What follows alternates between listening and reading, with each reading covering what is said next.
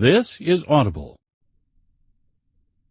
Tantor Audio, a division of Recorded Books, presents Dirty Money by Jessica Clare, narrated by Rudy Sanda and Rebecca Estrella. Chapter 1. Boone. It's a blistering hot day out in West Texas. There's not a fucking cloud to be seen, and it's so dry that the dust puffs up under your boots as you walk.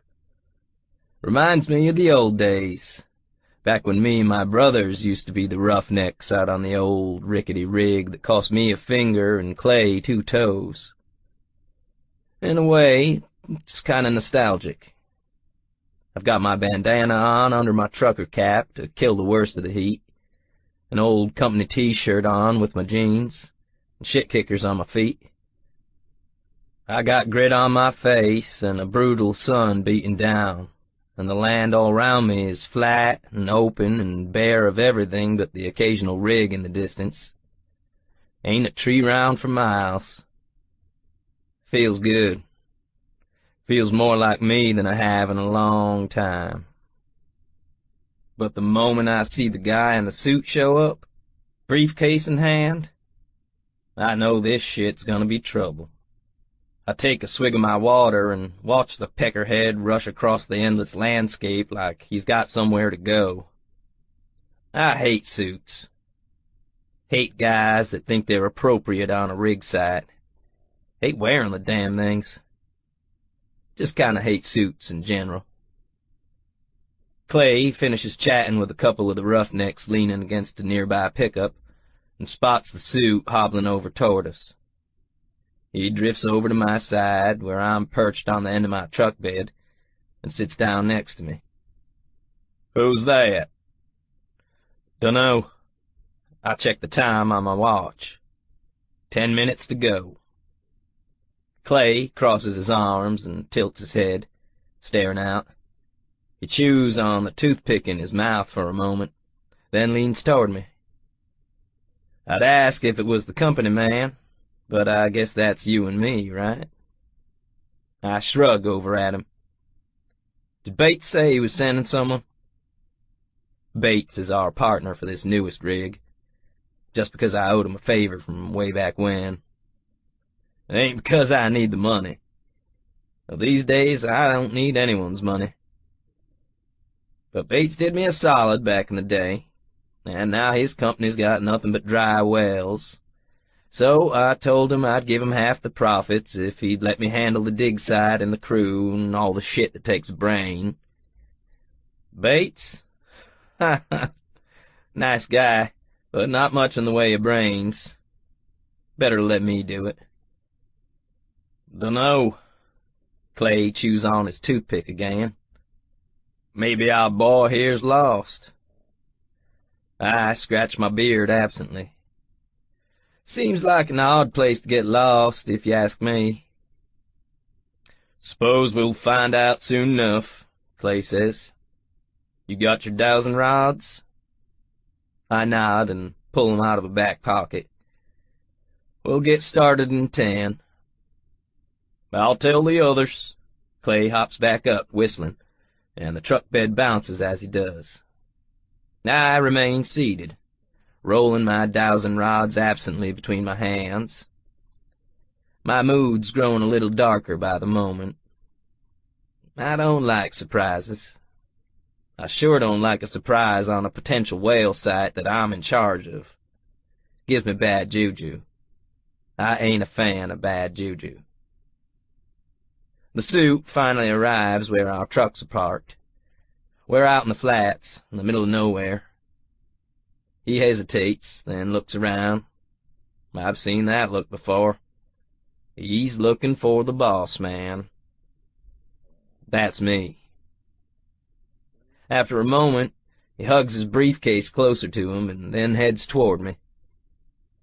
"Is this the meeting site for the Price Bates potential well?"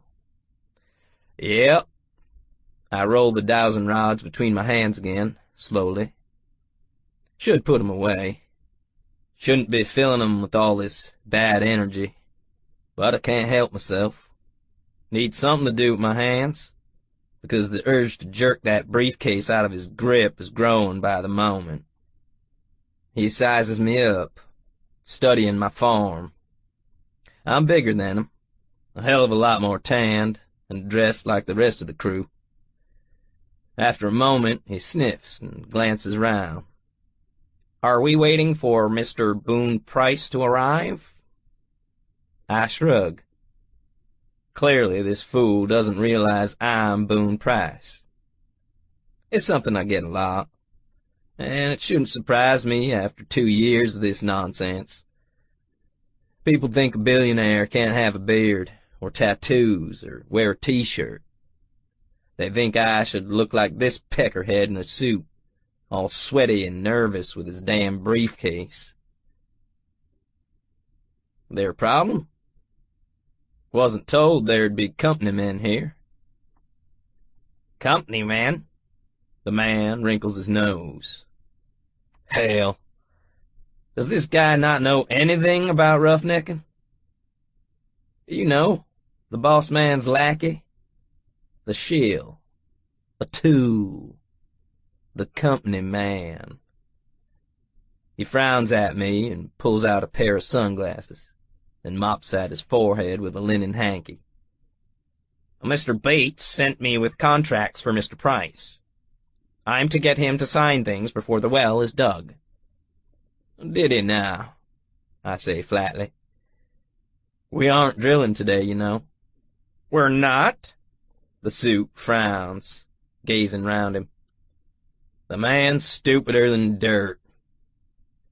I glance over at Clay and the other boys. They're all looking at me with amusement. Clearly, this is my problem. I roll my dowsing rods between my hands again. "No digging today. You see any equipment?" He turns. He actually turns and looks around. Like he wouldn't see a fucking rig from a fucking mile away. They ain't exactly stealthy pieces of equipment. Off to one side, my brother Clay snorts and presses a hand over his face, trying to hide his laughter. I glance at my watch. 5 more minutes. Damn. That means this idiot's gonna sit here in front of me for 5 more minutes, looking for a rig that ain't here. The suit finally turns and looks at me again. "If we're not digging, what are we doing here?" I hold up the dowsing rods. "We're picking where we drill." The suit stares at the rods I'm holding, then looks me right in the eye. Then he looks away over at Clay and the others. "Does your boss know that you're using sticks for this?" "It's called dowsing," I correct him. He's got a snotty tone in his voice I like even less than what I've heard so far. And it works. "Listen," he says, clutching his briefcase to his chest and wiping at his forehead again. "I realize Mr. Price had a big hit on oil." "So I hear." Really, this would be amusing if it wasn't so damn insulting. "And I know they call him Spindletop, because he found a well that rivals that one." 100,000 barrels a day, I agree. I know this story well. It's my damn story. "And I realize that maybe because he came from working oil that he doesn't mind if you do things in a haphazard fashion," he continues, his lip curling as he looks over at me. "But Mr. Bates is not as foolhardy with his money and his time, and I'm here to see that Mr. Price doesn't waste either of them." "Uh-huh," I say, slowly. He stares at me, waiting for an answer. I check my watch. 2 minutes till the top of the hour. Close enough. I hop off the end of the truck bed and nod at Clay. "Want to get started?" "Still got 2 minutes," Clay says. 2 minutes? The suit asks. 2 minutes for what? Is Mr. Price going to show up? and the idiot turns and looks around again. Bad juju if we don't start at the top of the hour, Clay smirks over at me. And we need all the good juju we can get round here. Our juju's already bad, I say, rubbing the dowsing rods with an oil-soaked cloth like I always do, so they get the scent of what they're looking for. Might as well get this dog and pony show going.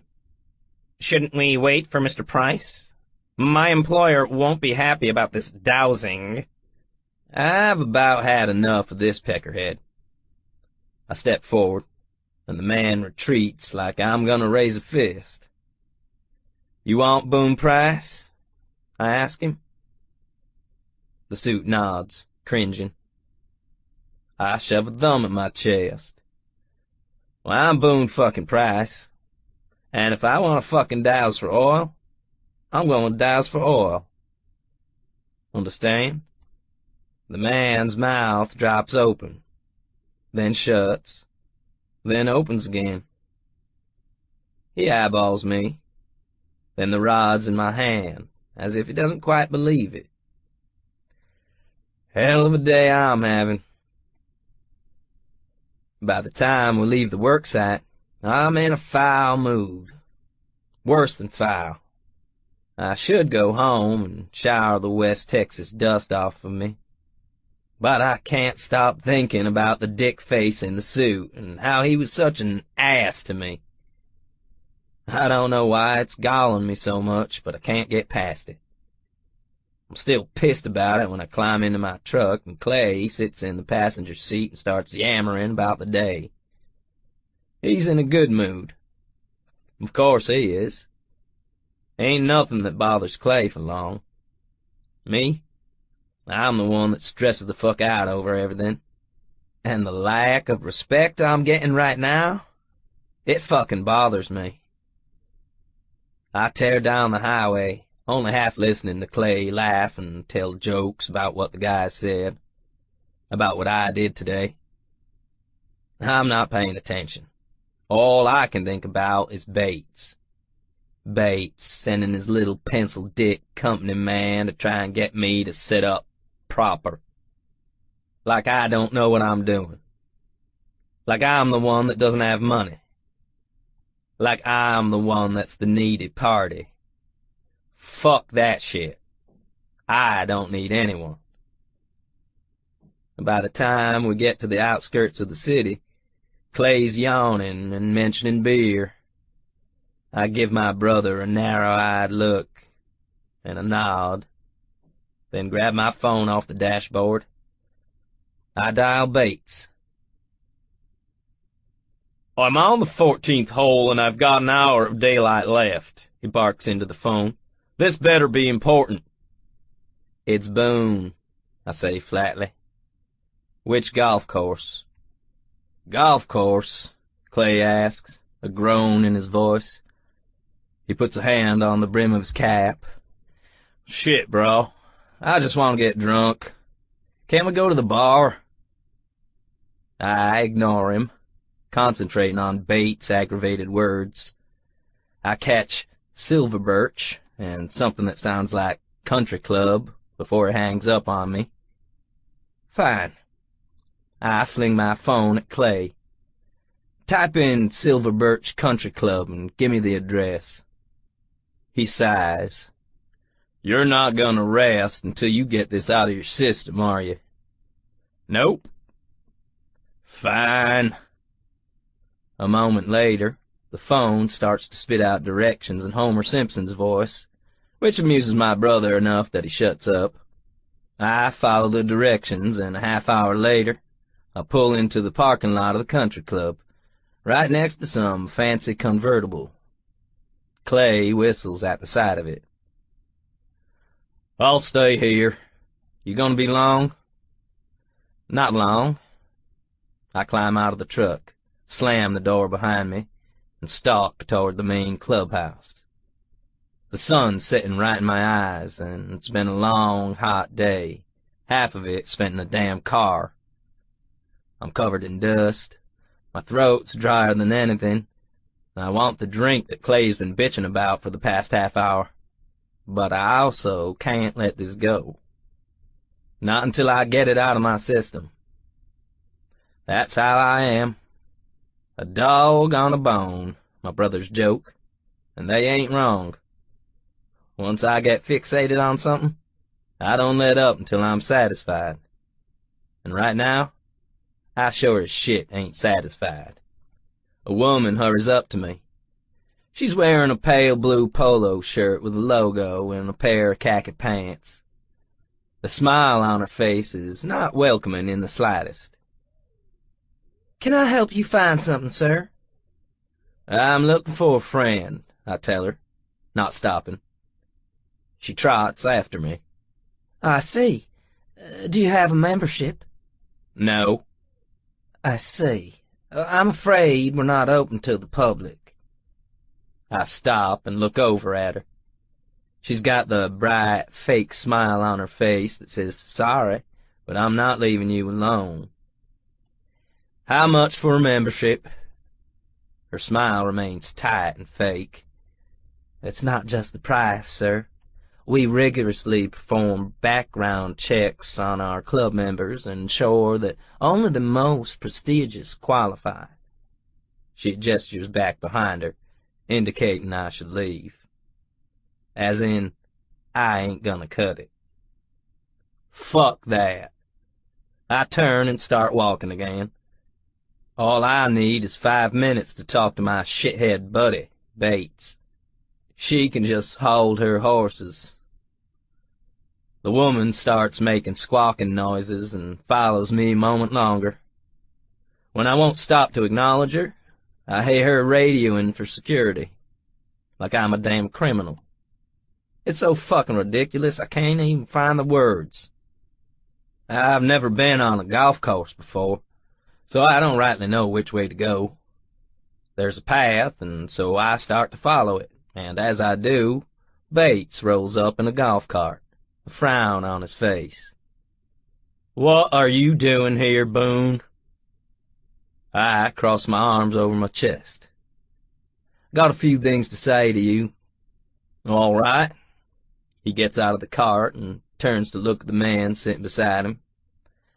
"I'll join you boys in the locker room shortly." They give me disgusted looks. Ironic, considering they're all wearing pink shirts. And then drive off, like I'm some sort of cockroach that crawled onto the greens. Fuck them, too. Bates pulls at the leather gloves on his hands, a slight frown on his face. He eyes me up and down from my cap to the dust on my work boots. "Did you just come straight from the site?" "I did. Some of us like to work," I drawl. "I'm working," he protests. "Networking is a very important part of being a good business owner." The look he gives me is cool. "It's something you might want to consider in the future." "You're giving me tips on how to run a business?" I bark a harsh laugh.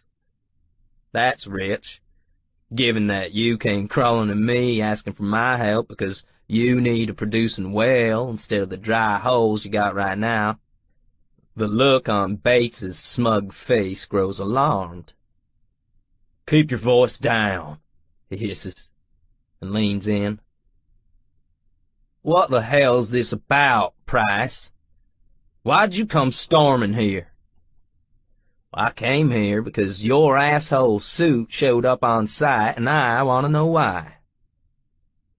He tilts his head and stares at me like I've gone crazy. "What do you mean, you want to know why?"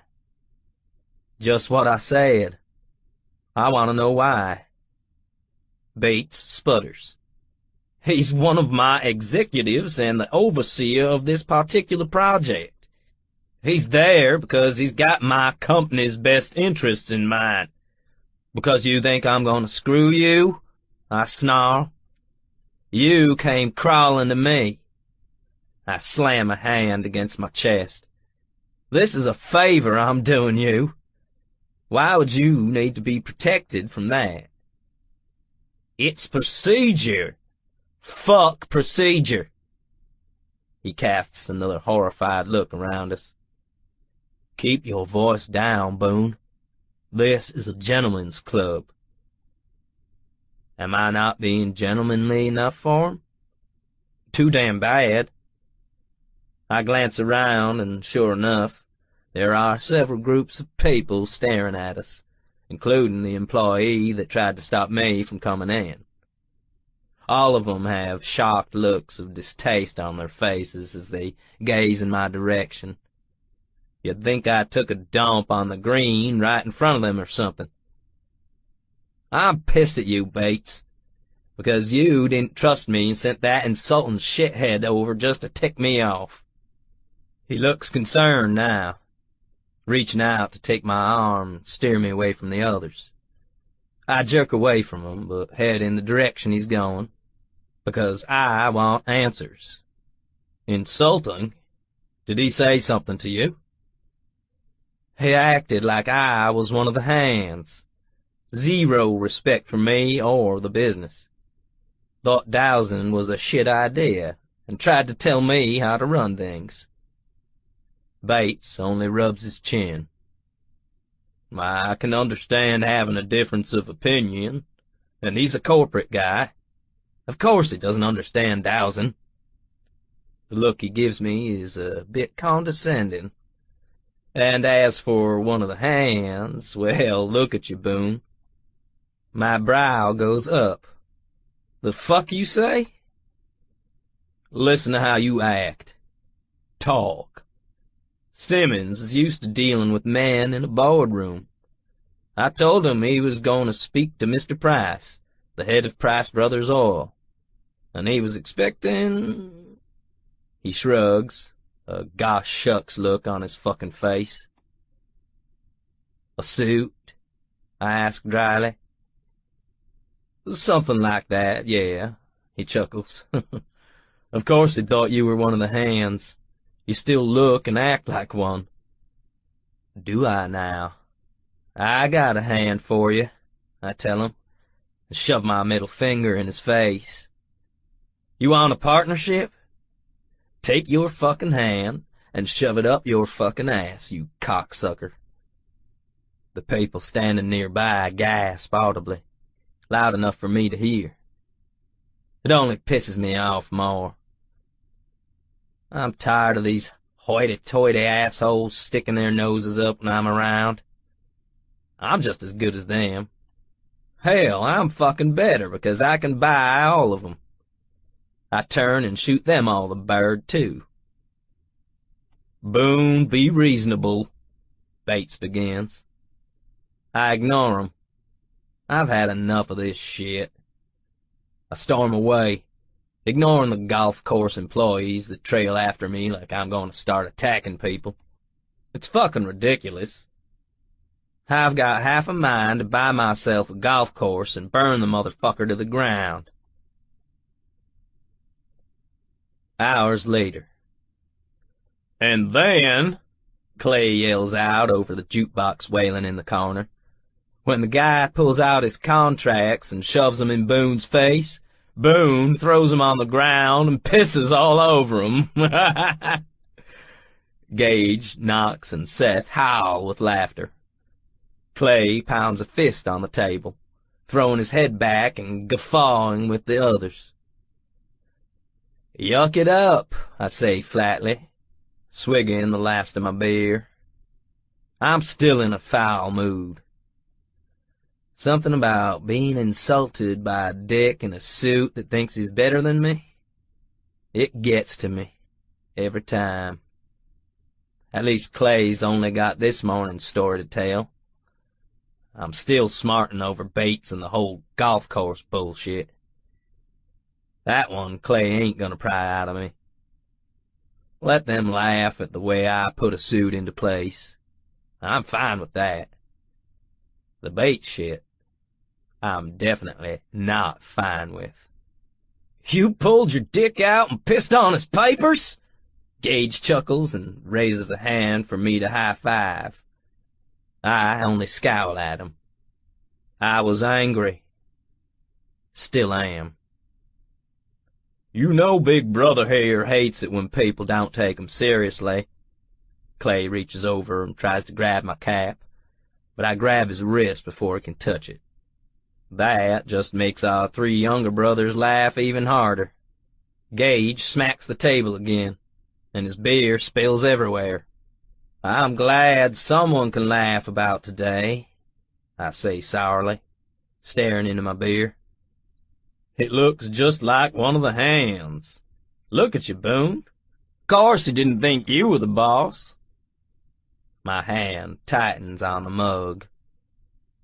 Waste of fucking time, if you ask me. Land was dry, too. Not a hint of oil. 0? That sucks, Knox says, tossing napkins down on Gage's spilled beer while Seth flags down a waitress.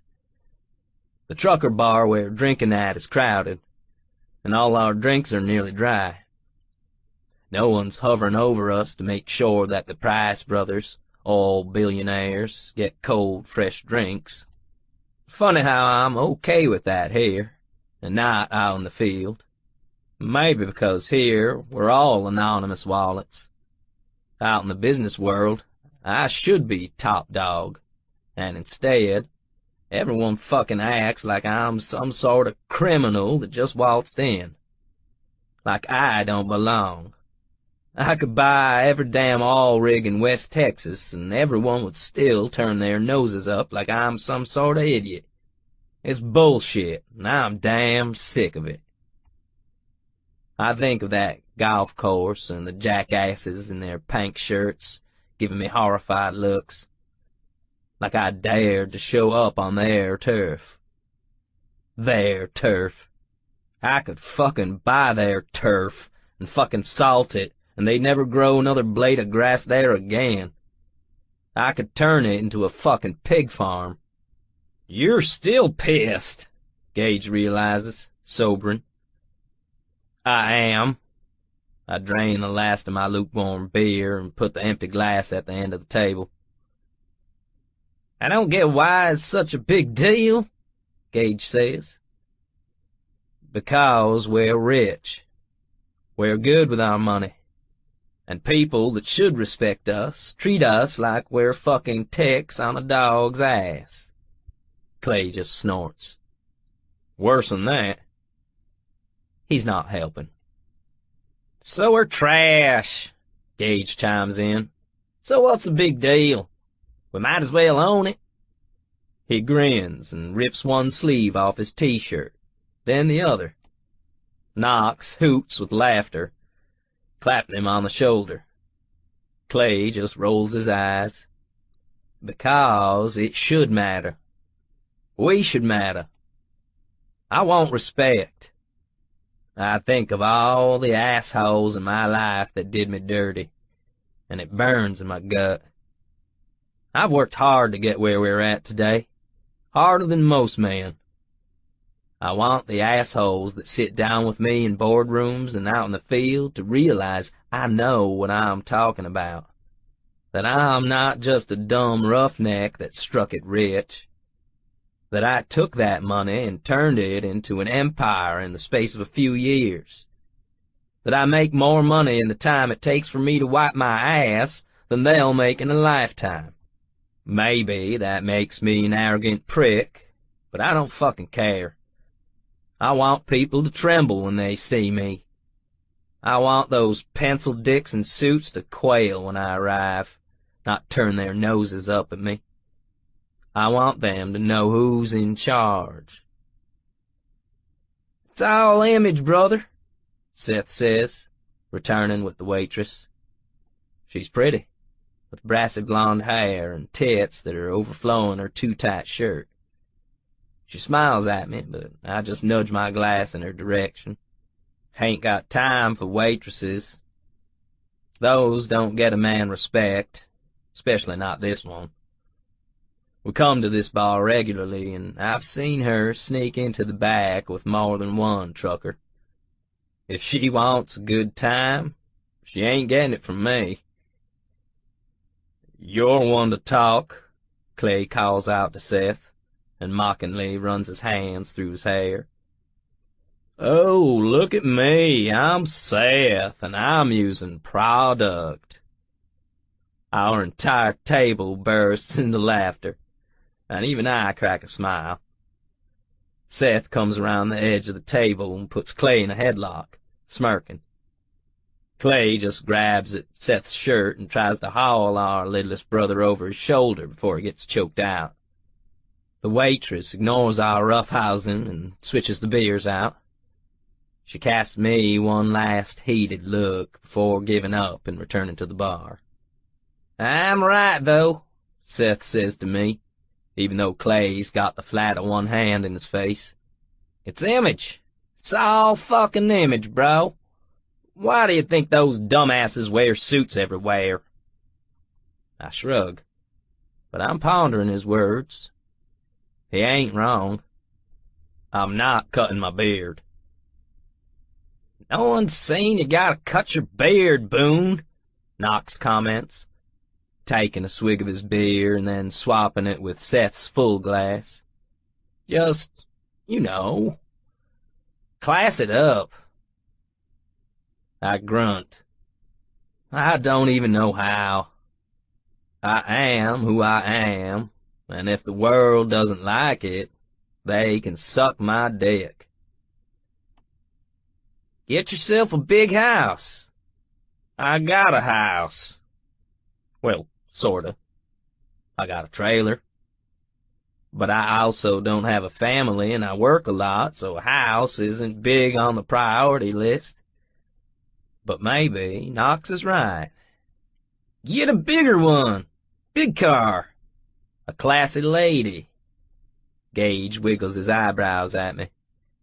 "Spend some of that money you hold on to so tightly." "You mean like you?" I drawl. Gage loves to live the good life. He takes his buddies on vacations, buys them cars, and has an endless cycle of new female friends in his life.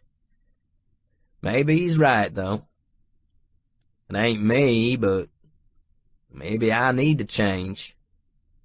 Maybe I need to start throwing my money around if I want people to respect me instead of look at me like I'm some dumbass hillbilly.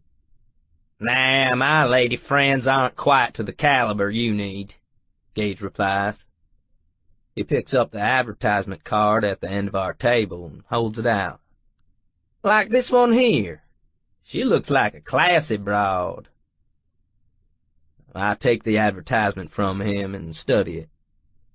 We come in here every weekend, usually after a long drive out from Odessa, and I've never once noticed the pamphlets they litter the ends of the tables with.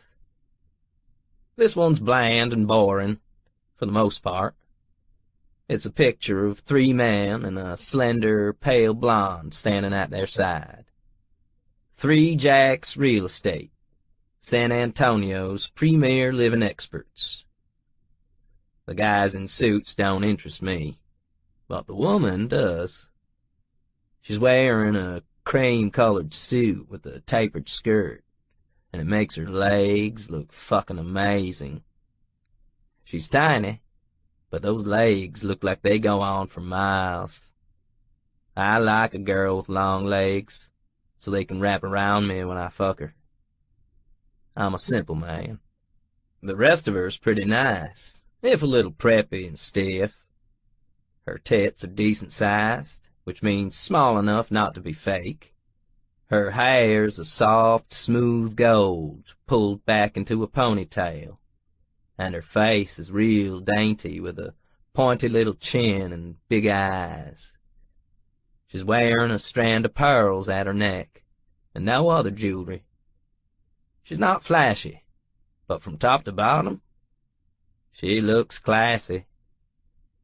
And I wonder what she'd look like with her mouth on my dick, my hand on that ponytail of hers. Like I said, I'm a simple man. I study the picture for a while longer, then glance over at Knox. "You know these people?" He shakes his head and carefully switches his half-empty glass with Gage's full one when Gage is eyeing a piece of tail by the bar. Knox is a sneaky bastard, but that's par for the course. Saw the flyers, that's all. But she looks like a lady to me. I gaze at the picture, scratching at my jaw. That she does. From the lines of her elegant skirted suit to the smooth fall of her hair, even to them small tits, she screams class. And while I usually don't have time to pursue a woman, business is the only relationship I'm in, I have to admit she appeals to my animal instincts. Maybe it's that sweet, gentle smile on her face, or the perfection of her appearance. Maybe it's those legs. Either way, I picture her in my bed, rumpled from a good round of fucking, and I'm interested. Someone like her, she'd class things up just by walking into a room. And a girl like her wouldn't have anything to do with a guy like me. Not before I got rich, that is. All right, I'll take her. You mean someone like her? Clay asks, amused. No, I mean her. I like the way she looks. I study the picture a moment longer, and then tuck it into my back pocket. I'm gonna jerk off to it later, picturing that sweet pink bow of a mouth closing over the head of my cock. The more I think about it, the more I like the idea. A classy woman. Yeah. One to stand at my side and look like a peach, and make all those other bastards jealous. One I can dirty up and show just what a roughneck likes between the shades. I like this idea. I like it a lot. But Clay just laughs, and even Knox looks amused. It ain't a girlfriend catalog, Clay comments. It's an advertisement. You don't know nothing about her. I know she's classy. That's all I need to know. If she's so classy, how you gonna get her to date you? Knox raises an eyebrow at me. He takes a sip of his drink, and I notice it's full. Again. I wonder how he does that, switching glasses without anyone ever noticing. And then I wonder what else he switches when we're not paying attention. I'm rich, ain't I? That convinces a lot of women. Not the ones worth having, Clay adds. He's got a point. I stroke my beard thoughtfully. You said I needed a fancy house. I guess I'll have her sell me one. What if she's married? Knox adds. You still want her then? I frown at them and pull the picture back out of my pocket. Ain't married, I say after a moment, studying her small hands. No ring. She's the ad candy, Clay points out. Put a pretty girl in there with all the sausages and suits, so guys like old Boone here think they have a shot if they go in and buy a house. He elbows me, grinning. Works, too. You're a dick, I tell him, and thump the picture. And you're just jealous you didn't say her first. Nah, Clay says. I like my woman a little rough around the edges. He wiggles his eyebrows at me. So, when you gonna meet Miss Classy and scope her out? I eye Miss Classy in the picture, and my gaze goes down to those long legs. Might be nice to get laid before the weekend, if I can talk this sweet piece into it. I've never dated a classy girl before, so maybe she ain't that type. She might be cold. Hell, she might fuck with that same starchy look on her face. That's a depressing thought. Only one way to find out, though. Guess I go house hunting tomorrow. My brothers just smirk. Chapter 2. Ivy. A familiar tweed suit passes by the print room while I'm standing over the copier. I immediately abandon my task and race after him. "Oh, Jack! I didn't realize you were in the office. Wait up!" I hate that I have to scramble after him, in heels no less, but the bastard's not slowing down an iota. I hobble after him on the marble floors of the Three Jacks Real Estate swanky office, hoping I don't fall on my ass and make a fool of myself in front of the others. When Jack doesn't stop, I have to speed up just to catch him. "Jack!" He finally stops, right at the front of the doors of the office, and frowns at me like I'm an annoying puppy. "What is it, Ivy? I'm on my way out the door, as you can see." He gestures at the large glass double doors like I'm an idiot. "Let's make this fast." "Of course." I put on my fake, cheeriest realtor smile.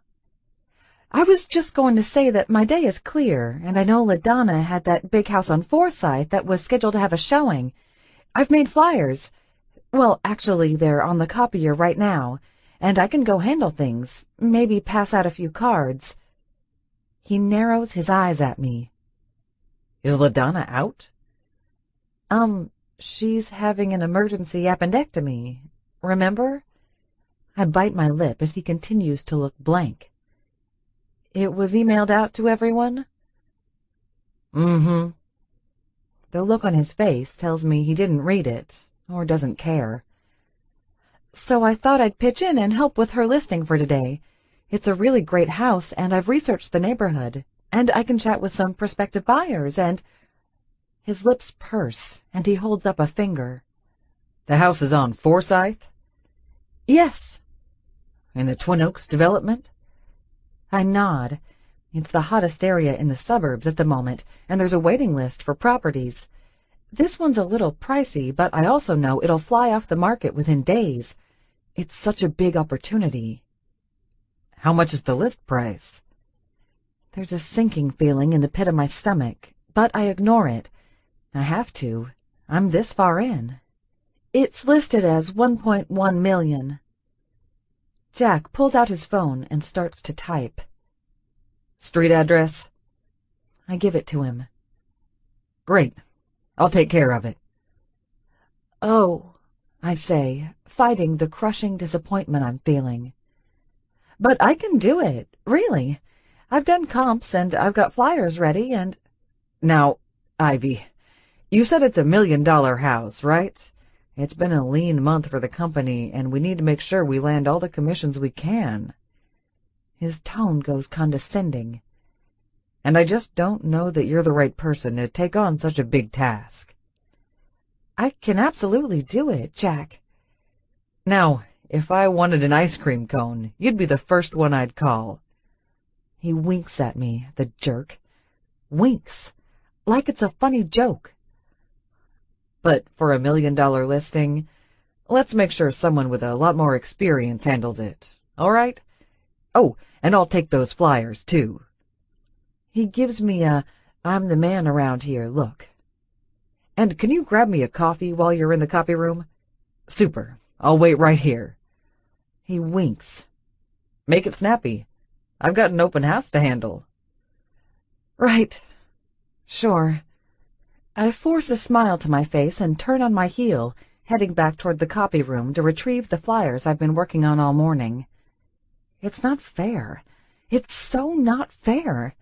Every time something decent even comes close to landing in my lap, one of my bosses is there to snatch it away again. I'm stewing as I snatch the stack of copies from the machine and tuck them under my arm, then head to the coffee maker. Get him a coffee while I'm at it? Like I'm his freaking secretary? But he's also the boss, so I'm stuck. I eye the 2 coffee pots on the burner. One's nothing but dregs, and the other's a fresh pot. I grab a paper cup, tip the dregs into the cup, and then march back out the door and hand Jack the flyers about the house I know I could sell today, if I was given the chance. He gives me another wink as he turns to go. "Thanks for the tip, Ivy. Good work." I watch him leave, my fists clenched. I'm stewing with helpless frustration. Thwarted yet again. Thanks for the tip. Like it was a freaking tip. That was my hours of hard work. That was my opportunity that he snatched away. And if I keep thinking about it, I'm going to puke with anger. So I take a deep breath, smooth a hand down the front of my suit, and calmly walk back to my desk in the back of the office, tucked near the bathrooms. A client is strolling out of the men's room, and I keep a poised smile on my face. I'm composed until I sit down and put my hands on my keyboard. Calm. Rational. The moment the client disappears, I bury my face in my hands. "Uh-oh," Farah says from her desk across the way. "What happened? You were on cloud 9 10 minutes ago. Did something happen to LaDonna?" I take a deep breath and lift my head to look over at my friend. "Jack happened." She wrinkles her nose. "Dumb Jack, Jack Jack, or Winky Jack?" "Winky Jack," I say miserably. "He stole that open house from me and said he'd handle it. What could I do?" "Tell him no?" Farah raises one dark brow at me. "Tell him to do his own work instead of stealing yours?" "He's the boss," I tell Farah with a sigh. "I like being employed." "I don't see how," she says dryly, pulling out a stack of folders on her desk and flipping through them. "They don't leave you enough clients to make a living." "Oh, they do," I say glumly, and cross my arms, staring at my laptop. The screen still has a dozen comp listings pulled up from this morning's work, all gone to waste. They leave me with all the clients with bad credit and no money. You need to buy a house with nothing down and a spending limit of 50 grand? Go talk to Ivy. She snorts. That's all she can do, because we both know I'm not wrong. Farah's been with 3 Jacks for 10 years. No clue why she stays. Me, I've been here for 1, and a lot of the time I feel lucky to have that 1. They hired me, fresh off the streets after I got my realtor license, and I didn't have a lick of experience to my name. I was working at an ice cream shop prior to 3 Jacks, something that the bosses like to remind me about all the time. 3 Jacks is a boys' club. I knew it was when I got hired. It's run by Jack Farrington, Dumb Jack, who's older than the hills and has a silver spoon in his mouth. Jack Jackson, who's a snake oil salesman if there ever was one, and Jack Richards, Winky Jack, who thinks women aren't born with 2 brain cells to rub together, and he'll have to rescue us from ourselves. They're nice enough as far as bosses go, I suppose. After all, they did give me a job. I make 0.5% on any house I sell. That means on a regular 3% agency commission, they get the other 2.5%, and I get what's left after expenses. If I sell a house that's 100 grand, I get $500, and the company walks away with the other 2,500. Jack, Dumb Jack, told me that I could promote my commission amount once I've earned $2 million in sales for the company. Given that the only clients I get handed to me are dirt poor and can't land a mortgage, it's been an exercise in frustration, but I'm determined not to give up. Ivy Smithfield is going to get a better life for herself and her sister, even if she has to climb uphill both ways, I vow. I may not have the experience or the pedigree, but I've got determination. With that mental pep talk, I feel a little better. I'm going to do this. So I'm still $700K away from getting that pay increase. It's doable. I just need to hustle, and hustle hard. I've got this. I do. I'll just have to find some new leads, I announced to Farah. It's a minor setback, but it's not a deal-breaker. Whatever, Farah says, giving me side-eye. You know it's okay to be pissed, right? I'm not pissed, I reply, pulling up local housing forums to scan them for potential clients, just like I do every day. My mama always said, fake it until you make it, and I'm getting to be a real pro at faking it. Sometimes I even almost believe myself. Minor setback. I'll just have to work on some other leads. Mm-hmm. She curls her lip. At least they put you on the flyer. Dumb Jack told me I was too Mexican-looking. I glanced over at her. I thought you were Persian. I am. I wince. Well, he's called Dumb Jack for a reason. Ouch. Besides, you know they only put me on the flyer because they had to have a girl on there. Oh, I know. Said they didn't want to appear sexist. She puts her fingers in the air and makes a set of quotes. Appear. I mean, they are sexist. They just don't want to look it. I smile wanly at her. They may be sexist, but they're also the bosses, and I can't do much about it. To make things worse, Winky Jack also handles the human resources for the company, so it's not like I can go complain about his buddies. Or himself. I just need to work harder. Once I've climbed a few rungs in the ladder, I'll make good money, and I'll have so many clients I won't be stuck here in the office twiddling my thumbs. And if at that point I'm still not making good money, I'll at least have enough experience under my belt to go somewhere else, or hang my own shingle and get the full 3% commission. It's a nice dream. It also won't become a reality unless I hustle. I look over at the picture on the corner of my desk. It's recent, a picture of my little sister Winona in her cap and gown at graduation. My arms are around her, and our faces are pressed close together. She's so happy, so excited to take on the world, so eager to get out there. It's for her that I'm doing all this. So I pull up the forums, put my hands on the keyboard, and go back to work trying to drum up clients online. It's getting late in the day when I get a call from my sister on my brand new iPhone. I had to get it because my flip phone and printed maps were making some of the clients look at me funny. Problem is, I can't figure out how the whole smartphone works, so I swipe the wrong buttons and end up missing the call. Farah just snorts and rolls her eyes, like I'm the world's biggest goober. Maybe I am, but I could never afford a smartphone until now. Actually, I still can't, but I'm forking out extra money so I look legit to my clients.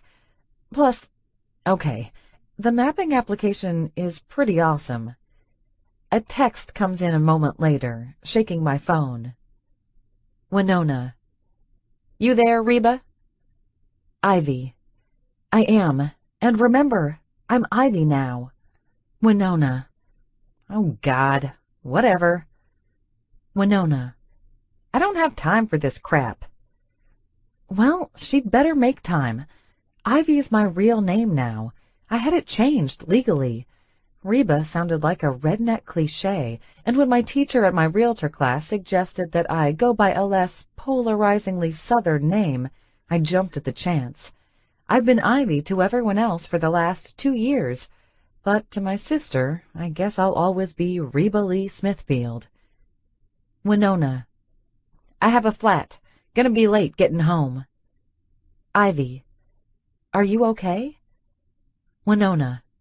Rim's bent, I think. We got the money for that? I wince. We don't. We don't even have the money for the insurance for Winona's little 1992 Civic, but I'm trying to make it work.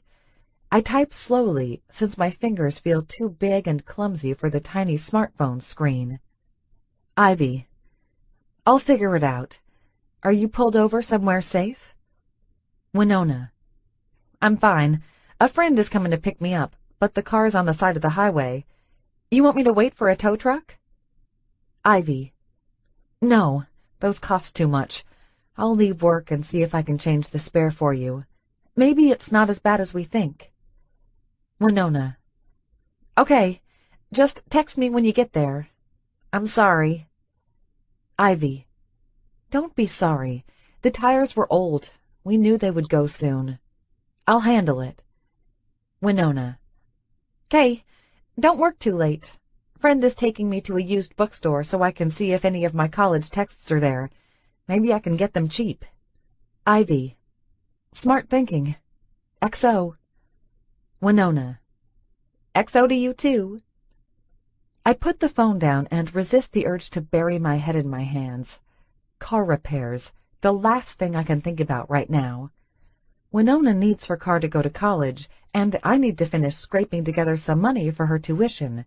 If it's just a flat tire, we can eat ramen for a week or two and scrape by. If it's more than that, well, I'll cross that bridge when I get there. I'm just glad my little sister wasn't hurt. Of course, this means I really need to get some leads. Shoot. I might take a clipboard to the mall and pretend to do a survey, also I can pass out some cards. It's desperate, but heck, I am desperate at this point, and the jacks keep stealing all my good leads. After that, I might stop by the library and the gym and pin a few cards to corkboards. Something will pay off eventually, if I just put enough work into it. Well, no time like the present to get started. I gather my things, stuffing my folders and then my laptop into my shoulder bag. No rest for the wicked, and I'm going to put in a long night trying to drum up leads. I might even try Facebook ads and Craigslist, if that's what it takes. All I need to do is sell one house in the next 30 days, and I can pay for Winona's tuition. If I can get someone in escrow, I can ask for an advance until payday. I have options. I just need to get someone in the door. I'm sure I can seal the deal if that happens. I rush out the back of the office and into the lobby, only to see Winky Jack heading back in. He's got a coffee in hand and his sunglasses on. I smile at him as I pass by. He stops and points at me. Ivy! I halt, but inwardly I'm torn between snarling at him and just wishing I could race out the door. Instead, I keep a warm smile on my face and try to pretend that someone just stuck gum to the back of his expensive suit. Hi, Jack. How did the open house go? Fantastic. Got one or two couples that are very interested. One of his cheeks twitches, and I realize he's probably winking at me from behind his sunglasses. Eesh. It was a great lead. Thanks for sending it in my direction. But I didn't. I want to snap. You stole it.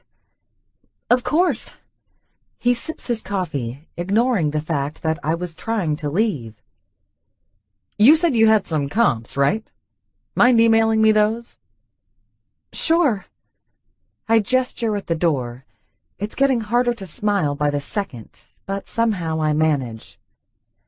Listen, I have to go. At that moment, a man pushes open the glass double doors and walks into the lobby. He's wearing a dirty trucker cap, an equally dirty t-shirt, jeans, and work boots. He's got an enormous, bushy beard covering most of his face, and glances around the building, thick brows drawn down as if he disapproves of everything he sees. The receptionist gives him a blank look, and then her lips twitch with a smirk. She glances over at me and Jack as if to say, "Can you believe this guy?" Then over at the client. "Can I help you, sir?" He saunters forward with a cocky swagger, stuffing his hands in his pockets. "Wanted to talk to someone about a house." He's got a thick Texas accent that tells me he's from a small town and not a big city. They drawl more out east and west. I know, because it took me 13 CDs of self-guided voice coaching to try to ditch my own accent. The receptionist looks over at me and Jack. Jack takes another sip of his coffee. "Looks like this one's yours, Ivy." I'm torn. On one hand, I need sales. On the other hand, this guy doesn't look like he has 2 nickels to rub together. That's why he's mine. Jack can't be bothered unless it's $1 million sale. I smother the stab of resentment I feel. "I do need to go." But Jack's already turning and walking away. That jerk. Grr. It's not the client's fault for having bad timing, though. It'd be rude for me to take my frustrations out on him.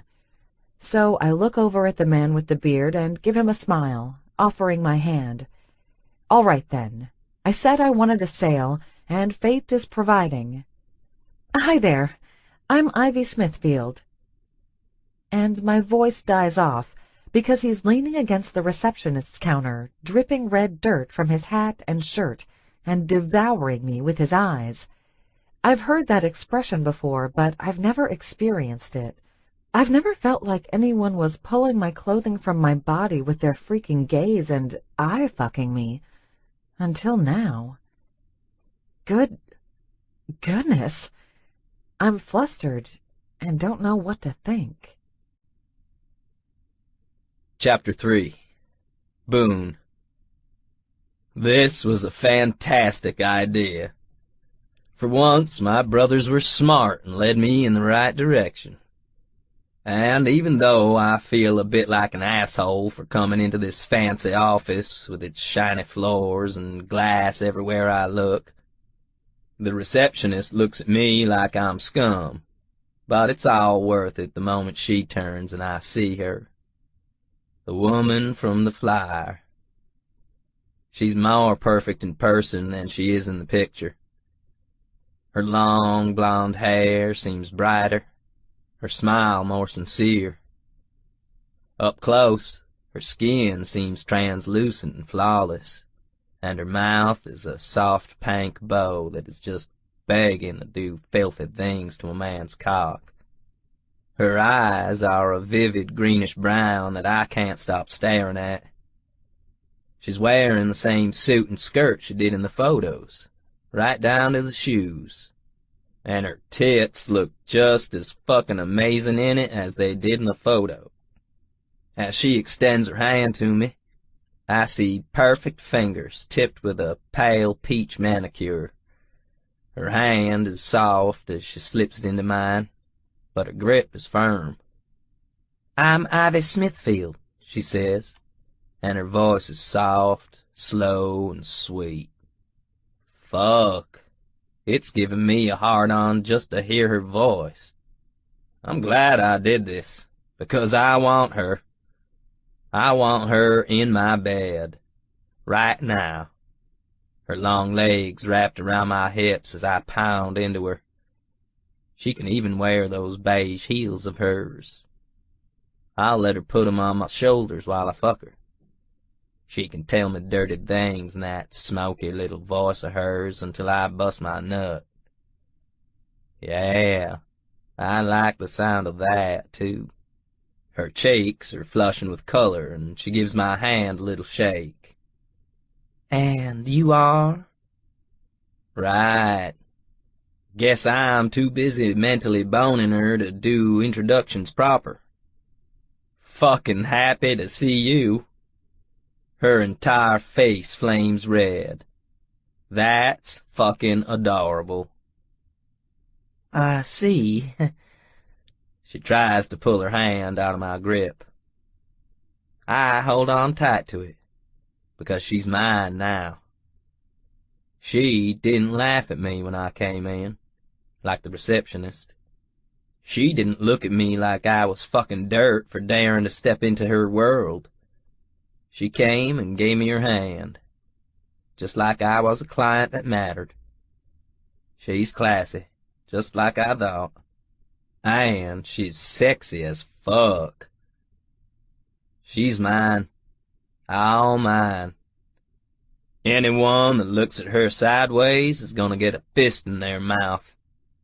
I'm still eyeing her when she gives her hand a little jerk, and the flushed look on her face gives way to mild panic. I don't want to scare her. I want her in my bed. So I let her hand go. Sorry. Name's Price. Boone Price. I wait to see if she has any sort of reaction to that. People that read the financials absolutely know who I am. But she only continues to smile, sweet and warm and friendly. It's nice to meet you, Mr. Price. Welcome to Three Jacks. She gestures at the lobby. Did you just happen to walk in? Something like that. I glance around. Nice building. She smiles proudly, like it belongs to her or something. We're on the historical register.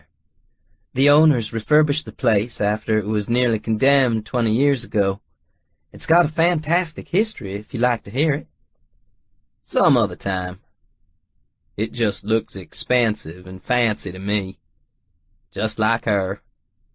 That's all I need to know.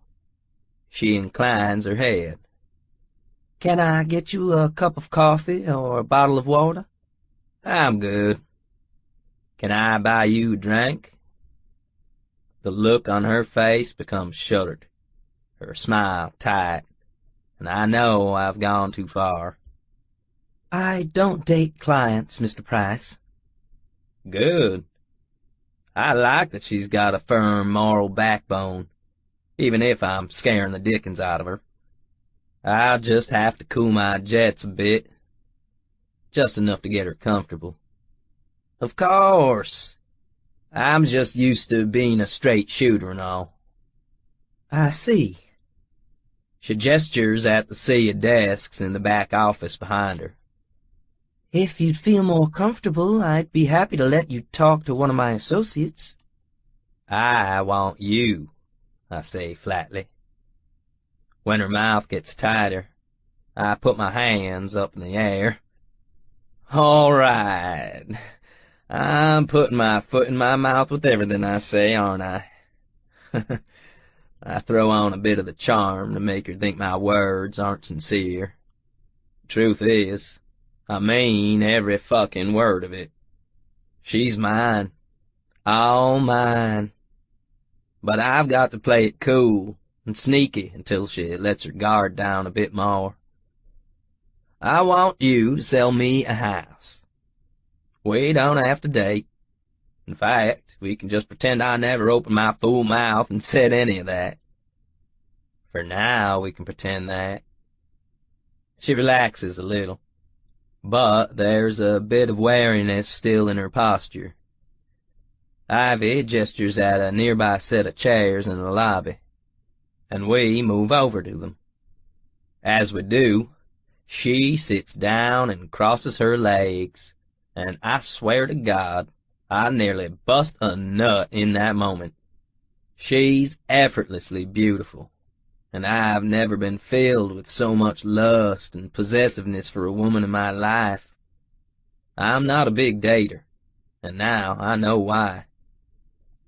I was waiting for her. As I sit, I notice a fine cloud of dust leaking from my hat. Actually, I notice there's a trail of dust from where I was standing, now over to this chair. Whoops. Sorry about the dirt. I came straight in from the field. It's been another long day in West Texas, but this time I found myself a new spot for a well, and not on Bates's property. He can go fuck himself. She waves a hand. Work is work, and there's nothing to be ashamed of. She pulls out a small notepad and a pen and writes my name across the top in a girly, looping scrawl and then underlines it. So, tell me about you, Boone. What are you looking for? You, I want to say. In a house? She nods. I shrug. Haven't really given it much thought. Something classy, I think. Ivy writes a note under my name. Fixer-upper? Move-in ready? I shrug again. Which do you think is better? Right now, with the way my cock is aching at her nearness, I'd live in a cardboard box if she told me it was a good idea. It depends on your budget. Have you given much thought to how much you want to spend? I rub my neck. Not really. I haven't paid much attention to the market. That's why I thought I'd come to you. That, and because I want you. Now that I've seen you, I need you. She gives me another little smile, and I feel like I fucking won the lottery. We'll find you the right house. Bachelor pad or something for a family? You asking me if I got a woman? Her cheeks turn bright red again. I lean in. I'm just teasing you, Miss Ivy. She gives a high, nervous laugh that's adorable and a little shake of her head. It's so I know how many bedrooms you're looking for, Mr. Price. That's why I asked. There's a curve to her mouth that's an almost smile, though, and I know I'm winning her over. I can be a charming bastard if I need to be. Dirt and all. I know, but I couldn't resist the opportunity to tease you. I glance down at her list and notice again that her smooth, pretty fingers have no rings on them. Another possessive surge rushes through me. She ain't married, just like I thought. That means she's mine for the taking. Good. So, rooms? I stroke my beard. Not sure how many yet. I would like a big place. Ivy nods, scribbling notes in her pad. In this area? Or is there a particular location you need to commute to? Here's fine. San Antonio ain't that close to West Texas, but my brothers like living here, and she's here, so that's good for me. I don't mind a long drive, and I'm only out west when it comes time for a new ale anyhow. Behind us, the receptionist starts to put away the things on her desk. Will you be long, Ivy? She calls out, giving me a pointed look that tells me she doesn't approve of me taking up her friend's time. Or should I leave the lobby open for you? Ivy fumbles in her purse and pulls out a phone. She taps the screen a few times before it reacts, and then she bites her lip as she notices the time. Gosh, yeah, it is getting late. Mr. Price, would you like to set up a meeting time? Maybe tomorrow or the day after? You can email me your list of needs and we can go over them. Well, I'll do you one better, I tell her, giving Ivy my most charming smile. How about I take you out to dinner and tell you what I'm looking for in a property? When she freezes, I add, as business partners, not a date. I rub my stomach. I haven't eaten all day and I'm starving. Oh. She hesitates and looks at her notes. I'm not sure. I have a lot to do tonight. Her voice dies as a man comes strolling through the lobby with sunglasses perched atop his head. He winks at Ivy in a way that makes me grit my teeth, and then pauses to speak to the receptionist. They put their heads together and laugh softly, and I'm guessing they're laughing at me. Hate burns in my gut. Ivy isn't like those assholes at all. Gosh, Mr. Price, the object of my desires says, shaking her head. That long ponytail flips back and forth over her shoulder, tormenting me. I really shouldn't, because I really do have a lot of work I need to get started tonight. Why don't I just get the basics of your information and call you in the morning? I give her an easy nod, like I understand. She's gonna make me chase her. Fair enough. I can chase. Tell me what you need. Okay, we can wrap this up fast. Rooms? How many were you thinking? Her pen pauses over the paper. I purse my lips, glancing over at the assholes laughing by the front desk. How big of a house would I need to shut those two up? How many rooms? 40, I decide. I'm sorry, I didn't catch that. 4? Ivy says politely, writing. 40, I repeat. She blanks at the paper, and then looks up at me. Her pank, sexy mouth is parted, and I have this incredible urge to kiss her despite the dirt on my clothes. Ivy shifts in her seat and leans forward. Did you say 40? Her voice has dropped to a whisper. I lean in. Yes, I whisper back. Too many? You think 35'll do? Ivy licks her lips. God help me. And then glances over at the front desk, where the two smirking assholes are still chatting. Mr. Price, how much money do you have to put down? This is where I'm good. I grin at her. I got a couple billion. Like I said, I don't know how much houses run in this area. How much do you need? Her mouth parts and she blanks up at me. I've knocked her on her ass, haven't I? Ha ha.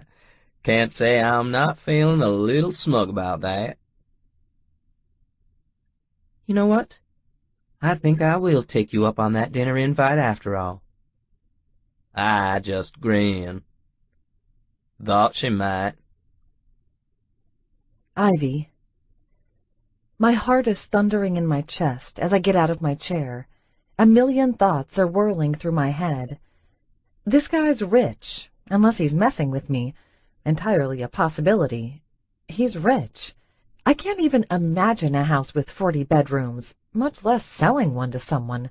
And it's clear he wants to go out with me, because he hasn't stopped giving me heated looks since I met him. I know I shouldn't go out to dinner with him.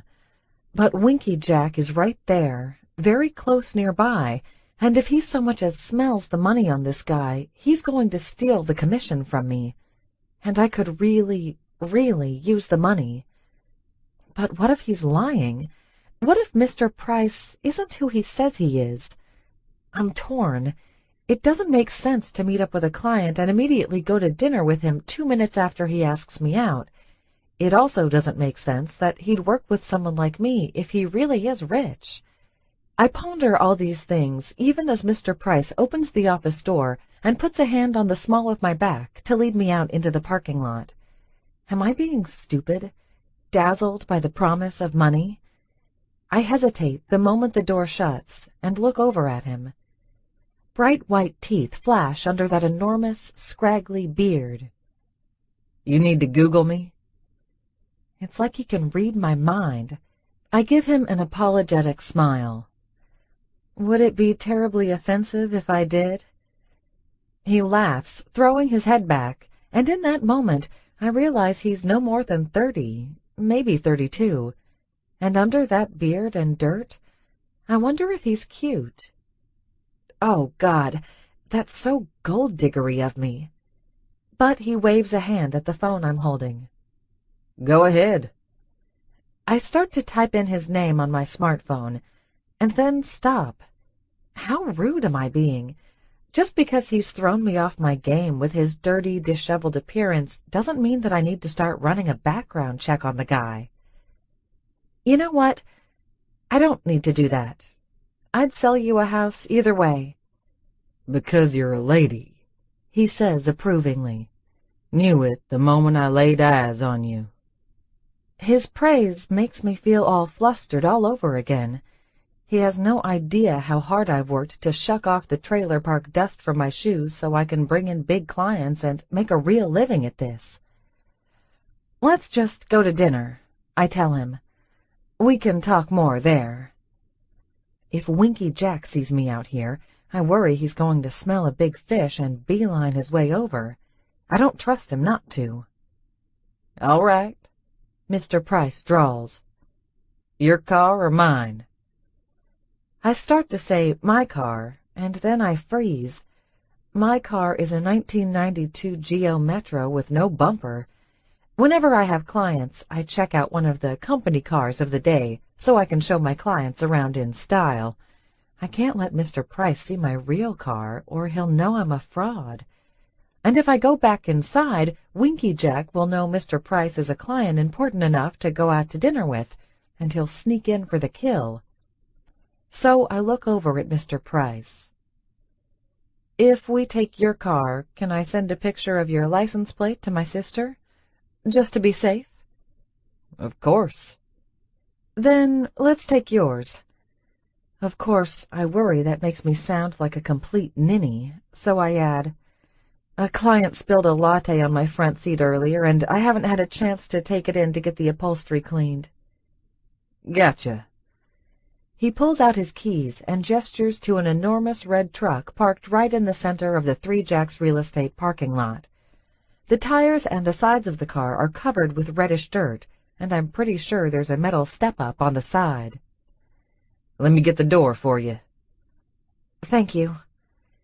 I take a furtive picture of his license plate and text his info to my sister, explaining to her where I'm going. I'm a slow typer, so it takes me a few moments, and I wander slowly toward his car, focused. Before I can hit send, I pause. I'm going to have to climb into his truck. Somehow I put the toe of one shoe delicately on the step and look up, searching for a handlebar of some kind. Here, let me help, Mr. Price says, and the next thing I know, his hands are on my waist, and he's lifting me into the truck like I weigh nothing at all. And, okay, I must be dazzled by his money, because those big hands on my waist, it feels amazing. His grip sends a hot pulse through my body, and I cling to the seat as I sit down. Mercy, no wonder women like it when men get all caveman on them. I'm suddenly seeing the appeal. Breathless, I finish sending the info to my sister. By that time, Mr. Price has climbed into the other side of the truck. He looks over at me, that intense look on his face. What? I ask, feeling tingly and weird. I want to stare at his beard, because I have this intuition that, under all that facial hair, there's a really sexy beast of a guy. I just know it. I shouldn't think about it either, but I can't help myself. You want to send your sister a pic of my face? Extra security? That's a good idea, I admit, and pull my phone back out. You're okay with that? Long as you get in the picture with me, I'm good. Oh, why does that make me all tingly? Sure. I hold the phone up and lean toward him a bit. He leans in close as well, and I wonder for a moment if he's going to smell my hair or something strange and intense like that. But he's only gazing at my phone camera, and I'm the one that looks all flushed and bothered. I snap the picture quickly. Thank you. Of course. Don't want your family to worry about you. You're safe with me. That feels strangely possessive. Odd to be hearing from someone I just met. But I'm not getting a weird vibe from him, so I buckle up, send the picture, and look over as the truck pulls out of the parking lot. So, where are you taking me to dinner? Got anything in mind? I eye his clothing. I'd normally take a client out for something fancy just to make them think I'm a big deal, but he's not dressed for the part, and I don't want to embarrass him. Do you like sushi? Am I a dick if I say no? I laugh. How about barbecue, then? His brows furrow together, and he gives me a disbelieving look. Barbecue? Yes? I ain't taking a lady out to dinner to eat ribs. He snorts, as if the idea is ludicrous. You deserve someplace classy, someplace nice. I don't point out that he's covered in dirt. All right, then. Let me think. I know the place, he says confidently, glancing over at me. You let me handle it. I'll let you pick next time. I'm surprised when, a few minutes later, we pull up to a small restaurant tucked away in a quieter section of town. Is it weird that I expected Red Lobster? I've never been to this place, but the name is in French, which makes my stomach twist a little with worry. I really hope this doesn't get awkward and they don't turn him away at the door for being underdressed. He roars the truck up to the front parking space, and I glance out at the deserted parking lot. Is this place even open? It's dinner time, and most restaurants are packed at this hour. Mr. Price insists on getting my door for me, and then walking me up to the front of the restaurant. He's acting like a gentleman, which is sweet. I can't remember the last time a guy held a door open for me. Even if it's all part of some plan of his to win me over, it's working. I'm flattered. I just met the guy, and even though he's got a bushy beard, is covered in dirty clothes, I'm still feeling slightly dazzled by how he treats me. Like I'm some sort of rare jewel he feels lucky to have run across. I've never encountered that before. It's nice. Strange, but nice. This man is a stranger to me. He's absolutely not my type, and a client to boot. And yet, in the space of a few minutes, I've gone from thinking, no way, to feeling utterly flustered every time he focuses his intense gaze on me. The door opens as we approach the front of the restaurant, and an utterly gorgeous woman in a white blouse and black skirt beams a smile at us. "Welcome back, Mr. Price. Your table is ready." He nods, as if expecting this, and puts a possessive hand at the small of my back, steering me into the restaurant. "Welcome back?" I ask him as we enter. The lights are low and dim, and the rest of the restaurant is a sea of empty tables. "Did you already eat?" Nah. I stopped by and asked how much it'd cost to hold the place reserved for me and a lady friend tonight. He stops at a private booth off to one side, as if this table was chosen exclusively for us, and gestures for me to take a seat. I slide in and give him a curious look as he sits across from me. "How did you know I'd say yes?" He shrugs his big shoulders and pulls off his trucker cap, tossing it onto the booth bench beside him, then runs his hand through equally shaggy dark hair. I didn't. So he just threw this money down in the hopes that I'd go out with him? Something else occurs to me. Wait, were you going to go to dinner with any realtor? I've suddenly gone from bewildered but flattered to confused. Nah.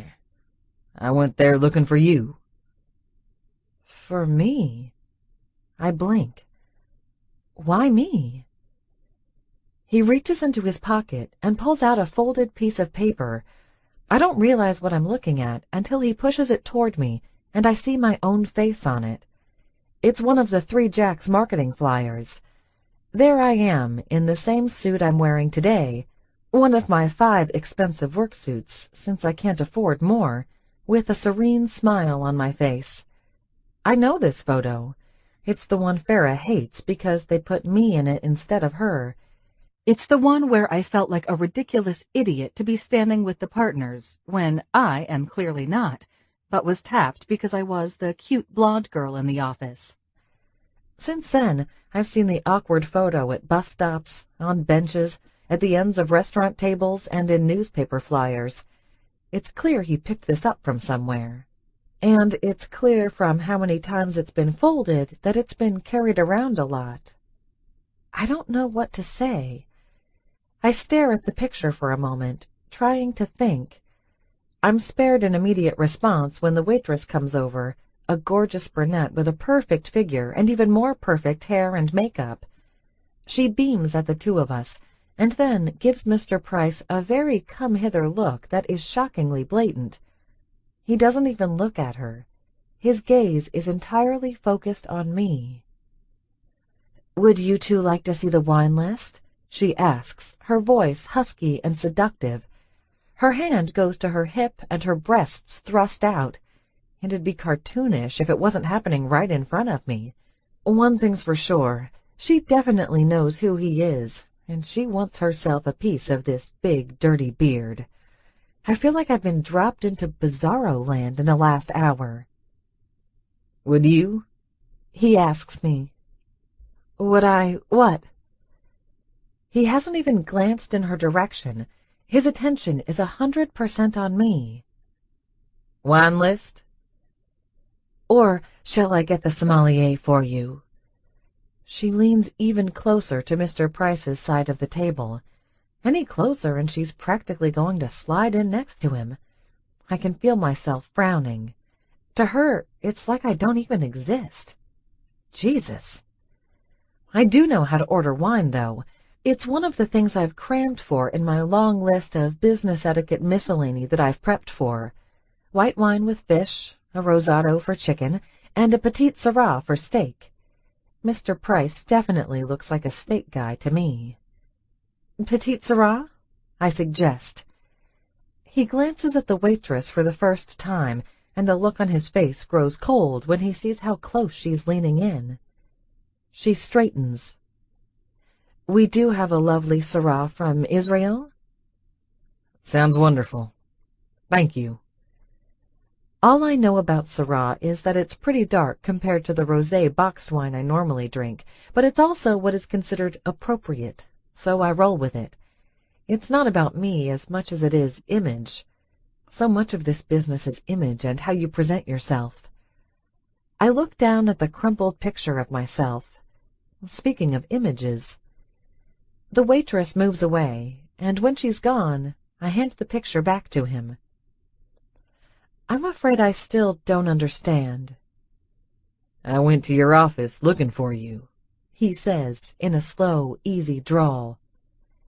I want to fix my image. Maybe I'm just not understanding. I give my head a little shake. What's wrong with your image? His eyes light up, and he gives me a devastating smile, like I've just said the best thing possible. You are real sweet. You know that?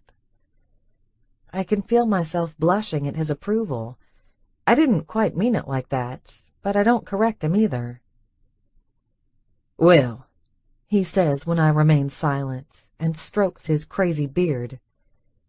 You know how I made my money? Actually, I have no clue. I clasp my hands on the edge of the table. I don't know anything about you, other than you made a bunch of creepy plans to go out to dinner with me before you even met me, and you're carrying around a picture of me like a stalker. And somehow I'm here. I'm hoping you still want to buy a house, because otherwise I should probably go. He laughs, throwing his head back. The waitress returns with the wine, uncorks the bottle, and pours 2 glasses for us. She looks at us patiently, and I take my glass. At this point, we're supposed to sniff it to admire the bouquet, and swirl it, and some other fancy stuff. Mr. Price just takes his drink and downs the whole thing, making a sound of approval as he puts his glass down. The waitress's body language becomes stiff. Did you like it, Mr. Price? Tastes like piss, he says in a genial voice. But I don't have much of a cultured palate. She giggles like he'd said something utterly charming instead of insulting the wine. I give mine a quick sniff and swirl, and then taste it. God, it's strong. But I nod and thank her as if it tastes just fine, and she refills Mr. Price's glass, and then sets the bottle down. Now, where was I? He asks, picking up the bottle of wine. He pours a bit more into his glass, since the waitress only gave him a taste, and then pours even more into my glass. That's better. Anyhow, I'm not exactly a cultured man. I give him a half-smile. But you want to know why I'm coming to you, don't you? The thought has crossed my mind about 100 times in the last hour. Then I should get all of the introductory shit out of the way, right? Tell you all about me, since you didn't Google it and trusted me? There's a gleam in his eye, and the way he strokes his beard, he seems mighty pleased at that thought. Like me trusting him was a pleasant surprise he can't quite get over. Grew up dirt poor. Dad was a roughneck, and my mother was, well, not rightly sure what she was. Most days she worked in a grocery store. At least she did until she up and left.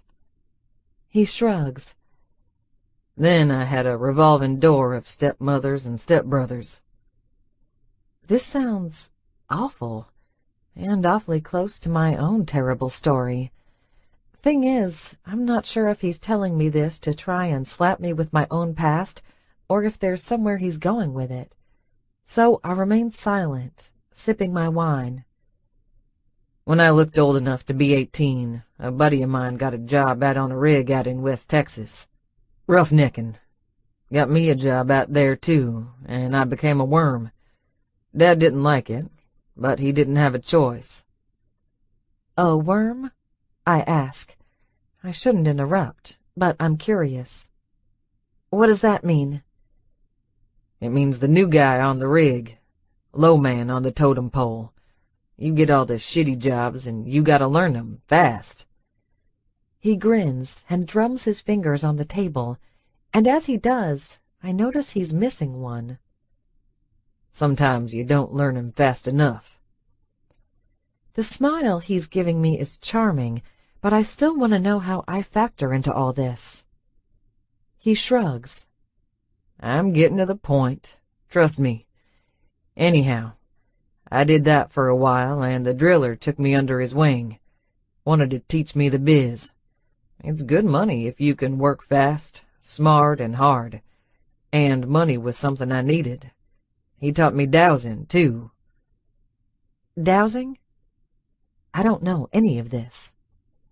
You know. He picks up his butter knife and mine, and then waves them back and forth.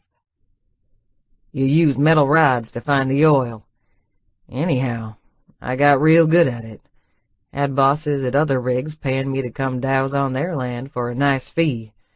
Saved that money up and bought some nice hunting land for me and my brothers.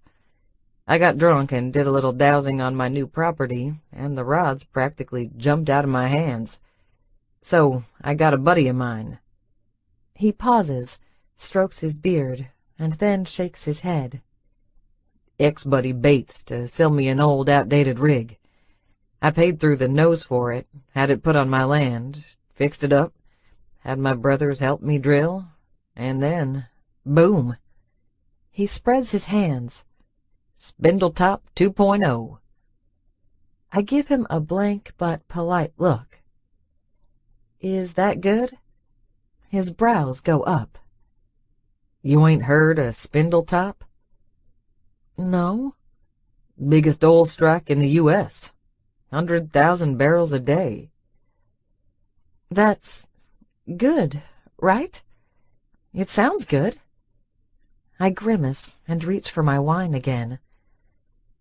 I'm afraid I don't know a thing about oil, Mr. Price. Boone, he says in a low, husky voice. Call me Boone. Not until you tell me why I'm here and you're stalking me, I say primly, but on the inside my stomach is fluttering. When he stares at me like that, it makes my entire body prickle with awareness. I'm getting to that. Drink that fancy-ass wine and let me think. I chuckle and take another sip of the wine. It's heady as heck, and I'm feeling a little tingly, so this probably isn't the best idea, but it's also helping me relax and not get up and leave, which is probably a bad idea, and I probably should leave. But billionaire wants to buy a house from me. I fucking me, sure, but money. And if I'm totally honest, I'm fascinated by him and his brash, uncouth nature. The way he makes no apologies about who and what he is and throws money around to get what he wants. Like tonight, at this restaurant, he rented out the entire thing in the hopes that he could get me to go out with him, and he hasn't even so much as glanced at the waitress, who is hovering even now as if she'd like to interrupt and shove her phone number under his nose. So I drink my wine and wait for more of this story. Spindletop, he says. 100,000 barrels a day. You know how much a barrel of oil sells for right now?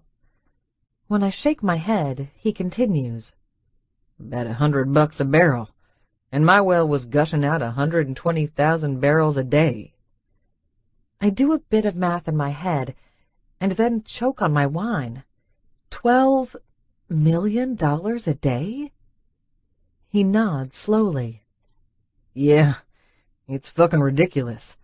I went from being some dirt-ass poor roughneck to a millionaire in the space of a day, billionaire in less than a year. Cut my brothers in, and they're all billionaires too. Except I don't know how to be a billionaire, really. All I know is how to be a roughneck. And even though I'm running with the bosses now, they don't respect me. They laugh at me and don't take me seriously because, to them, I'm a dumbass with money.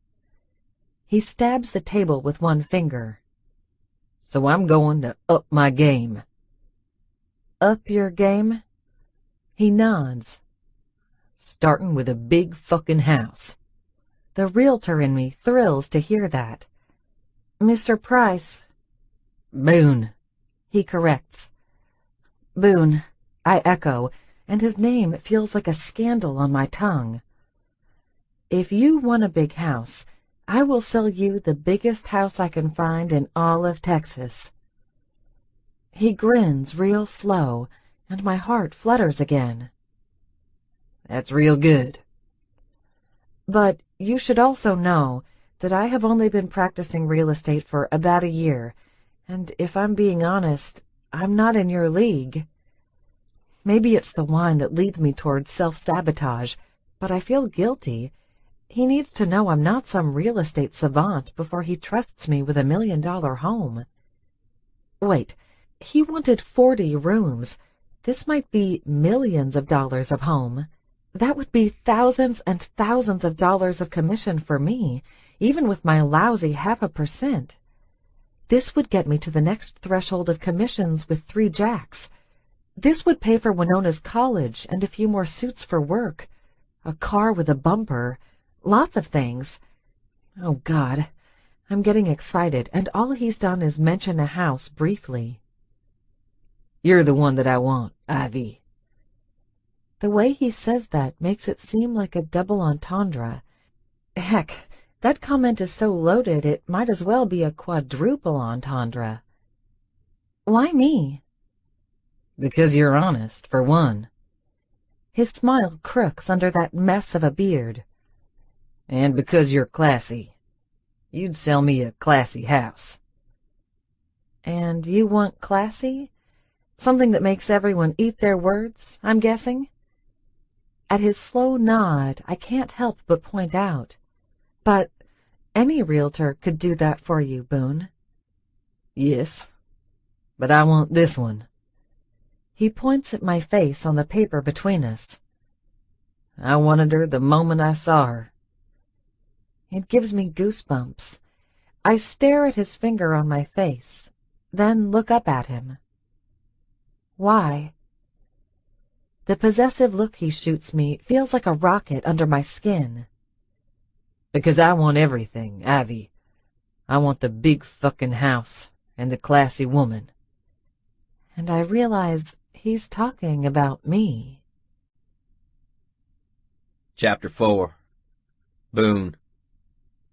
Her face is expressive.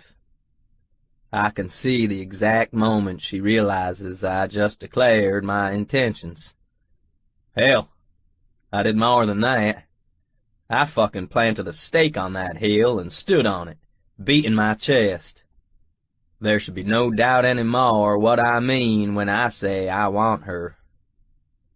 And meeting her, interacting with her, hearing her laughter, seeing the tiny smiles that curve her mouth when she's pleased and the blushes when she's embarrassed, watching her tuck a strand of hair behind her ear, watching her lips touch the rim of her glass. It's all making me so fucking rock hard I can't even think straight. I want her. This is dog-on-a-bone Boone talking, maybe, but I've decided.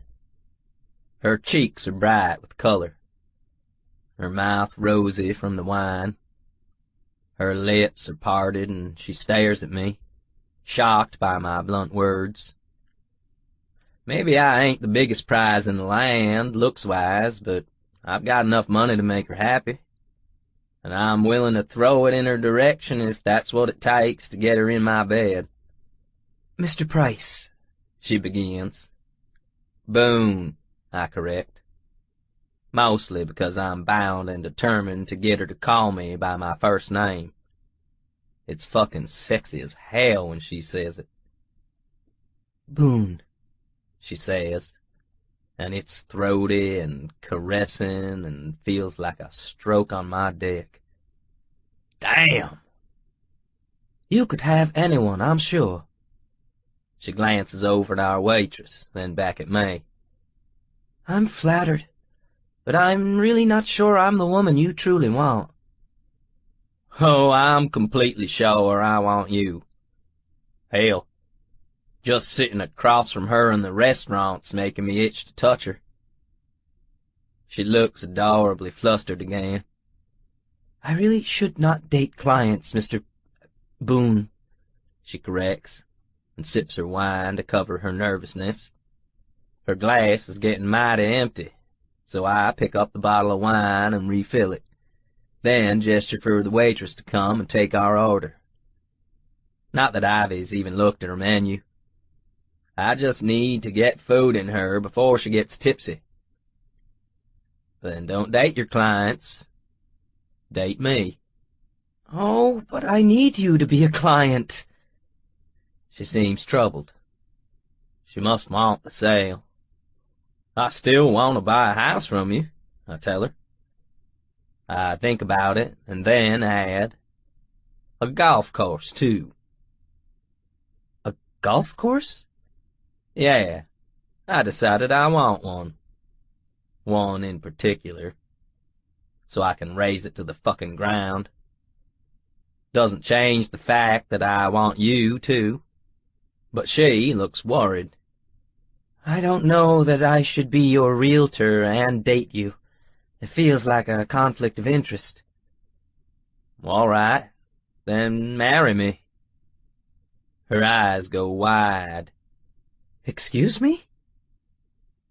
Marry me, and you can shop for your own home. I like this idea.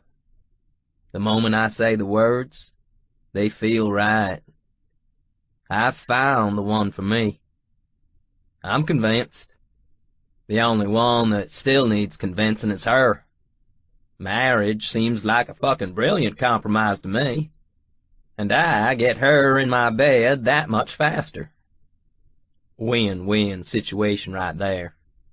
I can't. Ivy gives a graceful little shake of her head, and she pushes away her wine glass. I really can't. To all of this. I'm pushing too fast. Too soon. I know that. But pushing normally gets me what I want. So I continue, doing my best to be charming. Is it because there's someone else? That's not the point. So there is someone else. I fight the stab of jealousy I feel at the thought of Ivy in someone else's arms. Some other bastard undoing that sleek, elegant ponytail of hers and rumpling her. There is not, she says firmly. Not that it's any of your business. Then it's me that turns you off? No, she says quickly, and then the flush colors her cheeks again when she realizes she just admitted she likes me.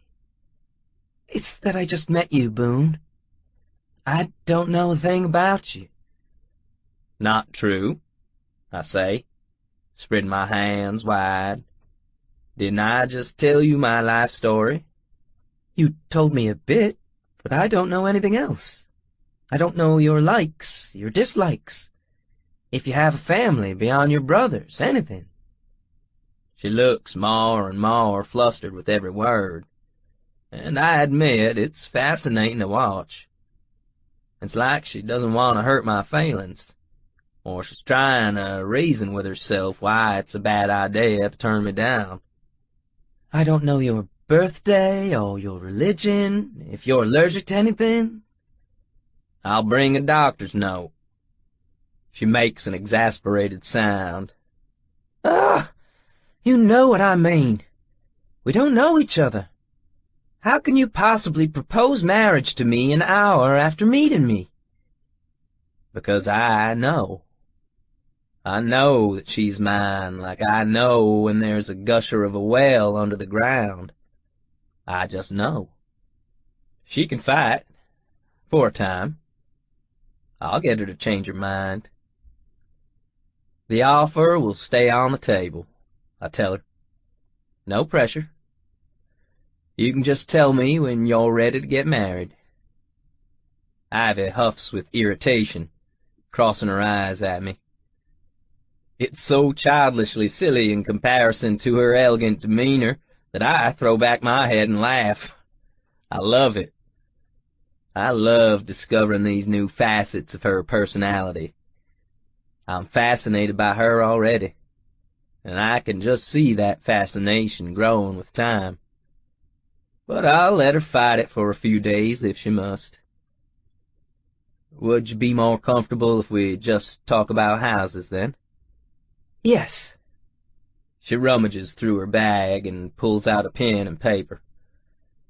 Now please, let's talk about what kind of house you want, and stop talking about how you're going to get me to marry you. Her eyes are sparkling with amusement as she says it, which tells me she's not taking me seriously. That's all right. I've mentally filed away every bit of information she's thrown at me tonight. She needs to know my birthday and personal information about me. She needs to know my history. She needs to meet my family. Well, I can do that shit. And as I do, I'm gonna seduce her. She needs pretty words. I'll give her pretty words. She needs flowers and jewelry. I'll give her those too. She needs my face between her legs. I'll fucking tongue her for hours on end and love every moment of it. I can win her. I know I can. I've gotten everything I've ever wanted as long as I fought for it, and I fully intend on winning Ivy Smithfield. Chapter 5. Ivy. My sister's car isn't on the stretch of highway she described to me, which means it was likely towed away. That means a ticket for vehicle abandonment and an impound fee that I don't have. I should be really upset right now, because my bank account can't handle a new tire, much less extra costs on top of that. Strangely enough, though, it's barely on my radar. I don't give it a second thought as I drive home, past the suburbs, exit off the highway, and then head down a familiar gravel road. The rocks thunder against the undercarriage of my car, and I swerve heavily to the right, then left automatically. It's a private road, and the potholes here won't be fixed by the city, and they're big enough to lose a tire in. I'm on autopilot, though. I don't need to think as I'm driving, which is good, because my mind is fixated on Boone Price. I received a marriage proposal from a billionaire tonight.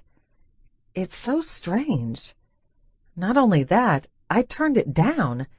Part of me wonders if that is crazy, if I shouldn't have agreed to it regardless, and walked away a few weeks later with whatever chunk of his money that the prenup would have gotten me. That's mercenary, but it's hard not to be mercenary when your bank account is empty and the bills keep piling up. I didn't take him up on it, though. For some reason, it's weirdly important to me that Boone not think I'm just after his bank account. Or, rather, I'm interested in his bank account, but only in how it can help him purchase a home. And then, of course, I'm thinking about Boone again. Despite his uncouth appearance, Boone can be real charming. I ponder this as I drive up to the single-wide that I call home. The lights are on, which means Winona's home, too. I should have bailed on dinner the moment he started hitting on me, but he never pushed so hard that I felt uncomfortable, just hard enough to let me know that he meant business. Once I firmly established that I would not be marrying him, we talked about houses and what he's looking for. Boone pretty much just wants one thing: grandiosity. So tonight, I'm going to start scouring the internet for the biggest, most impressive houses that South Texas has to offer. Right after I tell my sister about the bizarre day I've had. I park my car in front of the trailer and head inside. Winona's sitting tucked on the small plaid sofa in the trailer, a stack of books in front of her and her laptop open on a nearby table. She looks up at me, surprised, when I open the door. "You're home late?" "It has been a weird evening," I tell her, sitting down at the small built-in corner table that acts as a kitchen in our tiny trailer. "Did you change your flat? I passed the spot on the highway you said it'd be at, and I didn't see it." My sister looks upset. "No. Do you think someone stole it?" I shake my head. "More like it got towed by the city. Don't worry. We'll figure it out in the morning." I don't want Winona to stress about money. I'll do all the stressing when it comes to that. So I nudge the stack of books on the side table. "Did you find the right books for your classes?" "Sort of. They're an edition or 3 out of date, but I'm hoping the majority of the text is fine, because they were also cheap. I'm willing to take that risk." She pats the stack of books. $12 for all of these." "That's wonderful." Books are so expensive, and it was a worry we both had. "One problem down." "Yep." She crosses her legs and gives me an expectant look. "So, tell me about your day. Did you find another meth house in the suburbs?" "Weirder than that," I tell her. "I got a new client today." "And?" "And he took me out to dinner." Her brows go up. "And?" "And he's a billionaire." Her eyes get huge. "What? Get out!" "I'm serious. His name is Boone Price, and he works in oil. He told me all about it."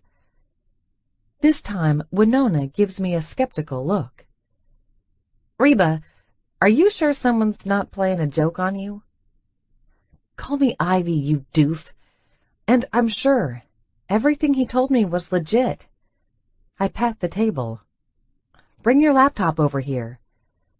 She does, and immediately we pull up dozens and dozens of web pages all about Boone Price, the Price brothers, and the 21st century Spindletop. In a way, I'm relieved to see that everything he told me was the truth, but now I'm also completely intimidated once again. He's all over Wikipedia as one of the richest men in the United States. The oil well is the biggest producer on U.S. soil in a century, and there are endless financial articles about wells and roughnecking and rigging and how people can become a billionaire like Boone Price. My sister skims a few articles and then goes back to Google and clicks on images. "What are you doing?" I ask. "Checking out his face." She squints at the photos, frowning at the laptop. "That's not him, is it?" She points out a picture, and I click on it to enlarge it. In the photo are 5 big, dirty men with equally scraggly beards wearing baseball caps. There's one in the center that's not smiling, and I nod slowly, then point him out. "That's Boone." "Wow, he looks not like a billionaire." She tilts her head. "More like a lumberjack that hasn't had a bath in about 10 years. That's not an inaccurate statement about Boone. I think he works directly on the wells sometimes, so I get why he's dirty. I'm sure he's not dirty all the time." "Was he dirty today?" "Yeah." "Mm-hmm." Her brows go up again. "So this big, dirty billionaire wants you to sell him a house? You said he was a new client, right?" I nod. Should I tell Winona the rest, or just let her assume it's just about a house? "Okay, but why you? I love you, Reba, but we both know you don't have the clout that the Jacks do. So why go to you?" Count on my clever sister to see right through things. She knows the struggles I've been having, and how the Jacks are always there to grab any worthwhile clients before I can make a move on them. He saw my picture in the flyer and wanted to work with me. And go out with me. Her lip curls in horror. Seriously? Oh my God, Reba! Ivy, whatever. You told him to fuck off, right? When I hesitate, she gasps. You are not serious. We do not need the money this bad. Look at this guy. She stabs her finger at the screen. He looks like Pigpen from Charlie Brown, just aged a few years. Don't tell me you said yes. He's not that bad in person. Her mouth falls open. And besides, I didn't say that I was going to date him. I turned him down. Darn right you did. And then he proposed marriage. Her mouth falls open again. What? She waves a hand at me, indicating I should keep speaking. I changed my mind. Tell me everything. So I do. I don't tell her about Winky Jack stealing my open house, or the fact that I have $40 in my bank account. My sister doesn't need to know how desperate the situation is, or how anxious I am about keeping us afloat. She just needs to worry about college and her classes. I can handle everything else. I always do. Instead, I focus my story on Boone Price showing up at the elegant Three Jacks office, trailing mud and dirt with every step. I tell her about how he reserved the entire restaurant on the hopes that I'd go out with him. I tell her about the picture and his rather forward suggestion that I should marry him. Winona just shakes her head, as if unable to believe the story. I've heard billionaires are eccentric, but this story is really nuts. Crushing over a company advertisement? You're pretty, sis, but can't a billionaire have anyone? A model? An actress? Anything? Her face is worried. Are you sure this isn't a prank? I know. I wondered about it, too. I'm trying not to be hurt by my sister's open skepticism, because it is strange. He said I'm elegant, though, and he wants someone with a bit of class to them. It's so odd. I get the impression he's looking at this as more like a business transaction than an actual relationship. He's decided he needs a classy girlfriend, and I'm the one he wants. Of course, that doesn't explain the scorching looks he sent in my direction all night, but I don't tell my sister about that. Well, I'm glad you turned him down. She gives a small shake of her head, as if unable to believe it. We need money, of course, but not that bad. I say nothing. She doesn't realize how desperate I've been feeling lately, because I work hard to make sure she feels secure. Like she doesn't have to stress about going to college. I want her to have the choices I didn't have when I was 18. I want her to have a different path than I did when Mom ran off and Dad went to prison, and I was forced to drop out of high school a month before graduation. I want her to have fun and take the classes that excite her, and go to frat parties and whatever else she wants to do. I don't want her to spend her college years flipping burgers or scooping ice cream like I did, because that put food on the table and kept my sister out of foster care. And if I have to work a little harder to make ends meet, I do. I always do. The last thing I want is for Winona to stress, like she is right now. Her face is unhappy at the thought of me being harassed, which I wasn't. It was a very determined client taking me out for dinner. I told him no, Winona. You don't have to worry about it. It's just a funny story, and I thought I'd share it. The worry on her face eases, and she smiles. You should pass him off to someone else, Reba. I don't want some creepster bugging you because he thinks you're pretty. He gave me his phone number and told me to call him with houses. I just won't call him. I soothe her. I don't think he lives super close to here, so it's unlikely I'll see him again. Okay. She reaches out and squeezes my hand. You'll get other commissions, I promise. This one just seems sketchy to me. I don't know if it's sketchy as much as it is just strange, but I nod. It's not worth upsetting my sister. I'll just scour Craigslist for some leads tonight and take some stuff to the consignment shop in the morning to get grocery money. No big deal. Maybe she's right. Maybe Boone, Mr. Price, does have something shady in mind, and I'm too gullible to see it. So, how was your day today? Did you register for classes? Winona's face lights up. Oh, Reba. Ivy, I warn. Ivy. You should see the college campus. It's so cool. I settle in and listen to my sister gush about her future, trying hard not to think about my own. Boone.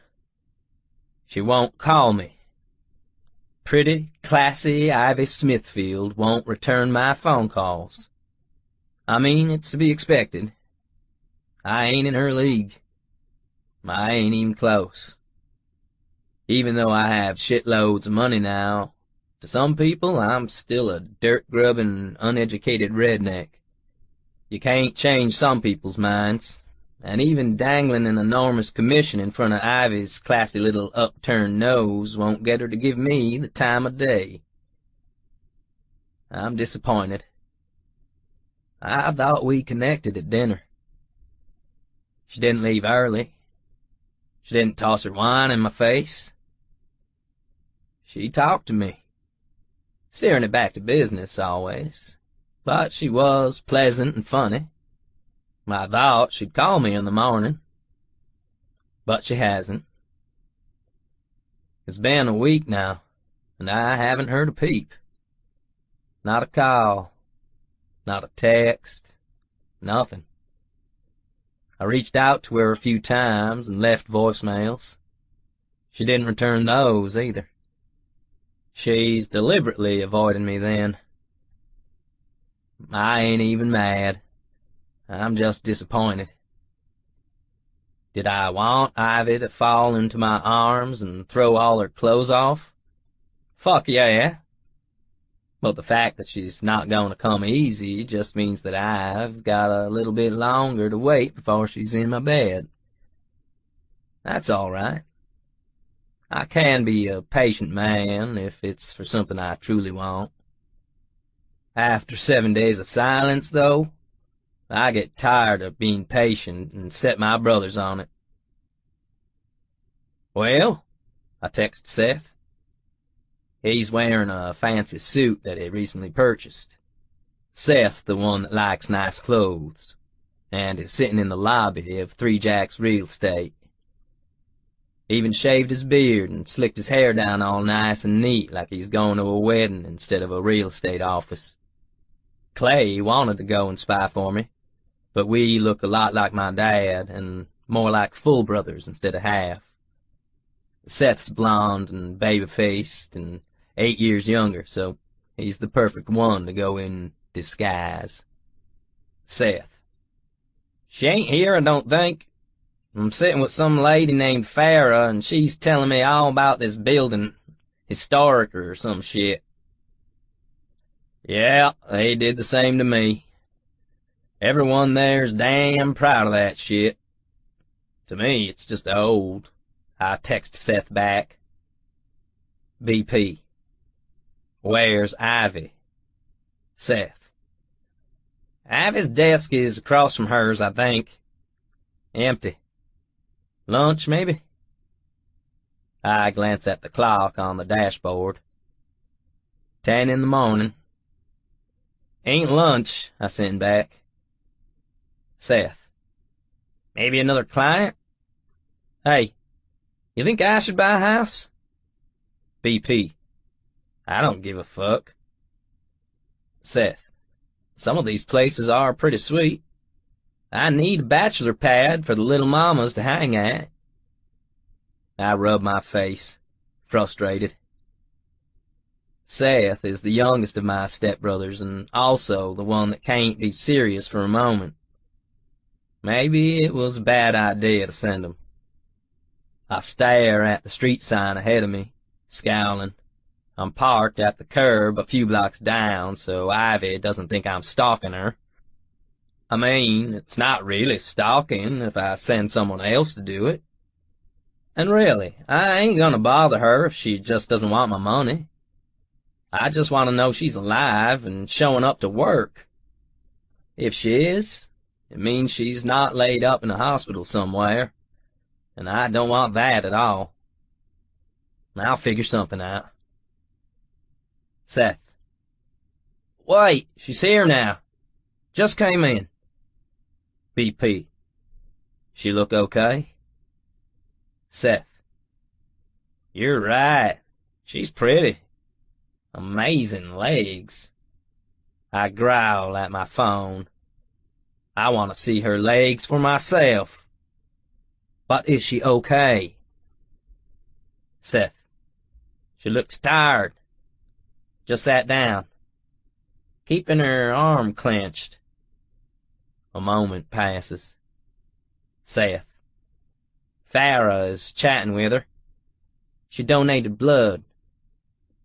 That's a random thing to happen midday. She got any clients there? Seth. Nope. BP. I'm coming in then. I've never been one to fear confrontation. All I want's an answer. If Ivy's ignoring me because she never wants to see me again, I'll go away. If there's something else going on, I need to know why she's not answering my calls. She's the one that I want. It's all decided. The only thing I need is her to realize it. So I get out of my truck and walk the 2 blocks over to their snooty little office. I didn't dress for the part like Seth did. I'm in a t-shirt and jeans, and wearing my favorite hat. At least I'm not covered in West Texas dust this time. I go into the office, and the receptionist's look tightens as she claps eyes on me. I'm here to see Ivy Smithfield, I drawl. Did you have an appointment? Yep, I lie.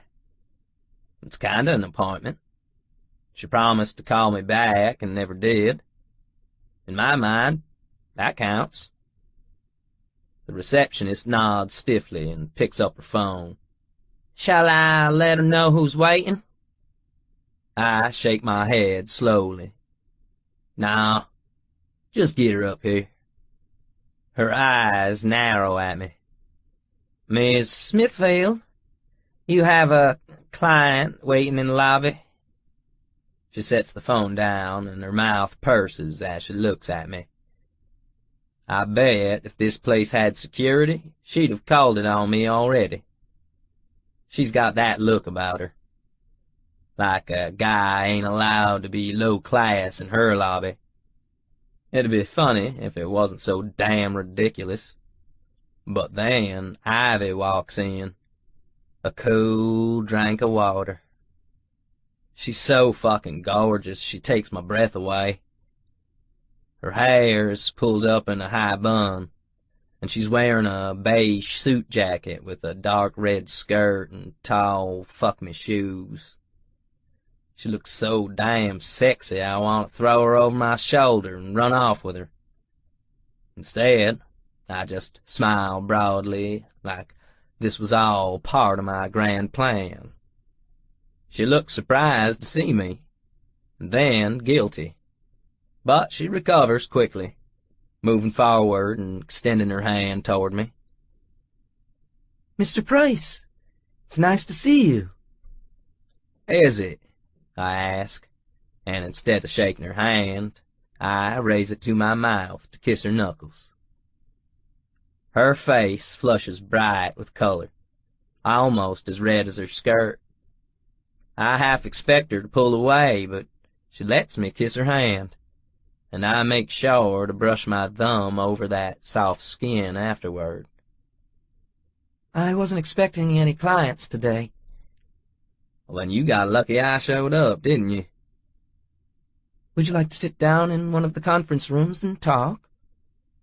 She's all business as she pulls her hand from my grip, her smile as charming as ever. Nah, I just want to know why you won't return my phone calls. Work. She gestures at the office. It's been insanely busy this week. I look round at the office. Looks rather empty to me. In fact, Ivy and me are the only ones in the lobby. I have a sneaking suspicion that Seth's probably the only client here. Sure looks busy. She blushes and bites her lip, glancing around. Time to stop beating round the bush. I give her my most disarming grin. Is it me? Did I come on too strong? She arches a perfect eyebrow. Do you know how to come on as anything other than strong? I laugh, because that's a fair point. I love this woman's brain. Was kinda hoping you'd be dazzled by my determination and look past the fact that you're too good for me. Her teasing look falters, and for a moment her expression is soft and wistful. She is pretty. You shouldn't say things like that. The truth? No, that you're not good enough. She leans in, a little smile on her face, her voice as low as if she's whispering to me. I don't know if anyone has pointed this out to you, Mr. Price, but you're a billionaire. No shit, I drawl. I lean in too. And I told you to call me Boone. Her cheeks are still bright with that pretty flush of hers that happens when I flirt, and she's not leaning away. I realize, seeing her, that she likes me. She likes me, and maybe she doesn't want to because of her job. That's fair. That also means I have an opening, though, and I'm ruthless enough to take it. You know, I haven't changed my mind about that house, I tell her, or the golf course. Ivy looks torn. She crosses her arms over her chest and glances round, then moves in closer to me again. Boone, I don't know that I'm the right realtor for you. It's just complicated. Well, I think you're the right one for me. I don't want anyone else. I told you that. I want to put my arms around her waist and pull her slim body against me. She's a little pale today, but so beautiful and elegant it makes me ache. I haven't ever wanted anything as badly as I want this woman, and I feel like she's dancing just out of reach. I need to figure her out. Figure out the right words that will unlock her reservations and make her fall into my arms. Maybe I'm just not persuading her enough yet. So I lean in close again. You want me to double your commission? I'm more than willing to do so. Her eyes go wide. That's not necessary. She pauses as another man comes sauntering into the lobby. Hello, Jack. Her voice grows cool and her smile a little more stiff. Her eyes meet mine before she gestures at the man in the suit approaching us. Boone, this is Jack Jackson. He's one of the head realtors of Three Jacks. I nod at him, narrowing my eyes. This her boyfriend or something? She said she didn't have anyone, but this guy's showing a lot of interest in the fact that I'm standing in the lobby with her. Something I can help you with? Jack Jackson says, offering me his hand. I know this guy's type immediately. He's a slick motherfucker. The smile on his face oily and sly. No, I growl. I want to step between him and Ivy, who has a distressed look on her face. Her entire body language has changed, too. She was leaning into me before, and now she's pole straight and nervous. This guy bothers her, and it makes me feel protective. Jack looks surprised at my vehement reaction. Are you a client of ours, Mr.? He trails off, expecting me to answer. To my surprise, Ivy steps in before I can. She moves in front of me and puts an arm around my waist. Her smile is brilliant as she beams at Jack. Actually, this is my boyfriend, Boone. Boyfriend? Hot damn! My hand slides around her waist, and again I get that possessive, caveman feel roaring through my skull as I touch her. This woman belongs in my arms. It's where she's meant to be. She pats my chest with her other hand and snuggles against me. He's taking me out to lunch. Jack just gives us a slow nod. Nice to meet you, Boone. He focuses on Ivy again. Let me know if any walk-ins show up and they're at my particular level. Of course. Her smile doesn't waver, but I can feel her tense against me. He turns away and then pauses. Oh, and Ivy, if I were you, I'd probably see more sales if I spent less time going to lunch with friends. He gives her a thin smile, nods at me, and then walks away again. Ivy remains in my arms for a long moment, as if expecting that dickbag to turn around. Since she's there, I lean in, practically nuzzling that tempting little ear of hers. Would you be offended if I punched him in the throat? I can feel her shiver, and it sends a ripple of arousal right through me. I wish someone would, she murmurs, and slowly steps out of my arms. You want to tell me what that's about?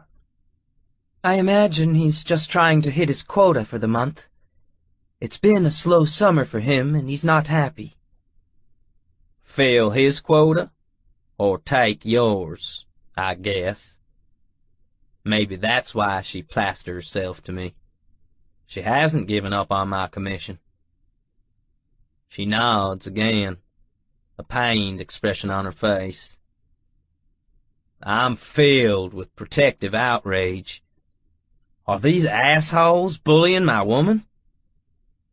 And she's too classy to set them in their proper place, I imagine. She's a fucking lady, and they're taking advantage of that. Remember how I told you I wanted to buy a golf course? Yes? I'm adding to that list. I think I want a real estate office, too. She gives me a puzzled look. You do? Want me to tell you about it over the lunch you said we were about to go have? She bites her lip and looks back at Jack, who's walking away a lot slower than most people. I shouldn't, she whispers. I'll get in trouble with the boss. But I'll text you later tonight, and we'll talk, all right? Really? 'Cause you haven't been a big fan answering my texts lately. I know, she says quickly, and grabs my hands, squeezing them.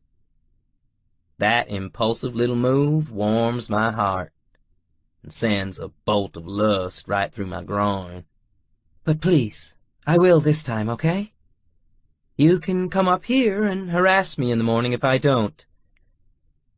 Fair enough. And don't talk to any other realtors, all right? She looks at me with those big, pleading eyes. I move forward, since Jack's still watching us from afar, and I put a finger under Ivy's chin. Darling, you didn't believe me when I said you were the only thing I wanted? You should. Ivy, in a way, it's a good thing that Jack starts throwing his weight around and scaring Boone off. It gives me time to go back to my desk and recuperate. I'm still feeling a little faint from this morning's plasma donation, my second in a week, and I eat cookies and sip orange juice until I feel more like myself. Farrah's been flirting with a client sitting across from her for well over an hour, and never mind that he's half her age, she's laying it on thick. She must smell a commission in sight. I smell a commission in sight, too, but I'm texting mine after work tonight. I nibble on a peanut butter sandwich cookie and pull up my email on my laptop, though I'm not really paying attention to my inbox. I'm still thinking about Boone. When I saw Jack stroll into the lobby, that hungry look on his face, I knew what he wanted. Boone. More specifically, Boone's commission. The moment he'd have smelled that Boone was a billionaire, he'd have been on him, and I'd have been shuttled into the background. Jack would have come up with some reason as to why I couldn't possibly help Boone out, and then I'd be pushed out of the picture. Maybe I'd have to do inventory on coffee filters in the break room. Maybe I'd have to cold call old clients and ask them for leads. There's a million types of busy work, and Jack knows plenty of them to send in my direction. The moment I saw him approach, though, I had to change tactics. Boone's mine. Well, my commission, anyhow. I feel all hot and flustered just thinking about him. He wasn't dirty today, but his hair was still wild under his cap, sticking out on the sides, and that bushy beard was as intimidating as ever. His eyes were bright and sexy, though, and his flirtiness makes me feel weak in the knees. I feel an intense pull every time he speaks, and I'm attracted to him, despite all the hair and his blunt way of speaking. I might have panicked when Jack swooped in, and so I said the only thing I could think of that would scare him off, that Boone was my boyfriend, and not my client. My sister would die of second-hand embarrassment. I just won't tell her that I've decided I'm going to take Boone on, then, because I need the money. I need it almost as much as all the plasma I've been donating for pitifully small amounts. It would help out so much, and I don't care if my sister thinks the situation is sketchy or that Boone has an ulterior motive. I suspect his motive is to try and get me into his bed. And the thought of that fills me with a tingly sort of excitement instead of disgust. I have no idea why I'm attracted to him. He's not my type. He's big and brutish and hairy, but there's something about him that draws me like a moth to a flame. I tell myself I need to go slow, though. Keep it professional. I won't see Boone again in person until I have a house to show him. As I finish my cookie, Jack heads over to my desk. He's got a slight smile on his face, but there's a cold look in his eyes. Didn't go out to lunch, then? No, I've got too much to do here. I lie, giving him an equally fake smile. I told my boyfriend I'd just catch up with him later. Jack crosses his arms over his chest and comes to loom over my desk. That's what I want to talk to you about, Ivy. Oh? While we certainly can't tell you who you should date in your private life, that's your own personal business, of course, but we have concerns about those personal relationships showing up here at work. Oh? I repeat, because I don't know what else to say. Where is he going with this?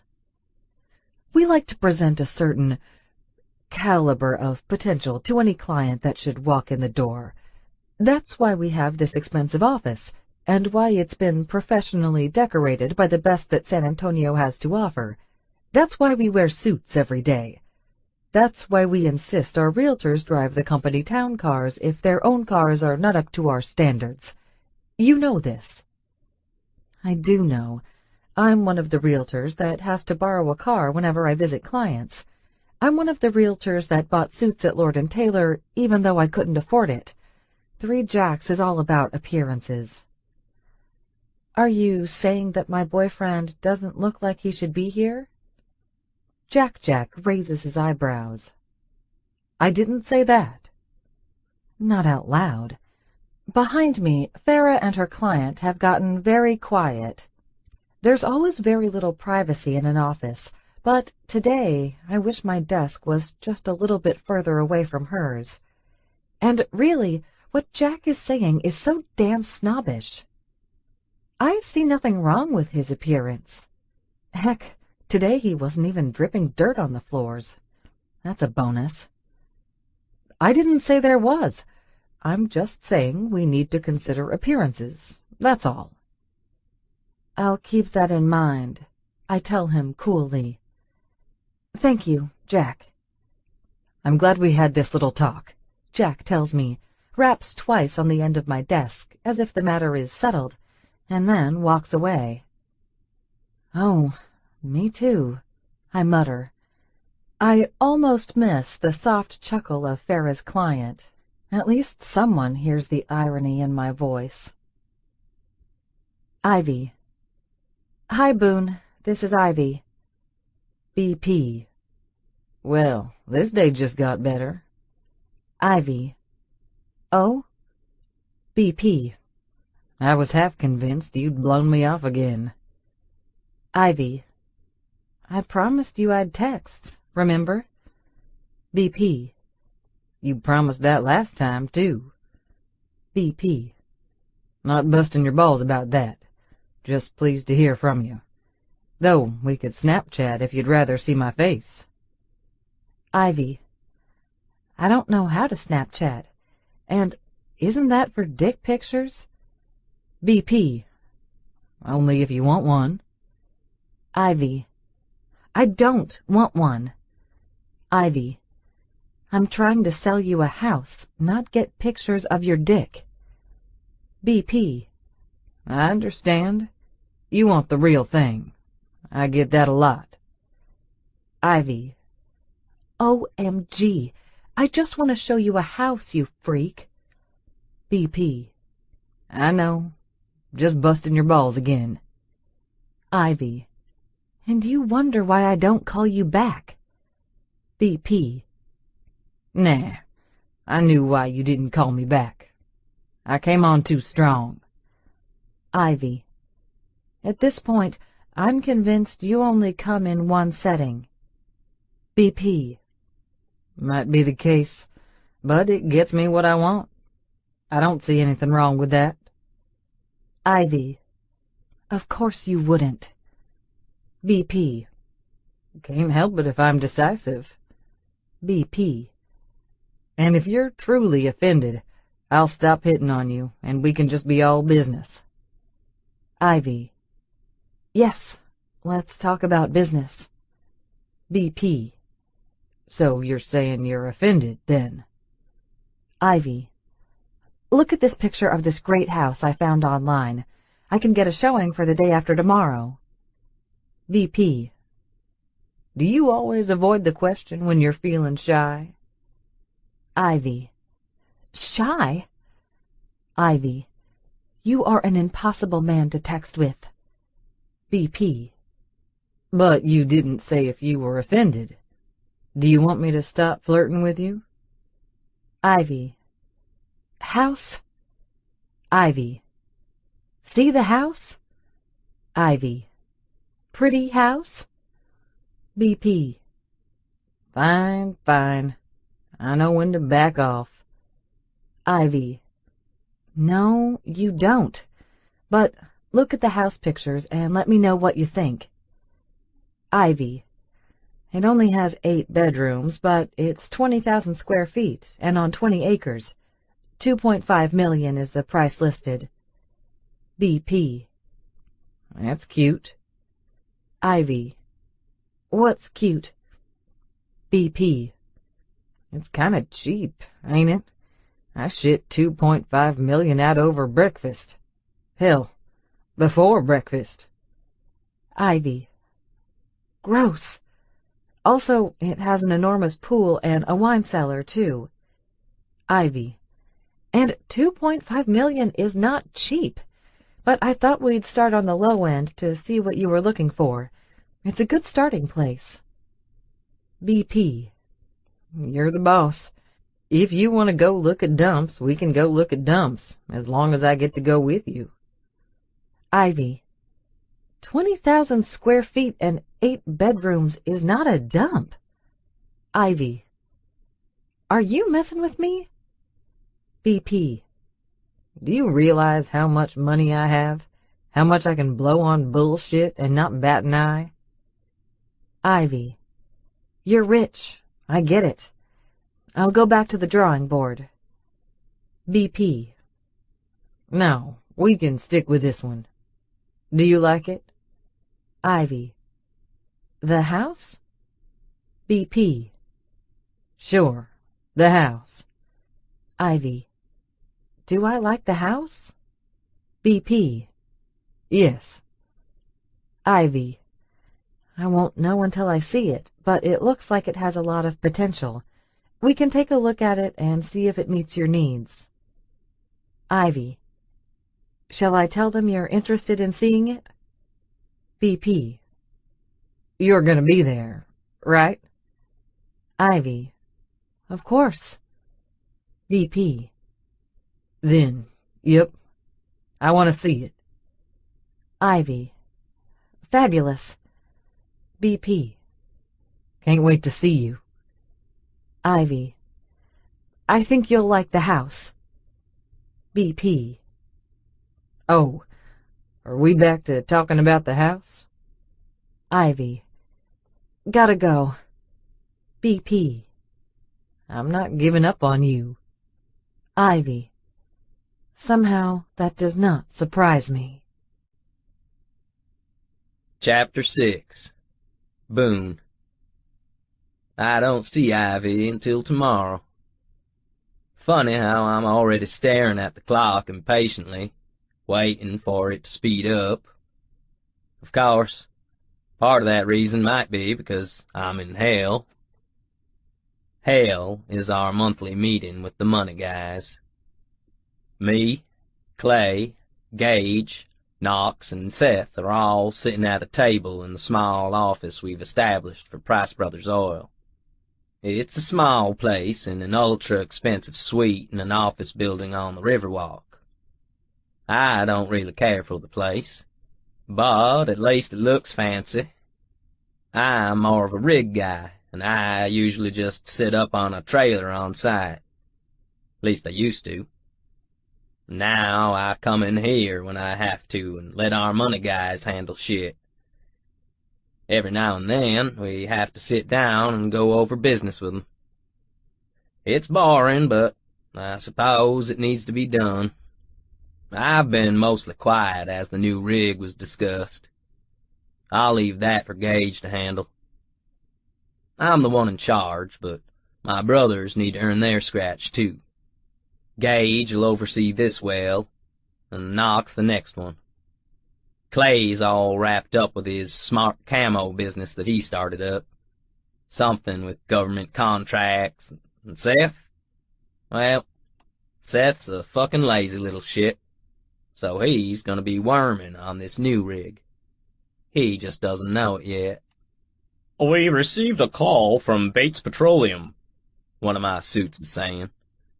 They're extremely upset about our refusal to dig a well on their land per the contracts. Clay sniggers and looks over at me.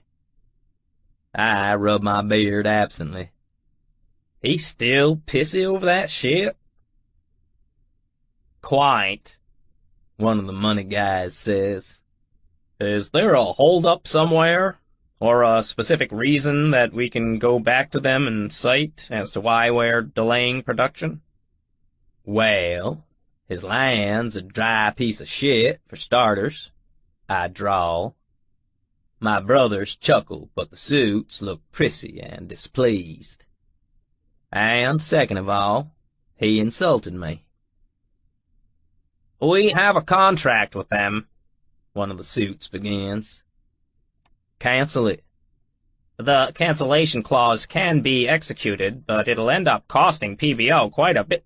"Don't care," I drawl. "We're gonna focus on the new well on my land. Gage is gonna handle it." I nod at my brother, indicating that I'm done with this shit. The suits sigh and argue amongst themselves about how best to break the news to Bates Petroleum that PBO, my company, ain't gonna wipe their asses for 'em. I don't care how they spin it. I don't care if they go and tell Bates he can suck my big dick. All I know is that I'll fucking cut my own hand off before I dig a well for that jackass. I think of the golf course and the sneers everyone sent in my direction. My eyes narrow. I don't forget shit like that.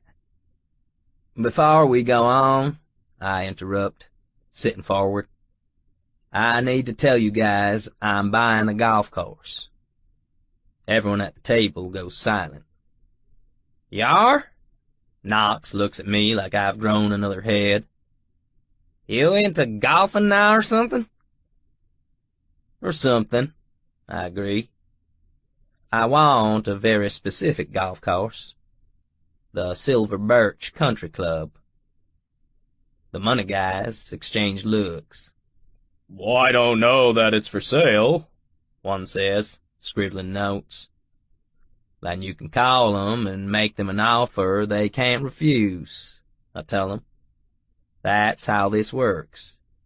You," I point at them, "take my money and turn it into things I want.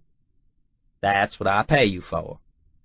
Two of the money guys protest, flipping through papers and mumbling about how they're gonna need time to go over company information for the golf course, see how we can make it profitable, blah, blah, blah. The one at the end of the table, with the laptop, just writes a few more notes. "I'll get on it, sir." That one? He's getting a raise. "You do that." I look over at Gage. "Sorry to interrupt. You wanna talk about the new well?" My brother lights up with enthusiasm. Gage leans back in his chair and talks about the new well for a long time. How many barrels a day we're averaging, and how long before production slows, how much it's costing a day to run the thing. The numbers are good. The barrels are good. I knew it was a good spot. The suits are pleased, too. They scribble down notes, and one types into his laptop like we're shitting nuggets of wisdom at them. Like this is a surprise? The prices always know all. It's in our blood. I'm only half paying attention, though. I'm thinking about Ivy and what she'll look like when I see her again. Short skirt, or one of those sexy numbers that gets tight at the knees and makes her legs look like a wet dream. More fuck-me shoes? Will her glossy hair be up or down? As Gage goes on and on about whether or not production can be increased with a second crew on an adjacent well, Clay leans over to me. "You snare the classy blonde?" "Not quite yet, but I'm going to." I glance over at him. "Meeting her tomorrow to look at a starter house." "Starter house?" "Yeah, small-time shit. $3 million or something. Only 8 bedrooms. He grunts. "Doesn't sound that impressive. I thought you wanted 40 rooms. "I know. She wants us to start small so we can see what we like." Clay looks amused at the thought. "She doesn't know you all that well, does she?" "She doesn't. But she will." Ivy. I'm as nervous as could be on Wednesday. I'm supposed to meet Boone at the office and drive him out to the potential house. It's a bit outside of Canyon Lake, which means we're looking at close to an hour drive. It's going to be just me and Boone, alone in the car together. And that makes me nervous. Not because I think he'll do anything untoward, but because he's going to be alone with me and we're going to talk. And whenever we talk, he flirts. And I'm getting really bad at resisting his flirting. I hope this house is nice. I hope it's exactly what he wants, so I can lock him down into escrow, get an advance prior to closing, and then I can keep him at arm's length. That is the ideal situation. It'll solve my money problems, my Boone problems, all my problems. I don't need a romantic entanglement right now. Not when I should be focusing every moment on scrounging more money for my sister's college education. Instead, I'm spending far too much time fussing with my appearance. I wear my hair in a smooth bun and make sure it's pinned tight. I leave a lock of hair free to dangle at my brow, just because it looks a little disheveled and seductive, and then I tuck it back in because I don't want to be seductive. Or do I?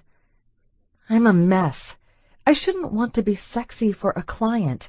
That should be the last thing on my mind. But then again, Boone's not quite like any other client. He's also not like any other man I've ever met. There's something incredibly self-assured about him, and yet at the same time, there's a core of vulnerability. He wants respect for his hard work, but he doesn't want to change who he is. That's why he wants the house. And me. And he wants me because in his eyes I'm classy. A lady. Boy, he's got me pegged all wrong. I consider that as I get dressed for our meeting in a dark navy jacketed suit. The skirt on this one is a little short and tight, and that, of course, is not why I'm picking it. It's for the sexy red stilettos that go perfect with it. They say the clothes make the man, or woman, and whenever I meet a client, I dress to the nines. It doesn't matter if they're buying a trailer or a mansion. I have to look the part. I put on a silk slip to go under the jacket, a string of my favorite fake pearls, and then smooth my bun. It's hot as Hades in Texas today, so I skip the pantyhose. That's my only concession to not looking as classy as I should. Truth is, I'm not classy.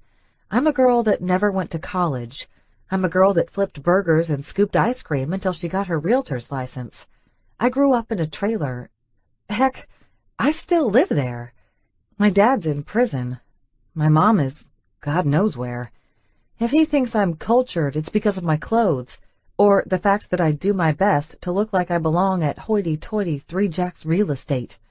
Truth is, I'm a square peg in a round hole, desperately trying to find a way to fit in, just like him. Maybe I just hide it better. Funny how he refuses to change his appearance, and that's the only thing I can control when it comes to my situation. I smooth my hands down my skirt, put in a pair of fake pearl earrings, and then grab my purse. I head straight for the office and grab my folder full of comps and the keys to one of the Lincoln Town cars that the company insists we use for clients. I get in the car and pop open an air freshener, eucalyptus, and a CD of music, violins. I run a lint brush over the seats and floorboards to pick up any stray crumbs, wipe down the dash to ensure there's no dust, and grab 2 bottles of ice-cold water. I'm ready. It's time to go. I glance at my phone's clock. 2 minutes until meeting time. It's swelteringly hot, and I don't want my makeup to be ruined by sweat, so I start the car to cool off the interior and think about Boone. Off-limits, totally a bad idea Boone, who my sister would be truly pissed to find out that I'm going to go ahead and take the commission from anyhow. She thinks I should play it completely safe and above board as a realtor. But I also don't think she realizes just how desperate our financial situation is. That's my own fault, too. I've shielded her from everything upsetting because I want her to have the easy, carefree college experience that I never did. So I'm going to take Boone's money. And his business. And stand his flirting. I'm not going to let it go anywhere, but I'll play along. That won't be too hard, seeing as how I'm weirdly attracted to the guy. Actually, maybe it's not so weird. He's blue-collar, and I am too, though I'm trying desperately to change to white-collar. He says and does what he wants, and those are traits I admire, given that I rarely get to do either. Is he a little rough around the edges? Yeah. Okay, he's a lot rough around the edges. He's also unshaven, and his hair is long and shaggy. He wears T-shirts that, if clean, have holes at the collar and look like they've seen better days. He likes trucker caps instead of business suits. But he's got an amazing laugh and a devilishly handsome smile, and big, strong, tanned hands, and someone raps on my car window, right at eye level. I jump, then look over to see Boone in a white paint-splattered T-shirt, jeans, and his favorite trucker cap. He grins at me through the wide bristle of his beard. I roll down the power window a few inches.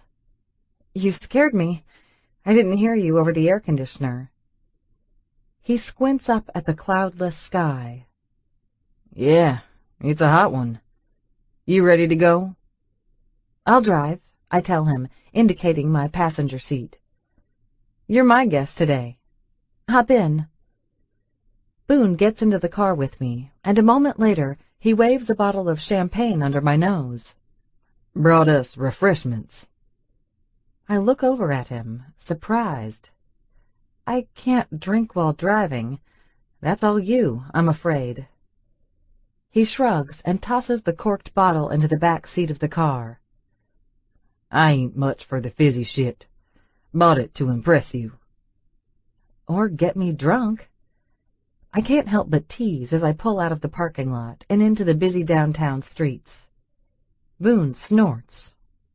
Why? I like my women responsive and willing. And do you generally have a lot of women? Shit. Why did I have to go and ask that? Am I stupid?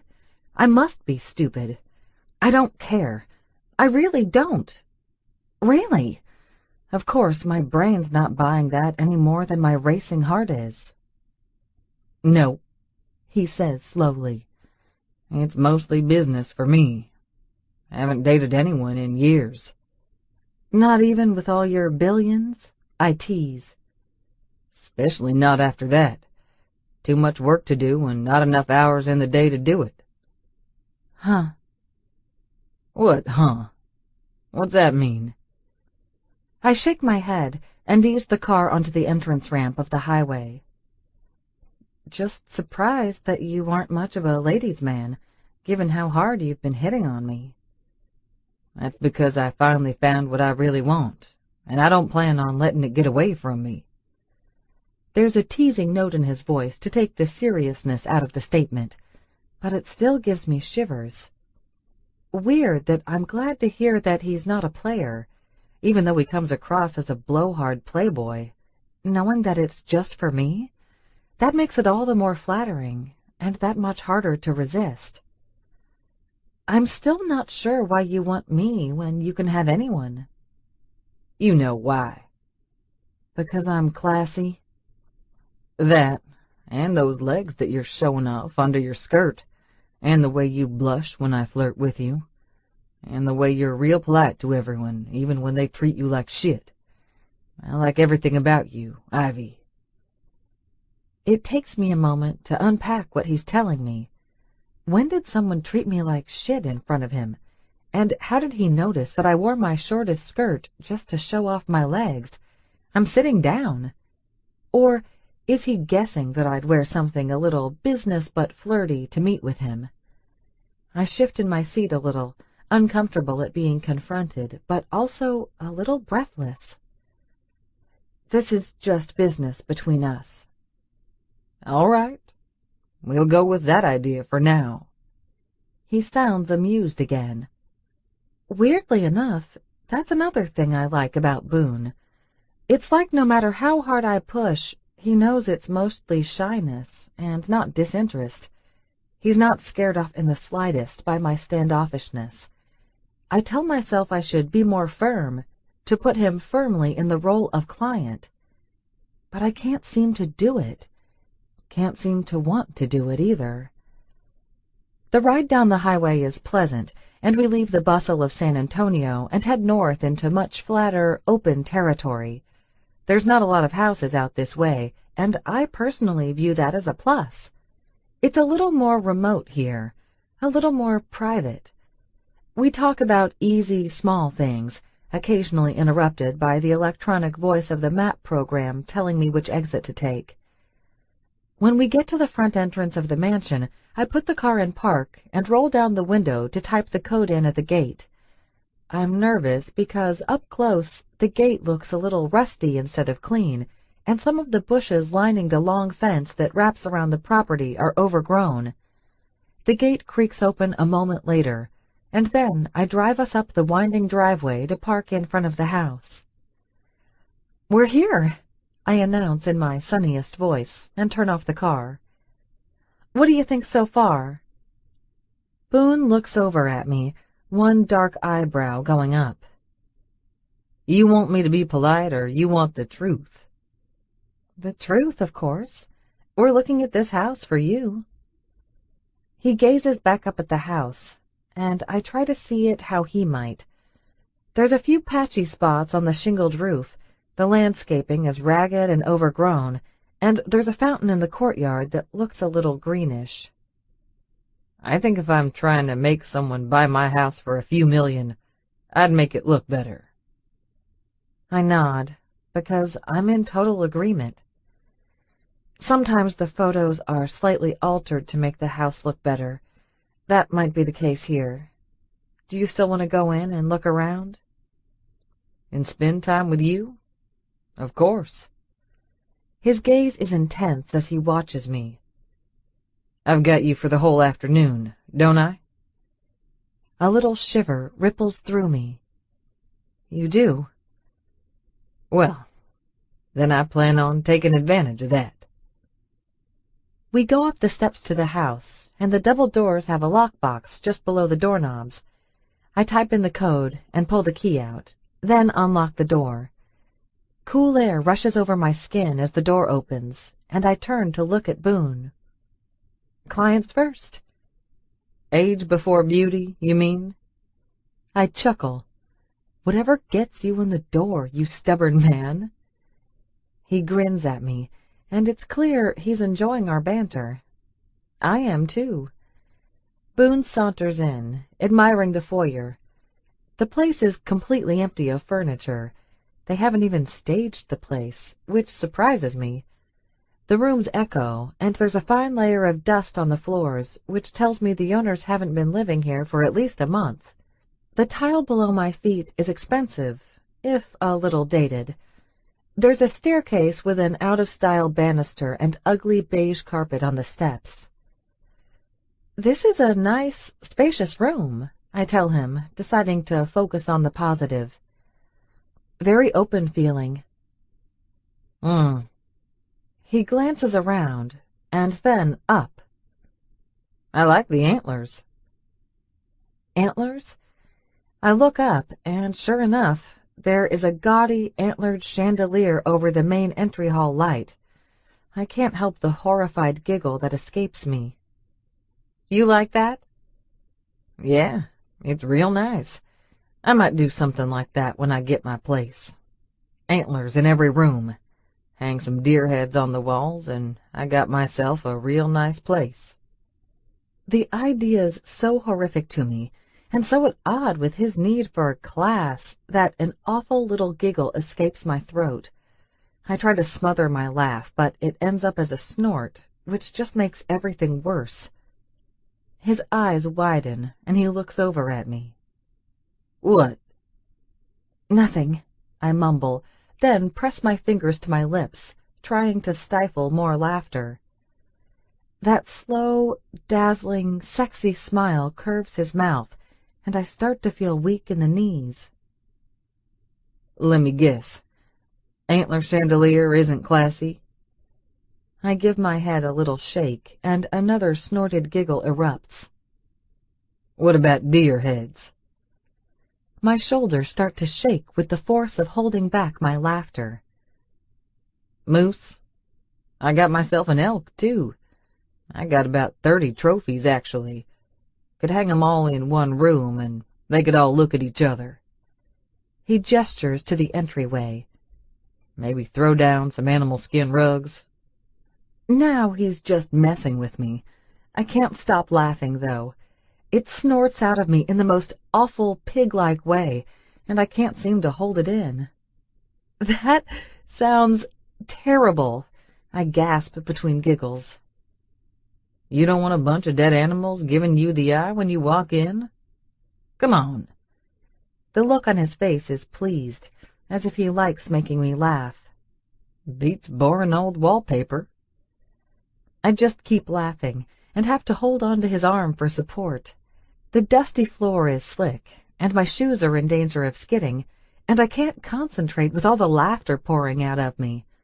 Boone likes my nearness, though. He pulls my hand and tucks it into the crook of his arm, and then places his other hand over it, like we're a couple. Shall I show you the rest of the palace, my lady? He teases. I'm the realtor here. I should be showing it to you. He raises a dark brow at me and leans in. Ivy, darling, I think we both know just by looking at this that I'm not giving them $1, much less 2.5 million of them. And I start giggling again, because it's so horrible. He's so right. This place is awful. Dated, ugly, and overpriced. Let's go into the main living area, shall we? He says grandly, and we move forward. There's ugly beige carpeting in every room, but that's truly cosmetic. The ceilings are high, and there's a hairline crack or two that was photoshopped out in the pictures, but I feel the need to point out. The kitchen has nice appliances, but they're all at least 10 years old. The pretty tile is cracked in several places. The wine cellar has broken racks and looks cheap in person. The immense swimming pool in the backyard needs to be regrouted, replastered, and the tile back there is cracked as well. I feel obligated to disclose this information to Boone as we go along, because they're minor fixes. If he likes the house, we can fix it up and make it like new again. And then I catch myself, because I'm acting like it's going to be our house together, which is crazy. We check out the upstairs, and it's spacious, but equally dated. The view is nice, and I make sure to point that out. Boone's been rather quiet as we look around, and that worries me. Is he having second thoughts about me? And the house? I mean, it's clear the house isn't great, but it's also just the first one I've shown him. There are plenty of houses out there. I worry about all of this as he turns to me as we leave the master bathroom. It's one of the nicest rooms in the house, with travertine tile and a rain-effect shower. It's also a good note to end on. So, what do you think? I know it's big and spacious, but it also needs updating. Your thoughts? You like it? Boone asks. Me? He gives me another toe-curling smile. Yeah, you. As a realtor? I was thinking more like as my woman. But sure, let's say that. Realtor. I can feel a blush heating my cheeks, which seems to happen a lot when I'm around Boone. He makes me flustered. I think it needs updating, but the bones are good. You could sink some money into this place, and it could be really lovely.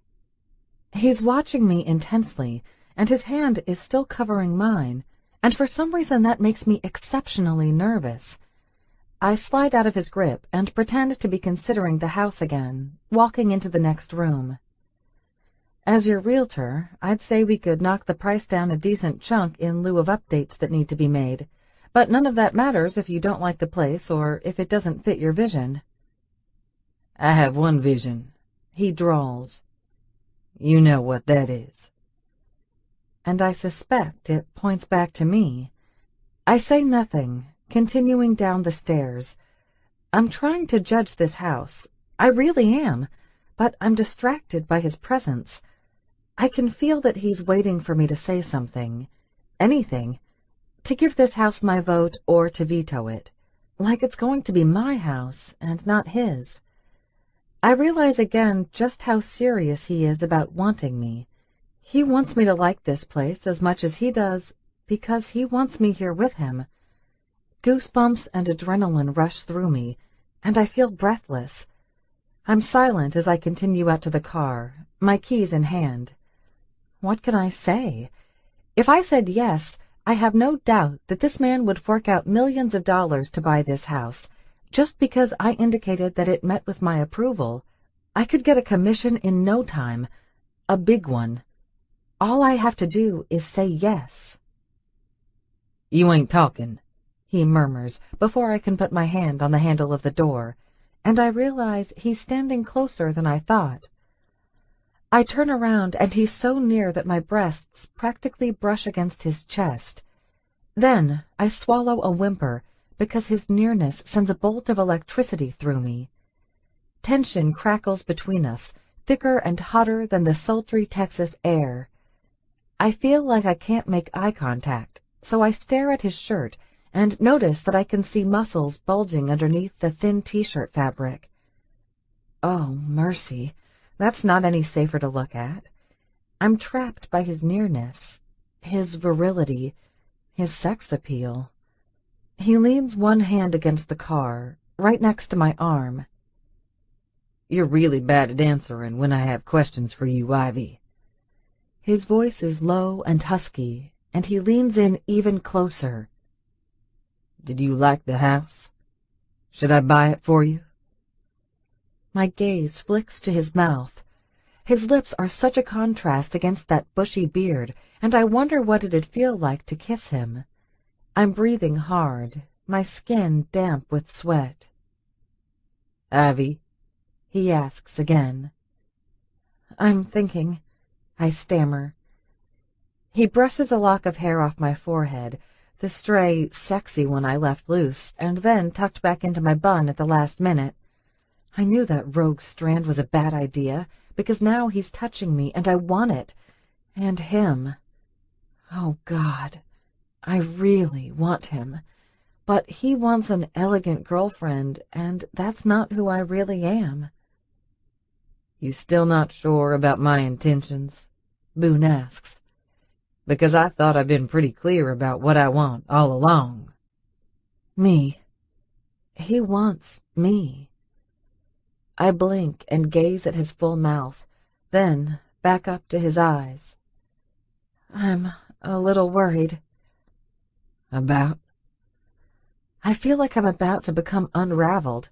It's maddening, this intense attraction between us. He's so close that he's making my nerves go haywire. That there's too much business involved in between us.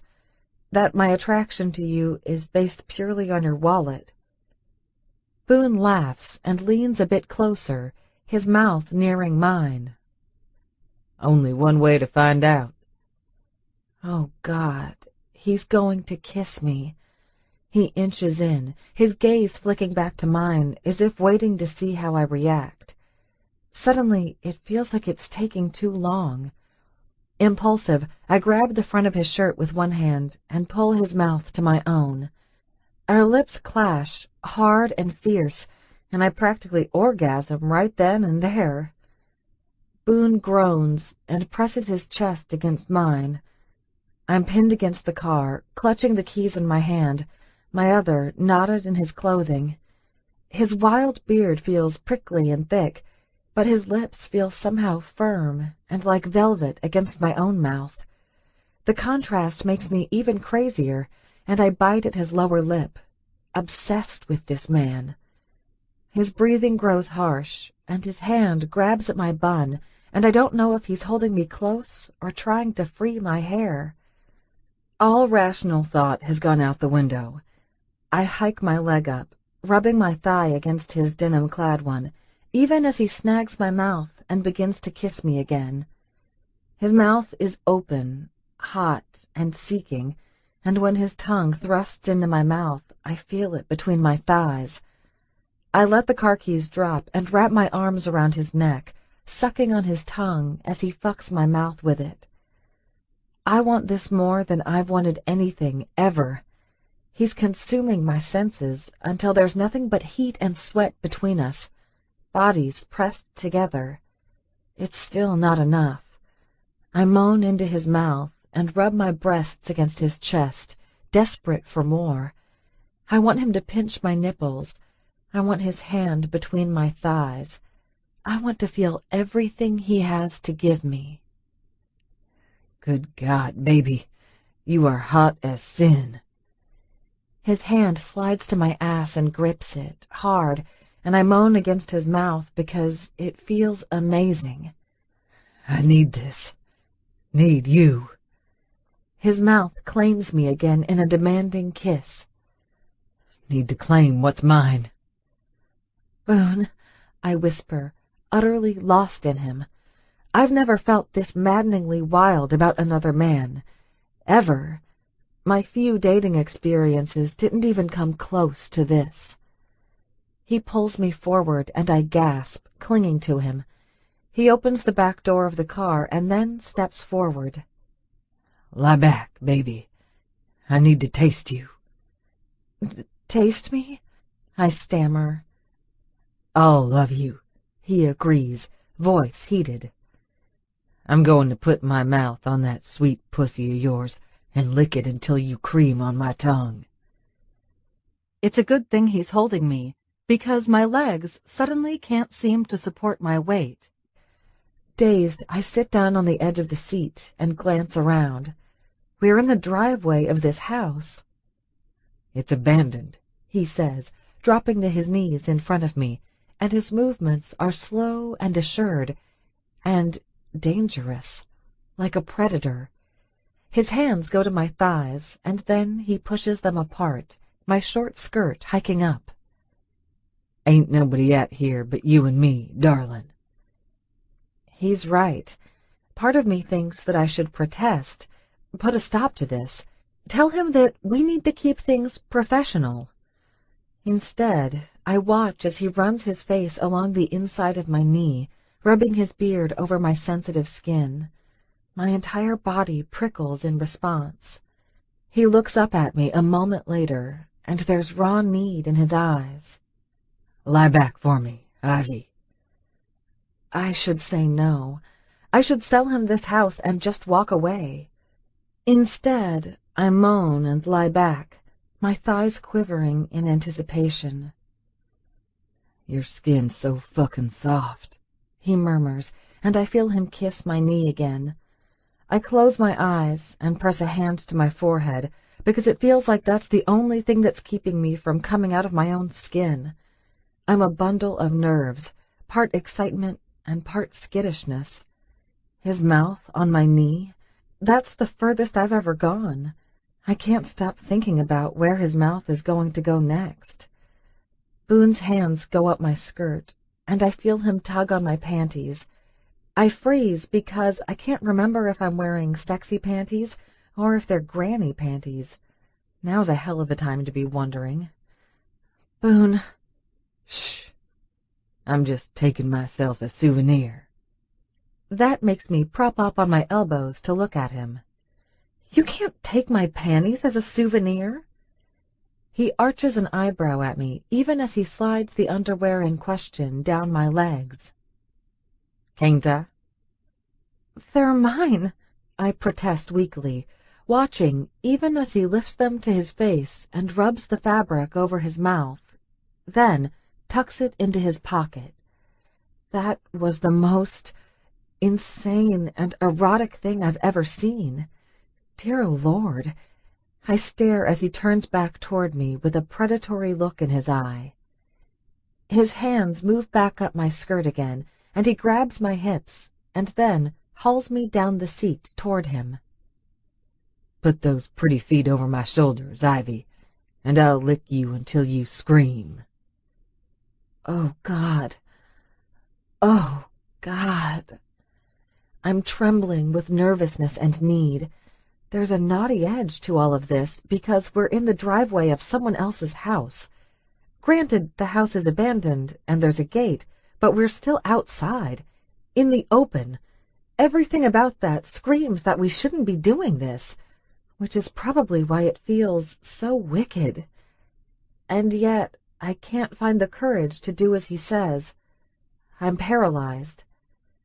Boone seems to realize this, because he takes one of my thighs and casually drapes it over his shoulder, like it's no big deal.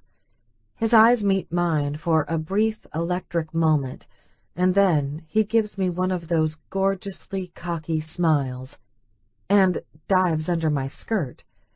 All I can see is the tangle of his hair, and then his mouth is on me. And then it's hard to think about anything. I can feel the tickle of his beard on the inside of my thighs. I can feel his mouth brushing over the curls of my pussy, and then I feel the drag of his tongue as he licks the entire length of my folds. I gasp, but he's not done. In the next moment, his tongue sweeps deeper, and then I feel him press it against my core. It feels shocking and intensely amazing. A whimper escapes my throat, and I have to fight the urge to raise my hips. When he pushes his tongue against that spot again, I feel this intense need to be filled, my insides aching and hollow.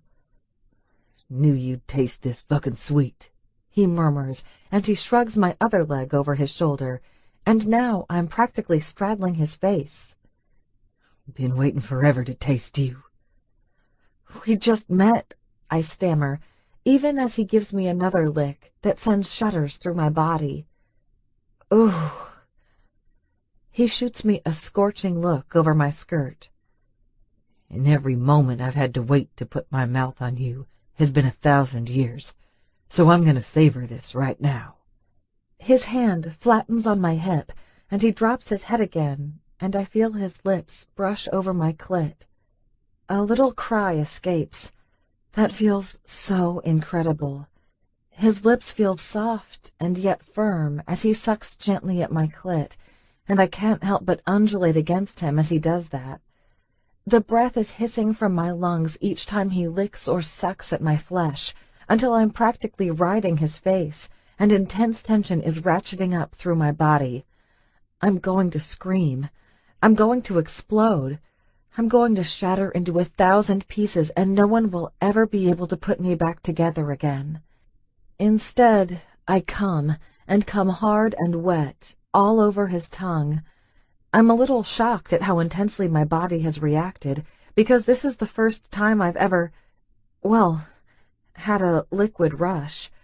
But this has also been my most intense sexual experience to date. And it's still going. He hasn't let up, even though I'm quivering with rolling wave after rolling wave of orgasm. "Boone," I gasp, and my hand goes to his hair to try and pull his head up and away from my thighs so I can catch a break. He's not stopping, though. That beard's rubbing all over my most sensitive parts, and his tongue and lips won't stop working my clit over. I yank on his hair to try and pull him up, but in the next moment I knot my fingers in his thick mane and hold him against my pussy because I'm coming hard and fast again, choking his name out as I do. This time, as I gasp for air, he eases up slowly, giving me one last possessive lick before raising his head. His lips and beard are wet from my juices, and as I watch, he rubs a hand over his mouth like a savage. "Mine, Ivy," he growls. "That pussy's all fucking mine. You hear me?" All I can do is gasp for breath and gaze up at him, utterly spent. Chapter 7. Boone. Ivy's flustered and silent on the way back to her office, but I'm feeling smug. I've still got the sweet taste of her on my mouth, and there's a big wet spot on the back seat that tells me just how hard I made her come. Of course, Ivy's embarrassed by it, but that's because she's a lady. Me? I ain't no gentleman. Maybe a gentleman wouldn't have claimed his woman in the driveway of a stranger's house, but I couldn't resist her for any longer. The way she looked at me through her lashes made me absolutely fucking crazy. Touching her as we went through the house, her small hand on my arm, it felt like heaven and hell both at once, because she was near, but my mouth wasn't on her. And now that I've tasted her, I'm gonna need her, and often. She came hard for me, and so pretty and flushed as she did, too. I made her wetter than the ocean. Ain't no faking that. I'll let her be a little shy for now if it makes her more comfortable. I'm claiming her again, though, and soon. I didn't come myself. Even though my cock is hard and aching with need for her, I can wait. Ivy's skittish. She needs me to go a bit slower. She needs a bed for her first time with me, so I can take my time and do everything I want to her sweet body. I can jerk off for one more night or two. After that, though, I want her in my bed. I want my hands buried in her hair, my mouth on her tits, my cock in her cunt. That's what I want. I think that's what she wants, too. She's just too shy to admit it. Lucky for her, I ain't shy. Ivy parks the car at the curb. She doesn't turn it off, just smooths her hair like it's going to somehow get all proper in its bun again. There's strands escaping everywhere, and she's licked all of her lipstick off. Her mouth is swollen from my kisses, and she looks like she's been well fucked, even if my dick hasn't been inside her yet. And I like seeing her like that. Makes me all possessive and hungry for her. You ain't gonna fix it perfect again, I tell her. Everyone's gonna know you've been fooling around with me. Of course, I like that. I like branding her as mine. She shoots me a cool look and then turns her attention back to the rearview mirror. I think you should pass on that house, Ivy says after a moment. You can do much better. I know. But if you liked it, I wanted to see it. She's got a strand of hair at her nape that's touching her neck, and I reach out and brush it away. Then, because I like touching her, I drag my finger along her soft skin. She shivers and a little moan escapes her. Then she gives herself a little shake, like she's focusing, and turns to me. Boone, we can't do things like that.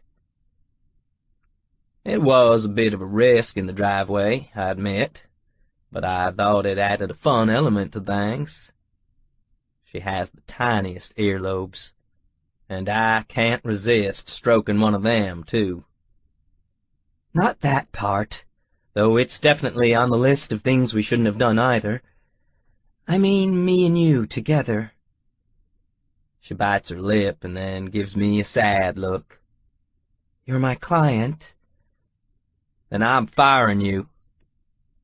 Her eyes go wide and she pales immediately. Her hand presses to her mouth, and her fingers are almost as wide as her face. Fuck. That was the wrong thing to say. I'm kidding, darling. I ain't firing you. She takes a long, slow breath and nods. Damn. I really fucked up just then. I put my hand on the back of her neck and squeeze it, just a little. Here's the thing. I want you. I want a house. I plan on getting both. Does it matter if you're the one that sells me the house or not? It's not professional. Baby, No one can say that you are anything but professional. A little color returns to her cheeks. Can we keep things private for a bit between us? It'd make me more comfortable. I narrow my eyes at her. You mean you want to hide your dirty roughneck boyfriend from your hoity-toity co-workers? No, she says firmly, and her hand goes to my knee. She gives it a little squeeze that I swear I can feel right in my groin. It's because I don't want them giving me lip for dating a client, and I could get fired. The look on her face tells me that this is important to her. Maybe as important to her as she is to me. Fair enough. We'll do it your way for now, then. She nods slowly. Since my boss already thinks you're my boyfriend, we just won't let him know that I'm also selling you a house. In the meantime, I'll look for other places we can check out. That's fine with me, but I want you to keep one thing in mind. I stroke my thumb on her neck, just behind her ear, and love that she shivers from that small touch. What's that? Don't pick out a place you think I would like. Pick out a place you would like. Not me. And spare no expense. Let's not go cheap on this next one. Her brows go up. Cheap? That was a $2 million house. Yeah, and it looked like ass. If we have to go 20 million or 50 million, then that's what we do. My only request is that it look impressive and that it makes you mad wet. Ivy's blush tells me that my command probably isn't far from the truth. You're terrible. No, I'm bold. I lean in closer. I know you said you thought you liked me for my wallet, but we both know that's a lie. It is? There's a fragile note to her voice, and her gaze flicks to my mouth, over and over again. I bet she's all wet for me right now, and the thought makes me salivate. You like me because I know what I want and I take it. I don't worry about being nice. I don't worry about being proper. I don't give a damn about any of that shit. All I give a damn about is you and making you come on my tongue. Her lips part and she's breathing hard now. I wish she wasn't wearing a jacket, because I'd love to see her little nipples straining against her shirt. I'm tempted to put my hand under her skirt again and finger fuck her until she comes again, but we're in front of her office. And while I plan on pushing Ivy past several of her limits, that's one I don't think she'd appreciate. Boone, she whispers, and I can hear the ache in her voice. We shouldn't do this in front of my job. I know, baby. That's the only reason I don't have your legs over my shoulders again. At her sexy little moan, my cock strains against my jeans. They're tight as fuck at the moment, and I'm dying for release. Not right now, though. Time has to be right. She watches me, dazed and breathless, before removing my hand from its possessive clasp on her neck. She's pulling back. For now, I'll let her. Ivy smooths a hand over her hair again. Can I have my panties back now? Those are mine. Spoils of war. Her eyes widen. You can't keep them. Oh, I plan on jerking off with them tonight while thinking of you. Boone! Unless you want to come over to my place and do me the honors. She hesitates, and hot damn, she's actually thinking about it. Hot damn! Ivy Smithfield is every wet dream I've ever had come to life. I love this fucking woman. I shouldn't, she says after a long moment. My sister's expecting me home for dinner. She lives with her sister? For some reason, I've always pictured her in one of those sterile yet modern apartments filled with 3 pieces of gray furniture and nothing else. The ones that are too highbrow for a guy like me to comprehend why you'd want only 3 pieces of furniture, and uncomfortable ones to boot. We could go out, all 3 of us. I don't mind if you bring her along to dinner. Family's important. After all, she's gonna be my in-law soon enough. Might as well say hello. But Ivy's silent. Her mouth thins, and she gives a small shake of her head. Tonight's not a good night. Tomorrow, then? No answer. Ivy starts rummaging through her purse and pulls out a small bottle of hairspray, determined to fix the loose strands of her hair. I watch her, curious. She's shutting down on me. Now, is it because of her sister, or because of something going on tonight? I got 4 brothers. Think I told you that. Enough for a roughneck drilling team. Her smile is quick, polite, as she glances over at me. You told me. We're real close. Family's important. Her expression goes soft. It is. Your sister older? Younger? Ivy's gaze flicks to the rearview mirror, and she turns off the car, shoving her hairspray back in her purse. I should go, Boone. All right, I drawl. She's skittish over family. I'm gonna have to get that out of her. But some other time. I suspect she might be more vulnerable with my mouth on her pussy again. That's something I look forward to. Breaking down her walls, one slow lick at a time. Might want to get your car cleaned before you bring your next client in. I nod my head at the wet spot on the back seat. Though I have to say, I think it smells delicious. Her cheeks flare red as she gets out of the car. Later that night, Ivy texts me links to 3 different houses, asking me to pick 1 or 2 that I like the most so we can check them out later this week. She won't tell me which one appeals to her, so I pick the most expensive. She immediately texts me back and tells me she's picking a different house for us to see, because it has a 10-car garage, and that might be more appealing to me. And I grin to myself like a loon, mostly because even though I told her to pick out what she wants, she's still got me on her mind. I like that. I want to eat up her thoughts like I ate her sweet little pussy earlier today. My brother Clay's hanging out over at my trailer tonight, and we're playing co-op shooter on the PS4 together. Well, sort of. My mind's mostly on Ivy, and I'm a fucking shit partner, to the point that Clay's starting to toss me disgusted looks and check his watch. That works for me. The sooner he leaves, the sooner I can jerk off to Ivy's panties. Maybe I'll call her as I do.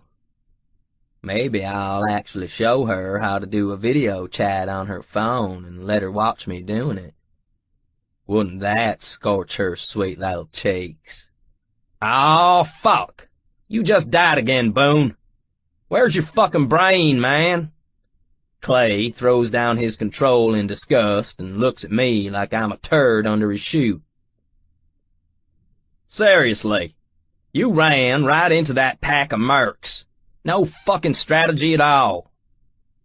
I shrug and toss my controller aside, too.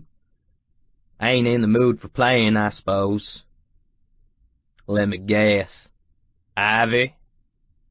I rub my jaw, my beard prickling my hand. Sometimes when I rub it, I imagine it still smells like her honey, and that makes me all hard again. I drop my hand because I don't want my brother to notice I've got a boner, and grab a couch cushion, tossing it on my lap. Saw her today. Yep. You get some of that yet? I shoot him a glare as he gets up, crossing the trailer to get a beer. Ain't any of your damn business. She's mine, and that's all you gotta worry about. That ain't a no, Clay says, pulling a Corona out of my beat-up fridge. You want a drink? No. You want to leave? He gives me a strange look. What's eating your ass? I scratch at my hat, then shrug. She blew me off. I invited her and her sister to dinner, and she acted like I'd just insulted her mom or something. Shut me down lickety-split. And that's after we got all personal-like. Her sister cute? I scowl at him. Can we focus on me here? I suppose. He uses the edge of his shirt to twist the lid off the Corona and then takes a long gulp. Then he adds, maybe her sister's a bigger snob than she is? She ain't a snob, I tell him. She's just elegant. But then I think about the part where she asked me not to point out to her co-workers that we were dating, and my gut gets all clenched. Of course, she told the one guy that I was her boyfriend, so I'm all fucking confused. There's mixed signals everywhere. Then maybe there's something wrong with her sister, Clay says.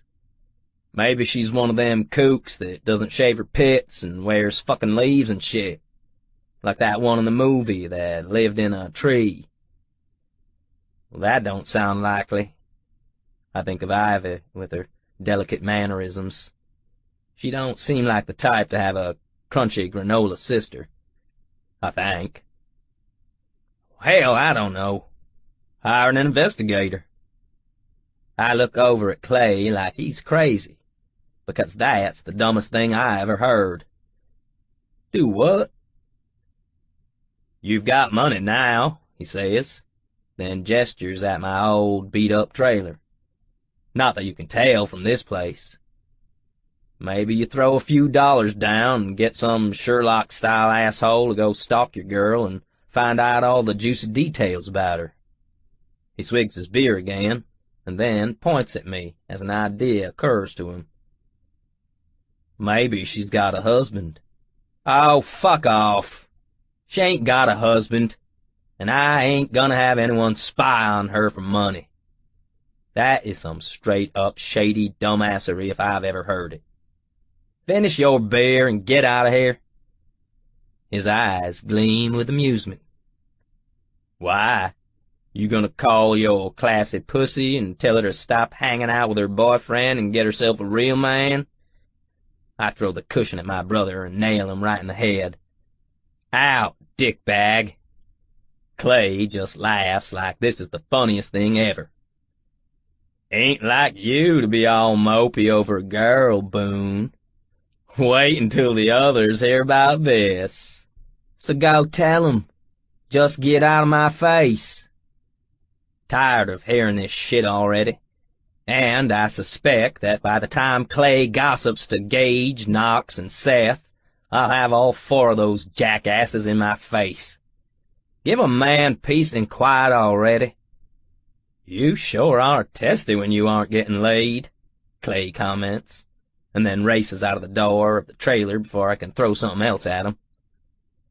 My brother hoots and hollers, laughing into the night as he heads down the road to his own trailer. Dumbass. He ain't wrong, though. My mood's all tore up, and it's all thanks to Ivy. I keep telling myself I ain't worried about the sister thing, but I don't like how closed up she got. There's something she's hiding, and I worry it's me. I know I'm not good enough for her. I just don't want that to stop me from getting my woman. It's only been a few days, but already I need Ivy like I need air. My body needs her too. I get up and lock the front door of my trailer just in case Clay, or any of my other brothers, has any bright ideas, and head off to my bedroom. There's a tiny wad of fabric in my pocket that's burning a hole in my brain, and I need to take it in hand, among other things. I shut the front door and fling myself down on my bed. My entire body aches at the thought of Ivy, and I stare up at the popcorn ceiling in my trailer. I hope she ain't using me to get to my money. Not that it matters, I suppose, because I'd give her some either way. I've got enough to buy whatever she wants. But I like the thought of Ivy being turned on by me, and not just my wallet. That I ain't so stomach-turning that she can't introduce me to her sister or anyone else in her family. I'm willing to let shit slide for now, but once that house is sold, I want into all aspects of her life. No holds barred. Nothing held back.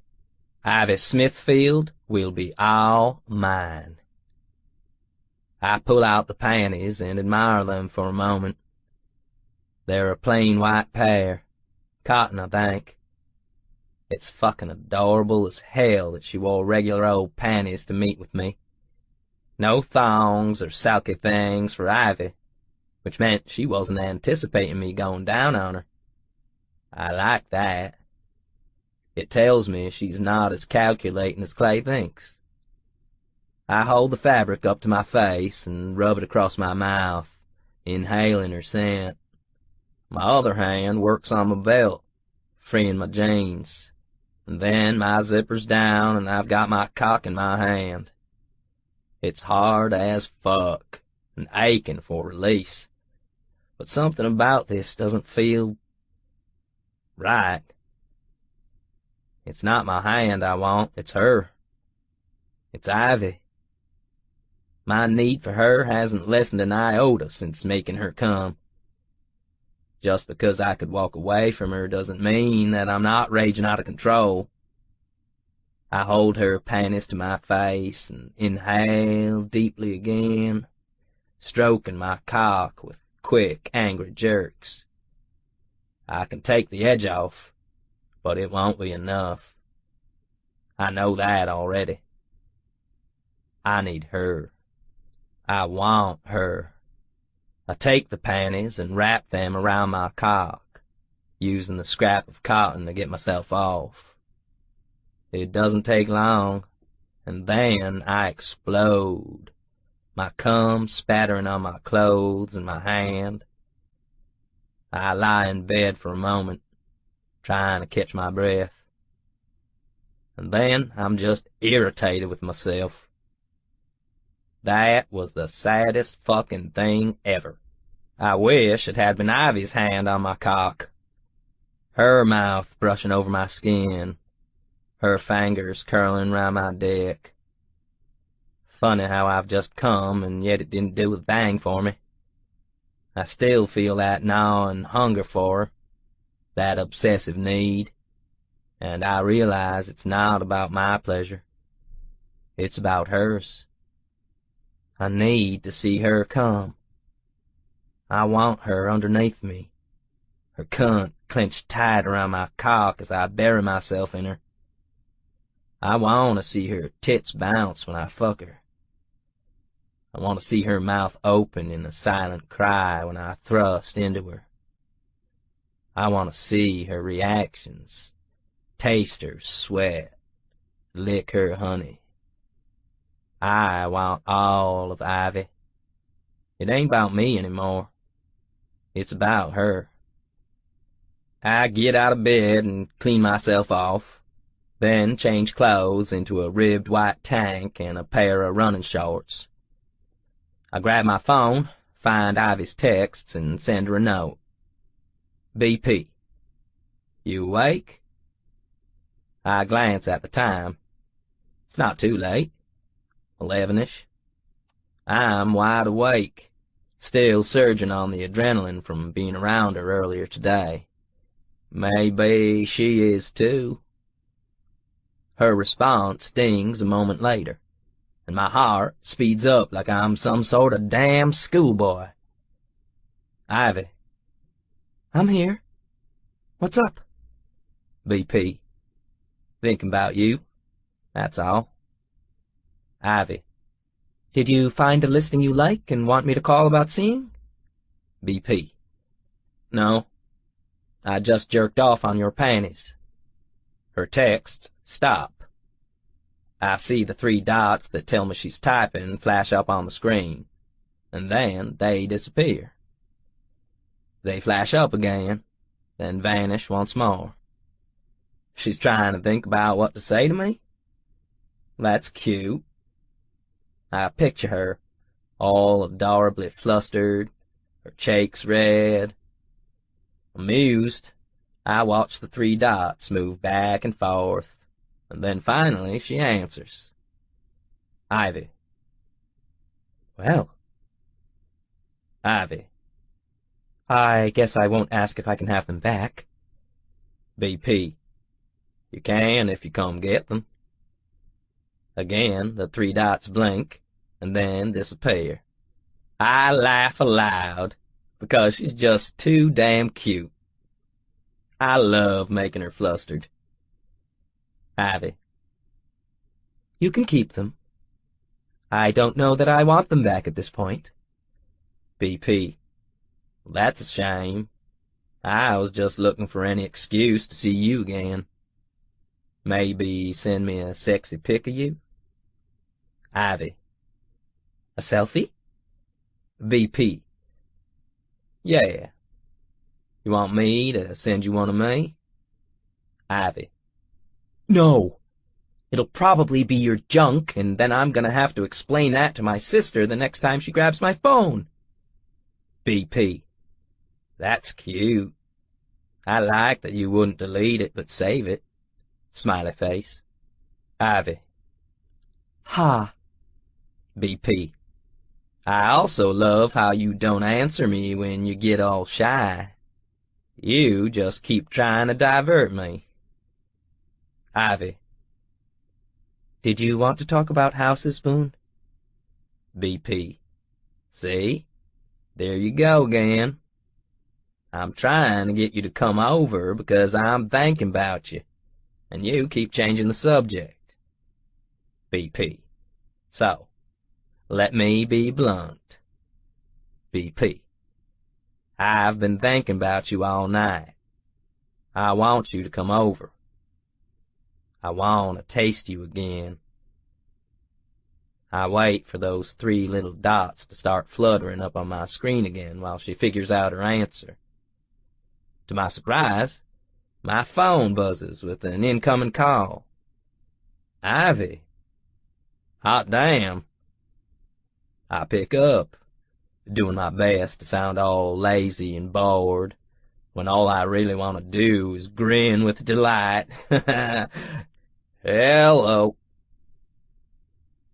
You're serious? Her voice is soft. You want me to come over? I am absolutely serious. Why? Why? I repeat, amused. Why do I want you to come over? Because you're smoking hot and just fondling your panties ain't doing enough for me? Because I've had the taste of you on my lips all day and I'm hungry for more? Because I like your smile and your laugh, and I like that little noise you make when you come even more? Because, okay. Her voice is so low and breathless that I almost think I'm imagining it. Okay? Yes, I'll come over. I'm not pushing you too hard, am I? She still sounds a little reluctant to my ears. Because I only want this if you want me to. It ain't any fun otherwise. Quit talking, Boone, before I lose my bravado. Now she just sounds exasperated. I laughed then. She ain't turned off. She's just shy. I'm shutting up. There's a breathless little chuckle on her end, and then I hear the sound of rustling. I'm getting a pen and paper. Give me your address. I glance around my trailer. I feel obligated to warn you that this ain't a palace. I know that. That's why I'm trying to sell you a palace, she teases. I'm serious, Ivy. It's a trailer. Kinda shit show of a trailer to boot. Lots of girls don't like that sort of thing. I found that out many a time. Girls are real hot to go back to your place with you until they find out it's on wheels. Then they find a real quick reason to leave. I gaze round at my place, trying to see it in her eyes. It's messy, but it ain't falling down too much. I can straighten up a bit before she arrives and make it suitable for her if she can get past the whole trailer part. I don't care that it's a trailer, Boone. The laughter is gone from her voice. Do you really think I'm that much of a snob? I happen to... She hesitates, and then sighs. Actually, never mind. I just want you to know I really don't care if you're living in a cardboard box, Boone. We're getting you a big, impressive house just like you wanted. And even if you wanted to stay there, your house doesn't change who you are. She's a real peach, defending my shitty digs.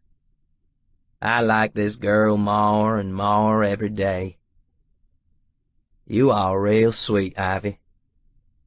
But you know, if I wanted to stay here, that means you can't sell me some fancy house.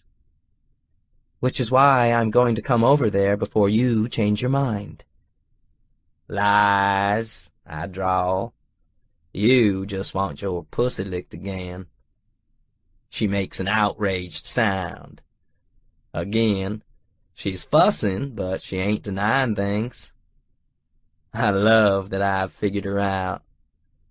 I give her my address, and she promises to be over shortly. Time to clean up round here and find where I stashed those condoms. Not that it matters too much if I have them or not. Long as I get her off, I'm good. Chapter 8. Ivy. I can't believe I'm doing this. I can't believe I'm doing this, I say aloud to the empty car. Tell me I'm crazy. It's silent, of course. Silent, but judging me. My Geo Metro putters down the gravel road toward Boone's trailer. I thought long and hard about rushing to the office and borrowing one of the town cars for the night, but ultimately opted against it. I can't afford to lose my job just because I'm horny, and I'd definitely be in trouble if I got caught taking one of the work cars after hours. So I have a story planned. This will be my sister's car, and mine is in the shop getting the tires rotated. Or something. My false veneer of elegant Ivy Smithfield will be retained, despite this impromptu make-out session at his place. And really, I shouldn't be heading over. I absolutely should not. But it's like I've lost all impulse control when it comes to this man. The moment he starts talking dirty to me via text, my hand goes into my panties. And when he suggests I come over, how can I possibly say no? Lucky for me, Winona is out with friends and won't be back tonight. I left a note just in case she comes home early, but it's almost too easy to do this. Shouldn't it be harder to have an illicit relationship with a guy? A few roadblocks to at least give me pause? Instead, I'm shucking clothes the moment I hang up the phone and take a quick shower. I shave everything, just in case. Everything. By the time I step out of the shower, my pussy is completely bare, and I'm feeling edgy and aroused because I want to see Boone's reaction when he notices what I've done. It feels deliciously naughty and utterly scandalous as I slip into a pair of silky panties. They feel completely different now that I'm bare, and I'm getting turned on already. I put on a matching silky bra and decide to wear one of my work suits with my highest pair of heels, since Boone seems to find them sexy. My wet hair goes into a quick updo, and then I'm ready. Ready to go sleep with my client. My biggest client. The one that could turn my floundering career around. I inwardly wince because when I put it like that, it sounds so stupid to go and chase after him. Winona would think I'm crazy. My bosses would think I'm a slut. But if I don't go, Boone is going to think I'm being a chicken. For some reason, that's what decides me. Boone's opinion is important to me, and so I button my suit jacket, with no silk tank top underneath, so there's miles of cleavage, and grab my purse. Maybe it's because I've given up so much of my life for the last few years for Winona that I'm doing this wild, impulsive thing for myself. It can't be that I'm addicted to a man I just met a few days ago. Can it?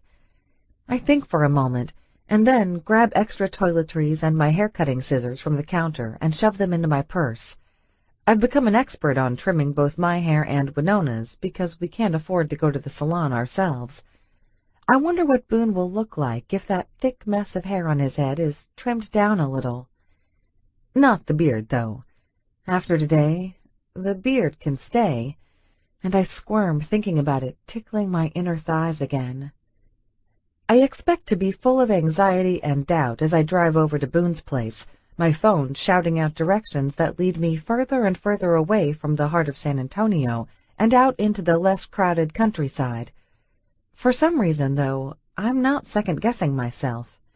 I'm into Boone. I'm an adult. If I want to sleep with the man, I should. I should let him lick every inch of me and not give it a second thought. I'm in my 20s. I shouldn't be a virgin who does nothing but work and sleep. I should be able to go out and have a good time every now and then. And, okay, if my good time consists of going over to some guy's trailer so he can kiss my girly bits again, I'm fine with this. I'll think of this as Netflix and chill, minus the Netflix. I'm not surprised that the road out to Boone's place isn't paved and turns into dirt and gravel. The road going toward my own trailer is just like this, though this one doesn't have nearly as many potholes. The trees are thick out here, and I read a no trespassing sign that has a bullet hole in one corner. Lovely. Down the road a bit further are a few trailers, though. I count 5 of them, staggered apart from each other, and I'm a little surprised. Of course, Boone did say he had 4 brothers. Still, this leaves me with a dilemma as to which one is his place. I park the car in the middle of the road and pull out my phone. Ivy. You want to tell me which trailer is yours, or do I just give your brothers an eyeful until I find you? Someone charges out the door of the trailer in the back, and then gestures at my car. I recognize the trucker cap and the broad shoulders, even though his face is shadowed. It must be Boone. I pull the car forward and park in front of the trailer, and then quickly hop out. Before you can say anything, I call as I shut the door. Mine is in the shop. This is Winona's. He gazes down at the car, and then shrugs. Didn't really notice. Didn't notice? How could he not? The thing putters like it's a motorboat. The license plate is held onto the trunk with masking tape, and there's no bumper to speak of. It looks like a big, outdated egg. All right. I shoulder my bag and do my best sexy saunter up the wooden steps of his trailer. He's silent, and there's no self-assured smirk on his face like he normally wears, which makes me curious. Is he as full of insecurity at the moment as I am? That's surprising. It always feels like there's nothing that rattles Boone. Nothing at all. When I get to the top of the stairs, he opens the screen door and invites me in. I put a hand on his chest before I go inside, because his silence is bothering me. Are you all right? He nods, his gaze moving up and down over my body. Just think you deserve better than hanging out in a trailer. That's all. Aw, that's sweet. I laugh. You'd be surprised. And it's fine. Let's go in. The interior of the trailer is very bachelor. There's video games scattered on tables, a Texas flag hanging over one wall that counts as decor, and an enormous television over the tattered sofa. The carpet is old and has probably seen better days, but given that I've seen Boone covered in grime, I'm kind of pleased that his trailer is just shabby and not a pit. "Can I have a drink?" I ask as I set my purse down on the back of the couch. I'm nervous, and it'll give me something to do with my hands. "Sure," he drawls, heading to the kitchen. "You want Coors Light, Natty Light, Corona, or hard shit?" Water?" He looks at me, blank. "Water?" "Like a bottle of water?" Boone rubs his jaw. Ugh. "It's okay. Whatever you've got is fine." "Well, I got Coors Light, Natty Light, Corona, and Jim Beam." Oh, boy. I'm not a drinker, and I'm definitely not a fan of beer. "Coors Light. Thank you." He nods absently. "I didn't think this through. Shoulda ordered you some fancy shit. Asking you over was kinda impromptu, though. I couldn't wait to see you again." He gives me a sheepish look that's adorable. I'm melting. He couldn't wait to see me? Maybe I'm not the only one that's addicted. Boone pops the tab on the beer, then holds it out to me. "You want me to order you a pizza and have them bring some drinks while we're at it?" "No, it's all right." I take the beer and give it the world's smallest sip. "Thank you." He gets a beer for himself, pops the tab, and takes a few swigs. We're quiet. It's strange because normally Boone is eating up the entire room with his personality. But right now, he seems unsettled. I glance around the trailer. It's an older model, like mine.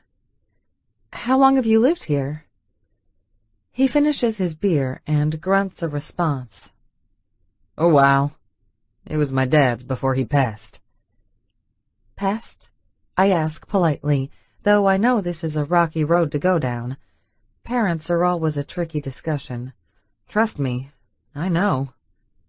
"Yep. Roughnecking. Freak accident.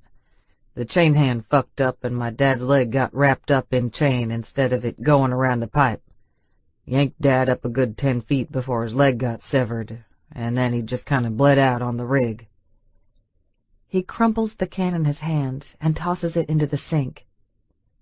"Company paid us a good chunk to make it go away, and since we were young, stupid kids, we took it. Bought my little brothers trailers of their own so we didn't all have to squeeze in here anymore."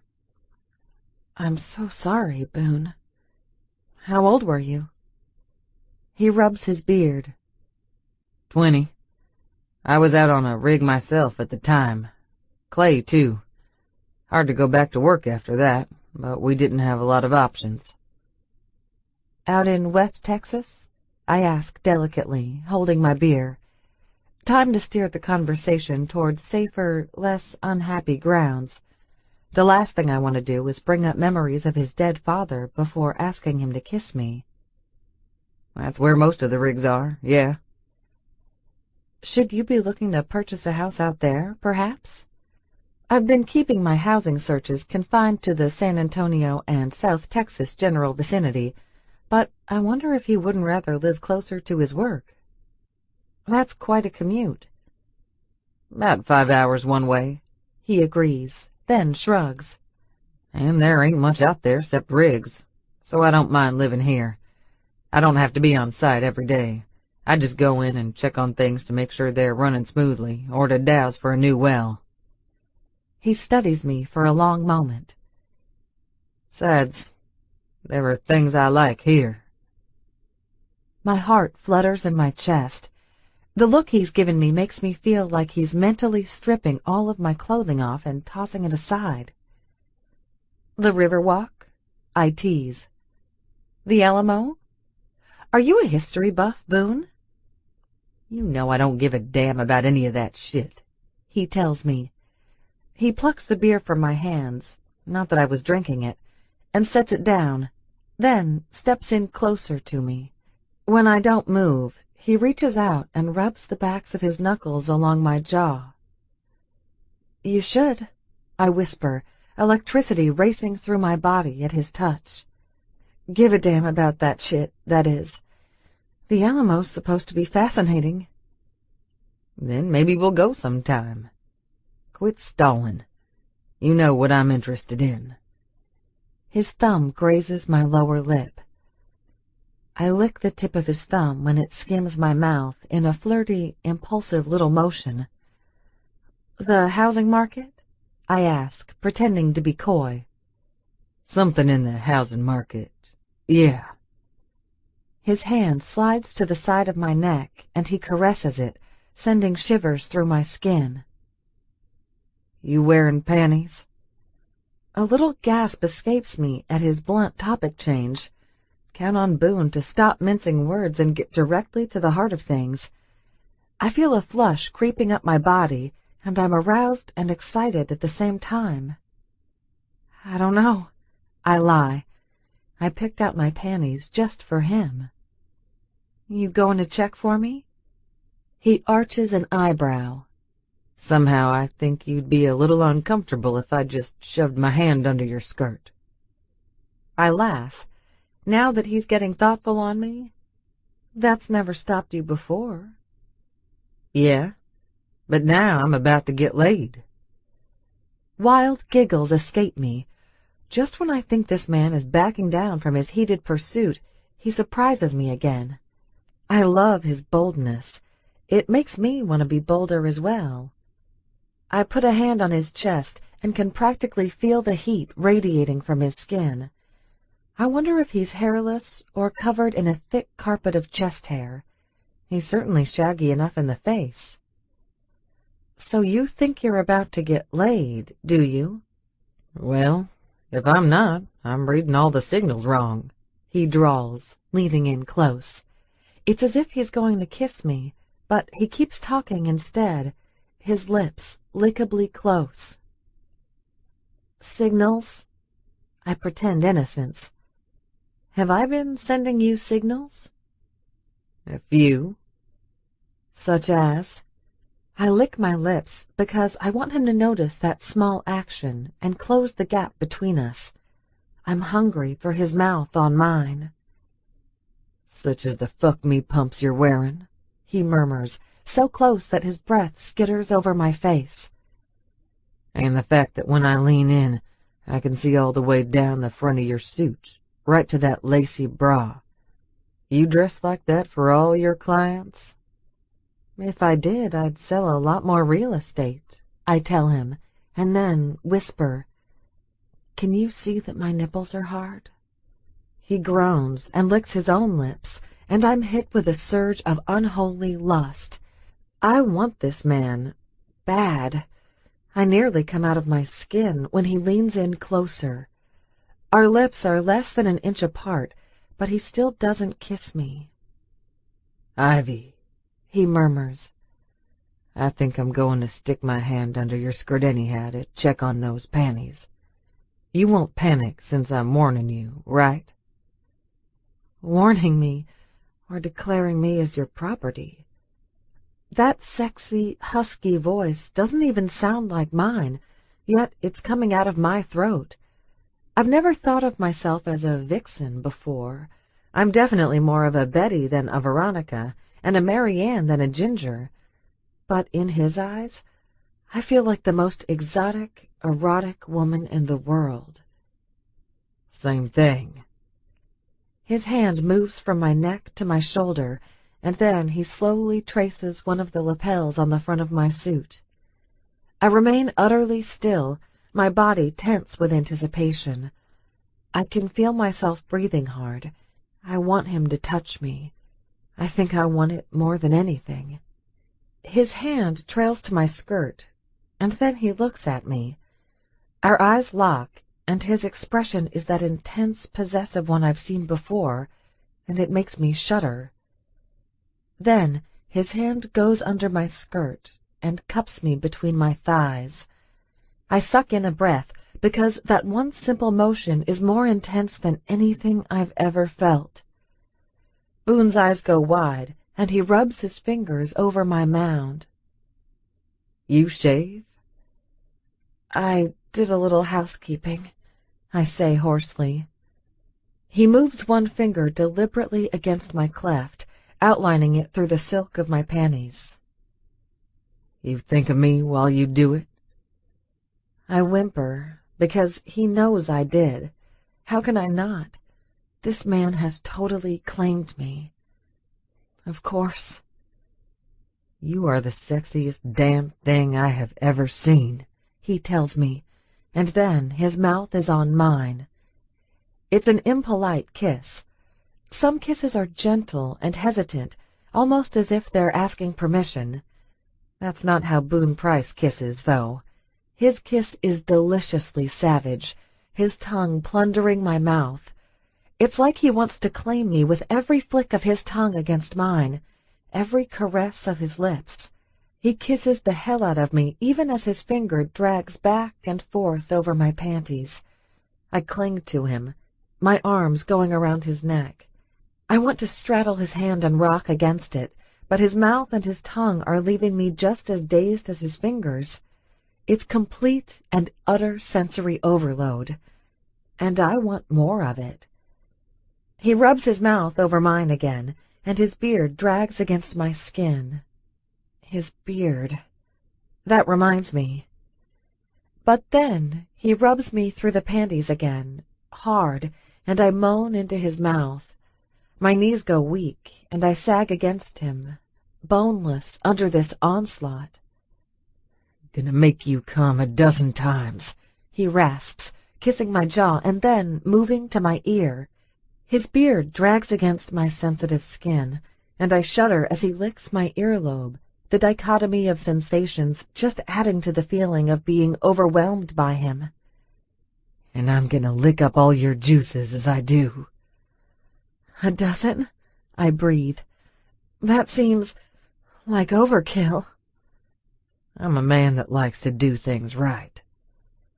He sucks on my earlobe, and another wave of pleasure rushes through me. I have no doubt he'll do things right. Despite his uncouth appearance, he's been melting me from the moment we met. I can't resist him or his demands, and I don't want to. "Can't believe you shaved this for me," he murmurs, nipping my ear. His fingers stroke over my bare pussy, and it feels like the panties I'm wearing are non-existent. "Love how naughty you are under all those prim clothes." I do feel naughty. He makes me feel that way. I'm swept up in the excitement of his world, and I want to show him that I'm not just someone he's pushing into bed. I want to show him that I'm going there eagerly. "I brought something over," I tell him, stroking my hand over his beard when he lifts his head. "Something kinky?" He arches an eyebrow. "Not exactly." I slide out of his grip, but I do notice that his hands smooth down my sides as I move away, and it sends shivers through me. I open my purse and pull out the shaving and grooming kit that I brought, and show him the bag. He looks at me, confused, takes the bag, unzips it, and studies the implements inside. "You gonna shave my balls? Really?" "What? No!" A horrified laugh escapes me. Boone chuckles and re-zips the bag. "Well, you came over here all shaved and pretty for me. Was wondering if you had some sort of bare skin fetish I wasn't aware of." I'm a virgin. I don't know that I have any fetishes yet, but I don't point that out. It's a trimming and hair clipping kit. I thought maybe we could do a little something with your beard. The look on his face grows shuttered. "You want to shave my face? What's the matter? I ain't pretty enough for you?" I'm a little taken aback at how offended he is. Not at all. But I'm just not good enough looking for you to show around to your friends. His body is stiff with anger. Are you fucking serious, Ivy? Where is he getting this? That's not what I said. You didn't have to. I know where this is going, and...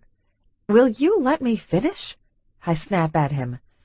Before you go apeshit over some perceived insult? His brows go up, but he's silent. I hold the kid against my chest. I'm sorry about the cuss word.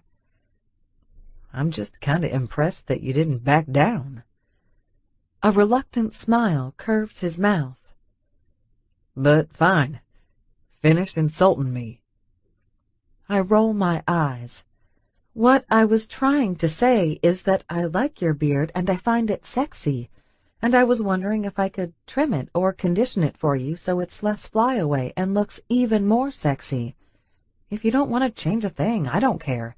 But I'm a girl and we like grooming things. I give him a prim look. And that includes boyfriends. The spark returns to his eyes, and I can see the tension slide away from him. So you're doing it because you want me more sexy for you? I'm selfish like that. He rubs at his jaw thoughtfully. And it ain't an attempt to change me because you're embarrassed of me? Not at all. Then let me meet your sister. I freeze. That's the one thing that cannot happen. Not only will Winona let it slip about our financial situation or our background, but she'll throw a fit that I'm seeing Boone in the first place. That's going to have to wait until after I sell you the house, because my sister does not approve of me dating a client. Since I don't plan on giving you or the commission up, it'll be a few weeks. He gives me a skeptical look. But you swear you ain't hiding me. I swear I'm not. I think for a moment, then decide to sweeten the pot to push him over the edge. But if you need convincing, I'll give you an IOU for a blowjob in exchange for letting me play barber shop. The look in Boone's eyes goes hot again. An IOU for a blowjob, he repeats. Yes.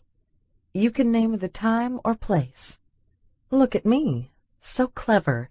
I'm making it sound like this is something I'd do for him, when in reality, I've been thinking about what it'd feel like to explore him like he did me. I've never given a blowjob before, but I'm dying to try out my skills on him. I mean, if he turns me down, I'm still going to give the man a blowjob. There's no question about that. I'm licking my lips just thinking about how he'll taste and feel. He's made me into a ravenous woman. He makes me want to be a bit more naughty and bold. So you want to fuss with my beard, and if I let you, I get a blowjob? He gives me a skeptical look. This don't exactly sound fair to you, baby girl.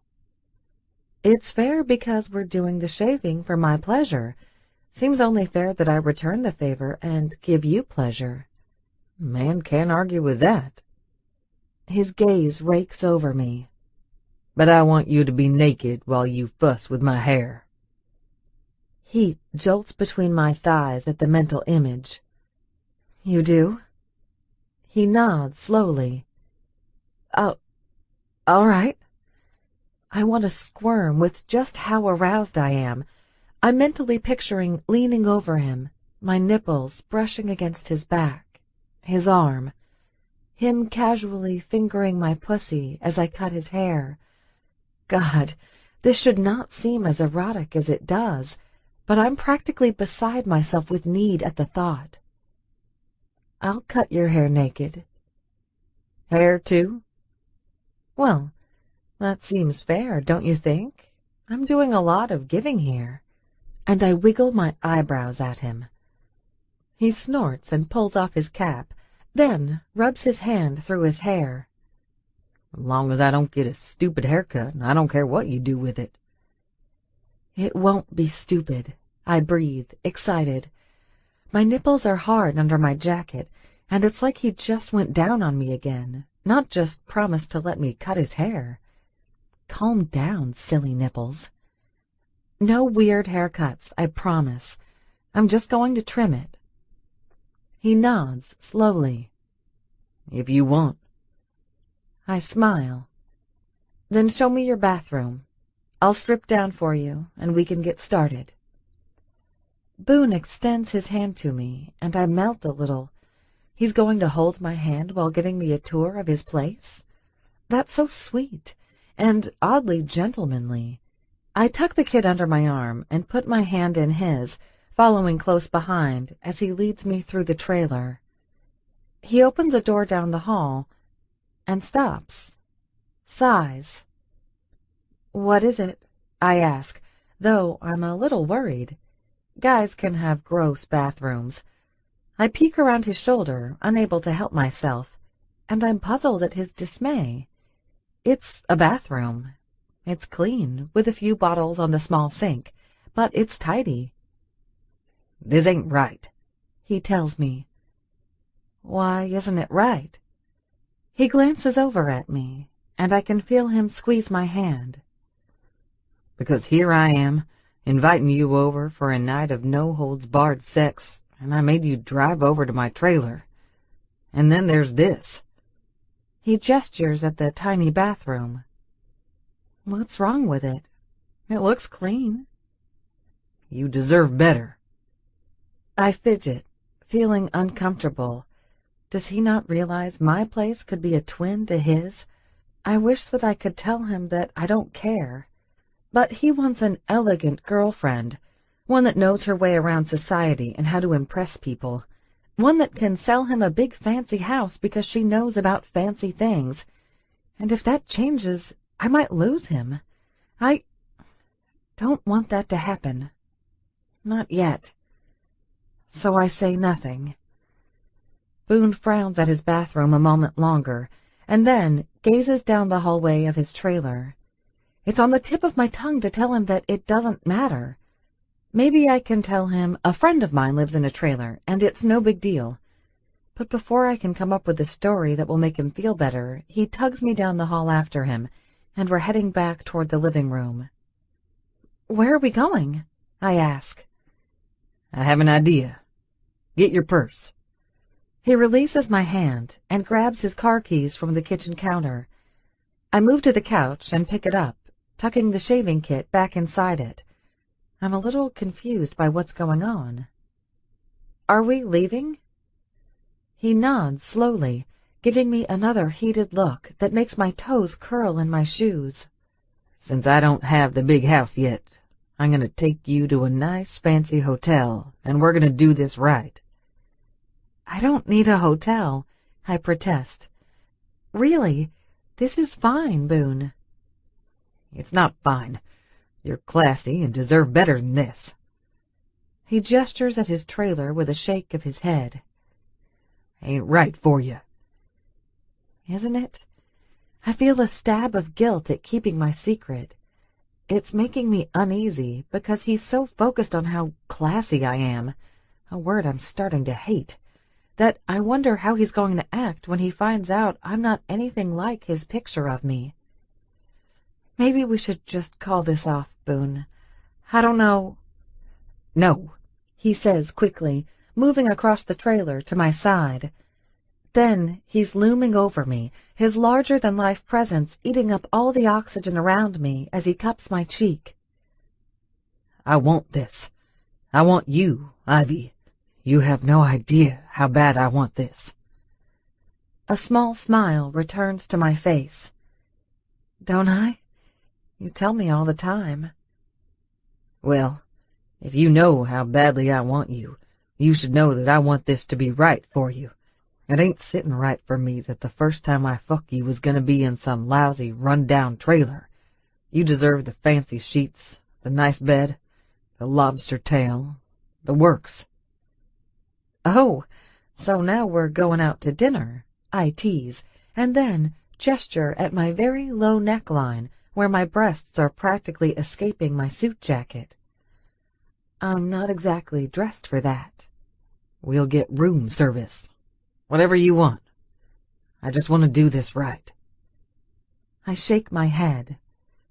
However we do it is right. I promise you, I don't need all that. He silences my protest with a hard, fierce kiss that leaves me dazed. When he lifts his mouth from mine, he nips at my lip one last time before saying, "This is how it's gonna be." And what can I do but agree? All right. Boone looks thoughtful. How much does a fancy hotel suite cost a night? Oh, I'm not sure. Mostly because I've never stayed in one. Time to lie again. The last time I stayed in one, it was about $500 a night. God, I'm such a terrible liar. He's going to see right through me and wonder. But Boone only nods slowly. All right. I don't have that much cash on me. I gotta get it out of my savings. Come on. I follow him out onto the porch, but I'm bewildered when he skips heading to his truck and instead pulls a blue tarp off of what looks like a four-wheeler. He holds a helmet out to me, indicating I should join him. What are we doing? Going to pull money out of my savings. I thought we were going to a bank for that. He snorts. Like I trust a bank. Shouldn't you? You're a billionaire. He puts the helmet over my head and then puts one on himself. I keep most of the big money in the company and don't have access to it, mostly because I can't dig enough holes to squirrel it all away. My personal money's here on the land. Squirrel away? I'm suddenly envisioning Boone showing up for closing on his house with a freshly dug-up gold bar or three. I'm not following you. I got several jars of money buried in a few spots. We'll pull cash from one of those. And to show me that he's serious, he tucks a spade into his back pocket. It's night. I'm in a suit and 5-inch heels, and he wants to go digging in the woods for money? This feels bizarre. We really don't have to do this, Boone. Get over here, or I'm going to sit you down and lick your pussy until you say yes. The look on his face is challenging. Good Lord, the man means it, too. I'm torn because that's not exactly a punishment. And Boone's as pig-headed as they come, I'm realizing. Me stalling, or telling him that this isn't a good idea, I might as well be trying to reason with the trees. I sigh and adjust the strap under my helmet. Please tell me it's not gold bars, at least. I'm pretty sure hotels don't take those. He laughs as he sits down on the four-wheeler and waits for me to straddle the seat behind him. I may be a crazy redneck, but I ain't that crazy. Chapter 9. Boone. Ivy knows of a fancy place downtown, so we head there in my truck. She keeps protesting that she doesn't need a nice bed or super expensive hotel room, but I need that for her. Ivy's gonna be my wife, and I'm not having our first time together on my shitty old bed in my shitty old trailer. She's used to better, and she deserves to be treated like the lady she is. I glance over at her as I drive. Even though it's late at night, she looks fresh and pretty. Her mouth's still a little puffy from my beard-scraping kisses, but I kinda like that look on her. She keeps a hand on the front of her jacket, pinching it together with her fingers so her tits don't show to the world. Not that I'd mind that, but Ivy's a lady, and that ain't a lady thing to do. Then again, neither's going to a hotel late at night to have sex with me. Of course, I don't mind that either. I feel a fierce surge of satisfaction just thinking about her, because she's mine. Finally, she's gonna be mine. I'm gonna take her to some fancy-assed, overpriced hotel room, peel the clothes off her body, get a few glasses of champagne in her, and lick every inch of her silky skin until she's begging for my cock. Even now I'm hard, my jeans tight in the crotch, but I can be a real patient man when I need to be. Haven't I been patient waiting on her to come around at how good it could be with me? Longest damn week. But worth it, if I get her in my bed and in my life. We check in at the hotel, and Ivy seems even more nervous, holding her jacket shut and clutching her purse tight around her arm. I get one of the top-floor suites, and when I've paid, escort my woman to the elevator. "I think they think I'm an escort," she whispers to me as we get in. "Did you see the way the clerk was looking at me?" I didn't, but she might not be wrong. It's late at night, and weird things happen late at night, especially in hotels. I keep my arm at her waist, feeling possessive of her. Nah, they recognize class when they say it. Probably just wondered what you were doing with me. She's silent, and I'm pretty sure she doesn't believe me. But she's still going upstairs with me, so it must not bother her that much. Besides, I think my girl has a secretly dirty side. I like it. The room turns out to be bigger than my trailer. It's got a couch, a sea of leather chairs, accompanied by tiny wrought iron tables, a huge balcony view of the Riverwalk, and a ritzy bathroom with a spa tub and a long marble counter. There's a bunch of ugly-ass art on the wall, which makes me think they need to fire their decorator. At least the bed's enormous, which is all I care about. I turn to Ivy. You like it? "It's lovely." She gives me a faint, shy smile, and sets her purse down and slips out of her high heels. As she moves around the room, I head for the phone and the room service menu. I dial a number. "What can I get you, sir?" the voice on the other end asks. "I want a bottle of your most expensive champagne and a couple of lobsters." When Ivy wrinkles her nose, I add, "What do you got for dessert?" The man rattles something off in French, and I get two of it. Because fuck it. I want to impress my lady. "It'll be an hour," the person on the other end promises. "This late at night our special orders take a bit longer." An hour's fine. I hang up and look over at Ivy, who's gazing out at the Riverwalk below. She's fucking gorgeous in the moonlight, all soft curves and long legs. She also looks a little nervous. Her shoulders are tense, and she hugs her arms to her torso. Maybe she needs something to occupy her. I know just the thing. "Well," I drawl, "you wanna do the honors?" "Honors?" She turns around and looks at me. I scratch at my beard. "You said you wanted to shave me, right?" Her cheeks flush prettily, and she smooths her bun with one hand. "Isn't room service coming up?" "It's gonna be an hour. That's enough time for you to get all naked and trim my beard, right?" She licks her lips, and they part gently, as if she's considering it. I nearly bust a nut in my pants at that small gesture because she's so damn sexy. I'm a red-blooded man, and I've wanted women in the past, but there's something about Ivy Smithfield that makes me think I never knew lust until I set eyes on her.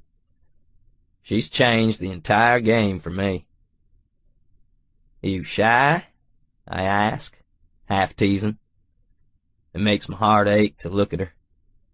So beautiful, and all mine. "A little," she admits. "but I'll work through it." Ivy takes one last look at the lights of the Riverwalk, and then she closes the balcony doors and draws the curtain over it, making our room private. Her hands go to the front of her jacket, and she starts to undo the buttons. The playfulness is gone from her expression, and she looks very serious, as if she needs to concentrate to do this right. Doesn't she know all she has to do is smile and I'm hers? I'm easy to impress, and even easier to arouse, especially when it comes to her. Her hands tremble as she slides her jacket off her shoulders, revealing the silky pink and black bra that's been tormenting me via her low neckline. Damn, she is fucking beautiful.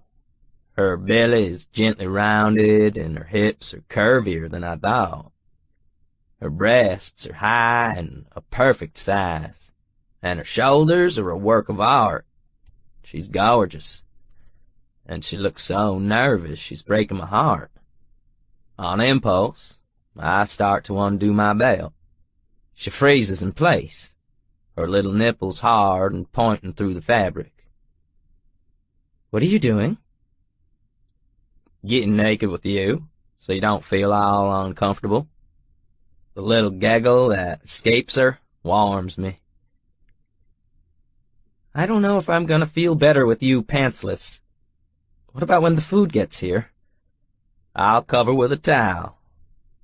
She gives a small little shake of her head, still smiling, and steps out of her skirt.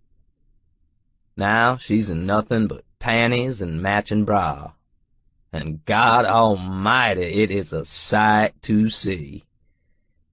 Most beautiful woman I've ever seen in my life, and her legs are a dream. I want to stare at her for hours and drink in every beauty mark, every inch of skin, every strand of hair. "Maybe you better leave your pants on, but you can take your shirt off. Probably a good idea, since it'll just get covered with hair." "I can do that." I immediately tug my shirt over my head and toss it to the floor, and then wait for her to comment. I'm pretty cut, thanks to my time on a rig, and I normally work out a few times a week just to get some of the stress out. I'm not completely covered in tats, though, and I hope she wasn't expecting that. I have a few on my arms, and that's it. But maybe she likes more? I hate the thought of disappointing my woman. Her eyes go wide as I rub my naked chest. She stares at me for a good long moment, and then her gaze flicks to my face. Oh, you what?" Ivy's face goes beet red. "Nothing."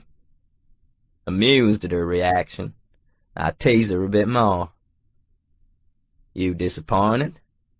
I pretend to grab my non-existent beer gut. "What? No." She presses a hand to her cheek, and then moves closer to me. I like the way you look. I was just surprised. I don't know why. I guess maybe I expected you to look less "Rugged," I supply.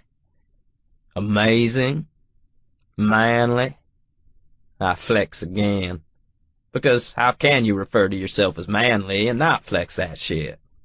Her hands go to my chest, and she traces her fingers down my pectorals.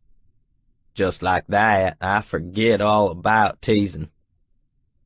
Her small touch fills me with rage and need, and it's all I can do to stay still as she explores my body with her hands. I can't even breathe when she grazes her thumbs over my nipples, because I'm picturing her doing that to my cock. Hell, I'm picturing doing that to her nipples, which are tight and juicy looking through the fabric of that bra, and so close that I want to reach out and taste them for myself.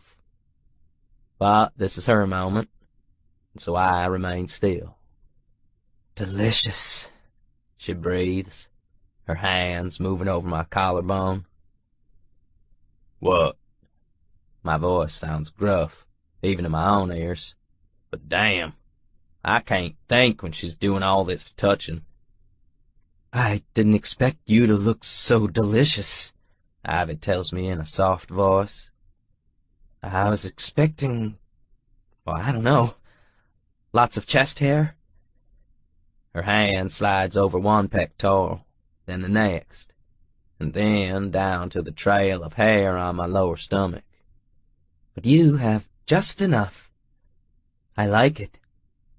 Her hands seem to be moving all over me. And I like all these muscles. Made 'em just for you. She grins at that, but in my head, it's not a lie. In my head, everything I do's for her. I lean in to kiss her, because I need the taste of her on my lips. But she only moves away and saunters toward the bathroom, peeking over her shoulder at me. We've only got an hour, Boone. We need to hurry this along. Only an hour? Damn. How long's it gonna take to shave a man?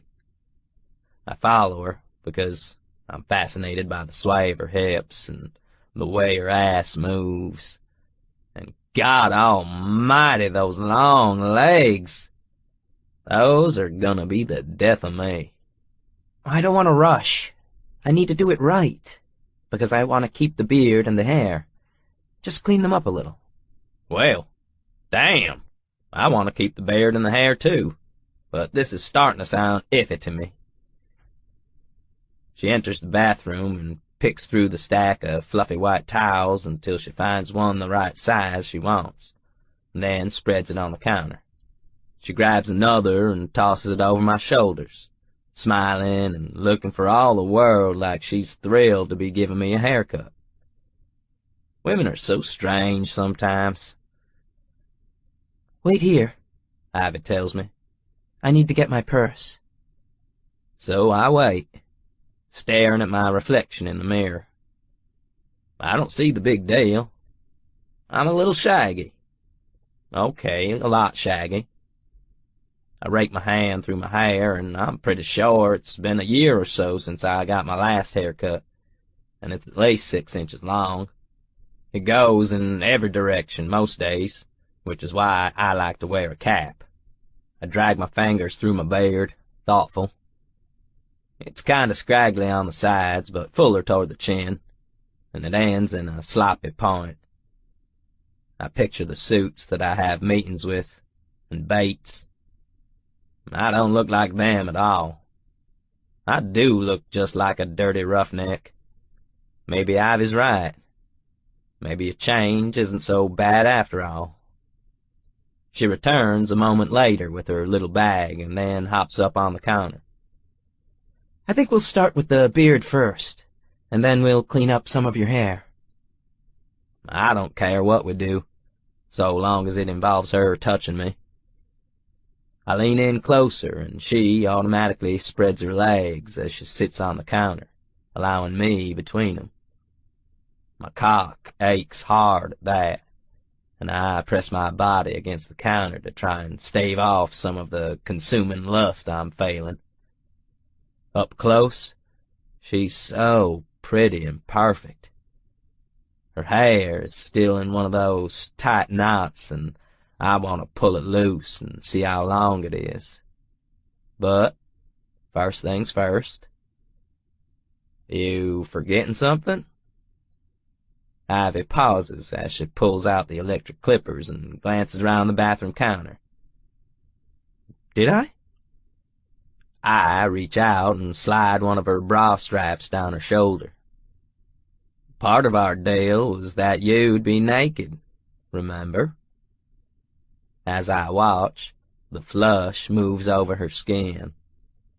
It's like it's racing from her breasts to her cheeks, which is fascinating. Oh. But I'm a gentleman, I declare. You can keep your panties on. She gives me a wry look. Boone, there are many words I'd choose to describe you, but I don't think gentleman is ever one of them. You like me all rough around the edges, though. I move the other bra strap down her other shoulder,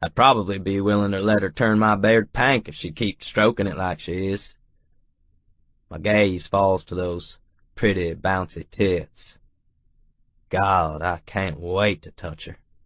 I can. What do you think?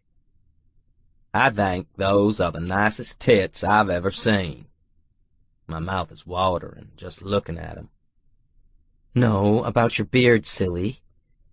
There's a tremble in her voice now, even though she's trying to keep things light. We're not doing anything with my tits. Not yet, I drawl, and finally focus in on the mirror. Do you like it? You managed to make me look even more devastatingly handsome, I tell her playfully. She just grins and gives a little wiggle on the counter like she's pleased. I have a good subject. Do I get a prize? I slide my hand down her arm, gliding over her soft, lovely skin. Because I can think of something I'd like in my mouth right about now. I haven't even touched your hair yet, Ivy murmurs, shifting a little closer to me when I lean in. And I'm covered in your beard hair. Look. She gestures down at her gorgeous thighs, and there's a few stray sprinkles of my hair on her skin, but not enough to thwart a man. So you need to wait. I sigh. All right, if I must. This time I need to sit you on the toilet, I think, so I can work on your hair. She dusts her legs off and hops down off the counter, sauntering across the enormous bathroom to the toilet and gesturing at it. I groan, but do as she asks. I lower the seat, adjust the towel around my neck, and give her a grumpy look as she comes to my side with a comb and a pair of the world's tiniest scissors. I'm getting tired of all this grooming. Or I am, until she moves between my knees and then starts to comb my hair. It puts her naked, delicious breasts right in front of my face. Well now, this just got a lot more interesting. She raises her arms and starts to clip my hair. As she does, her breasts move higher, and then jiggle with the motion of her hands. I groan, tempted beyond belief. Does she know how it feels like eternity since I last touched her? I ain't a patient man, and she's presenting me with something impossible to resist. I reach out and brush my hand over the tip of one of those delectable breasts. Ivy gasps and her hands jerk against my hair. Boone, she protests weakly. Don't care, I tell her, and wrap my arms around her waist. I pull her against me and nuzzle one of those sexy little breasts, because I'm tired of waiting. I want you, I tell her, peppering kisses onto her skin. She moans, and I feel her hands clench against my shoulders. You shouldn't touch me, she breathes. I think I just cut off a big chunk of hair. Don't care, I repeat. She can finish this grooming shit later. It's time for me to claim her. Now that I've got my mouth on her, I'm not going to let her slip out of my grip. I rub my mouth across one of her nipples. It's tight and hard, but her skin is so soft and smells so sweet, and I can feel her entire body tremble when I do that. I graze my mouth over it again, then drag my tongue over the tip. Ivy cries out, and I hear the scissors and the comb drop to the floor. A moment later, she's ripping the towel off my shoulders and running her hands over my skin. Guess I'm not the only one that no longer cares about my hair. Good. I tongue her sweet nipple for a moment, teasing it with little flicks before I give it a nip. She whimpers my name, her entire body shuddering, and then I move over to her other breast. She practically drags my head to it, one hand tangling in my hair. Not shy any longer, my Ivy. Love that. Love how she can forget everything when I touch her. I need her in my bed. Now. I push to my feet, and a small protest escapes her as my mouth leaves her skin. She gives me a dazed look, her brows drawn together. "What's wrong?" "Nothing's wrong," I tell her, caressing her lovely cheek, "other than we ain't in bed, and I'm fixin' to amend that." I lean in, squatting down a little. "Arms round my neck, baby girl." She does. I haul her against me, those hot little breasts rubbing up against my bare chest. God damn! She wraps those long legs of hers round my waist and leans in, running her mouth over every inch of my skin she can get her hands on. Jesus, this woman. She's amazing. I plant my hands on her ass and haul her into the next room, over to the bed. I want to throw her down onto it and cover her with my body, but I need to be gentle and go slow with Ivy our first time. I gotta find out her boundaries, what she likes, what she doesn't, and what spots make her crazy. So I set her down gently on the edge of the bed and nail between her legs. I put one arm round her waist and start to kiss every inch of her skin, her neck, her collarbones, her ear, her shoulder. "Take your hair down for me," I command her. "Want to feel it all over me." She nods and reaches behind her head, pulling out pin after pin from her hair. It seems to take forever, but then she pulls out a band and gives a final shake of her hair, and then it's loose and spread across the bedspread, and she's fucking beautiful. She gives me a shy smile. Her long, silky hair gleams like sunlight, and I can't help but take a handful of it in my grip and rub it across my face.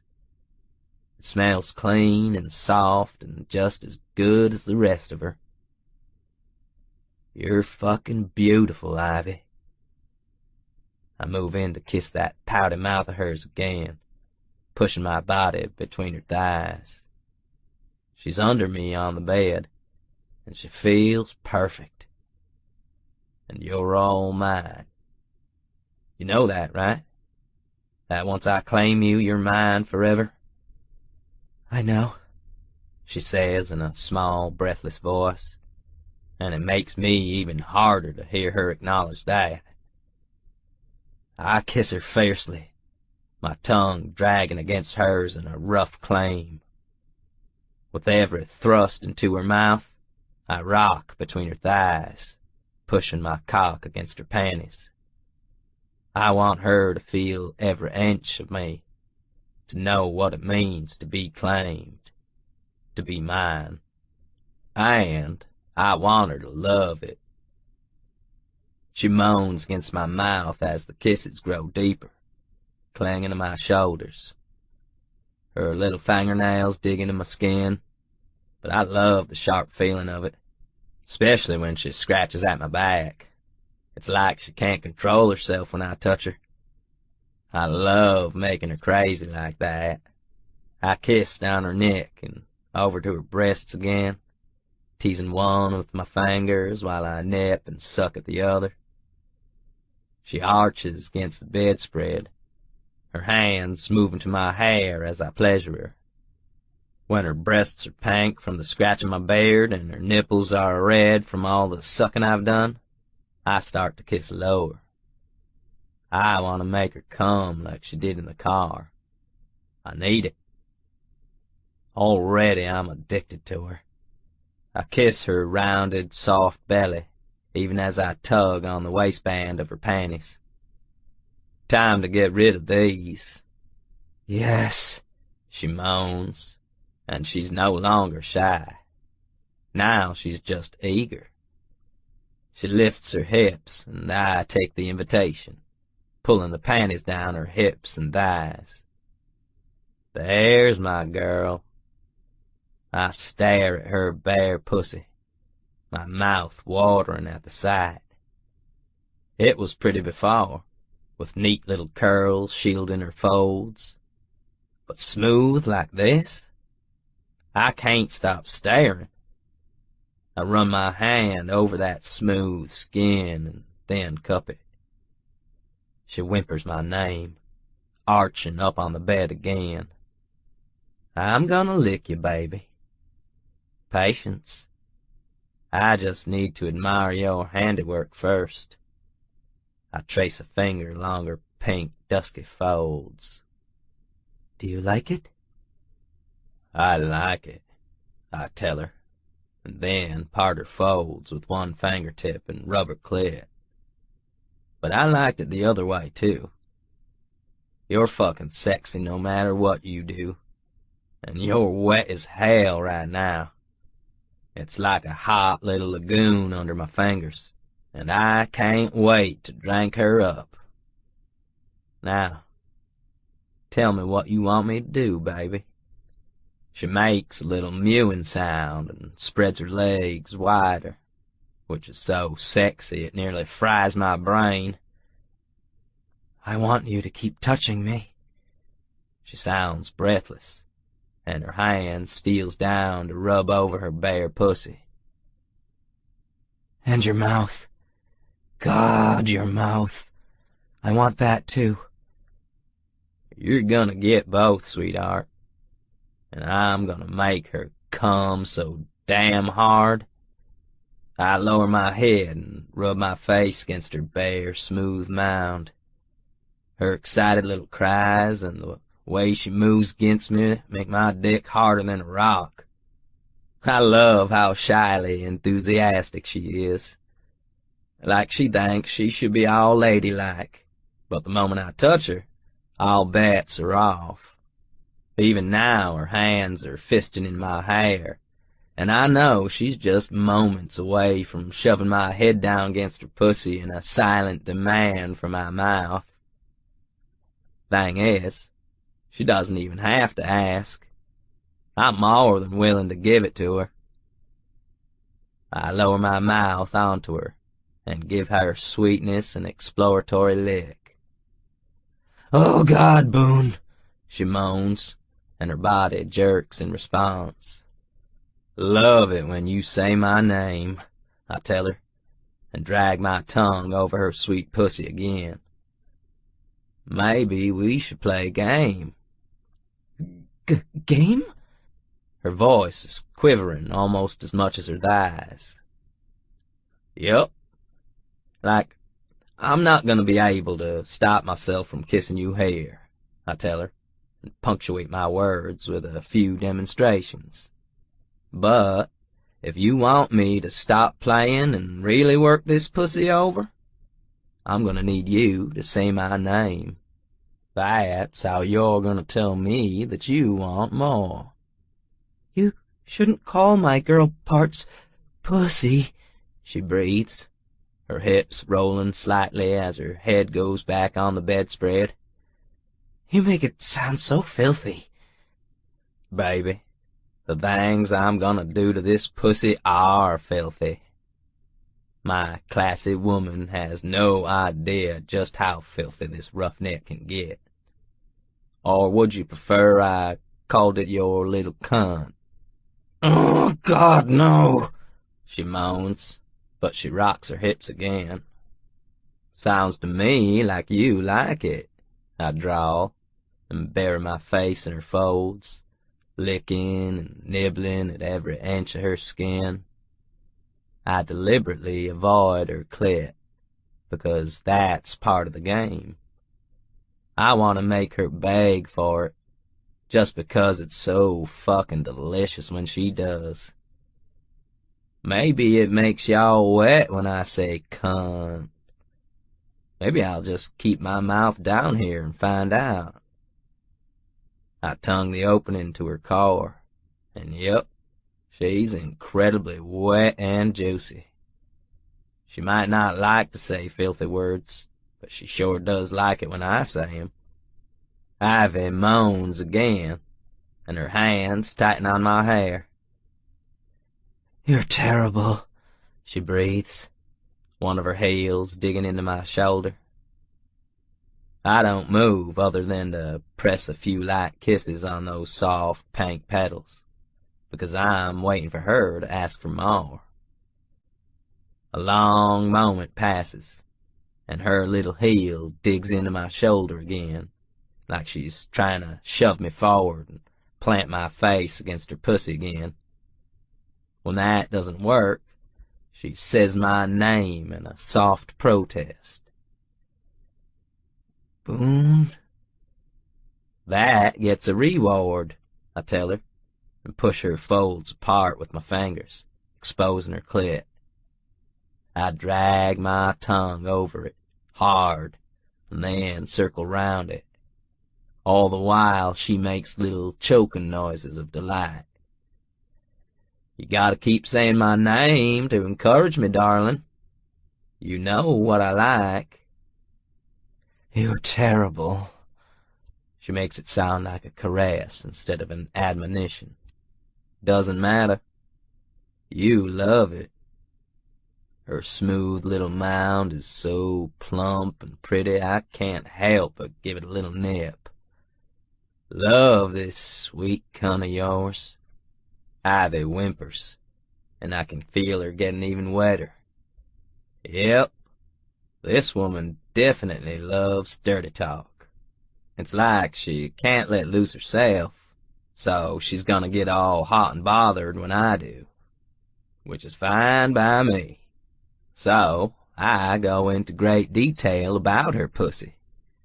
I describe it in great, filthy detail and all the things I want to do to her.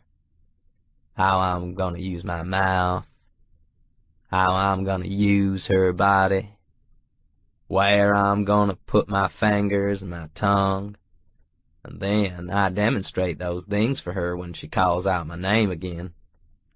All the while she's getting wetter and juicier for me, and my own cock is aching in my pants like it's gonna explode. But my needs are secondary to hers. She needs to come first, and then I'll worry about myself. "I ain't hearing my name, darling," I murmur as I press light kisses on her mound. My thumb strokes the inside of her soft thigh, tickling her skin. "Boone," she says dutifully, and so I give her a lick. Just a light one. She makes a sound of frustration. "Let me rephrase," I say, between nips. "I ain't hearing my name with conviction." When she moans a protest, I drag the tip of my tongue along her slit. Sometimes a man needs a bit of encouragement. "Oh, please," she says derisively, her hands tightening in my hair again. "As if you ever needed any kind of encouragement. Just for that, I ought to spank the naughtiness out of you." "Boone," she moans again. This time there's a bit more oomph to it. It's frustration and need all bundled up into one, and it sounds real pretty to my ears.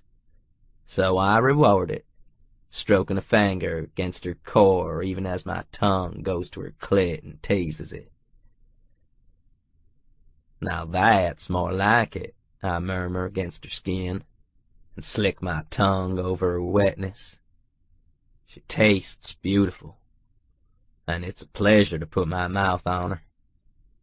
I push my finger into her heat, and she's tight, impossibly tight, given how wet she is.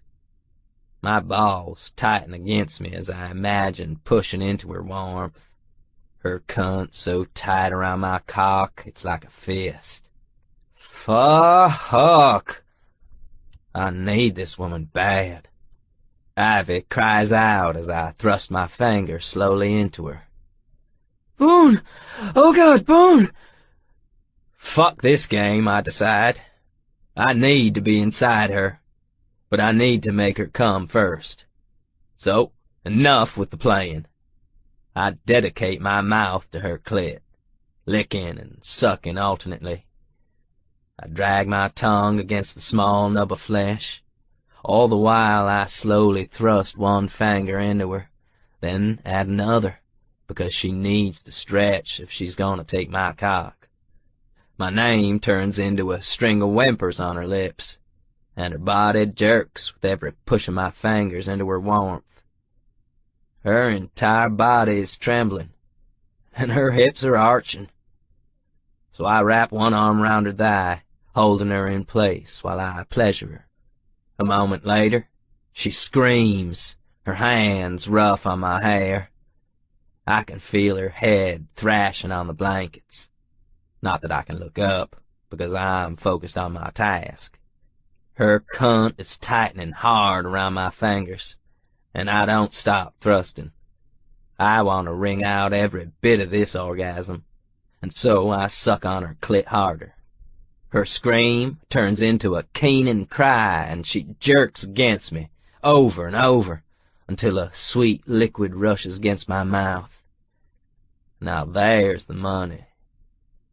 I lap it all up and ease off on her while she pants and trembles under me. The taste of her's all over my face and in my mouth, and I love it. Nothing's ever tasted as good as Ivy Smithfield when she comes. "Oh, my God," she moans after a moment. I sit up and look at her, wiping off my mouth. Ivy looks wrecked. Her hand goes back to her forehead, and there's a sheen of sweat on her skin. Her long hair's in a tangle, and there's a flush on her breasts and her cheeks. Her legs are sprawled, and she's never looked so disheveled, or so gorgeous. Right then and there, I decide that I need to get this woman messy on a regular basis, because she looks sexy as fuck like this. "You come hard for me?" I ask, and reach down to cup a hand over her wet pussy, like I'm staking a claim. "Or do you need more?" A small, throaty laugh bubbles up in her throat, and she stares up at nothing, drowsy. "I think if I had any more, they'd be scraping me off the ceiling." "Give me a few minutes," I drawl, grinning. I can't help but give her pussy a little stroke with my fingers, and she squeaks. But I can't make good on that promise, because I need a condom before I can sink into her. I get up off the bed because my tight-feeling jeans are killing my dick, and I pull my wallet out and toss it onto the bed before I undo my zipper. She sits up, wobbly, and tries to smooth her hair into some semblance of dignity, but it ain't working. She looks good and fucked, and I'm about to make sure that she is good and fucked. I shove my pants down, sending my underwear with my jeans, and step out of both. Her eyes widen, and she stares at me naked for a long, long moment. Wow. Ivy does know how to flatter a man. I grin, opening the condom and rolling it down my length. "Why, thank you." "This is probably a silly question, but are all erect penises that large?"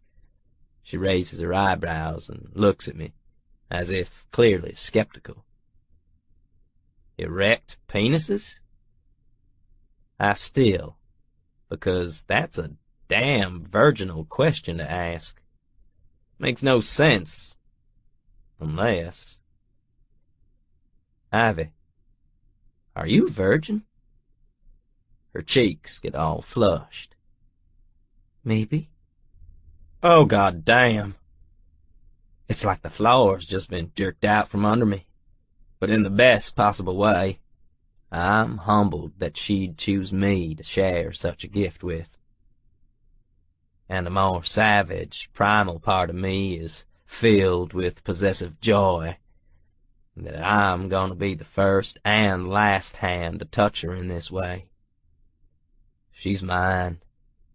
More than ever, she's mine. Is that a problem? She asks.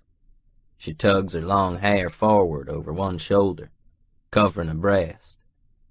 The look on her face is suddenly uneasy. Not a problem, I tell her, my voice gruff. But I'm glad you told me, because that explains why she's so tight, and I need to go extra slow and careful with her to make sure that she comes her brains out. I want her first experience to be earth-shattering. I want her to love every minute of it. I'm tempted to go down on her again to ensure just that. I won't, though. Ivy's already pretty sensitive, and I just made her come hard. I don't want her to be too gutted to enjoy my favorite part of sex. I want her to be there with me through every moment. I want her to come when I come. I want her to enjoy my cock inside her. I want her to love it when I stake my claim on her. I'm a selfish prick like that. Ivy looks nervous, even though she shrugs. I wasn't sure if there was an appropriate time to point it out. Not that it matters, because we've done a lot of other non-virginal things. She's blushing again, and her thighs go together. She's thinking about me between her legs. She's gonna have me between her legs every day for the rest of her life. It changes nothing. You're still mine. I move back onto the bed, covering her. I prop up on one elbow and pull her body against mine. We're both naked now, and I can feel every inch of her bare skin against my own. She shivers and gazes up at me with big, soft eyes. I like being yours, she whispers. I groan and capture her mouth with mine. She's so fucking sweet, so damn perfect that it hurts. I drag my tongue over hers, trying to give her as much pleasure as she gives me. Her mouth opens eagerly for my kiss, and her tongue plays alongside mine, her hand skimming my arm. I slide a hand between her thighs, brushing over her bare pussy before slipping a finger inside her again. She inhales slightly, and I deepen the kiss between us, determined to keep her in the moment even as I move a thigh in between hers. She's soft and wet for me, but still tight, and I work her pussy with my hand even as I kiss her. When she's moaning and breathless in my arms, I put a hand on one thigh and spread her legs wider. I'm gonna push inside you now, Ivy. You just say something if you want me to stop. She gives me a little nod and presses a tiny kiss to my mouth, as if trying to encourage me. So fucking sweet. I rub my hand over her sex again, and her folds are slick with her juices.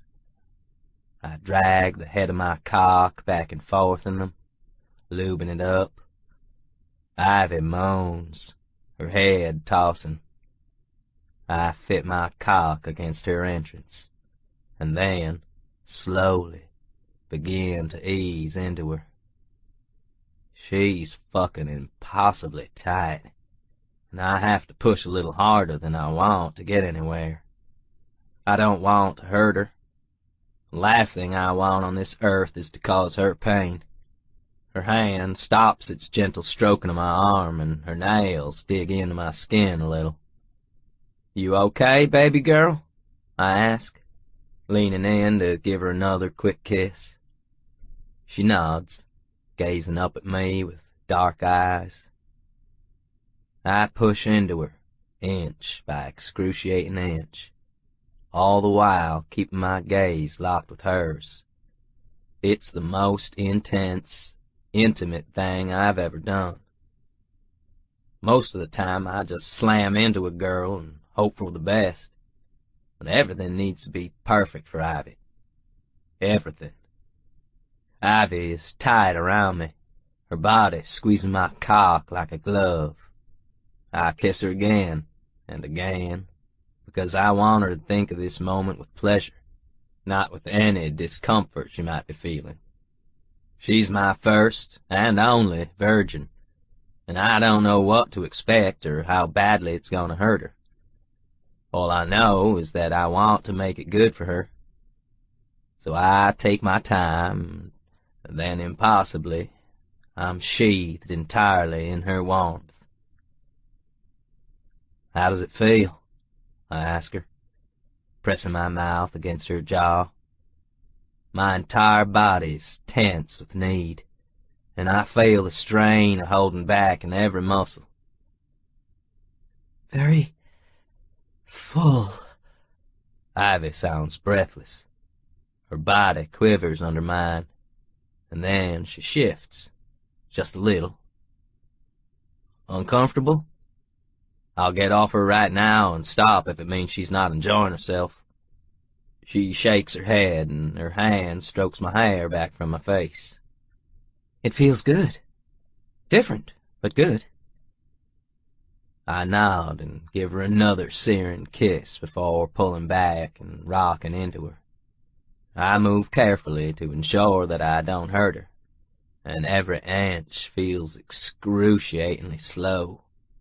It's the most intense sort of pleasure, and I can feel my own need to come building in my body. I need to fight it, because I need to make this good for her. Her eyes widen, and she gasps when I thrust into her. Boone, she breathes, the sound full of wonder. Tell me how you're feeling, baby girl, I murmur, pressing kisses to her face. That was... oh! Her sigh of pleasure is everything. Want more? Or want me to stop? Don't stop! Her hand moves to my shoulder, and she lifts one leg, wrapping it around my hip. Please don't stop. That's all the encouragement I need. I begin to thrust into her in languid, steady movements, working hard to keep myself in check. I'm sweating hard at the tense need in my body, but this has to be good for her. It has to be perfect. So I focus on her pleasure, the expression she makes, the look in her heavy-lidded eyes that tells me she's enjoying this.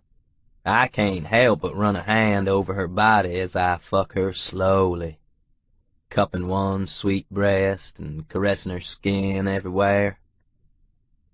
She moans as I rock deep into her, the first sound of pleasure she's made since I pushed into her. I focus on that, because I want more of her responses. I drag my thumb over her nipple, stroke into her again, increasing my rhythm. My mouth claims hers, and I swallow her next little responsive sigh. She likes that I've sped up, and so I move faster, my thrusts harder and deeper. This time, when she moans into my mouth, it's full of need. Her hands flutter over my shoulders, as if she's unsure where to put 'em. I grab one and put it on my ass, never breaking our kiss, and rock into her over and over again. Her cunt ripples around me, and I can feel her suck in a breath in the moment that everything changes. Her entire body shivers under me, and when I thrust my tongue into her mouth, her kiss in response is wilder, more frantic. Her nails dig into my skin again, and then we're locked together, her body pinned under mine as I claim her hard. each thrust pushing our joined bodies across the bedsheets with the force of it. She makes an escalating little sound, her hips rising up to meet each of my thrusts, and I hold her tight as I plunge into her. I need her to come again, to let go so I can finally claim my own release. But she moans and writhes under me, close, but not quite there yet. I need to get her there, now, fast, before it's too late and I spill my load. Before I can push into her again, I reach between us and find her clit. I rub my fingers over it in a little circle and feel her body surge under mine. She bites down on my lower lip, making an intense little sound. I thrust into her again, and then I feel her body respond. Her cunt seems to suck me deeper and tightens hard round my shaft, and her entire body ripples with the force of her orgasm. She cries out, and I keep rubbing her, even as I begin to thrust harder. Now, I can come. Blind with lust, I pump into her with mind-blowing force. I'm in her wet heat, so deep that my entire cock feels like it's being clenched tight in her pussy. I'm drowning with need for her, and a second later, I explode with the force of my orgasm. My entire body shudders with my release, even as I continue to pump into her. It feels like I'm coming forever, like there's no end to my own orgasm. I'm barely aware of her sweaty skin under mine, or that her hand is stroking through my hair as I collapse on top of her. All I know is that she's mine, and I've just claimed her. Ivy. I lie atop the blankets of the enormous posh bed and feel totally and completely destroyed in all the best ways. I'm exhausted, sweaty, my thighs are slick from my own release, and my long hair feels like it's stuck to my skin. But, wow, I feel incredible, boneless and sated, and completely, utterly sexy. Boone rolled off me the moment he came, and he lay in bed next to me for a moment before getting up to get rid of the condom. He returns a few moments later with a warm, wet towel and proceeds to bathe the insides of my thighs like it's no big thing, like I'm a piece of property that needs to be carefully maintained. And instead of being offended, I find it oddly sweet, thoughtful. Of course, all of that changes when he strokes the towel over my pussy and gets a thoughtful look in his eyes when I shiver. So soon? I still feel hollowed out from sex with him. It was my first time, and while it felt tight and awkward for a few moments, it wasn't the teeth-clenching ordeal I've heard it described as by some women. "How you feeling?" Boone asks, even as he slowly rubs the towel over my flesh. I shiver, feeling squirmy under the intensity of his gaze. "I'm fine, and I can wash myself, really." There's a sudden knock at the suite door. "Room service," a male voice calls. I squeak in horror and fling myself from the bed, racing toward the bathroom. Boone just chuckles. "Comin'," he calls out. I look back at him, and he's wrapping the blanket around his hips, making his way to the door. I close the bathroom door and press my hand to my overheated cheeks. I'd forgotten about room service completely. Good Lord. I stare at the counter, covered with stray beard hairs and my scattered grooming kit, and realize I've forgotten about a lot of things. Boone has kissed the brains straight out of my head. I look at my reflection, and a sound of horror escapes me at the sight. My hair is a nest of snarls, my lower face scratchy and red from his beard. There's a hickey on one of my breasts, and I have no idea how that got there. I eye myself lower, and sure enough, my inner thighs are the same scratchy pink as my face, because his beard was there, too. I am going to be blushing for days. I wash my face and wipe my body down with a wet towel, then comb my hair into a semblance of normalcy. I moisten my irritated face with one of the hotel lotions, and then crack the bathroom door open a hair, listening for people. "You can come out, Ivy," Boone drawls. "He's gone." I wrap a towel around my body and emerge from the bathroom. Boone's standing at a table, a tray of food in front of him, a bottle of champagne in his hands. His butt is to me, and, gosh, it's a really fine butt.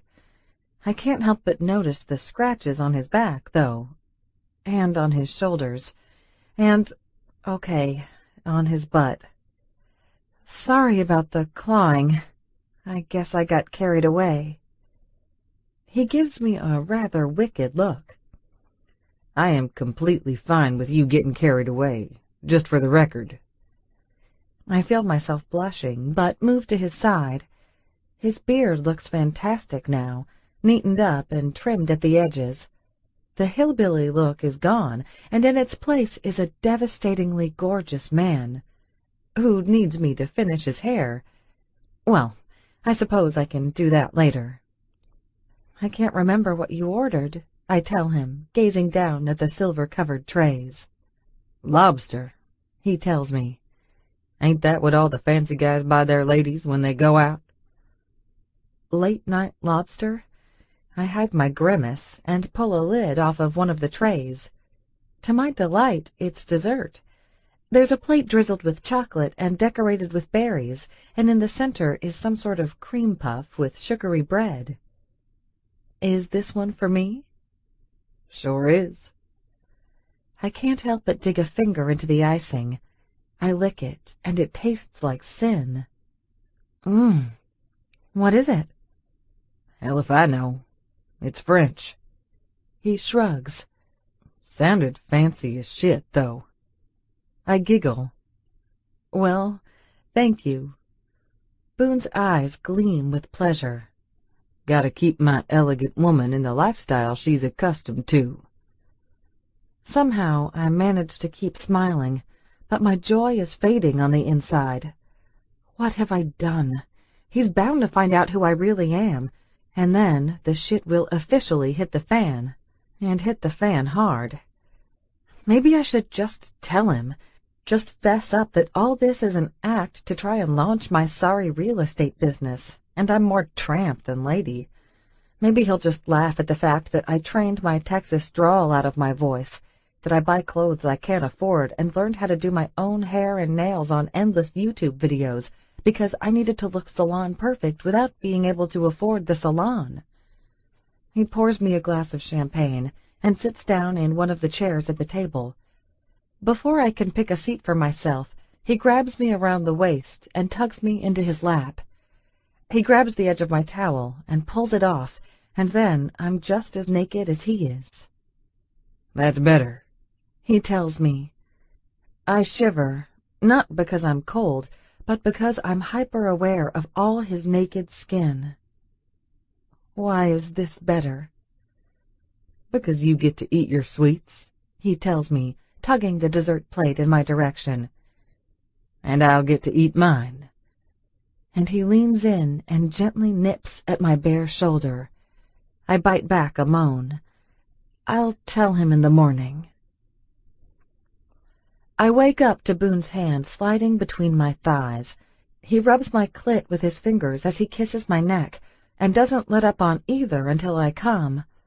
A moment later, he pulls me onto my hands and knees, puts on a condom, and then pushes into me from behind. His hand smooths down my back. "You sore, darling?" I'm a little achy, but not enough to stop him. I shake my head. That's enough for Boone.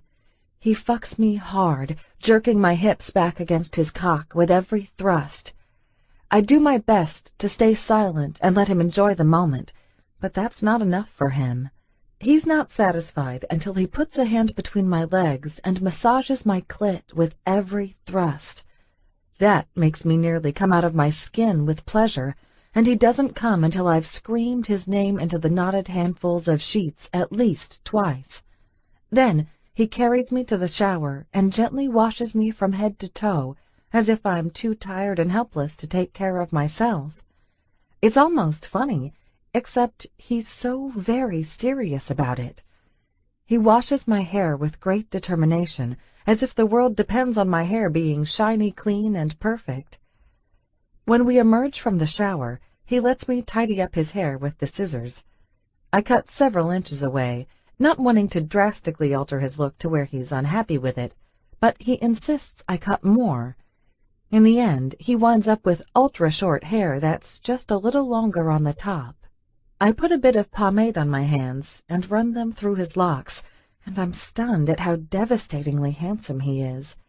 He was good-looking before, but I'm feeling a bit like Michelangelo with a marble block, and I've just uncovered David. Of course, David had a small pecker, so perhaps that's not the best comparison for Boone. "Why are you smiling?" he asks me, leaning forward in the mirror to check his quickly drying hair. "Don't look stupid, does it? I ain't a good judge of these things." "You look fantastic," I tell him, "like a sexy beast." He gives me a devilish grin. "So sexy you want to crawl back into bed with me?" "You're lucky it's a Saturday, because if this was a work day..." Something screams out of the other room, and I jump a little. What was that? He grimaces and pats my shoulder. "That's my ringtone for the money guys. Hang on a sec." I watch, mystified, as he goes to answer the phone. Sure enough, the scream echoes through the room again a second later, and he answers. "What is it?" He's silent for a long moment, and so I close the bathroom door to give him some privacy. I put my grooming kit away, twist my wet hair into a bun and pin it tight, and then work on moisturizing my face again. I'm still a little pink from last night, but I can't find it in me to ask him to cut the beard. I like it too much, heaven help me. When I emerge from the bathroom, Boone's grinning ear to ear. "Get dressed, darling. We're about to go have some fun." "We are?" "Yep.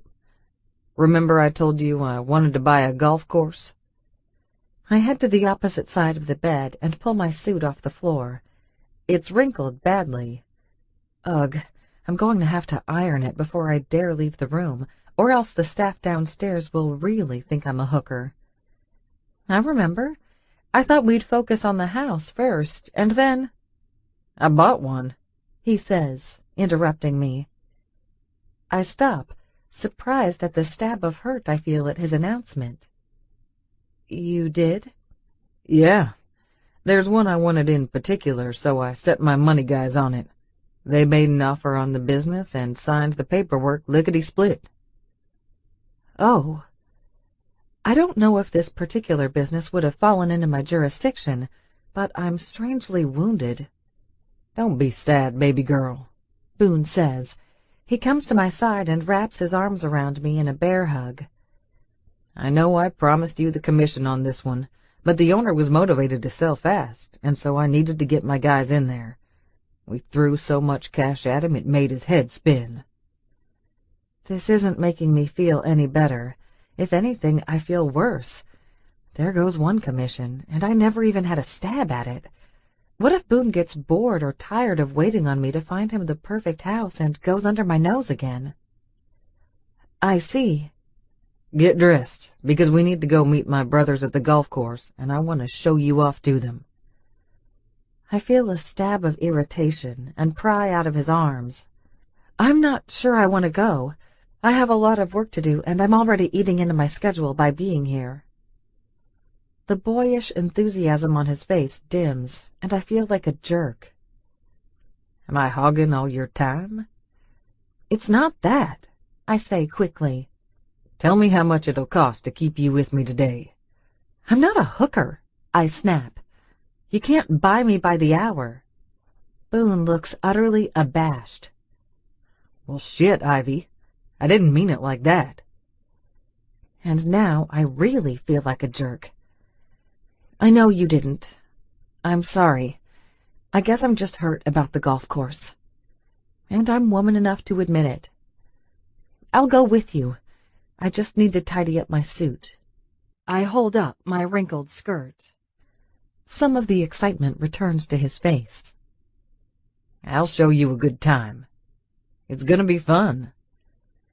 I'm not sure how me seeing his new purchase that I didn't get a commission on is going to be fun, but I have to admit that every time he gives me one of those broad smiles, I get weak in the knees. "While I iron, do me a favor and find me a hand towel I can pin to the front of my jacket to act as a slip." He nods and pulls me against him. "I'm sorry if I hurt you, Ivy." The look on his face is utterly somber. "I'm just used to declaring that I want a thing and going after it. I completely forgot that this might take money out of your pocket. I'm gonna make it up to you."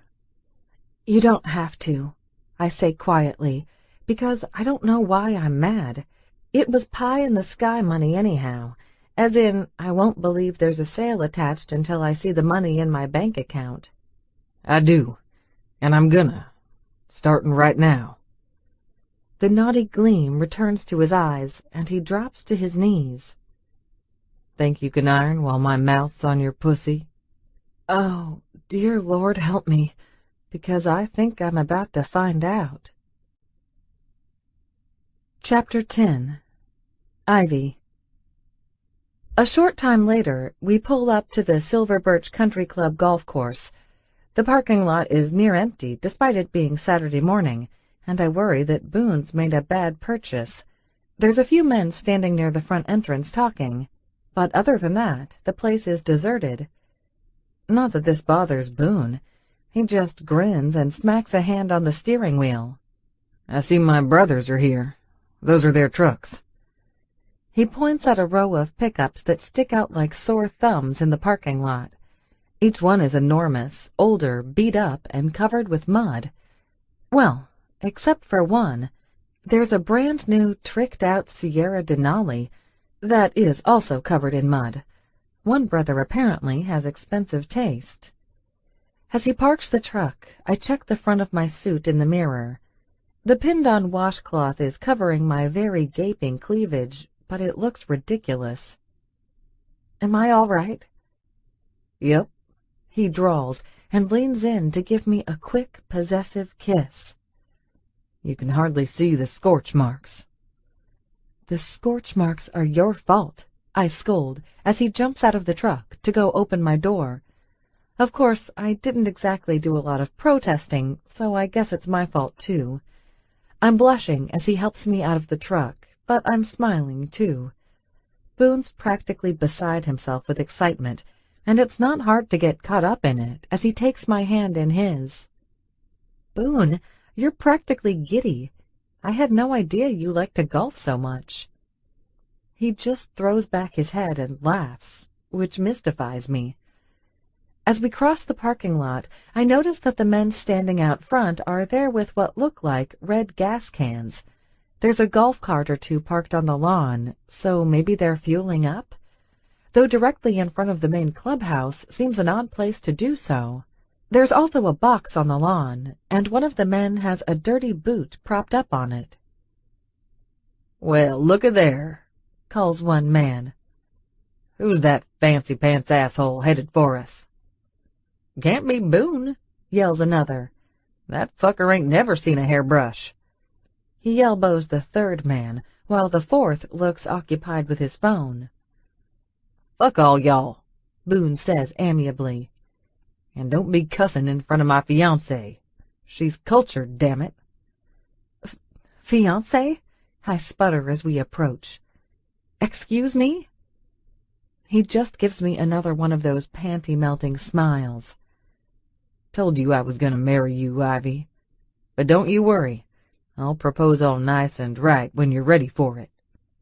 "That doesn't mean we're engaged," I protest, but it's clear that Boone's already decided. This man is pure pig-headedness. I think of his words, that I'm cultured, and inwardly cringe.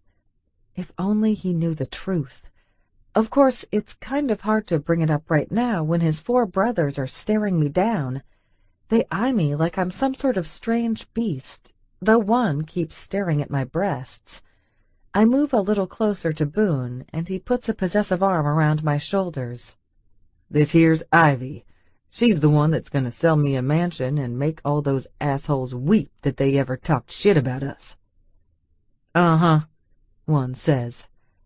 'Cause a mansion is going to fix things. He tilts his head, and for a moment he looks shockingly like Boone, bushy beard and all. The others don't look much like him. The youngest is blonde and looks a little familiar, though I can't place it. One brother has slightly darker skin that hints at Hispanic ancestry. They're all wearing Price Brothers oil trucker caps, and I swear that they all shop from the same closet, because they all look like they just came from a construction site.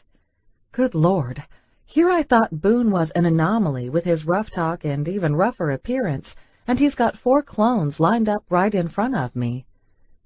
Shut up, Clay. I like the idea of a big fancy house. And so does Ivy. He squeezes my shoulder. One of the brothers narrows his eyes at me, and suddenly I feel like a gold digger. I'm his real estate agent, I tell them quickly. Our personal relationship has nothing to do with business.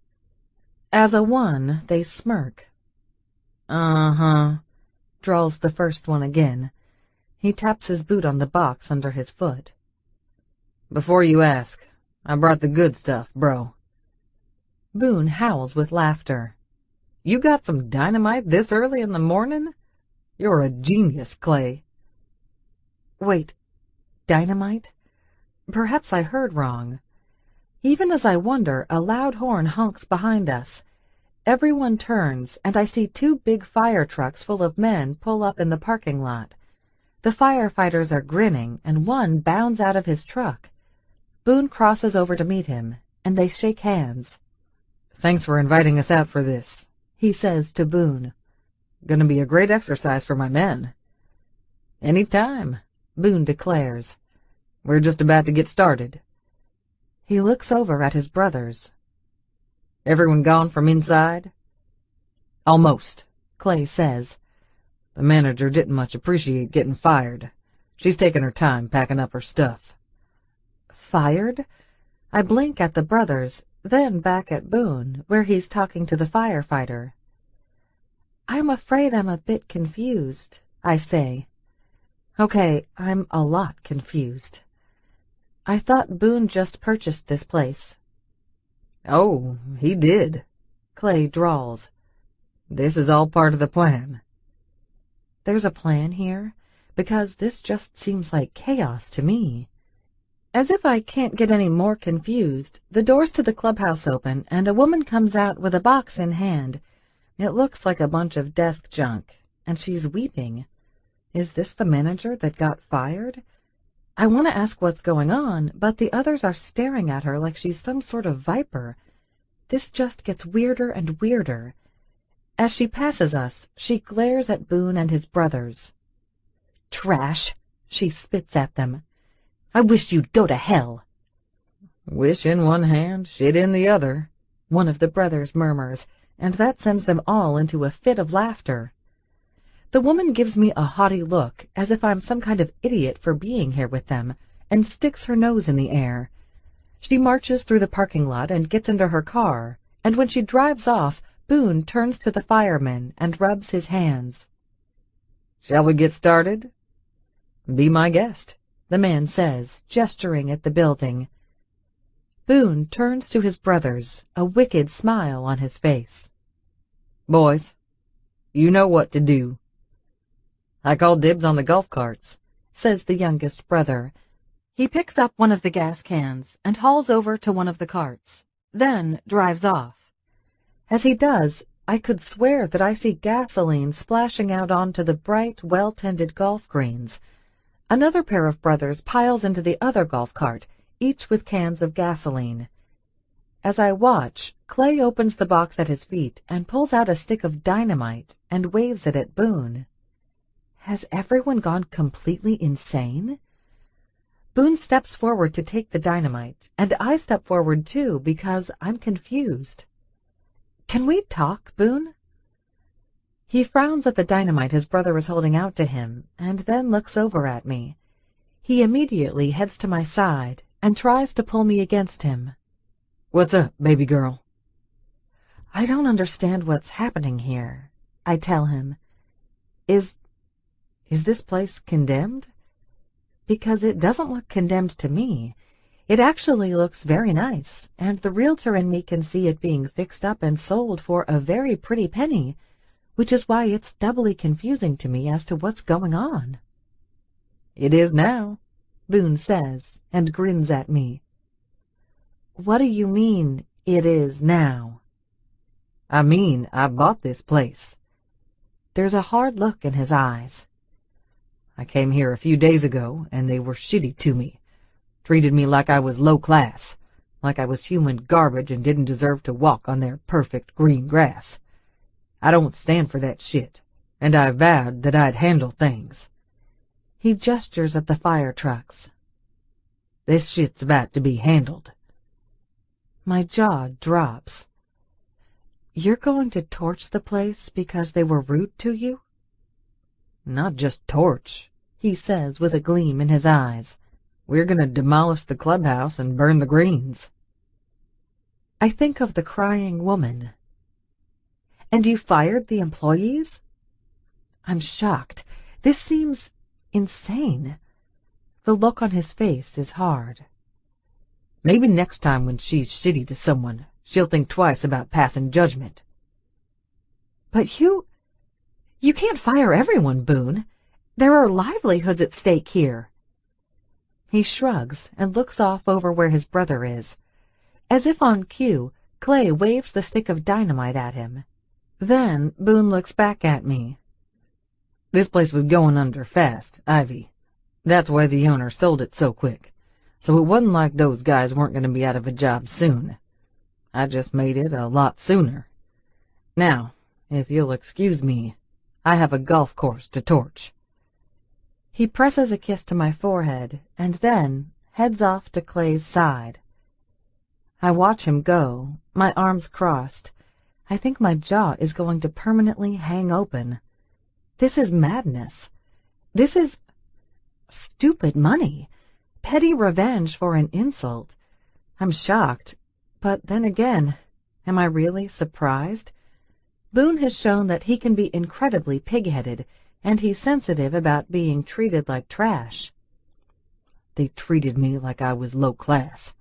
I don't stand for that shit. As I watch the brothers light up a stick of dynamite, the sick feeling in my stomach grows. I turn away as Clay races into the building and the men howl with laughter. I don't want to watch this. Of course, the moment I turn around, one of the brothers drives past in a golf cart, shaking gasoline onto the carefully tended grass. This is how Boone reacts when he feels like he's been mistreated. What's he going to do when he finds out I'm just a big fat lie? The raising of the golf course takes a few hours. Everyone seems to have a great time. Beer is passed around, a catered lunch is brought in, and the firemen are given plenty of opportunities to train. Everyone except me, that is. Boone is attentive to me, but I'm sick at heart with my secret. There are no in-betweens with Boone Price and his brothers. To them, the world is in black and white. You are either with them or you are against them. And I can't do this. I can't continue like I have been. I'm crazy about Boone. Emphasis on crazy. Nothing about our relationship makes a lick of sense. In the space of a week, we've gone from me taking him on as a client to me tossing my virginity at him with extreme haste. I've forgotten all about the fact that he's a bull in a china shop, and that he takes what he wants, and if you don't like it, too bad. I'm still crazy about the guy, but this isn't healthy. I don't know that I can be with someone that has such callous disregard for other people's feelings. More than that, I don't know that I can be with someone who hates how people view his roots so much that he's sure to hate my roots, too. I'm quiet as the day goes on, and when Boone realizes I'm not having fun, I cite a stomachache from the catered food.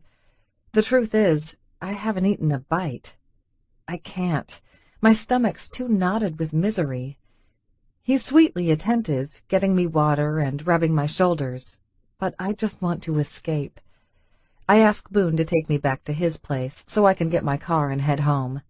He immediately agrees, much to the dismay of his 4 brothers. They exchange a few teasing insults, and then Boone takes me back out to his truck, and we head out to his trailer. Back at his place, he wants to take care of me, but I cite work again, and my illness. He looks torn, like he doesn't want me to leave, but eventually gives in. I climb into my small, rickety car and feel like an even bigger failure as I do so. I wave at him in the rearview mirror as I leave, feigning a cheer I don't feel. As much as I like Boone, I need to break this off before it gets ugly. I can't do this. I can't. Even the commission doesn't matter anymore. While the money would be terrific, it's not worth the heartache, both mine and how Boone would feel if he realizes I'm the realtor equivalent of putting lipstick on a pig. I can dress up however I want, train my voice, fix my hair, and do any number of things to make myself seem more upscale. But at the end of the day, I'm still Reba Lee Smithfield, trailer park trash and burger flipper. The drive home seems endless, and I'm paranoid enough that I watch my rearview mirror just to make sure that Boone isn't so worried about me that he's going to follow me home. That would be the worst. But there's no one behind me, and I pull up in front of my trailer. Winona opens the screen door before I can even make it inside. "Dude, where have you been? I have to send my admissions payment off today." Oh, shit. The last thing I need is to deal with Winona and her college issues. I love my sister, but the fact that we have no money for her college is stressing me out almost as much as the lie that is my relationship with Boone. I'll send off the payment. Don't worry. It'll put our account in the red quite a bit, but I have a few dollars stashed into my wallet that I can make do with until payday. I hope.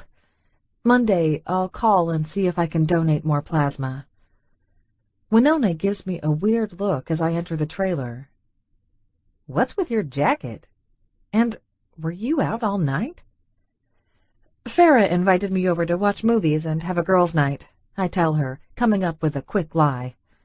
I drank a few too many margaritas and ended up crashing on her couch. "And you wore a suit and your realtor heels to your friend's house?" Her brows draw together. "We went to a club to get a few drinks ahead of time. You know I told you Farrah's between boyfriends."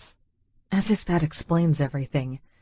I set my purse down and head to the kitchen to get a bottle of water, like all of this is no big deal, and I normally go out all night every weekend. Some guy spilled a drink on me at the club, and that's why I have this towel over the front of my jacket. Wow, that sounds like hell. Winona crosses her arms and leans on the counter as I take a sip of water. "At least you had fun, right?" "Wasn't all that fun." I lie. They're just piling on at this point, those little white lies. Stuff like this is why I never go out. Well, that and I spend most weekends working. It doesn't matter, though. She can't know what I did this weekend. I love my little sister, but I can't let her know I'm doing something as foolish as sleeping with a client. A client that is so ridiculously rich that he bought a golf course just to torch it, I think to myself. "I'm going to go take a shower," I tell my sister with a quick smile. "After that, you want to eat dinner and watch some TV?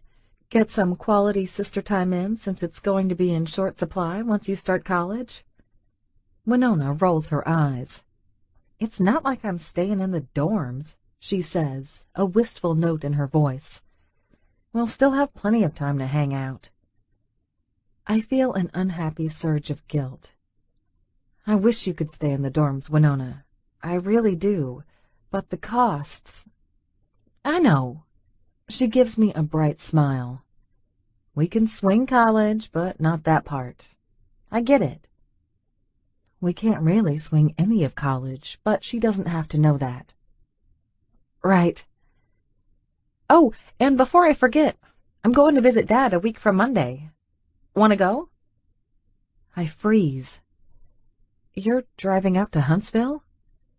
She nods eagerly. I talked to him on the phone, and he said that he might be up for parole soon.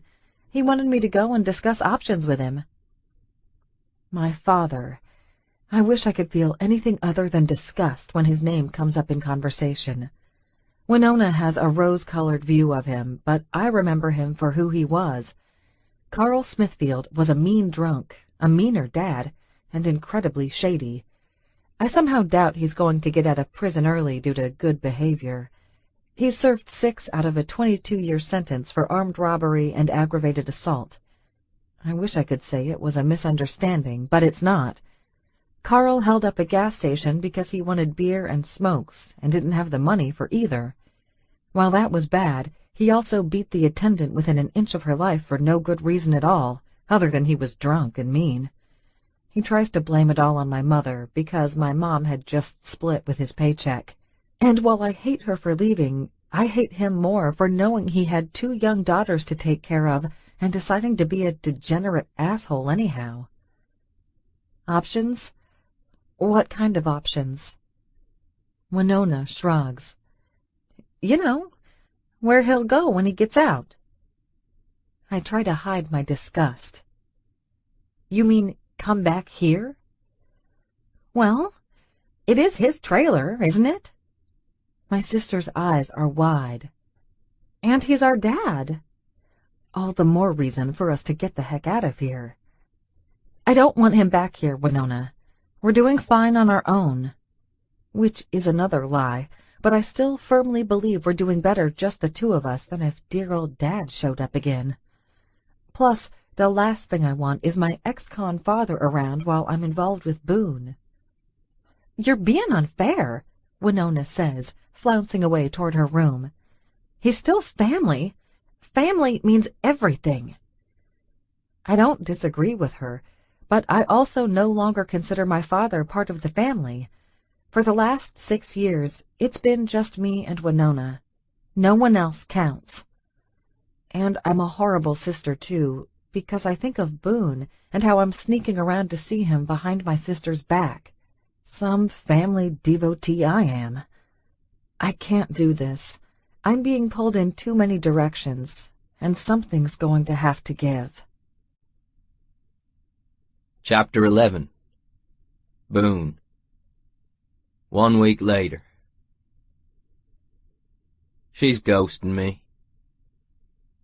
I text Ivy for the 100th time in the last week. What are you up to, baby girl? Got any houses for me?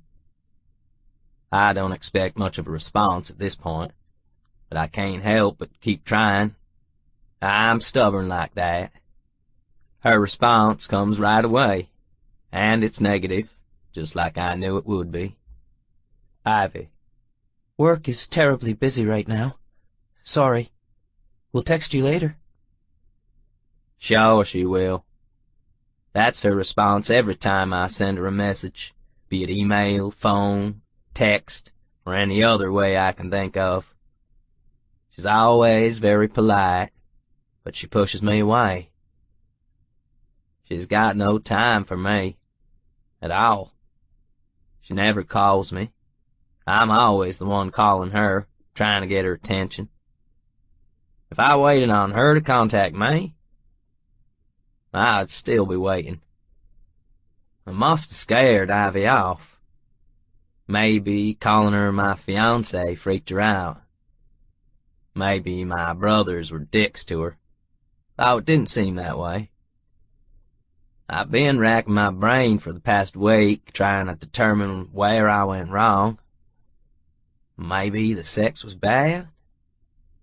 Nah, I rocked her world, at least twice each time. Bottom line is, though, she ain't friendly anymore, and I need to fix that. So, I text her back, because I don't like no for an answer. BP. I understand you're busy, but it's Saturday. Ivy. I still have clients on Saturdays. BP.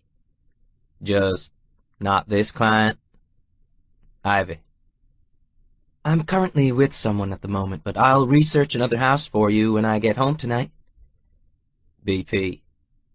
You know I ain't asking about the houses, Ivy.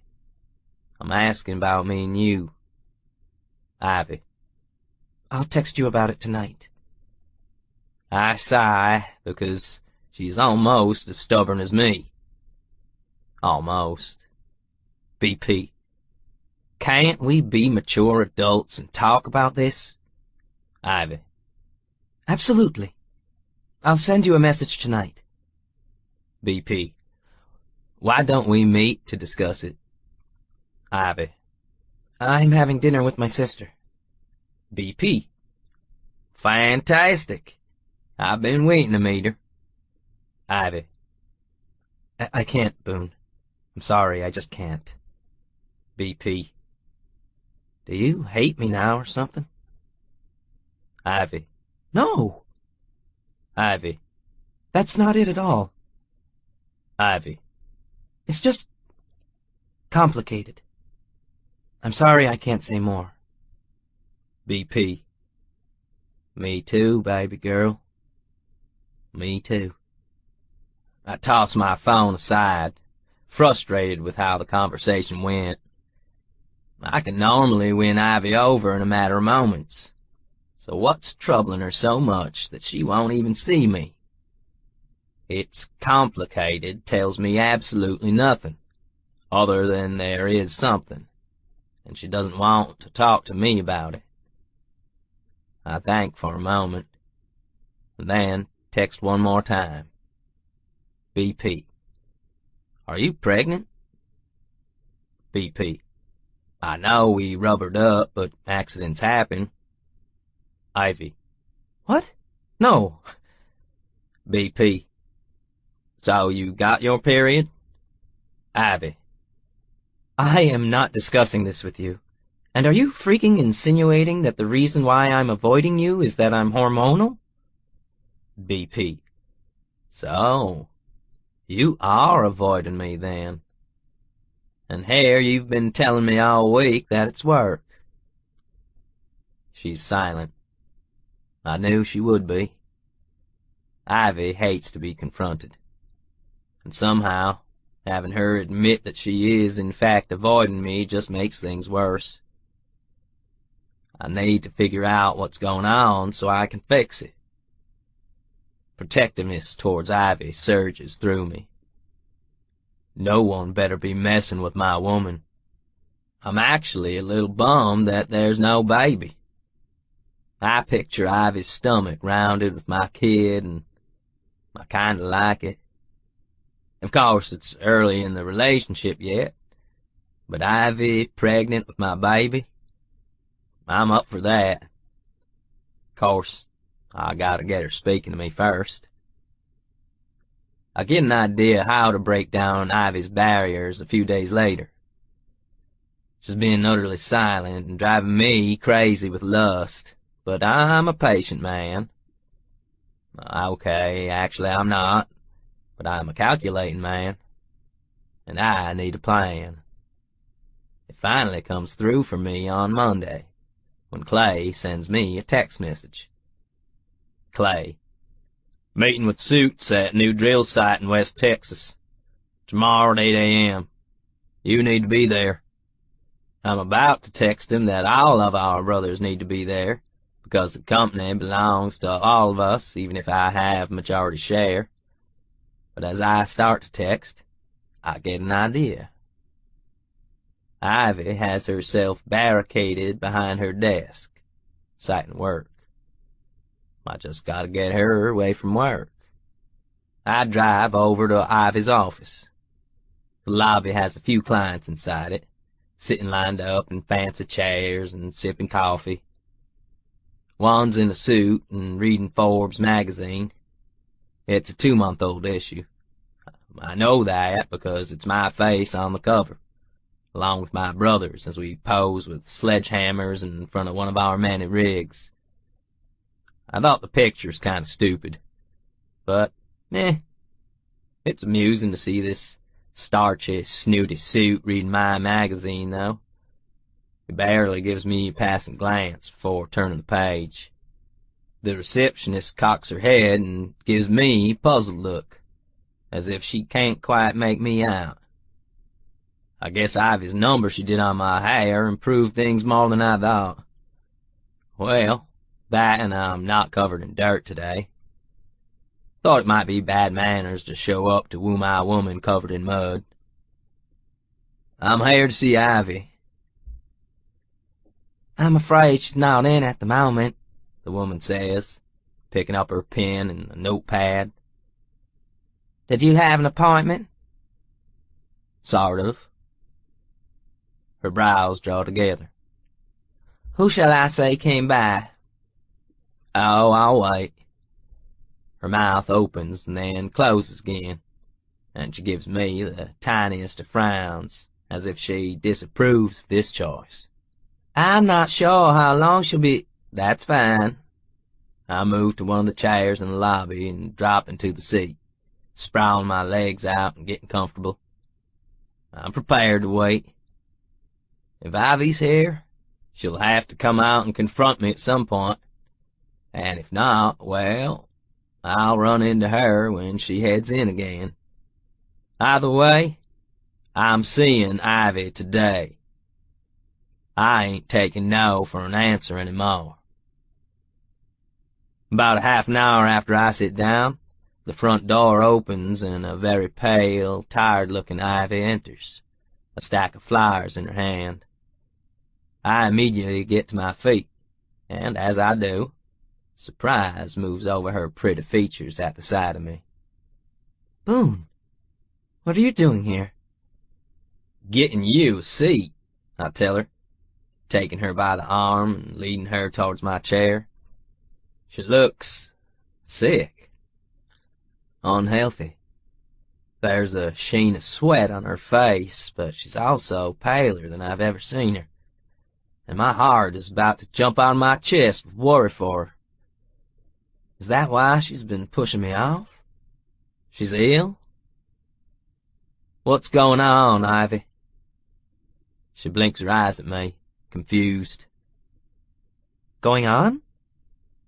Why do you look like you're about 2 steps from passing out? She puts a hand to her forehead. I'm fine, truly. I need to eat some crackers and drink some juice. That's weirdly specific. You just donate blood or something? Or something. She sags against me as if all the strength has gone out of her. Worry slams through my chest. She's so fragile, and the weight she leans against me is slight. I'm full of panic, because I don't know what to do. I feel helpless at the sight of her like this. But I have money, and as long as I have money, she's gonna get the best care possible. So, I scoop her up into my arms and immediately head out to my truck. You hang tight, baby. I'm gonna get this all taken care of for you. Ivy makes a small sound of protest as I open the door to the cab and gently set her inside. Where are you taking me? I buckle her in, gently close the door, and then race to the other side of my truck. Boone, she demands as I jump in the car. She sits up a bit more, no longer looking quite so scary pale. Seriously, where are we going? Hospital, I tell her as I start the truck and roar out of the parking lot. If I have to buy them a damn wang to get them to look at you, I'll do it. To my surprise, she laughs, and her hand touches my arm. I promise you, I'm fine. You'd be better off driving me to Starbucks than the hospital. I glance over at her. Some of the color is returning to her face, and there's a hint of a smile on her lips, though she still looks mighty pale and worn. I'm torn, but I pull into a nearby Starbucks and order the drink she tells me, and then I order a few more cookies, just because she needs them. We pull up to the window, and I fling my credit card at the girl, grabbing at the drinks and food and hastily passing them to Ivy. I don't relax until she takes a few bites out of a cookie and sips at her iced coffee, and she gives me a bigger smile. Thank you. You okay? My heart feels as if it's never gonna stop racing in terror. Her lips aren't the same color as her pale cheeks anymore, though, so that's good. I'm getting there, she says, and takes another sip. You might want to get out of the drive-thru so someone else can get their order. I glance at the rearview mirror, and sure enough, there's a line snaking around the building and lots of impatient people. But I don't want to leave yet in case Ivy needs another cookie. I hand my card over to the girl at the window. Pay for everyone else's, too. It's on me. Oh, Boone, Ivy says, and there's a soft note in her voice like I just bought these people something more important than a cup of coffee. You big softy. I put the truck in park. I ain't leaving until I know you're good. You need more coffee? More cookies? A donut? She shakes her head slowly. I promise you, I'm perfectly fine now. I ain't sure I believe that just yet, but when the girl at the window hands me my card back, I guess I don't have any more reasons to stall before returning Ivy. Then again, maybe I shouldn't return her. I give her a thoughtful look, and she's smiling so sweetly at me, as if she hasn't blown me off all damn week, as if she hasn't given me blue balls and a sack full of worry, as if everything's okay now that she's got some mocha java thing to drink. And then what? I take her back to work and she goes back to ignoring me? I nod thoughtfully and tuck my credit card back into my wallet, hand the girl at the window a $50 bill for a tip, and then drive off, silent.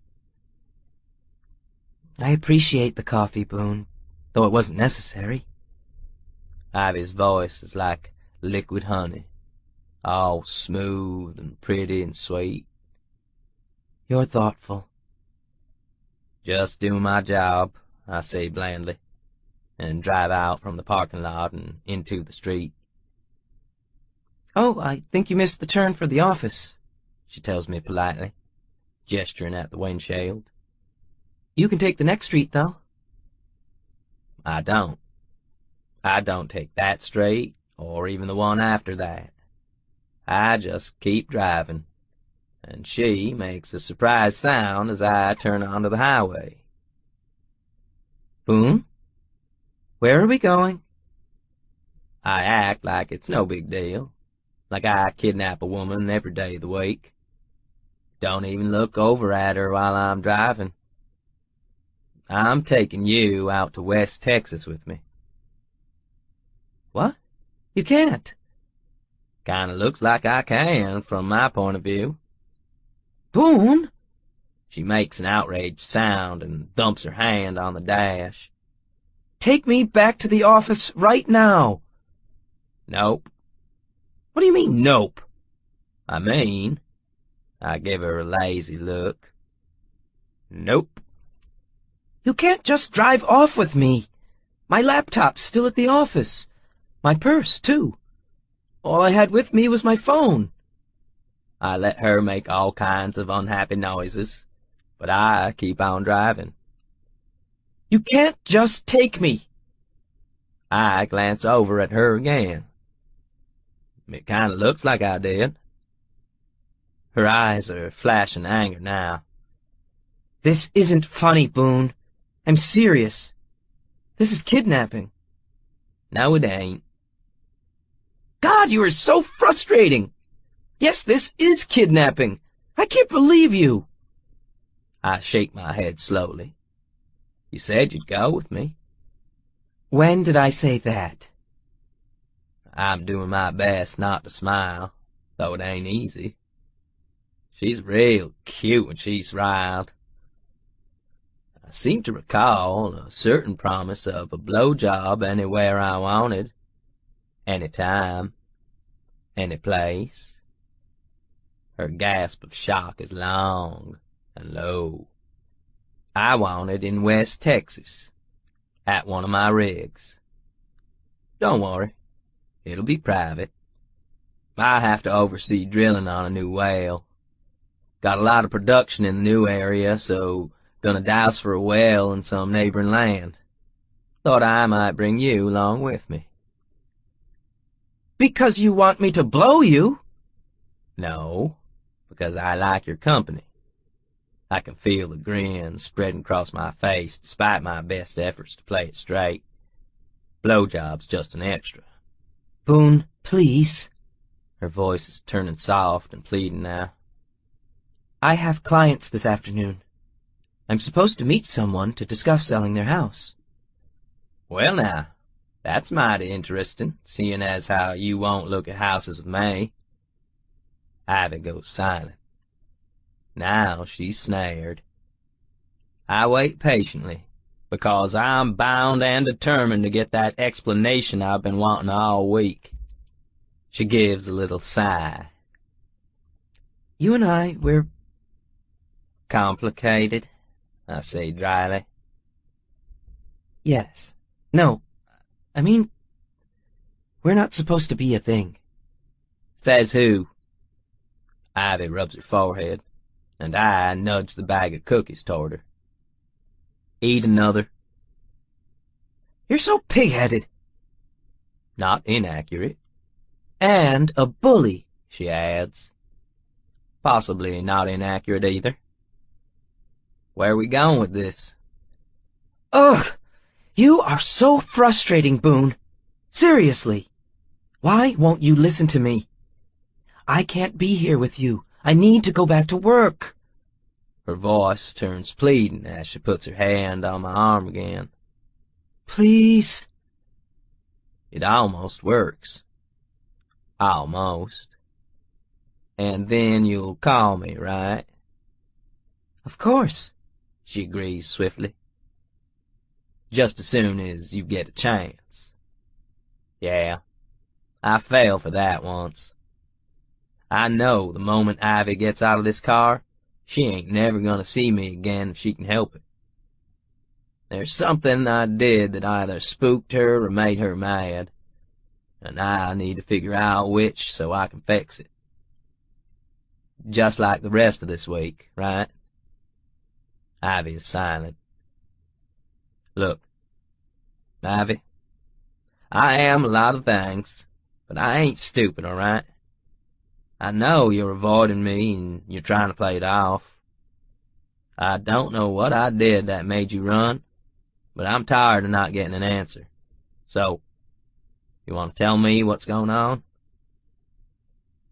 For a long time, the only sound in the truck cab is the endless rhythm of the highway that passes under the tires, and the gentle roar of the air conditioner.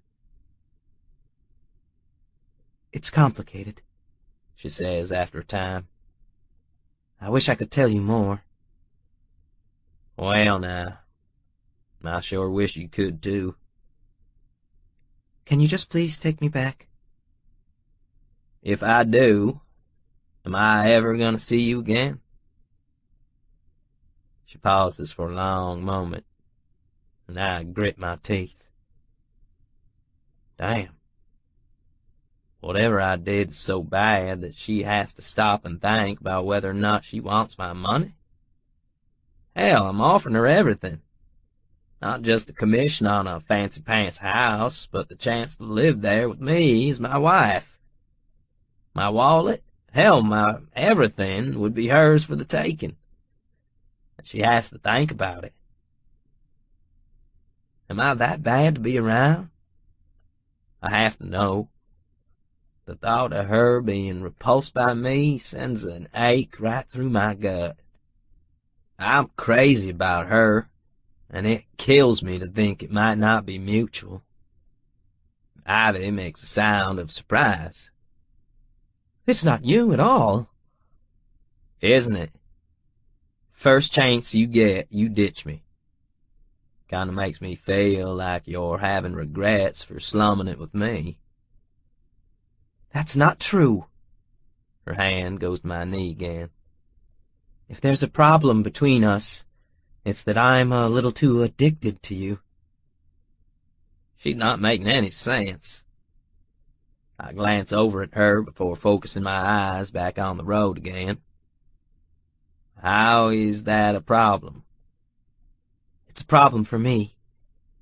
I don't have time in my life right now for a relationship, much less an obsessive one. You think what we have is obsessive? Well, I've known you for a week, and you've already been in my pants. I'd say that's moving fast. And our first visit to a house, you had your head between my legs. I lick my lips, because it's been entirely too long since I've tasted her.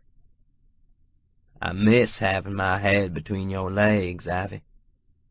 I put it there right now if I didn't need my eyes for driving. She sucks in a little breath, and her legs shift on the seat.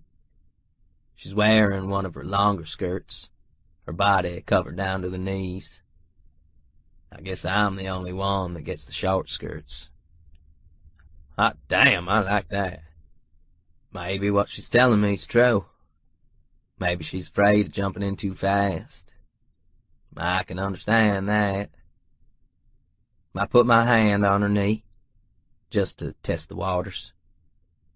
After a moment, she puts her hand on mine, but she doesn't try to remove it. Guess she's not lying, and she likes my touch after all. I stroke my thumb over the soft skin of her thigh. Missed you this week. A lot. Ivy's hand caresses mine. I missed you too. I hate that I did. I wanted to be able to just walk away and not think about you anymore. Except that didn't happen. I ended up thinking about you all the time. But you still didn't call me. She chuckles.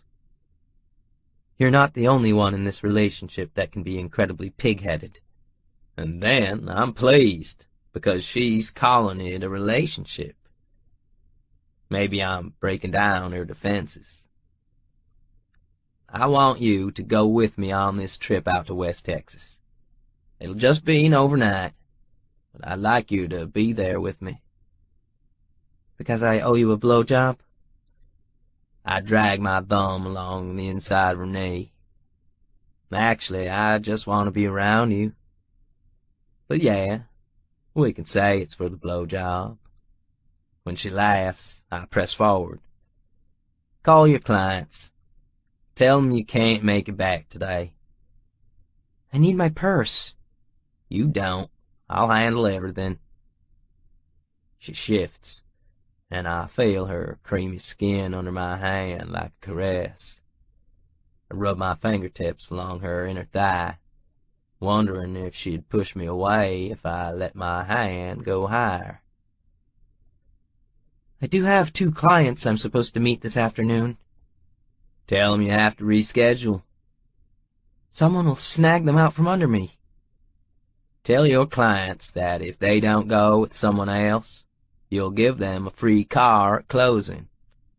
Ivy sputters. I can't give them free cars. I'll give them free cars. You don't have to give them a thing. You're my lady, and I'm stealing you away, so the least I can do is make sure your business is secure. I tap my finger on her thigh. Call them. This is not realistic, Boone. I got enough money that I don't have to live in reality anymore. Or didn't you notice? I grin over at her. my hand possessive on her thigh. Last week I shot down a $2 million house for being too shitty. It was shitty for the amount of money you're going to pay, she admits, and pulls out her phone. She hesitates, and then sighs. I can't believe I'm doing this. I'm glad you are, I tell her, and stroke her thigh again. She shivers even as she dials, but she doesn't push my hand away. It's like she likes it there. I think, for all her protesting, Ivy likes being owned by me. She calls the client and shoots a nervous smile over at me. Hello, Mr. Thompson. This is Ivy Smithfield over at 3 Jacks Real Estate. Listen, I'm terribly sorry. I know we were supposed to go and view a couple of houses later today, but I'm afraid that something has come up and I won't make it back this afternoon. She pauses, listening to the man on the other end. A tiny frown appears between her brows. I know. I understand, yes. It's unprofessional. But I'm afraid something really has come up. Tell him you'll give him a free car, I murmur. She shoots me a frustrated look, her focus on the phone. I understand, Mr. Thompson. Yes. Yes. A held-in sigh. Yes. Yes, I understand. Man, the guy must be really reaming her. Tell him you'll give him the car, I repeat, stroking higher on her thigh to get her attention. She squirms against me, a startled look crossing her face. Car, I repeat. Mr. Thompson, she says, and there's a breathless note to her voice that makes my dick hard.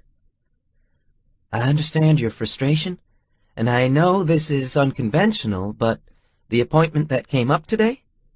The person in question is offering a free automobile upon closing if you remain signed with me. Silence. Yes, a car. What kind? She looks over at me, helplessly.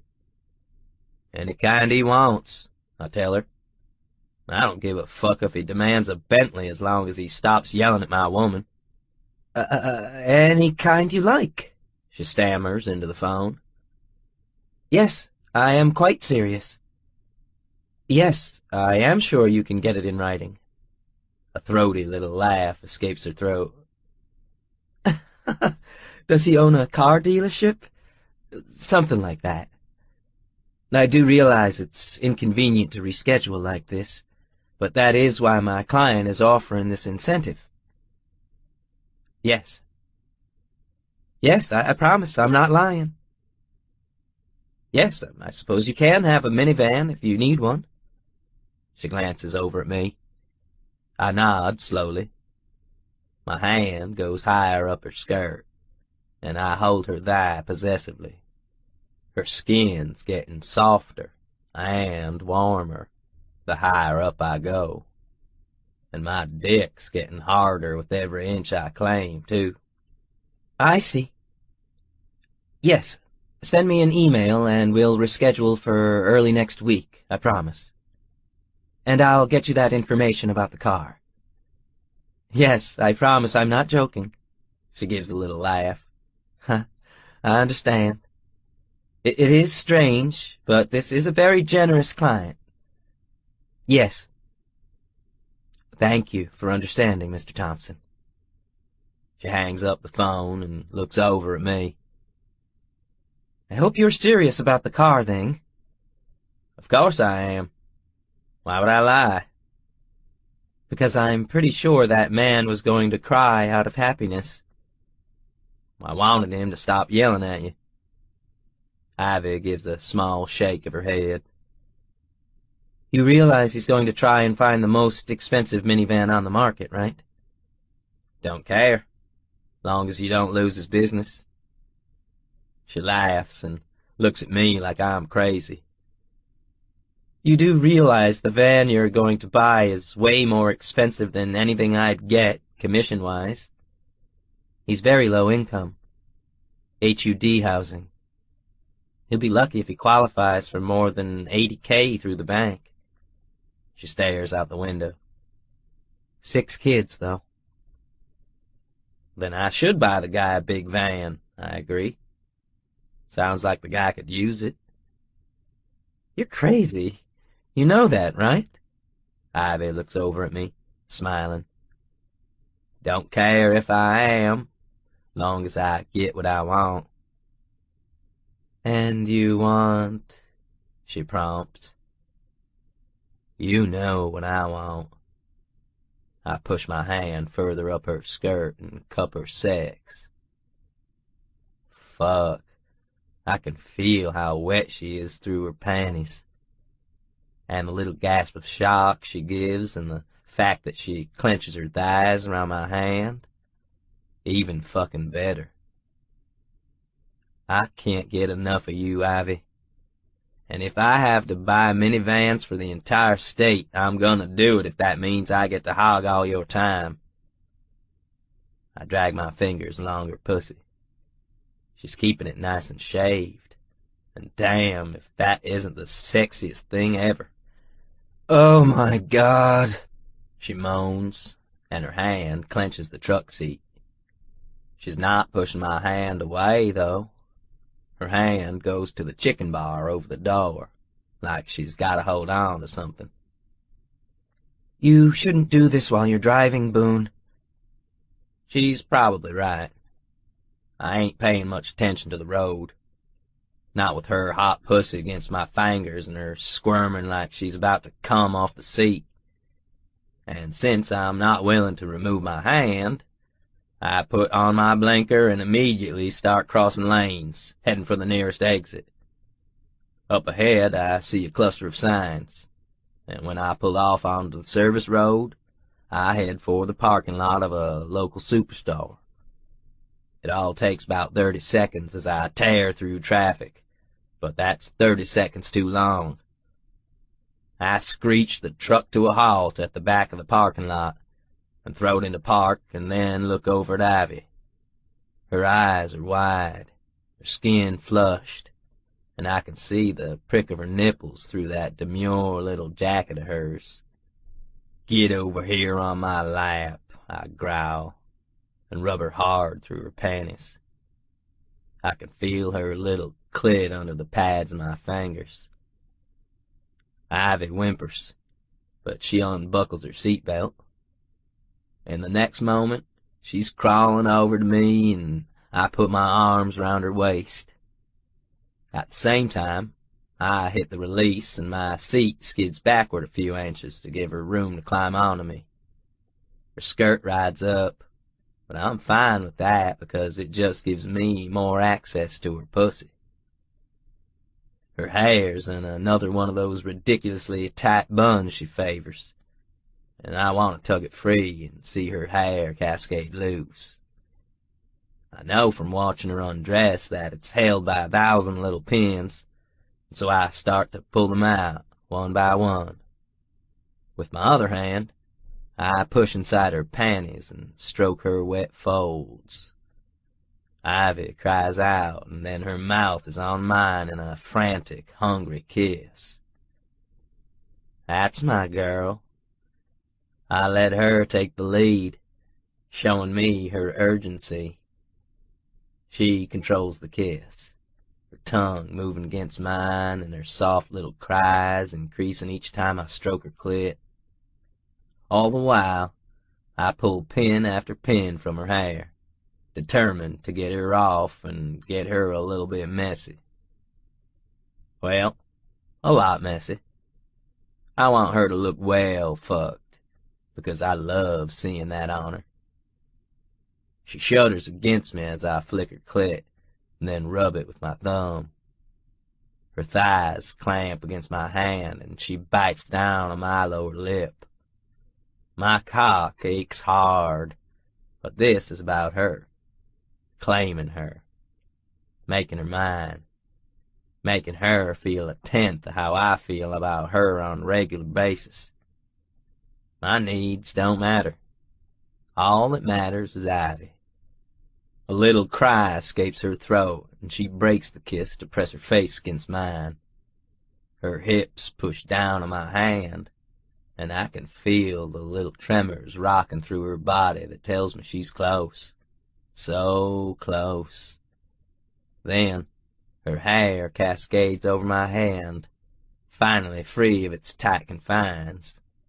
I grab a fistful of it and hold her as I double down, working her pussy over with renewed speed. My fingers glide through her slickness, and I sink one deep, even as I rest my thumb over her clit and rub. Her hands claw at my shirt, and the air explodes from her lungs. She buries her face against my neck and rides my hand, bucking wildly against it as I fuck her with my fingers. This is my girl. This is what I want from her. Intensity. Abandon. Passion. I want all of it. I kiss her neck, scrape my teeth over her soft skin as I pump into her with my fingers, working her toward her climax.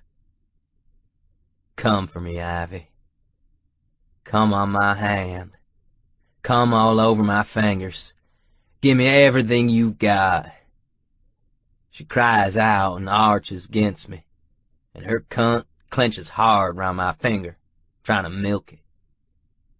I know my Ivy, though, and I keep rubbing her clit, dragging every last ounce of pleasure out of her as she shudders against me over and over again. Slowly, she recovers, and I pull my fingers from her warmth.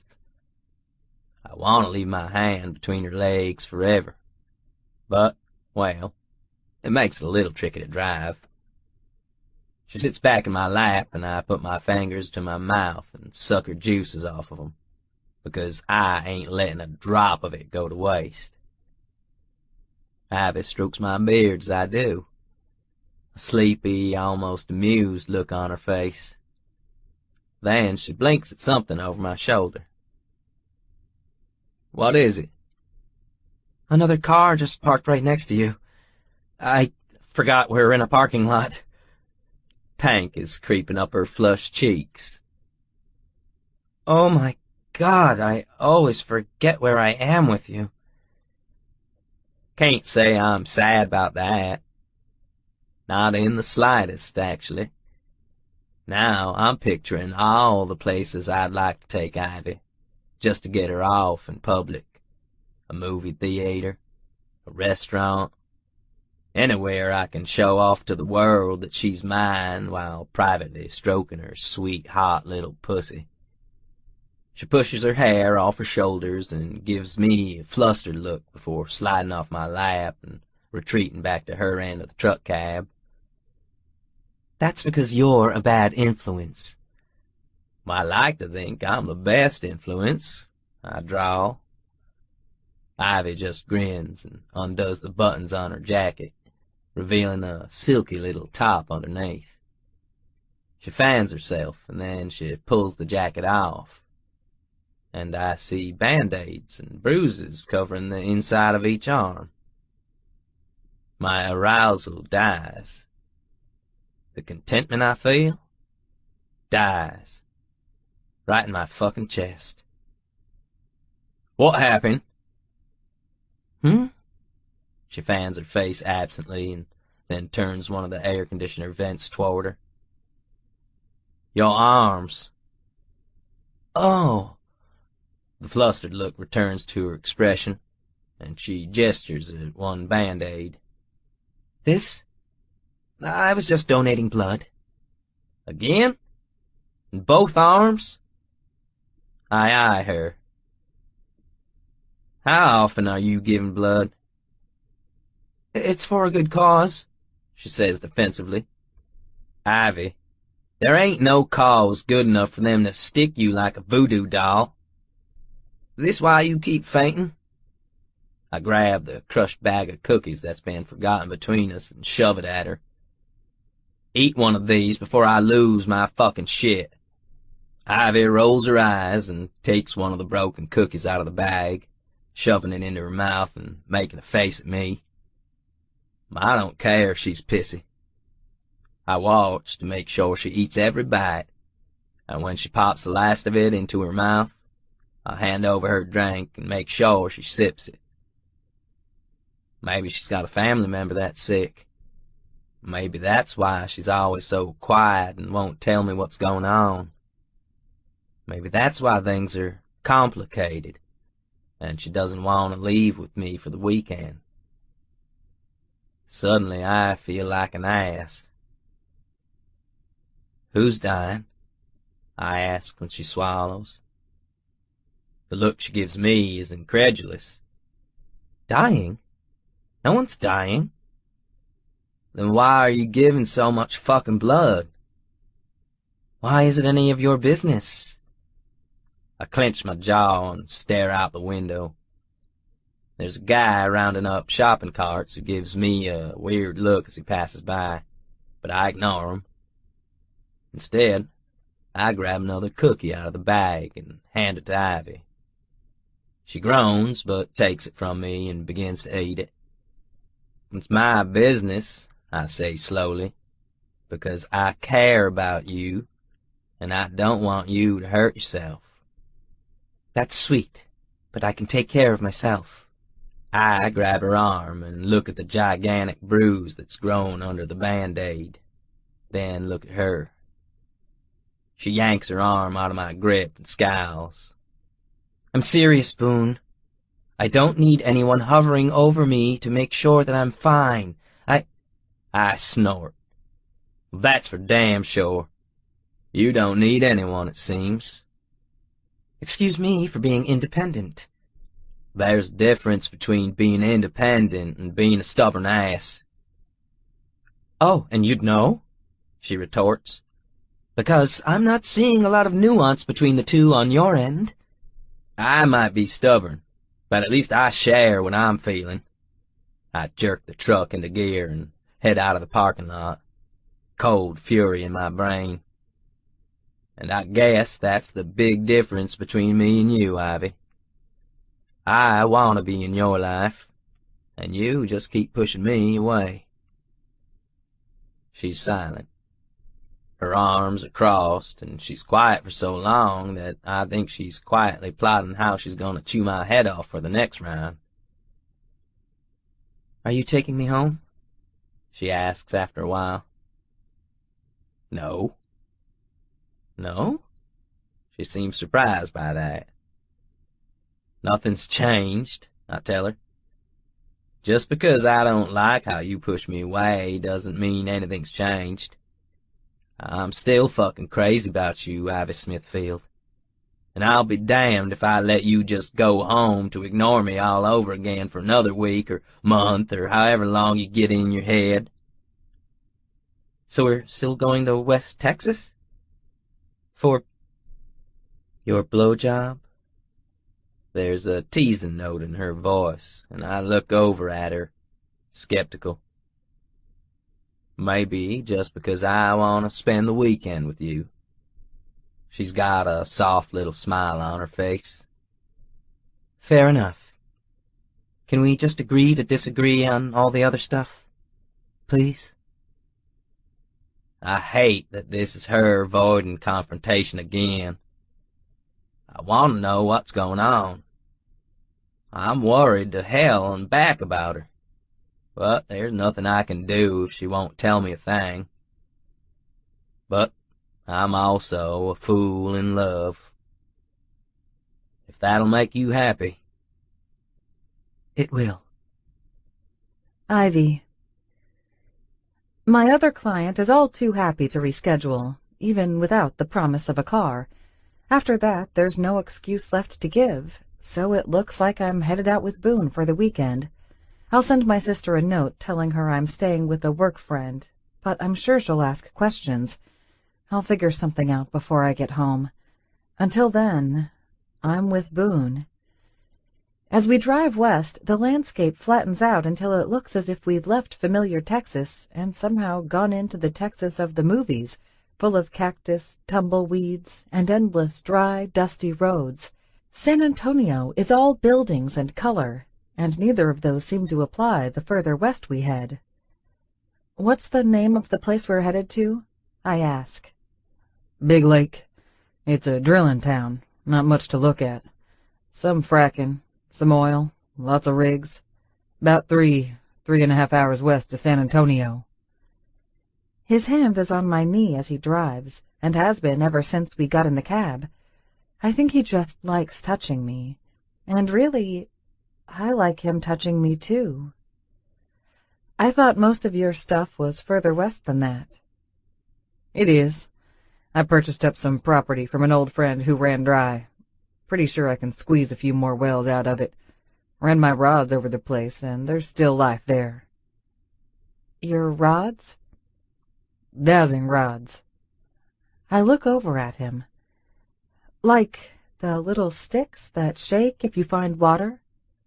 "They point, and it works for oil as well as water." He grins. "And I'm pretty good at it." "So it's not just an old wives' tale? It works." He nods slowly. "It's how I find all my wells. I don't let my boys drill without me picking the spot first. I used to do consulting, you know, dows for the competition. Now I just buy up all the adjoining land and milkshake 'em like the bastard I am." I don't even know what milkshaking is. "I'm surprised you're superstitious, Boone. You didn't seem the type." "Oh, I ain't as bad as some. I know some guys that put laxatives down the hole, convinced that works, and some get a preacher or any other sort of holy person to come and pray over their wells. Me, I just stick to the dowsing." I give my head a little shake, surprised by all this. It's just strange to hear a billionaire say that. What do your investors think? I don't really ask 'em. He shrugs. "I don't run my business like most do. I let my suits run the company, and I do my thing. I know rigs and drilling, and that's what I stick to. I let the company do what it wants as long as it makes me money, and I meet with my suits to make sure they're doing their jobs. Other than that..." He shrugs. "You don't want more control over your company?"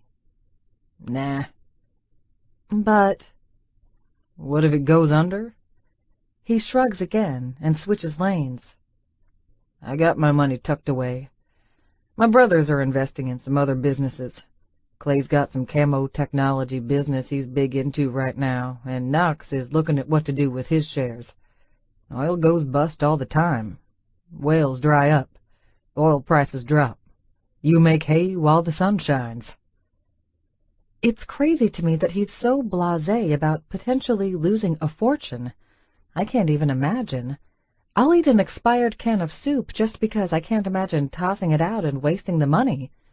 We come from such different worlds, he and I, even though we have a lot of similarities. But it just drives home to me that all this money he spends means nothing to him, and it's everything to me. We chat a bit back and forth as he drives, his hand remaining on my knee like a possessive brand. Even though I've lived in Texas all my life, I've never driven west, and it's amazing to me how different things seem. Eventually, there's a little sign that says Big Lake, Texas, and a motel. There's a couple mom-and-pop diners, and then more of the strange skeletal metal contraptions that are the lifeline to the oil industry. It's all so foreign. Boone eventually takes a few turns down a gravel road, and then we pull up to a row of pickup trucks parked in front of a metal trailer. Off to one side is a rig, and I can see men moving on the platform. 2 other men in hard hats are talking in front of the trailer. Both of them wear suits despite the heat, and look just as out of place as I feel. "Here we go. You finished your cookies?" Boone asks as he parks the truck. "Or do you need to eat some more?" "I couldn't possibly eat another bite," I assure him, patting my stomach. The man bought practically a dozen and made me eat every single one over the last few hours. The plasma donations have been taking a lot out of me, but with the sugar and carbs, I'm feeling better. He studies my face, as if making sure I look healthy enough, and then nods. He gets out of the truck, then comes to my side and opens the door, offering me a hand to help me out. I'm not dressed for this, I chide him as my heels wobble in the dirt. I got some boots you can wear inside the trailer. We'll get you a hard hat, too. He tucks my hand in his arm and escorts me forward. You look beautiful anyhow. Do I? My hair's a mess after our make-out session. My panties are still damp, and my suit is wrinkled from hours in the car. I probably don't have a lick of makeup left on my face. I feel awkwardly out of place as he leads me toward the others. I can almost guess what they're thinking as they eye me. Gold digger. Boys, Boone greets as we approach. Say hello to Ivy, my fiancée. Oh, shit. Again? My cheeks heat with an awkward flush, even as I extend my hand in greeting toward them. Realtor, I correct with a smile on my face. He meant realtor. Sure, realtor. For now. Boone seems undeterred. He gestures at one man, then the other. This is Roberts, and this is Gorham. They're on the board at Price Brothers Oil. I came out to check on the new rig and douse for another. Thought I'd bring company with me. He smiles at me. He's the only one. The two men in suits are completely stone-faced under their hard hats, gazing at me with completely blank expressions. I can't tell if they're pissed or annoyed or pleased to see me. I promise not to get in the way, I say politely, keeping my smile on my face. Roberts nods, and then turns to Boone. There's some business we need to go over that came up at the last meeting. Do you have a moment? Boone glances over at me. You want to go grab yourself some shoes, baby? They're inside the trailer. Both men in suits are staring at me, and I'm starting to feel like a bug under a microscope. Sure. He kisses my forehead. I'll be in a moment. Then we'll start the tour. I climb up the metal steps into the trailer, and as I do, I'm half expecting him to slap my ass. He doesn't, and then I feel like a jerk, because of course he wouldn't. He doesn't need to be a macho asshole to let the others know that I'm his. Boone doesn't have to show off in front of anyone. He never does. I feel a twinge of guilt that I've been unfair to him, even in my own head. He's given me no reason to doubt him. I'm just a jerk, and keep looking for excuses to be frustrated with him, I guess. Like I want to somehow find this massive flaw so I can be justified in keeping him at arm's length. I enter the trailer, and a wash of cool, recycled air hits me. There's a window unit chugging away, but the inside of the trailer is empty. It's a bit of a mess, too. There's a few maps on the wall that I can't make heads or tails of, and a corkboard covered with notes, schedules, and other bits of paper. There's a shelf full of binders behind a cheap desk, and the desk itself is covered in more papers, more binders, and a phone. Everything looks cheap, just a little bit dirty and cluttered. There's a row of boots behind the door, along with a few extra hard hats.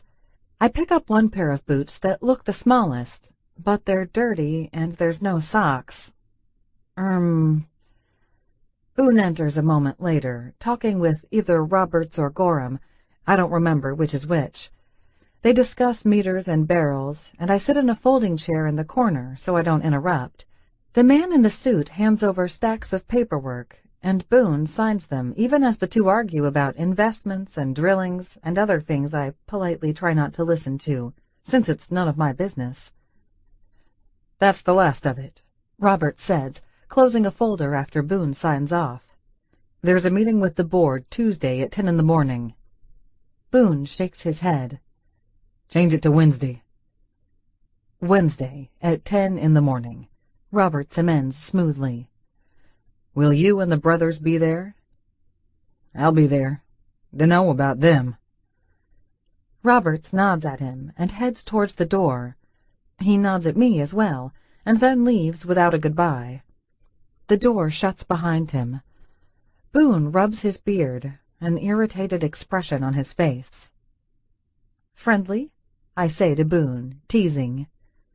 Boone snorts.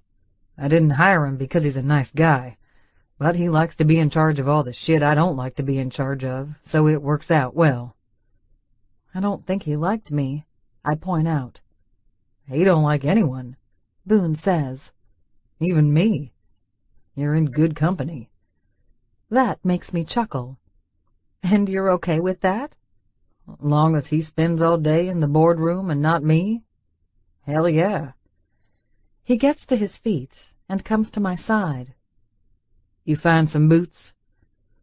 Yes, but there's no socks. I wrinkle my nose. I'm not sure I like the thought of cramming my foot into someone else's boot without one.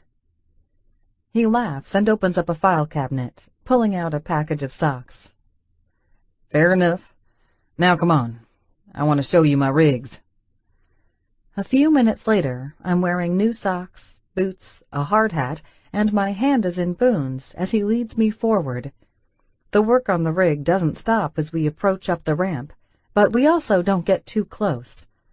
Instead, Boone pulls me aside and points out how the process works, and I try to follow along.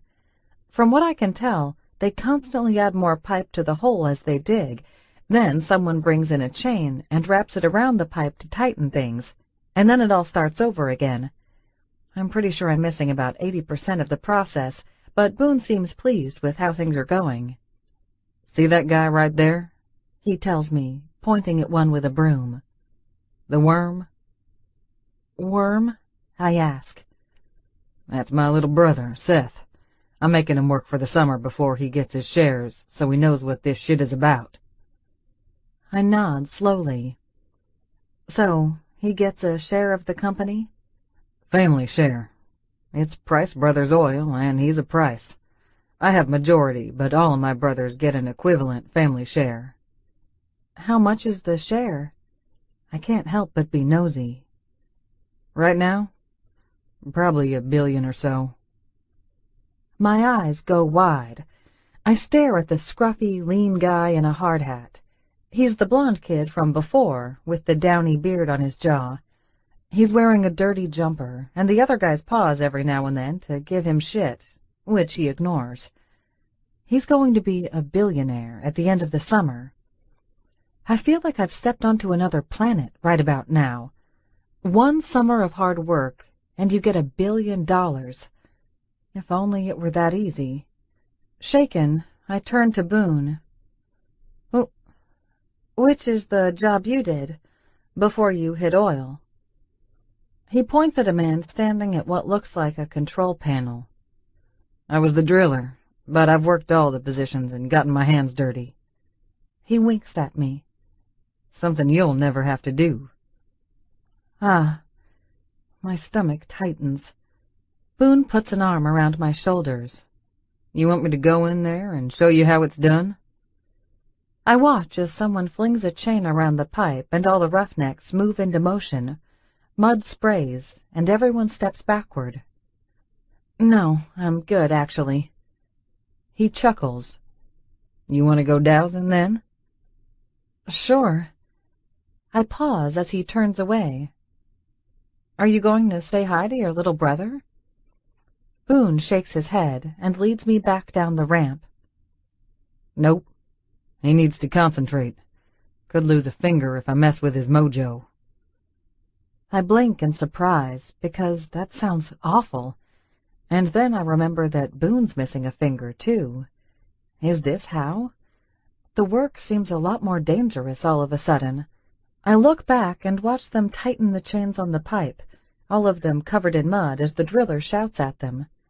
I'm rather glad that Boone's in charge and not on the rig any longer. The thought of him being in any kind of danger makes me feel nervous and unhappy. I slide my hand around his waist and tuck my fingers into his belt loop. I'd like to see the dowsing. You just want to see me play with my stick, don't you? I snort. Several hours later, I feel as if I've crawled all over the flats of West Texas. Boone and I met up with another one of his workers, this one with a topography map, an iPad, and 2 all-terrain vehicles. We'd set off on the vehicles, me clinging to Boone's back, and then arrived at the spot Boone wanted to investigate. From there, Boone pulled out his dowsing rods, and I watched as he moved slowly over the ground, calling out locations for his worker with the map to mark down. It's the most bizarre thing, but both Boone and the worker took it extremely seriously. Boone even handed the dowsing rods to me and asked if I wanted to give it a shot. I did, but I didn't feel a thing, and quickly handed them back. Perhaps some people are just better at finding money than others. If that's the case, I'll never be able to douse a thing. Money seems to elude me. By the time Boone seems satisfied, there's at least 20 spots noted on the map that he goes over with his employee, and the sun feels like it's baking me to a crisp in my suit. Boone notices I'm starting to wilt and claps the guy on the back. "We'll finish early today and hit the next field tomorrow." Then Boone comes to my side. "You ready to head out, darling?" Now I feel guilty. "I don't want to keep you from working." "If there's oil in the next field, it's been there for 65 million years. It can keep for another day." Boone glances back at his employee. "I'm taking my fiancée home. I'll see you in the morning. Take the rest of the day off." "Will do. You have a good one, boss." He tips his hat to both of us and gets on his ATV. Boone drives us back to the trailer, and I change back into my heels. We get in the truck, and Boone looks over at me. "Is the motel okay? Big Lake doesn't have anything fancy like the place I took you to last week." "If it has a shower, I'm completely fine with that." I'm sweaty and gross, and ready to change out of my clothing. "I don't have anything to change into." He grins. "One shower coming right up. As for the change of clothing..." He puts the truck in park and grins at me. "Be right back." I watch as he races back into the trailer and returns a few moments later with a plastic package. He tosses it over at me as he buckles back in. It's a T-shirt. Price Brothers Oil. I chuckle. "Perfect. It'll go great with your silky panties." He winks at me as he puts the truck in reverse. That it might. The motel is across the street from a truck stop diner, which, Boone tells me, makes incredible hamburgers. It's a tiny place, but the lady at the front desk knows Boone and beams a friendly smile at me as she hands him the keys. The room is small and dark, but the sheets look clean, and there's fluffy towels and a shower that's practically screaming my name. I pry off my heels, and it feels as if a shower of dirt emerges from my shoe, even though I wore boots most of the afternoon. Good God! How is it I got so dirty? "It's the wind. It carries the grit, and it just gets into everything." Boone pulls off his cap and tosses it on the king-size bed, then glances speculatively over at me. "Thought you liked being my dirty girl." I giggle and give a small shake of my head, shrugging off my jacket. "It's amazing how you can manage to make everything sound completely filthy." "Ain't it?" He wiggles his brows at me as I toss my jacket onto the bed. "So, what's your plan now?" "Shower, then sleep." I'm exhausted from the day, and I think some of that has to do with all the plasma donations I've been giving. I can't say that, of course. Boone will flip his lid if he finds out, and my story will go bust. He'll want to know why, and someone giving plasma is downright suspicious, so I know he'd see through it. And I don't know if I'm ready to be done yet. I keep telling myself it's a bad idea to be with him, because once he finds out the truth, he won't want me. But I can't seem to help myself. "That sounds good," he says, and pulls his shirt off. "I'll wash your back." You want to shower with me?" "Fuck yeah, I do." He grins, all white teeth and gorgeous, smiling face. The idea of a shower is suddenly taking on an entirely new meaning, and I mentally picture Boone naked, his big body towering over mine, and his hands moving over my skin. I shiver, rubbing my arms. Why is it that just thinking about the man touching me makes me go crazy with need? I do need my back scrubbed, I lie. I need something, all right, but it has nothing to do with soap. He just gives me another one of those lazy, gorgeous smiles, and his gaze sweeps over my body appreciatively. You show me what you need done, baby girl, and I'll get it taken care of. I need him to want me for who I truly am, not who he imagines me to be. But maybe, over time, that won't matter. Maybe it won't be a big deal if he finds out that, although I'm doing my best to reinvent myself, I still grew up in a trailer, my mom's a deadbeat, and my dad's in prison. It won't matter that I'm uneducated and know more about how to run a fry machine than how to host a dinner party, because he'll love me, and will understand that I've worked hard to change who I am, just like he has. But even as I think it, I know it's a lie. Boone hasn't changed who he is one bit. He's got money, but I suspect that if I went back in time 5 years, Boone Price would be the same then as he is now, stubborn, strong-willed, and utterly determined to get what he wants. You look troubled, Boone says to me, moving to my side. What's bothering you? His rough hand smooths the hair back from my face in a caress. I can't tell him, so I undo my skirt and let it fall to the floor and cock my head as I gaze up at him. I was just thinking about when you wanted that blowjob. His eyes gleam. You offering, baby girl? Would I bring it up if I wasn't? I arch a brow at him, trying to be coy instead of sad. Boone rubs his knuckles along my jaw, studying my face. You're not too tired? I didn't bring you here for the blowjob, you know. I laugh. A turnabout? That's not what you told me earlier. That's because I played dirty. He winks at me, and then leans in to brush his lips gently across mine. Doesn't mean I'm heartless. You're tired and not feeling well, and the last thing I want to do is push you to do something you ain't interested in. Why wouldn't I be interested? I slowly pull my silk camisole off, and then I'm only in my panties and bra. Why wouldn't I want to touch you as much as you touch me? I smile. Actually, you've gone down on me plenty of times, and I haven't returned the favor. That's because I like the feel of your pussy on my lips, and I like the taste of you even more.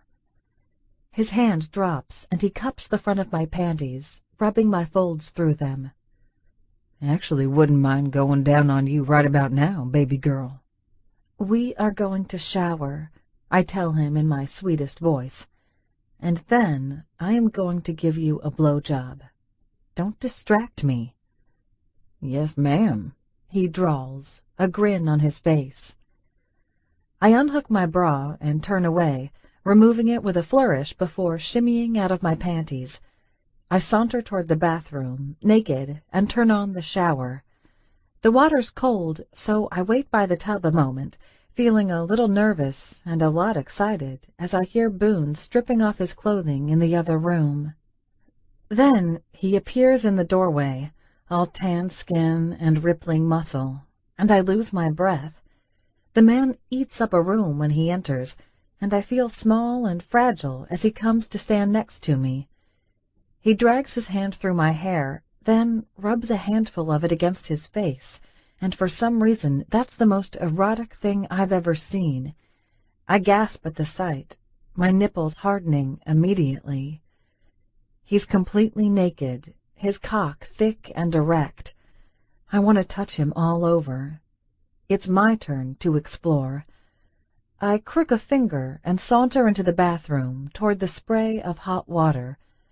Bathing him might be a pretense, but I'm excited just thinking about running my soapy hands all over him. He's had his hands on me, pleasured me, kissed every inch of my skin, and now I get to return the favor. The shower is one of those plastic, boxy ones with a rippled door instead of a curtain, and for a moment I wish it was a sexier, more open shower. It'll have to do, though. I push the door aside, step under the hot water, and glance over at him, soaking my hair.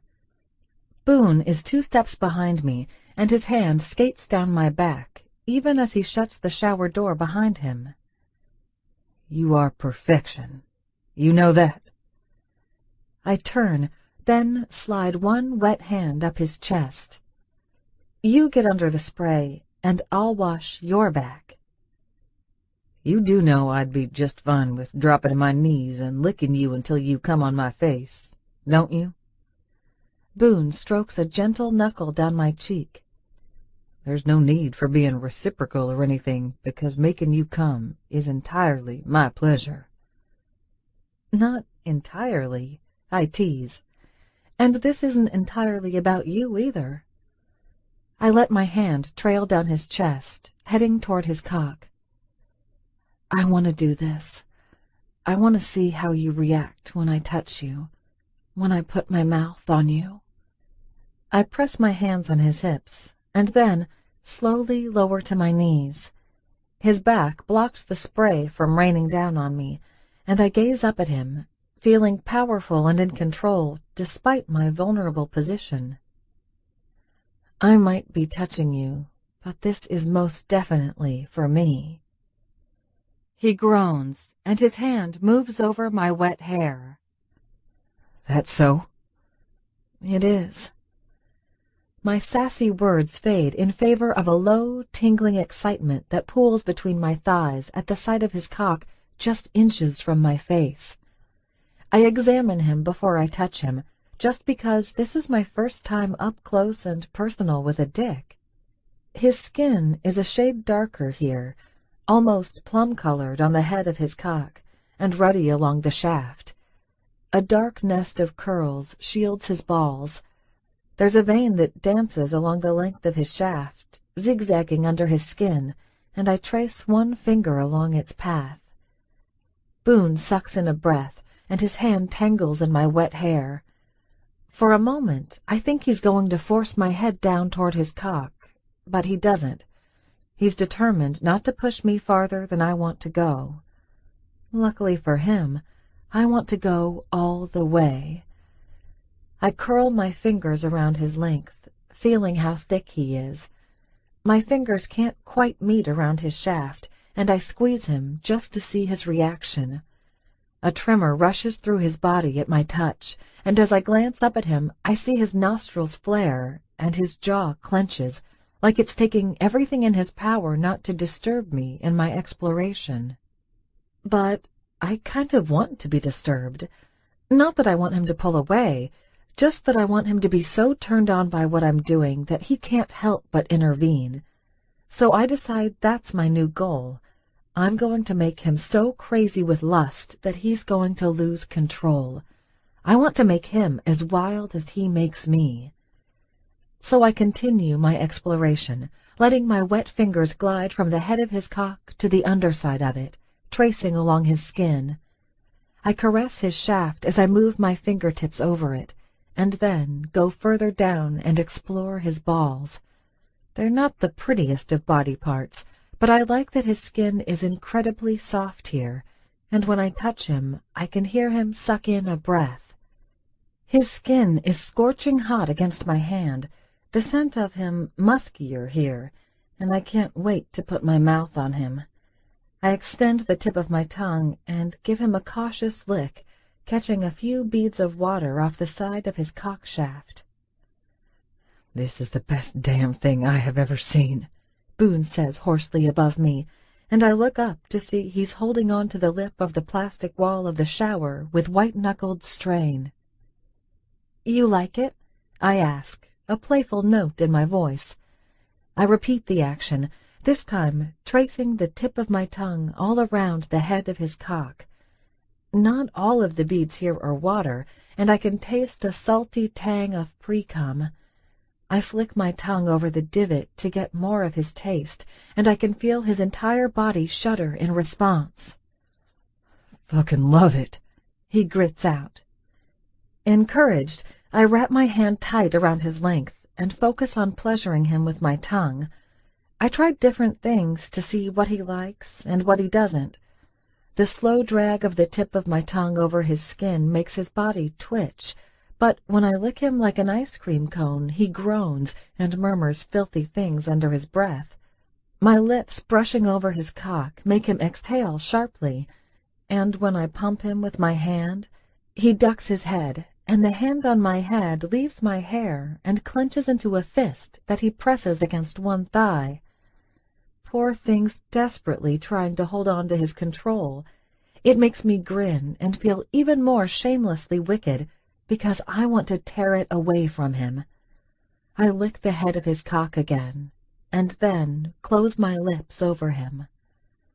Oh, damn, he breathes. Oh, baby girl, have mercy on your man. There's not an ounce of mercy in me as I swirl my tongue over him, figuring out how to give him the most pleasure. He likes it when I rub the flat of my tongue against him, and he really likes it when I suck and drag him deeper. I focus on taking as much of him into my mouth as I can, relaxing my jaw and working on him with my tongue. I'm surprised when the head of his cock bumps against the back of my throat, and he hisses out my name between his teeth. Get up, he grits a moment later, gently pulling me off of him. I release his cock from my mouth with an audible pop and look up at him in surprise. What's wrong? Nothing. He drags me to my feet and pulls me against him in a hard, fierce kiss. I'm getting a fucking condom because I want to come inside you, not on your mouth. Oh. I watch as he shoves the shower door open and storms out of the bathroom, dripping water everywhere. A moment later he returns with a condom packet, ripping it open with his teeth, and then rolling the sleeve of it down his length. It's amazing how fast he does that, and I barely have time to register that he's getting back in the shower with me when he pulls me up against him and begins to kiss me again. I moan against his mouth because his hand is sliding between my wet thighs and stroking my pussy. There's no slow build between us. Everything seems to explode after a few small touches, and I'm left aching and full of want. I squirm with need when his fingers sink deep between my thighs, pushing into my core. You're so fucking wet, he tells me between wild kisses. You like sucking my cock, baby girl. I love touching you, Boone, I tell him, feeling shy at admitting such a bold thing. I wasn't ready to stop. I don't have the stamina, he tells me, pressing his face against my neck and kissing me even as he fucks me with his hand. His beard prickles and rasps against my skin, softer when wet. But I'm more than willing to let you practice on me over and over again, Ivy. But right now, I need you. His fingers leave my body, and I whimper at the loss, clinging to his wet shoulders. He takes one of my thighs and hooks it around his hips, and before I realize what he's doing, he grabs me by my hips and hoists me up the wall, pinning me against the tile, my breasts pressing against his chest. I feel the heat of his cock push between my thighs, and then I'm sinking down on his length. I moan, my nails digging into Boone's back, because it feels so deep like this. Like gravity is shoving me down on his length, and all I can do is hold on to him for dear life. I've got you, he murmurs, pressing kisses against my skin. Wrap your legs around me tight, Ivy. I won't let you fall. I do as he commands, and then he thrusts into me, my body jolting against the slick tile. I feel as if our bodies are barely moving, but I can feel everything. And the angle he's pushing into me, it's rubbing something deep inside that is making me crazy. When he thrusts again, a keening cry escapes my throat, and I squirm wildly against him, needing more. That hit the spot, Ivy. He presses more frantic kisses to my face, and then thrusts into me again, and I claw at his back, crying out his name. Yep, he chuckles, seemingly oblivious to the fact that I'm about to burst from my skin with need. Found the spot. Again he thrusts into me. Over and over, Boone pumps into me with quick, shallow bursts, and, oh God, it feels like I'm a volcano erupting. Orgasm after orgasm crashes through me, my legs like jello. I'm making all kinds of little cries and mewing noises, and I can't find that I give a damn, because he's fucking any cares I might have had right out of my brain. It's one endless orgasm positioned like this, and I think he's coming too, a moment later, because he presses my body against the tile, hard, and I bite down on his shoulder, desperately trying to unleash some of the madness that's ripping through me with gale-force pleasure. All I know is that I feel amazing. I'm barely aware as he carries me, still clinging to him like a baby monkey, from the shower back to the hotel bed. He lies on top of my wet body for a few moments, tenderly kissing me. I cry out in a small protest as he gets up to turn off the shower, because I feel so empty without his body piercing mine. It's madness, how much I've come to crave him in such a short time. I get under the covers and pull a sheet over my body by the time he returns with a towel for me. The hot, smoky look is still on his face, as if he's ready to grab me and go for another round, and I feel an excited flutter all through my body in response. It's insane, just how addicted I am to him. "We're insane," I murmur as he sits down on the bed next to me. He slides under the blankets and pulls me against him. We're still damp, and the sheets stick to both of us, my skin to his. Boone just brushes the wet hair off my face and shoulders and studies me, curious. Insane how? I laugh, tilting my head back. All of this is insane. We can't be in the same room without clawing at each other and orgasming about a dozen times. I don't see how this is a problem, he drawls, teasing. You seem to like the orgasms I give you. Of course I do. I trace a finger along his big arm. I just worry about how fast we're going. Don't you? It's only been a few weeks. He shrugs. And you keep introducing me to everyone as your fiancé. I arch an eyebrow at him. We're not engaged. Not yet, but only because you still aren't used to the idea. And you are? I ask, amused. The look on his face is utterly serious as he gazes down at me. Ivy, I knew you were the one for me the moment I laid eyes on you. For me, there's no one else. Not now, not ever. I knew the second I saw you that you were everything I wanted. Nothing about that has changed. His big leg tangles with mine under the sheets, and I feel his knee go between my thighs. Nothing, baby. But I'm a little surprised at this admission. The moment you saw me in the brochure? The moment I saw you face to face. He leans in and rubs his nose against mine, then presses a quick kiss to my mouth. I thought you were pretty when I saw you in the ad, of course. Thought you'd be a good trophy wife. Some nice, classy piece to fuck every now and then and not think about twice. Gee. But then I saw you in person, and it was like my whole world lit up. He grins down at me. I saw you and thought, yeah, that's the woman I'm going to marry. That's the woman I'm going to fall in love with. I go very still under him, my heart pounding. Love? We've played at a relationship for weeks now, played hard, but this is the first I'm hearing of the L word.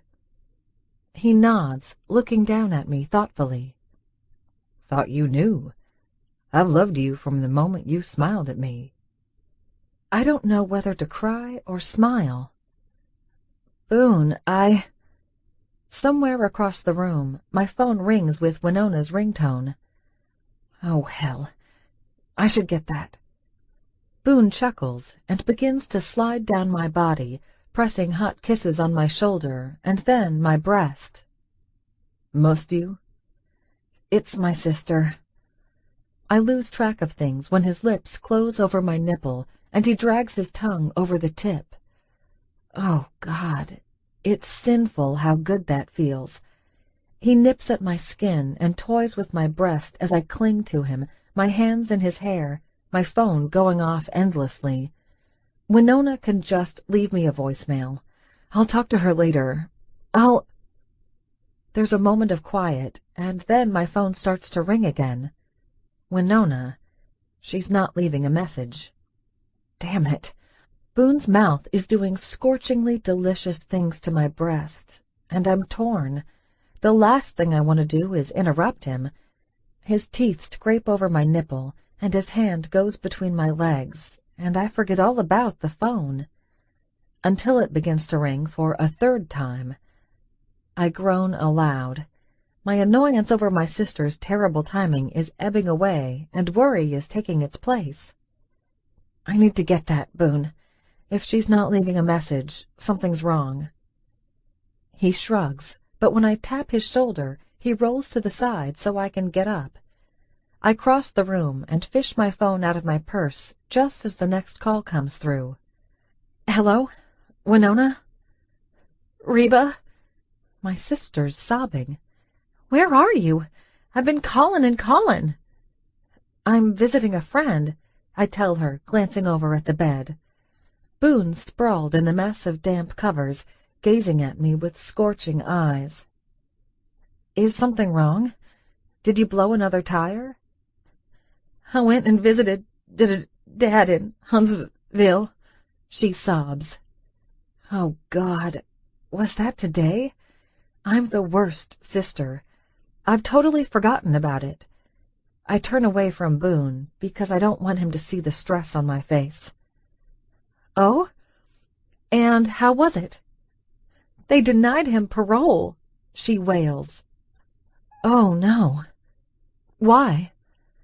I keep my voice modulated and calm, though I'm secretly torn. Our father's a deadbeat drunk, and the last thing I want is him coming home to live with me and Winona again.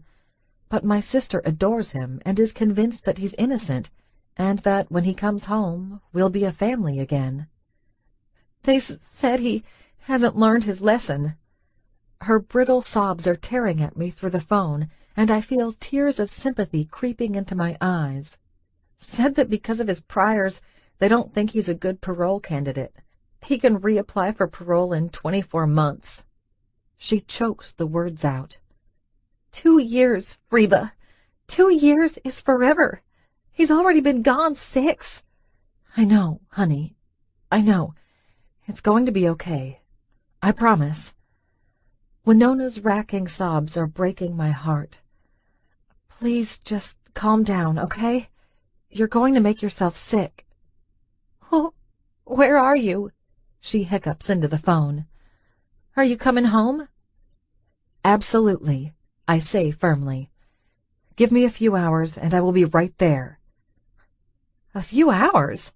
She sounds shocked, and another sob chokes from her throat. Reba, I need you here. I feel so alone. She starts to cry even harder, and sounds so much younger than her barely 18 years. I miss my daddy. I know, Winona. I know. I promise. I'll be home as soon as I can, I tell her. I don't look over at the bed, because if I do, I'm going to see sexy, warm Boone still sprawled in the blankets, waiting for me to crawl back into the covers with him for another round of lovemaking. Except I can't, because real life is crashing in, and I have to rescue my sister before she cries herself sick, or worse, tries to go back to the prison, or something even worse than that. Look, I've got $20 on my dresser, all right?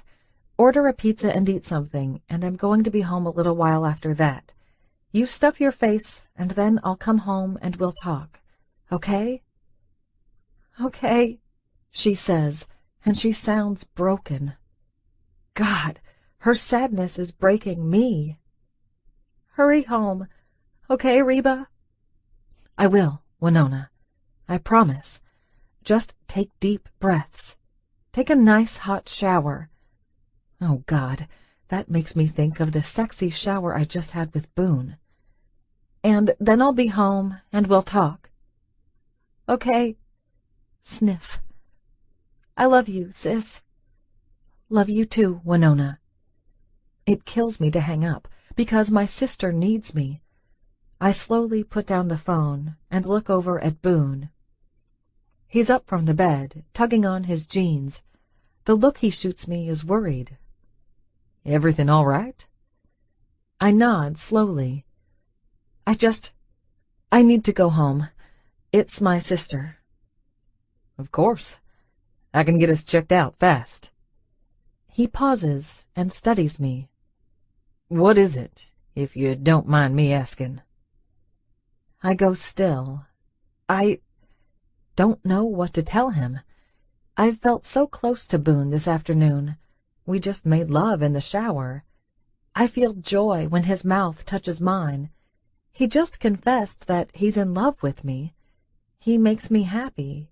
And yet, I wish I could tell you, Boone, but I can't. The worry on his face fades a little, and I can see his expression hardening. Why can't you tell me? My back goes up. I grab my skirt off the floor, find my jacket, and start hunting for my bra and panties. Because it's personal. Oh, well, that changes things, he says sarcastically. I guess we're not at that point, right, where we share personal stuff? I'm silent. He's pissed, and he has every right to be. It feels awful, knowing that I'm in the wrong, and I still can't do anything about it. Heaven fucking forbid I learn something personal about you, Ivy. He jerks his t-shirt on over his head. I mean, I'm just the guy that fucking wants to marry you, right? But it's fine. We're not personal or anything. It's not like I just told you I'm in love with you, and it's not like you said anything back. So, hey, I guess we're not at that personal level after all. I wince, because everything he says is like a dagger.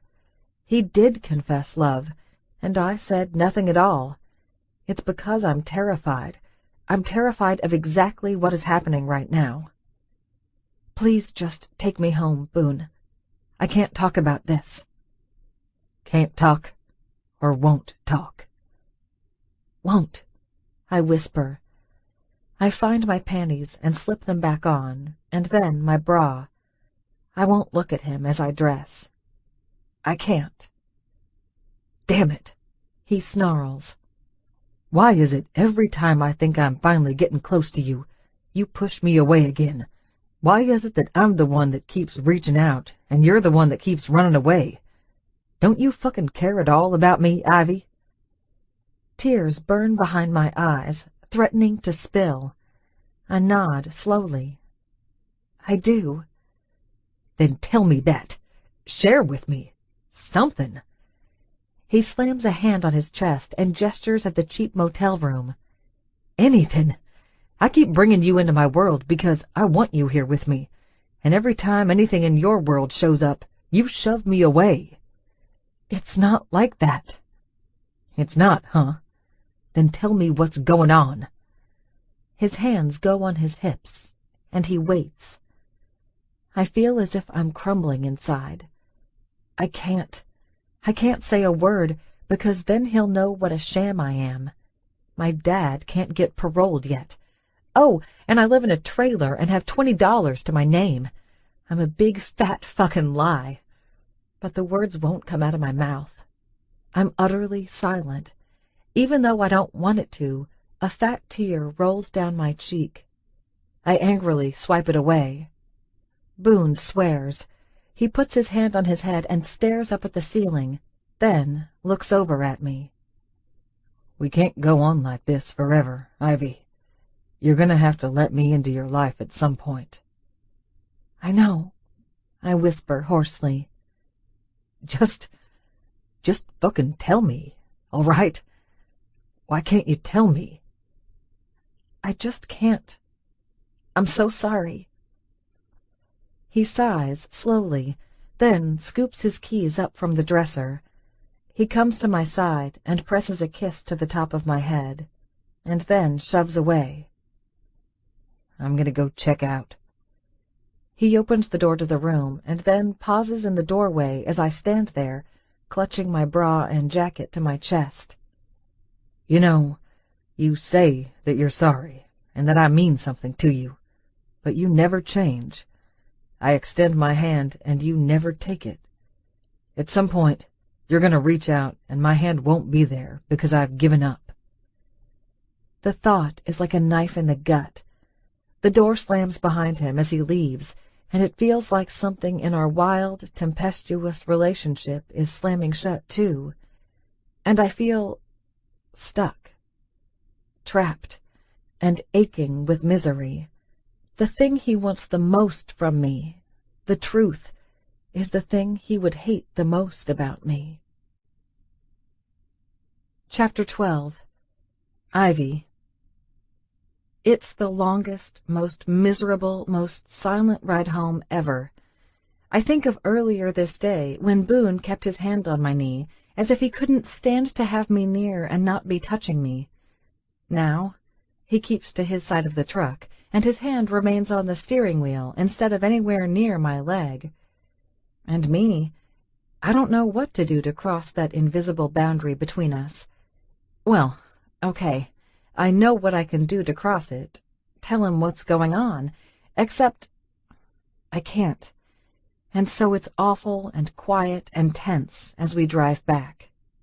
Boone drops me off at 3 Jacks, and I pretend to go into the building to get my things. I wait until he drives away before going out to my little broken-down heap of a car, and my hands are shaking as I put the keys in the ignition. I'm crying silently, and it has nothing to do with my father or his parole, or even Winona. I feel like I'm losing Boone with my silence, and I didn't realize until today just how much I wanted him. Right now, everything just feels like such a mess, and I don't know how to fix it. I'm always a girl with goalposts in mind, but this time it feels like the goal is unattainable. I drive at a breakneck pace to get home, because I know Winona is waiting for me. I'm worried about my sister, but I keep thinking about Boone.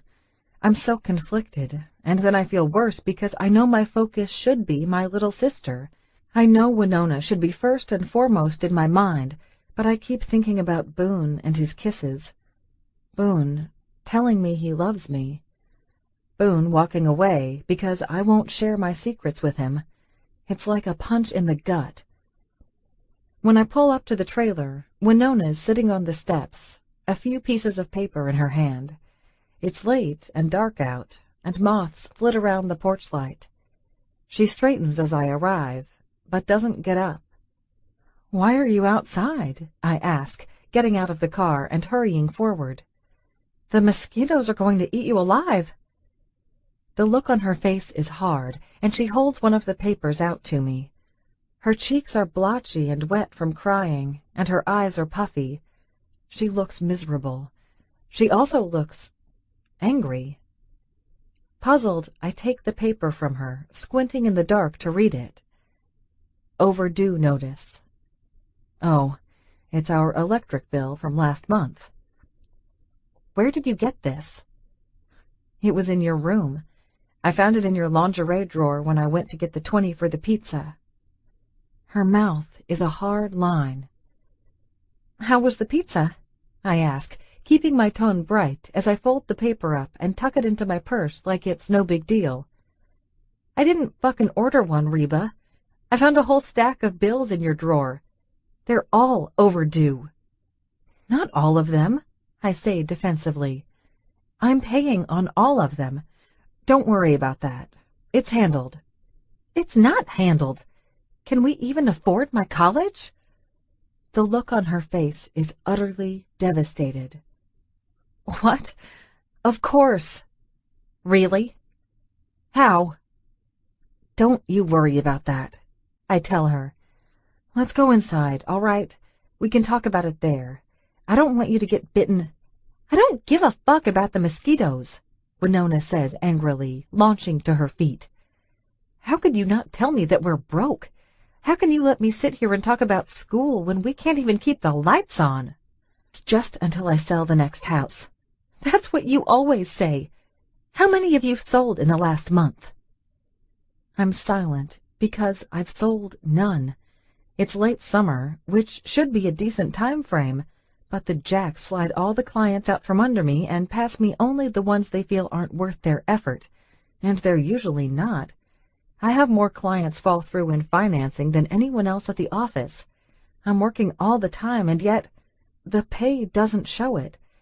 Everyone keeps telling me that things are going to improve, but so far I'm still selling plasma for groceries. That's what I thought, Winona says bitterly. Why won't you let me help? I can get a job. And what, flip burgers all through your college years? Worry about money like I did? Worry all the good, fun years of your life away? I snatched the stack of bills out of her hand, feeling exposed and miserable. I want you to have everything I didn't, Winona, and if that means I'm working twice as hard, then that's what I'm doing. But it's not working, Winona says as I stomp past her into the trailer. We can't keep the fucking lights on. Something inside me snaps. The lights are on, I yell at her. I've had enough. No matter how hard I work, it's not enough for someone. Are you hungry? Are you driving a car? Are you going to college? Then stop fucking complaining. I have given up everything, and I mean everything for you. The least you can do is not throw it into my face. She goes pale, staring at me with big, wounded eyes. Immediately I feel remorse, and a stab of resentment. Here I am, the jerk in the situation. Why am I always the one doing wrong? Why is it that no matter how hard I try, I'm still not doing enough? Look, I say slowly, putting a hand on the chipped countertop to brace myself. I love you, Winona. I want you to have all the things I didn't. I don't want you to work while you go to college because I want you to concentrate on your classes and I want you to have fun. I've got a big client lined up close on a house this month. Well, maybe, if Boone ever wants to speak to me again. And until then, things will just be a little tight. I'll manage. We always do. Okay? So that's it? You've got it handled, right? Her laughter is bitter. Heaven forbid I try to help out. Heaven forbid I worry about my sister. You do know you're the only person I have left, right? That I need you too? So fucking excuse me if I worry about you or whether or not we can make the bills. Excuse me for trying to ask questions. I should have guessed that you wouldn't want that. What do you mean, I wouldn't want that? Winona gives me a hard look. You never want anyone's help, Reba. Oh, excuse me, Ivy. Her voice is scathing. You'd rather go down as a martyr than have to ask anyone for help, all because you don't want to seem needy. Well, you know what? Being needy isn't the worst thing in the world. Being alone is. She storms away.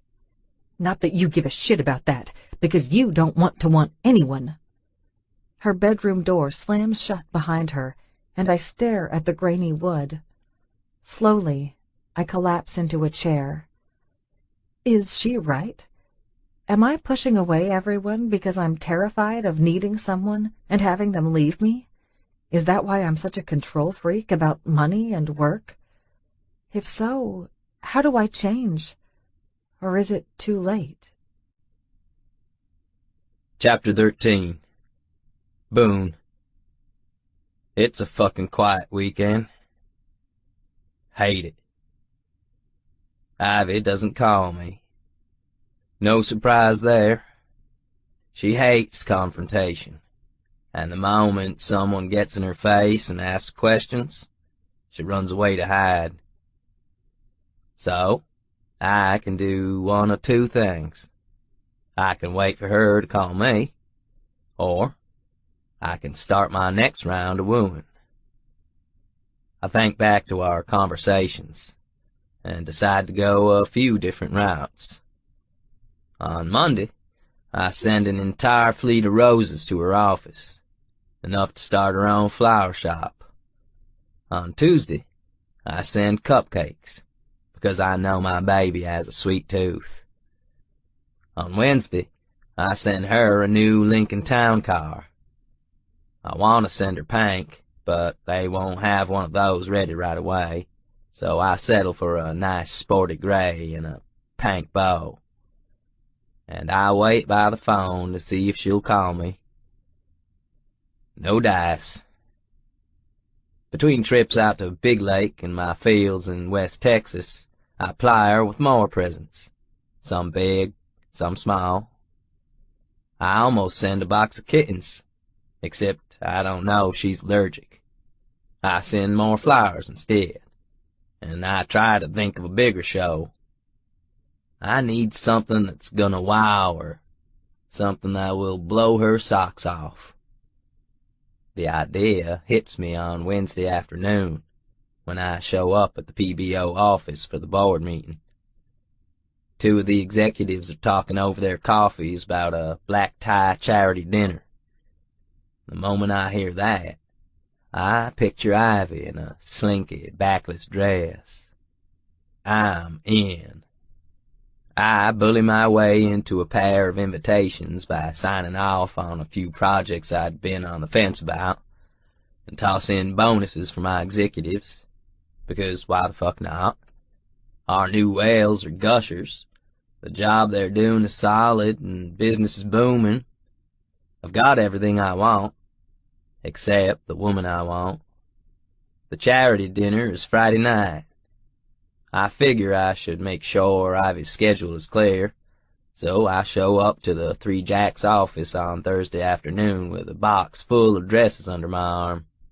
And, just to sell things, I run a comb through my hair and beard, and rent a tuxedo downtown so I can look the part.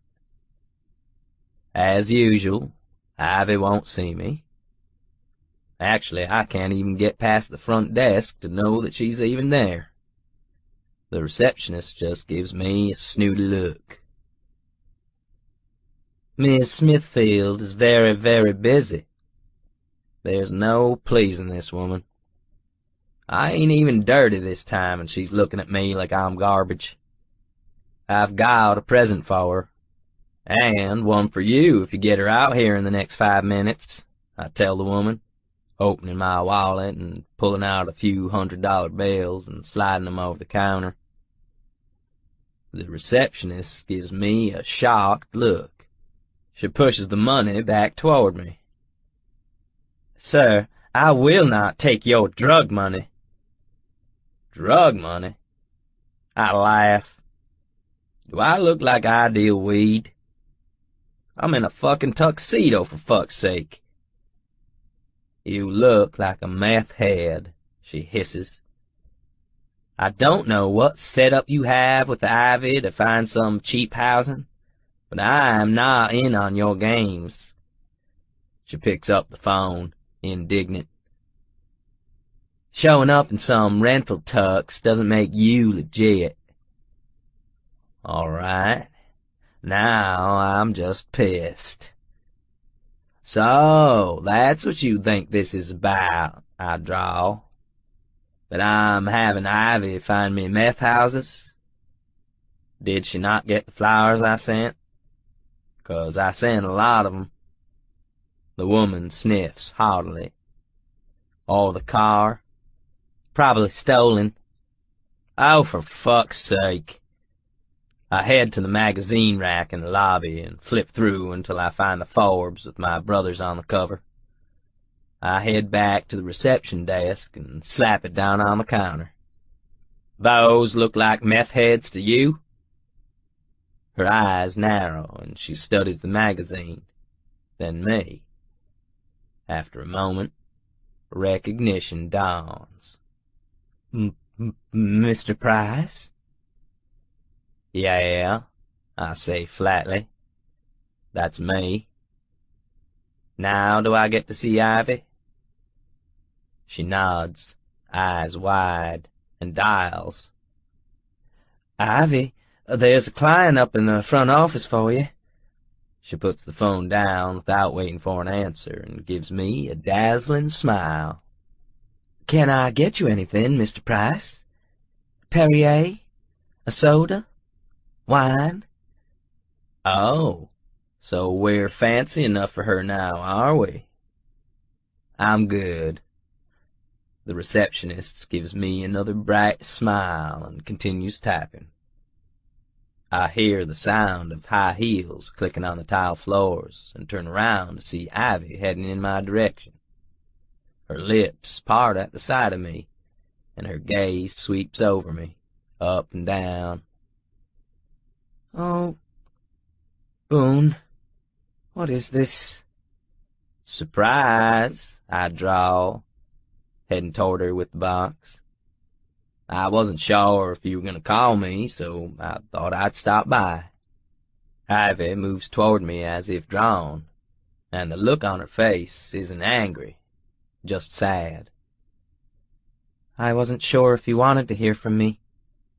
Her hands go to my chest, and she smooths the lapels of my tux. You look amazing. I do, don't I? I'm pretty pleased with how the suit fits, even if it's just a rental. Plus, the sight of me in the tux is probably making her panties all wet, which is a bonus. I missed you, baby girl. The look on her face is all soft and wistful. Her hand strokes my beard. I missed you too. I don't like it when we fight, I murmur. Especially when I don't know what the fuck we're fighting over. Thought I'd come say I'm sorry in person since the car and the flowers didn't work. Her cheeks color. You spend too much money, Boone. Can't take it with me. Might as well spend it on my lady. I take her hand in mine and rub her knuckles before lifting her hand to my mouth and kissing it. So are you mad at me still?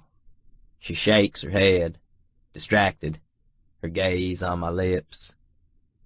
I was never mad at you. Well, she amends a scarce second later. I did get pretty frustrated when you started sending presents. I can't take them, Boone. You're going to have to send them back. Nonsense. You're so stubborn and pig-headed, she says, but the words sound like a caress instead of a lecture. I should be glad it's not a golf course, I suppose. I snort, amused. I got one too many of those already. Besides, what am I gonna do with a bunch of flowers? I hold out the box I have tucked under my arm. Or a bunch of dresses. She looks at me with a mixture of surprise and worry as she takes the box. Dresses? Yep. There's a big fancy charity dinner tomorrow night, and I'm taking you. We're gonna helicopter in just to make a grand entrance. I push the box toward her. I didn't know what size you wore, so I got the same dress in every size. You bought me a dress? She gives me a curious look. I didn't say I'd go. Yeah, but you know how pig-headed I am. I shrug. It was either a fancy dinner party or I'd try and rent out the Alamo for dinner. Both of her brows go up. Rent out the Alamo? You can do that? It turns out you can't, actually. I shrug my shoulders and give her a sheepish grin. But can't blame a guy for trying. When she laughs, I feel better. Warmer. Like the entire world is fucking better when she's happy. Besides, I figured a fancy dress party would be the best place to show off my gorgeous, elegant woman. The smile fades from her face a little. Boone. Mr. Price, a booming voice calls out from behind us. I hear Ivy's been keeping you all to herself. Ivy goes completely still, the expression on her face frozen. Her gaze falls and she stares down at her shoes, and for a moment I have a weird impression like she's a little kid in trouble. A man comes down the stairs of the office, extending his hands in greeting. He's got a big, shit-eating grin on his face, and is orange with spray tan, his hair slicked back. Suit's nice, though. Looks expensive. The hand he shoves into mine has big rings on it. Jack Jackson. I'm one of the partners here, and I just found out our little Ivy's been keeping quite the secret, hasn't she? He pumps my hand over and over again. It's quite an honor to meet you. I'm flattered, but I'm also a little confused. Nice to meet you, too. I glance over at Ivy, but she's still got that half-frozen, polite smile on her face, like a mannequin. This is my boss, Jack, she tells me in a curiously flat voice. Heard you were in the market for a new house, Jack says, leaning in. You have come to the right place, sir. He waves at another man. Jack, come over here and meet Mr. Price. He's with Price Brothers All, and he's looking to buy a house in the area. He's been working with Ivy this entire time. Who knew? The grin on his face remains friendly, but the words are so pointed, even I get the gist. Ivy's boss ain't happy she kept a secret. The other man comes forward, and he's all smiles as well. I feel like I'm being sold a car, and Ivy looks distinctly uncomfortable, even more so when the new man drapes an arm over her shoulders and squeezes her, like he's holding her in place. Ivy's one of our favorite protégés, the new Jack gushes, wanking at Ivy and then at me. She showing you houses today? Not today. Because I know this sweet little beauty over in the Dominion that I think will be just perfect for a businessman like yourself. The other Jack snaps his fingers. No, there's a ranch outside of Helotes that I think would be ideal for a man like you. Fancy a bit of land with your property? His toothy grin is extra wide in his orange face. I can drive you right on over if you like. Ivy is silent as the other Jack squeezes her shoulders again, all friendly-like. Damn. These men are like a couple of sharks.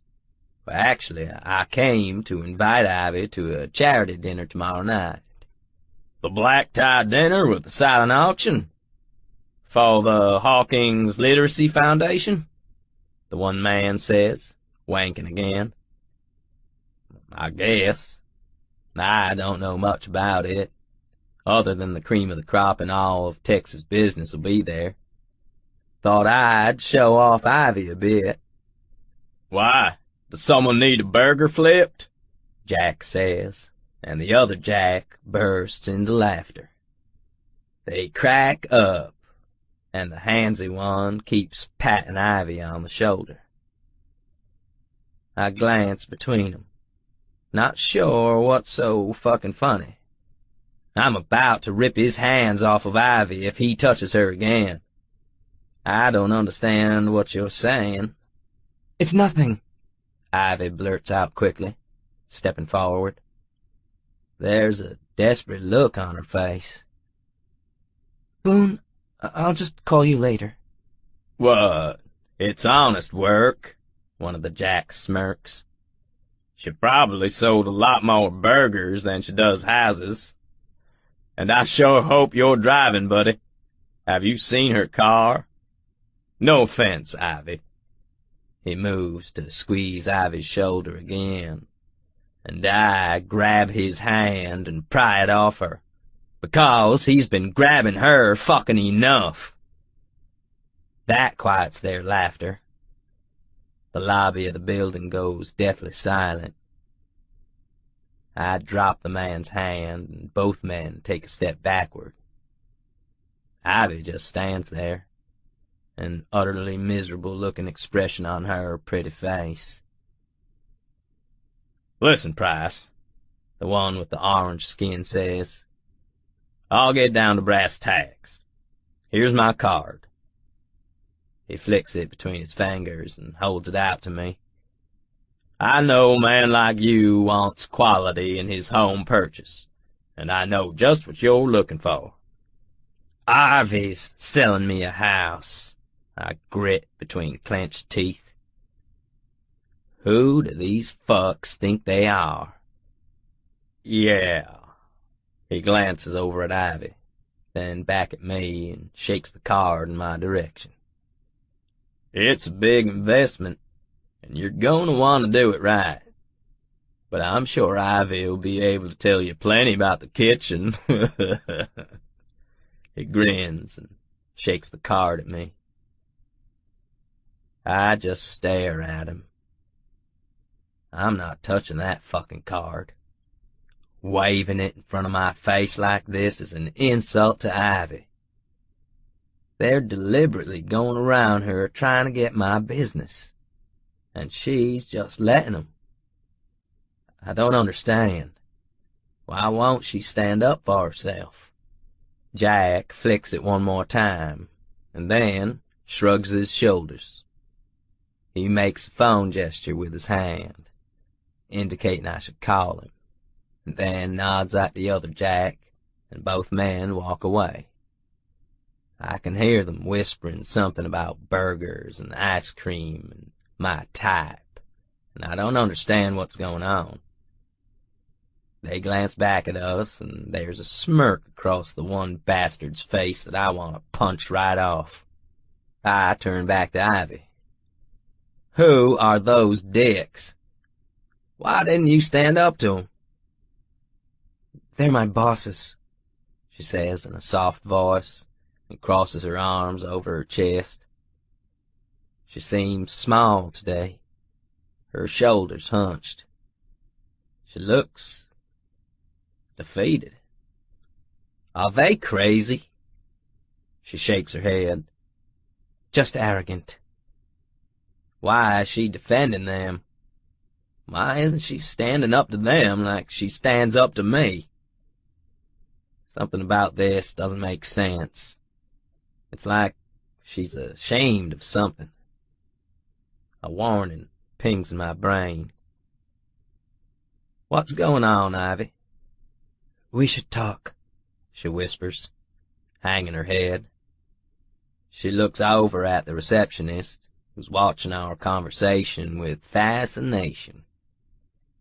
Not here, though. Outside? I follow Ivy as she hurries through the glass front doors of the elegant office, my mind churning with all the nonsense that was just thrown at me. As we get into the parking lot, Ivy hurries along the side of the building, her heels clicking on the sidewalk, and I walk a few paces behind her, scanning the parking lot. One of those dicks said something about cars. Did you see what she drives?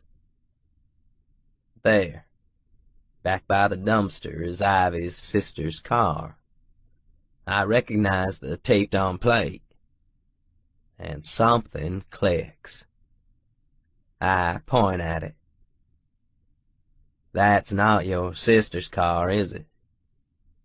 She looks over, and then sighs. No, it's mine. Anger bursts in my head. I think of those two jackasses back in there, laughing at her, laughing at me. Thought I'd show Ivy off a bit. Why, does someone need a burger flipped? I'm sure Ivy will be able to tell you plenty about the kitchen.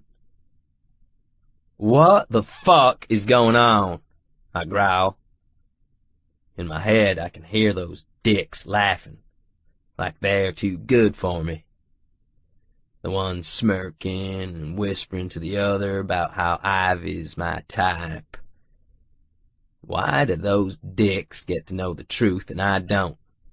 Ivy smooths her hair and stares at the sidewalk.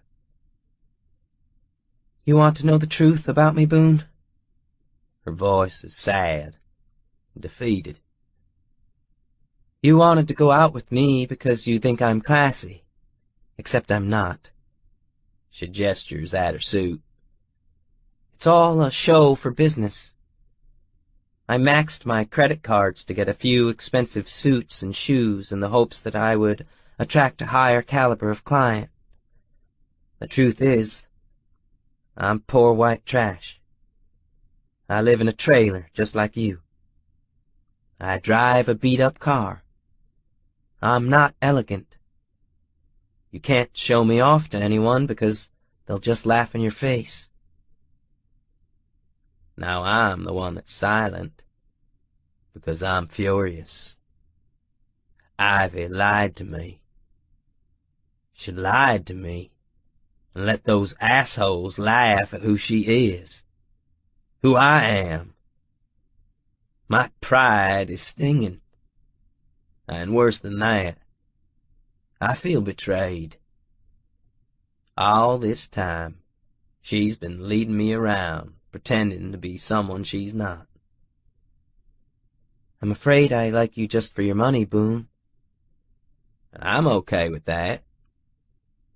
Except I don't think I am. I think all my raw spots have been pricked, and now all I can think is she talks in that calm, sad voice of hers is that she's nothing but a liar. I don't know who she is, and she's never given me the chance to know her. She's just made up stories and let me believe that she was someone else. I told her I wanted someone classy, and she did her best to make me think she was. No wonder she doesn't want me to meet her family. No wonder she's always hiding.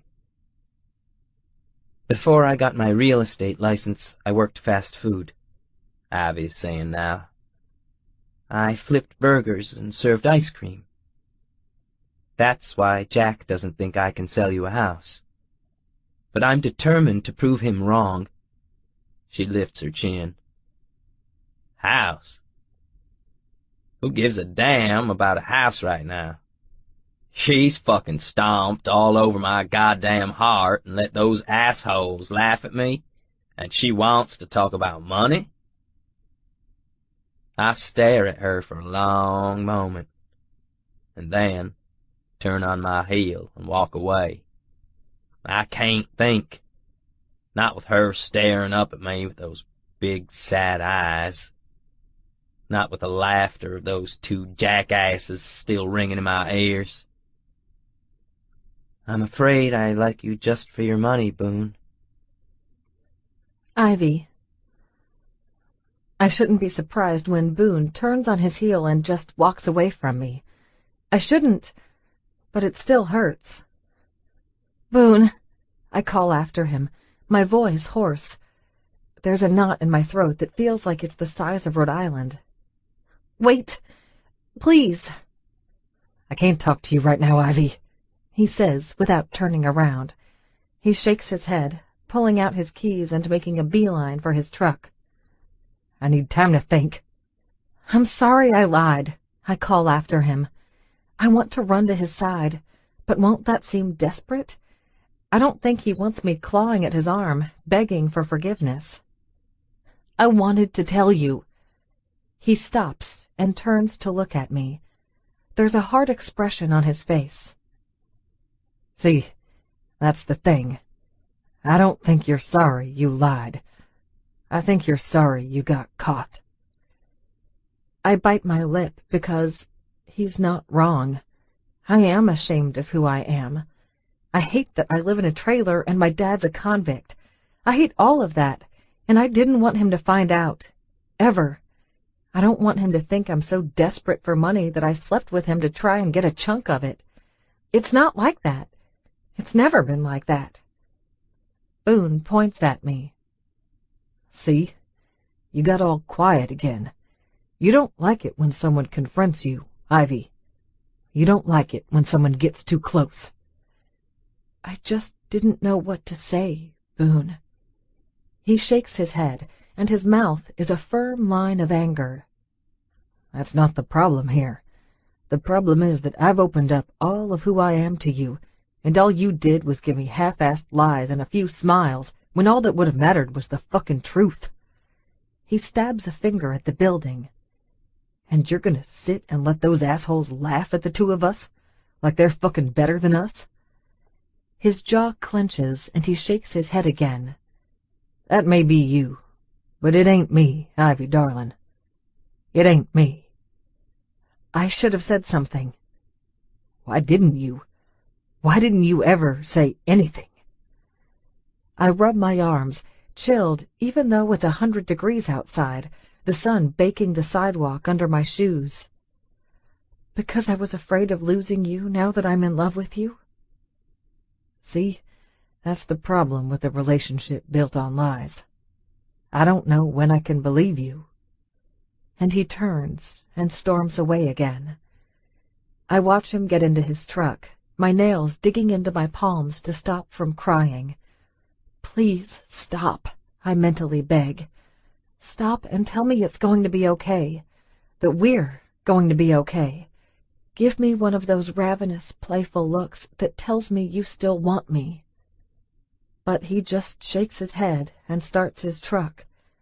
I watch him leave the parking lot, my hands throbbing and bloodless from clenching them so tight.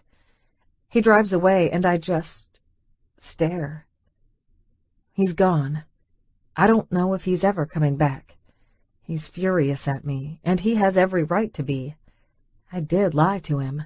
I did let the jacks smirk and laugh at him, even though I know that's the thing that trips his trigger more than anything. I should have said something. I said I was sorry, but we both knew I was lying. He's right. I'm not sorry I lied. I'm just sorry he found out my secrets. God, I am the worst ever. I dash at the tears rolling down my cheeks because it's stupid to cry. I knew this would happen. I knew this would blow up in my face. And yet, I keep picturing Boone in the tux, the sly, pleased with himself smile on his face as he greeted me, like he was being naughty and didn't care, and the sight of that smile on his face filled me with so much joy and love. This time, I wasn't going to push him away. This next time, things were going to be different. Except now, there's no next time, because now he knows I'm a fraud. He wanted someone with class, and instead he got a burger flipper with a redneck name and a dad in prison. After a few minutes of staring longingly into the parking lot, I realize he's not coming back. I can't let him walk away. I'll call him.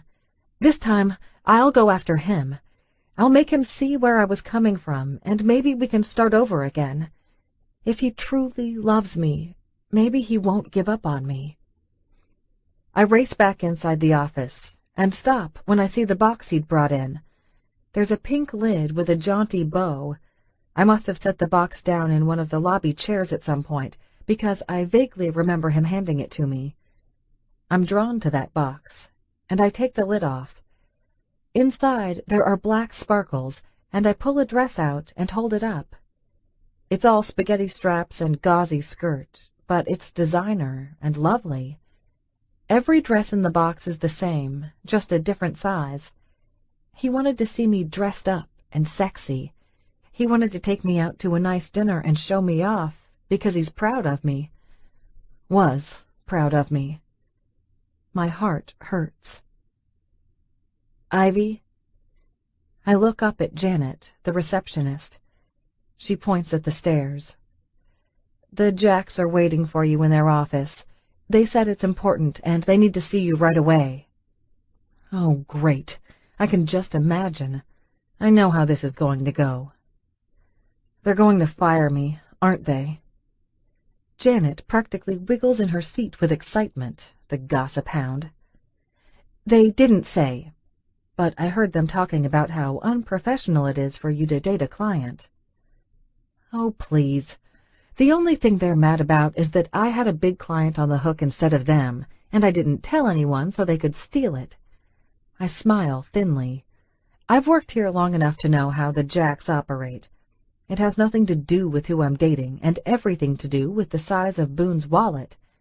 If Boone wanted to buy a house from one of them instead of me, they'd fling me in his bed lickety-split, and probably even hand me the condoms. And then I shudder at that mental image. I glance back at the box, and then pick it up and head for my desk. "Ivy?" Janet calls out, a whine in her voice. "They told me they need you to go upstairs right away." "They can fire me," I call back at her. After all, that's what they were going to do anyhow. I take the box toward my desk and study my things. This day is just going from bad to worse. Farah immediately puts down her phone and leans over her desk. "What's going on, Ivy?" "I'm getting fired," I tell her, picking up my day planner and shoving it into my purse. "You're what?" I nod. I had a big client and didn't tell the Jacks about him. "The guy with the beard?" she asks, surprised. "He's a big client?" I nod. "Billionaire. And wonderful, and thoughtful, and funny, and determined, and amazing in bed." I sigh. Anyhow, now the Jacks are all upstairs waiting to have a meeting with me so they can bitch at me about him. I thought I'd save them the trouble and just clean out my desk. "Good for you," she says fiercely. I look up at her in surprise. "Good for me that I'm cleaning out my desk?" "No, good for you in that you kept it from them." She shakes her head. "Do you know how many big clients of mine they've stolen over the last few years?" She gestures at the office. "Why do you think they can't keep any of the talent? They're poachers, through and through." Farah gives me a firm look. "I'm switching in the fall, I think. I have a lead with another real estate place. Might be smaller customers, but at least I'll get to keep all of them." I smile faintly at her and unplug my laptop. Maybe I'll start looking too. But my resume is slim, and I need money now. I'm trying hard not to think about it. Something will come up. Something always does. Chapter 14. Boone. 1 week later. There's a knock on my trailer door. 3rd time today. "Go the fuck away," I groan, rolling over on the couch. Instead of going away, the door crashes open and sunlight pours in. "You still moping like a little bitch?" my brother Clay calls out, entering the living room of my trailer and flopping down in the old recliner. "Seriously? Over a piece of ass?" "Don't call her that," I growl at him, shielding my eyes from the sunlight. "And fuck you." "Just wondering how long you're gonna hide in your trailer from the world and let your goons dig holes all over West Texas looking for oil." I sit up on my couch, reaching for a nearby beer bottle. It's empty, so I toss it back down. I'm out of beer. Think I ran out of beer yesterday, actually, because then I went to Knox's trailer and stole his. I gave them plans on where to dig. Yeah, and you also left the suits in charge. They put a company man out on the site and let him run the show. 2 dry wells this week. Fuck. I can't even let up for a damn week and things go to shit. I'll talk to him. I don't give a damn about the money. We got more than enough. I'm worried about you, brother. It's not like you to be this messed up over a woman. It's not just a woman, I point out to him. I was gonna marry her, make her my wife, move into a fancy house and maybe have kids someday. It's been days and I'm still empty inside over Ivy. She lied to me, right to my face, so many times. Shitty thing is, I'm still in love with her. Finding out she's a liar hasn't made me want her less. Now there's just a lot of betrayal and anger mixed in with all the lust and need. I'm furious at her, and I still miss her like hell. Have you talked to her? Clay asks, propping his feet on my end table. Gotten her side of the story? No, haven't talked to anyone. I pick up another beer bottle and shake it. Empty too. Don't know if you noticed, but I'm not in much of a talking mood. Oh, I noticed. I was just curious how you feel about her. I squint at him, then rub my face. What do you mean? Well, I mean, let's say it's the worst. She's a gold digger and a hooker or something. She ain't a fucking hooker. I know, calm down. I'm just saying, worst case scenario. What if she's, like, the worst you can imagine? She only wants your money. What would you do then? I picture Ivy. Smiling, sweet Ivy, with that sleek bun of hair that just begs to be taken down. Ivy with her long legs that go on for miles. Ivy with my hand up her skirt, her pussy soaking wet. Ivy telling me not to take the house we just looked at, because it's not good enough for me. Ivy standing like a statue, while that buffoon Jack puts his hand on her shoulder and laughs at us. Don't know, I mutter. I do know, though. I still fucking love Ivy. I still want her. If all she wants is my wallet, I'd take that as long as I get her smiles, her laughter, her sweetness. And I'd hope that over time she'd come to love me, too. I do know, Clay announces, and tosses something down on the table, knocking over beer bottles. That's why I decided to step in. I lean forward and pick it up. It's a folder. Manila. There's several pieces of paper inside. What's this shit? It's about Ivy. I hired you a private investigator so you could find out all the truth about Ivy, since she wasn't keen on sharing it. Find out her dirty secrets and all that. He grins at me like a loon. Or, shall I say, Reba Lee Smithfield. Huh? Damn, you are drunk, aren't you? He reaches over and bats at my hat, knocking it off my face. She changed her name, dummy.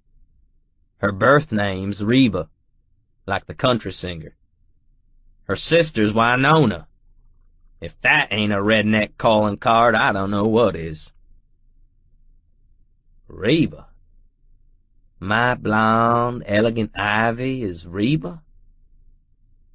I flip open the folder and squint at the documents. Sure enough, there's a picture of her driver's license, a duplicate underneath it with a different name. 2 years ago, she went from Reba Lee Smithfield to Ivy Smithfield, no middle name. 6 months later, she got a real estate license.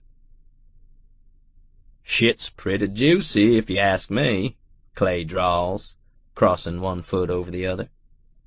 Lil Reba was an honors student back in high school. Student council, varsity academics, all that nerdy shit. Then, a month before graduation, she drops out. Boom. Just stopped showing up to school. You want to know why? Why? I flipped through the papers, curious. Her parents suck. It's somewhere in there. Seems like her mama ran off, and daddy got arrested at about the same time for robbing a liquor store. Sister was 12 at the time, so I'm guessing Reba, dropped out to take care of her. Her employment history's all there, too. She's worked just about every shitty minimum wage job there is, usually 2 at once.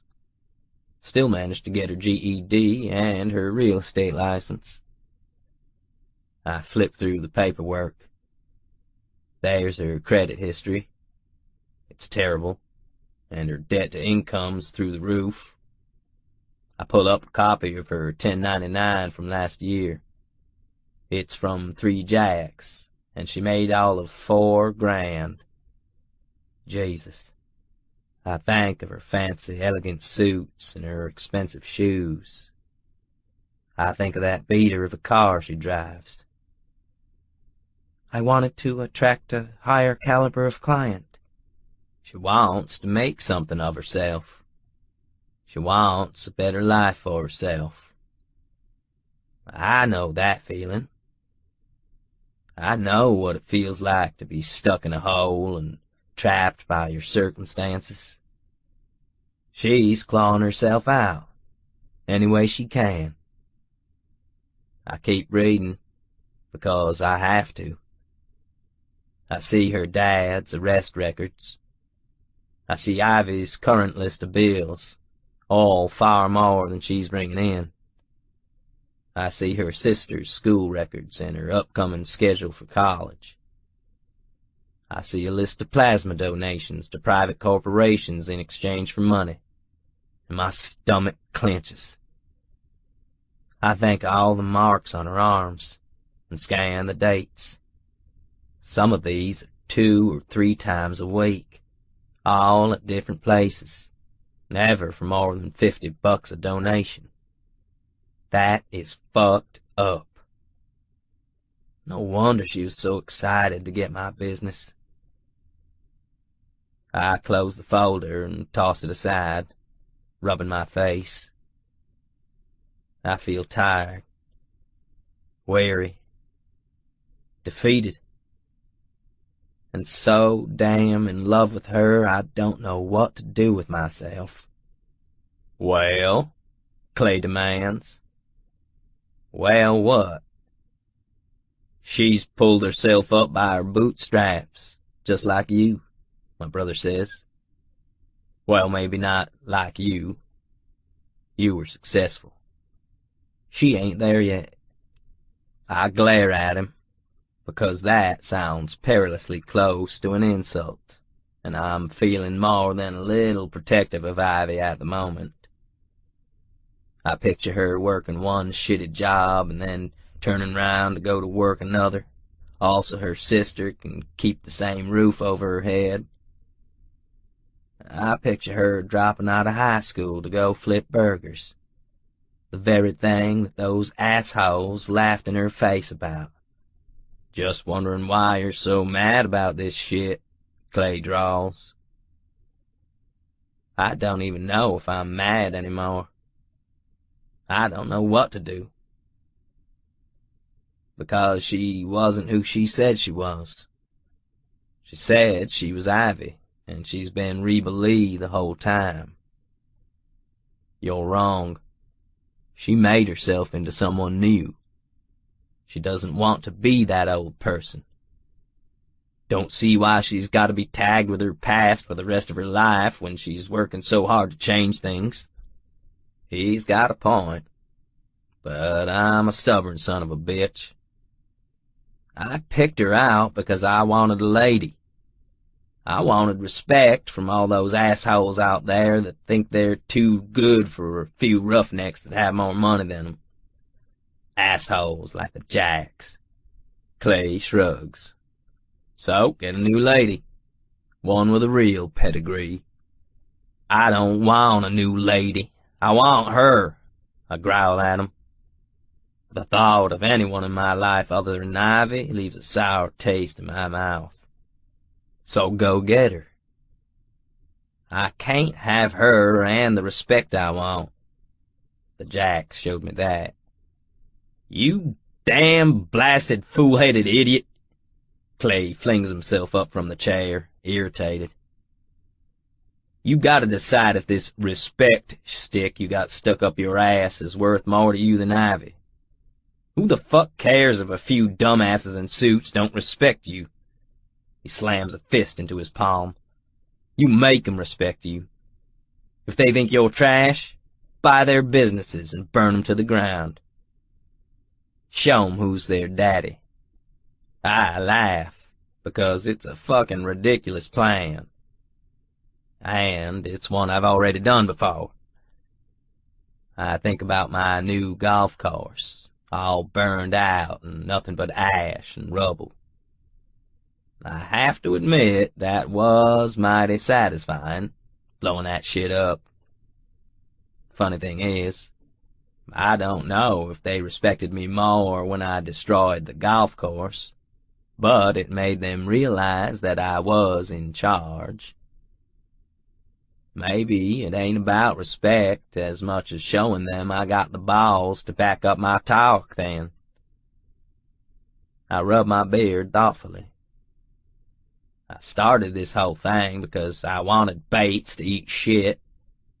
I wanted him to realize I was someone to be respected, and I thought I'd do that with a big showy house and an even more showy woman in my bed. Thing is, though, none of that matters much anymore. I think about Ivy, and she's really the only thing I want. I don't care about a house with a pool and a staircase. I don't care if I can swan it to a hoity-toity party and Ivy won't know which fork to use. But I think about never seeing her smile again. Never feeling her soft lips pressed to mine. Never seeing that sweet flush creeping over her cheeks when she thinks dirty thoughts about me. That, I'd miss it. I miss it already. Feels like I've been hollow for days. I want Ivy back, I tell my brother. Then go get her, he tells me, like I'm the stupidest man in the world. And maybe I am, because I'm letting her get away. That shit's about to change. Chapter 15. Boone. Jack here? I ask, heading to the front desk. My accountant scuttles in behind me, holding his briefcase. I act like this is normal shit and smile. Tell him Mr. Price is here to see him. The receptionist is all fake smiles for me today. Jack Jackson, Jack Farrington, or Jack Richards? Like I remember. They're all the same to me. Con man and chauvinist assholes that talked over Ivy and tried to steal her business. I'm gonna make them respect her. The hard way. I glance round the office, looking for a familiar blonde head, but I don't see her. First one, I say, since I need to pick a name. She nods and dials a number. Mr. Jackson, Mr. Price is here to see you. Before she can put down the phone, Jack's heading down the stairs toward me, all smiles. He's even more orange today than the last time. Boone, he calls out, as if we're great buddies. I'm so glad you decided to come back. Wanted to buy some real estate, I drawl.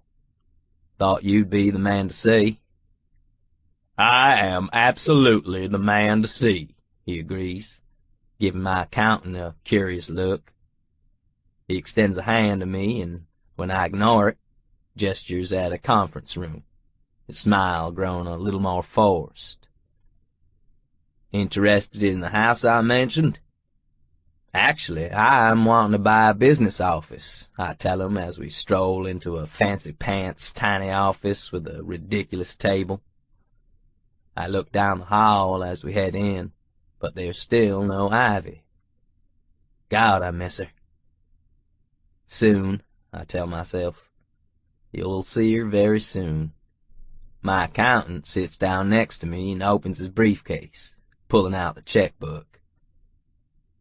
Where's Ivy today? I ask. Jack's smile gets a little thin. Well, I'm sorry to say that Ms. Smithfield's no longer with the company. We had to let her go. I see. Rage burns in my gut.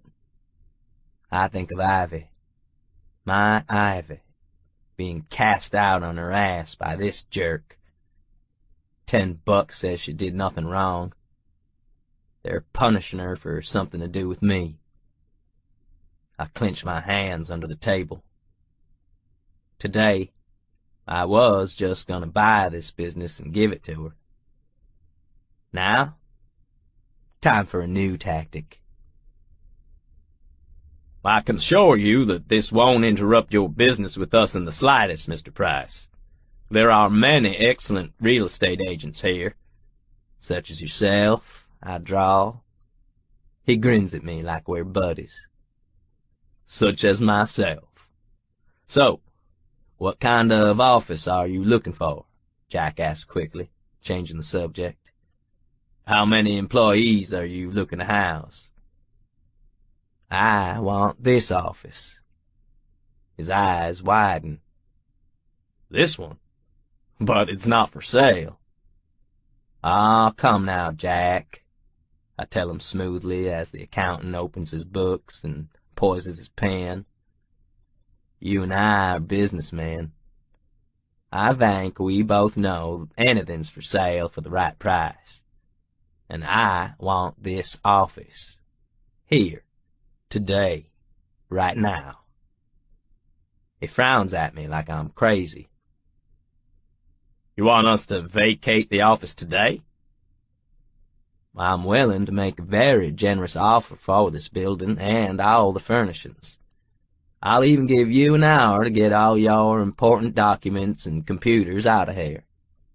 And I smile, trying to look like I'm just real focused on owning this particular building, like it's no big deal. Like I ain't gonna burn this shit to the ground the moment we shake hands.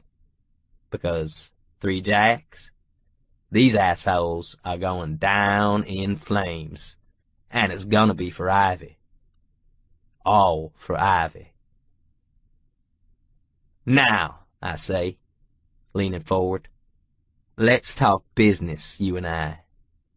I'm sure we can come up with a number that'll make you a happy camper. Ivy.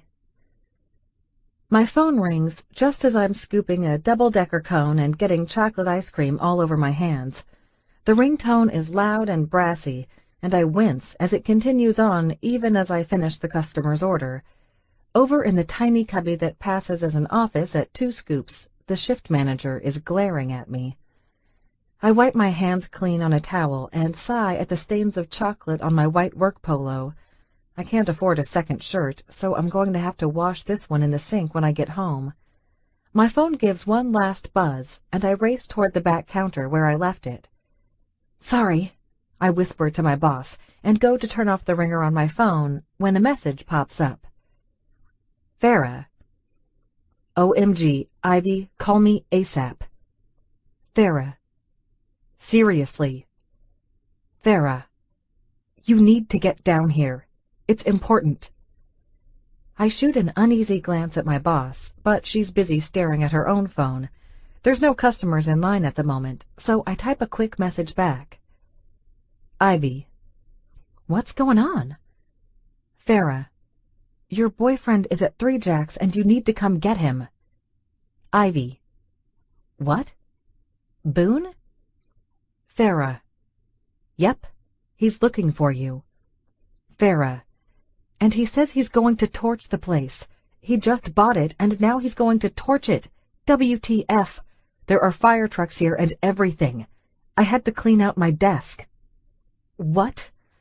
I immediately think of the golf course. This is retribution. Oh my God, he was insulted at 3 Jacks, and so now he's going to buy the building and raze it to the ground just like he did with the golf course. I'm alternately horrified and delighted. I hate the 3 Jacks for how they treated me, but I'm also tangled up with worry about Boone. Does he still hate me? Is he going to come after me and Winona next? Actually, I'd be fine with that, because I could use the money he'd give me for the trailer and pay all the bills I'm behind on. I grab my purse from behind the counter. I have to go, I tell my boss. Your shift doesn't end for 3 more hours, she says, jumping up from her stool with an angry look on her face. If you leave, you're fired. I know, I call out, shoving my phone in my pocket as I race out the door. I'll pick up my check later. I have to see Boone. I have to know what's going on. And, okay, I want to watch 3 Jacks burn to the ground if it's going to go up in flames, because I'm petty and vindictive like that. My heart hammers as I drive over to the old office. I haven't been back here in the week that's passed since I got fired. I've been too busy scraping together work to pay the bills. I'm a little nervous that I just also quit my newest job at 2 Scoops, but I've got Burger Grill that I start at on Monday, so there's that at least. Really, I'd drop both jobs if it meant I got to see Boone again. As I pull into the parking lot, I see Boone's truck, and my heart hammers. I called him twice after we parted, and he never returned my calls. It's a little twist of justice, I suppose, for all the times he called me and I never returned the calls. I should have, because it feels like crap to be ignored, and I hate that I only called twice. I should have called him more. I should have kept trying, tried to explain myself to him, emailed, shown up at his trailer, something. But I was too ashamed. I hated that he'd found out, and I hated that he was so upset by it. What could I possibly say to make it any better? I still mentally cringe thinking of Winky Jack and his shitty comments about me flipping burgers at the black-tie dinner. I hope Boone doesn't hate me. I park my car next to his and close my eyes, pressing my forehead on the steering wheel. Please give me a chance, I whisper. Please let me win you back. But over and over, I picture him burning down that golf course with the expression of smug satisfaction on his face, and I worry there won't be forgiveness for someone who's tricked him. If there isn't, I'll go on. I'll be sad, miserable, and alone, but I'll carry on, because that's what I've always done. I'll continue to put one foot in front of the other and give Winona the best life I can. But for once, it would be nice to have something that was for me, someone that I could love as selfishly and wildly as I wanted. Not just someone. I want Boone. I don't want anyone else.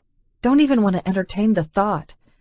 I've always been a cautious person, and I've been flirted with and dated a few times, but no one has interested me enough to want more, to want to rearrange my entire busy schedule just for a few minutes in his company. With Boone, it's different. Everything's different. And I've fucked it all up. My phone buzzes with another incoming text, and I'm positive it's Farah, asking me where the heck I am. I can't stall any longer, so I take a deep breath and get out of the car. Farah's there on the sidewalk, a box of desk stuff tucked under her arm, staring at her phone and texting with her thumb. She looks up as I approach, noting my pink two-scoop sun visor and my chocolate-stained polo. "I'm glad you're here. The Jacks are freaking the fuck out." I cross my arms over my chest. Why do I care if the Jacks are upset? I'm kind of glad they are, actually. I don't work here anymore. Behind us, a fire truck roars into the parking lot. Farah stares at it, then looks over at me. "You think this is all a stunt?" "With Boone?" I laugh. "No.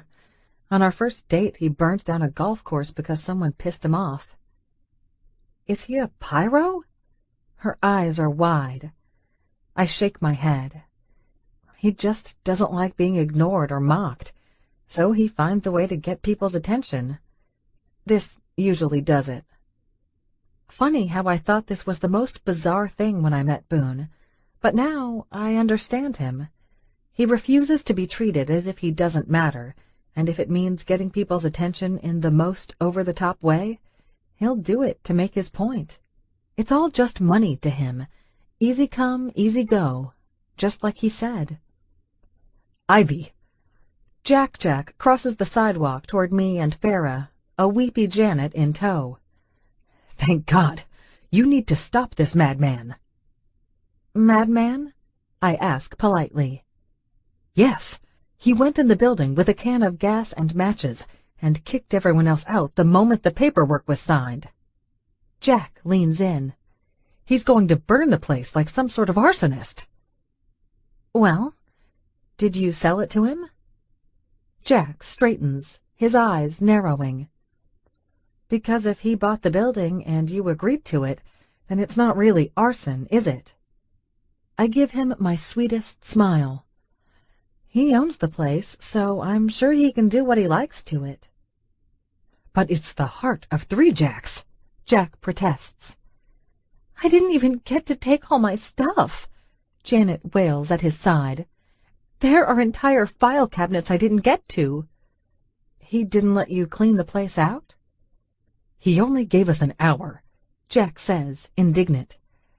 "The other Jacks have their offices locked. Can you imagine the shitstorm when they come in and find out that the place has been burned to the ground?" "So, why did you sell?" I ask. When Jack's face goes purple with outrage, a laugh threatens to bubble up in my throat.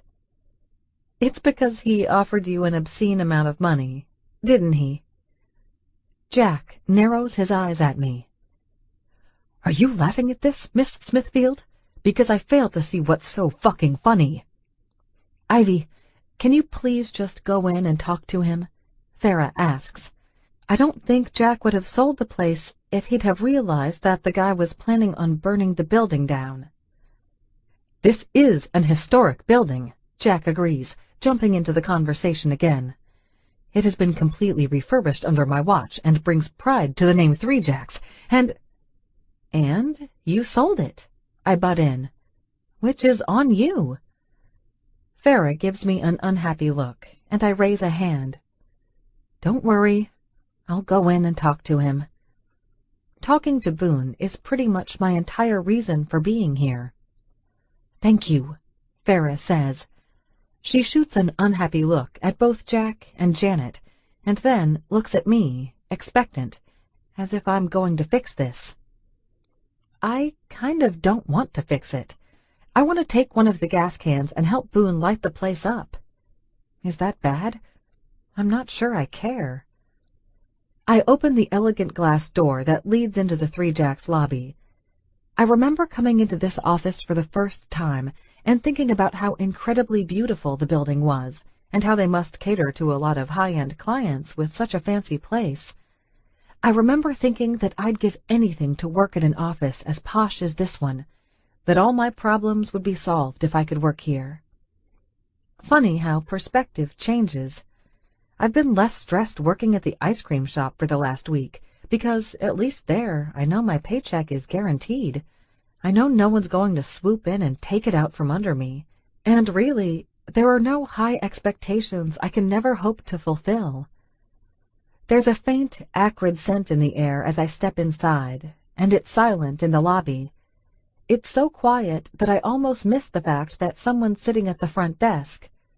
It's Boone, wearing a suit, his back to me. His shoulders look broad and gorgeous in the jacket, and I experience a pang of loss so great it nearly brings me to my knees. I had this gorgeous man, and I lost him. He slowly turns in the chair, and I see he's playing with a book of matches. As I watch, he plants one foot and then the other on the top of Janet's desk.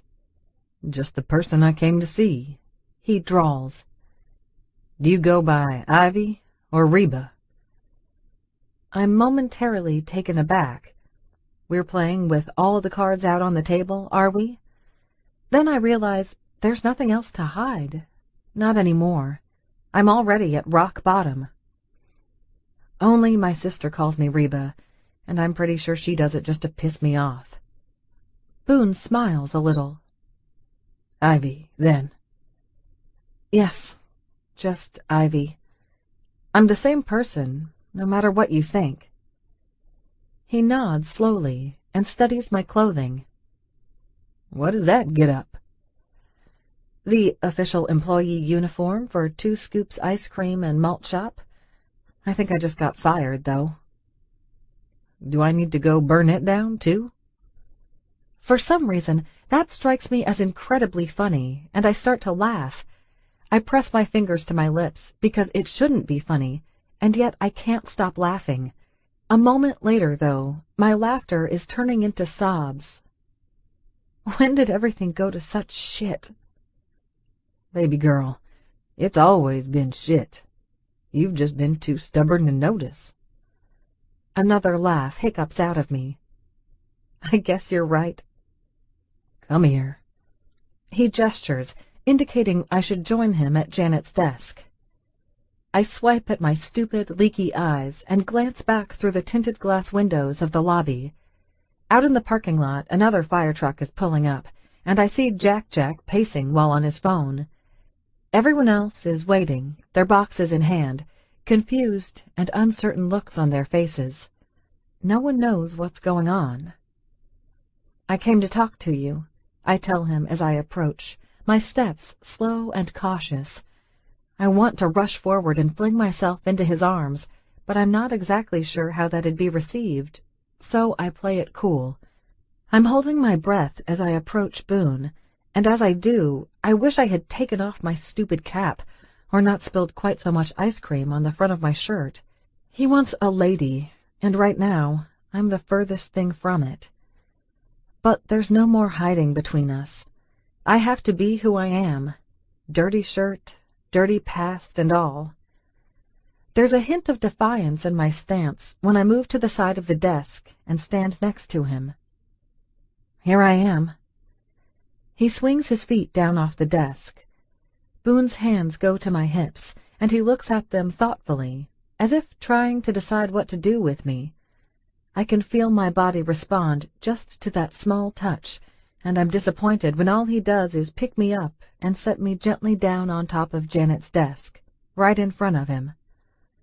I look around because it feels too vulnerable to look right into his face. There's burned-out matches on the desk, and I pick one up.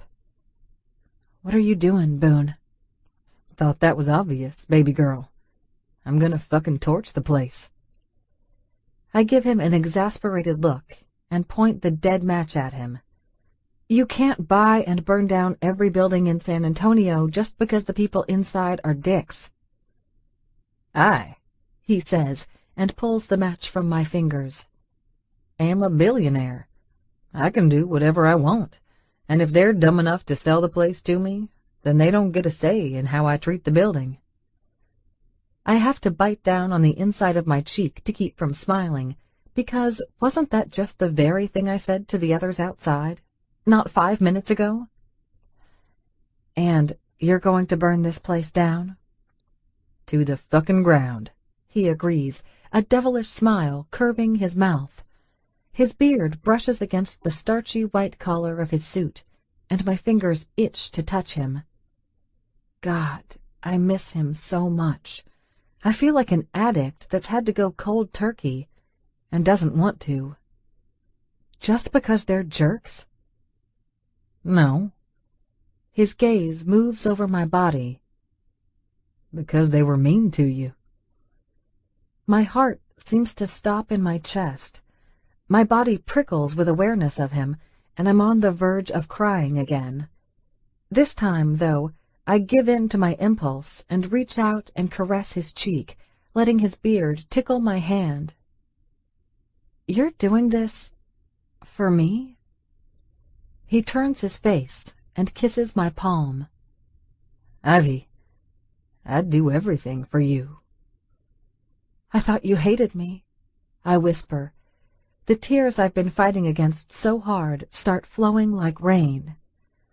Boone captures my hand in his and kisses my palm again.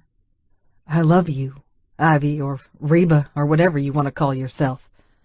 I was hurt, yeah, but I think I was more hurt that you lied to me than the fact that you're not this person I built up in my head. None of that shit matters. He nips at my fingers. You never called me back. I was fucking depressed because it felt like I'd lost you, somehow. Took Clay coming over to kick my ass and make me realize that nothing had changed. I still feel the same way about you. Even though I'm poor? The words feel like they're strangling me. I live in a trailer, Boone. My father... He's in prison. I know. He kisses my fingertips again. I know all of it, baby. How did you find out? Clay hired a private investigator, pulled a bunch of records. You ain't mad about it, are you? I stare at him. I'm not mad. It just feels a bit like all of my clothes have been peeled off, and I'm naked and vulnerable.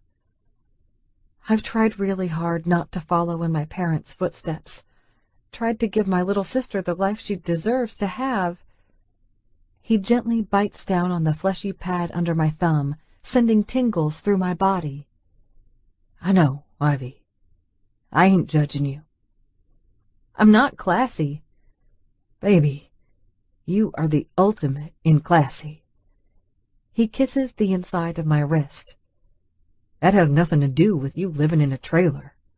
He presses another kiss on my arm, moving up the soft inner skin toward my elbow.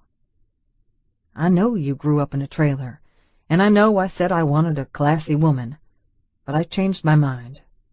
I want one that's like me. You think I'm like you? Aren't you? He looks up from my arm and grins. We both come from poor backgrounds. We're both hard workers. We're both addicted to each other. And we're both pig-headed as fuck. I give a little snort of amusement. Well, you're not wrong about that.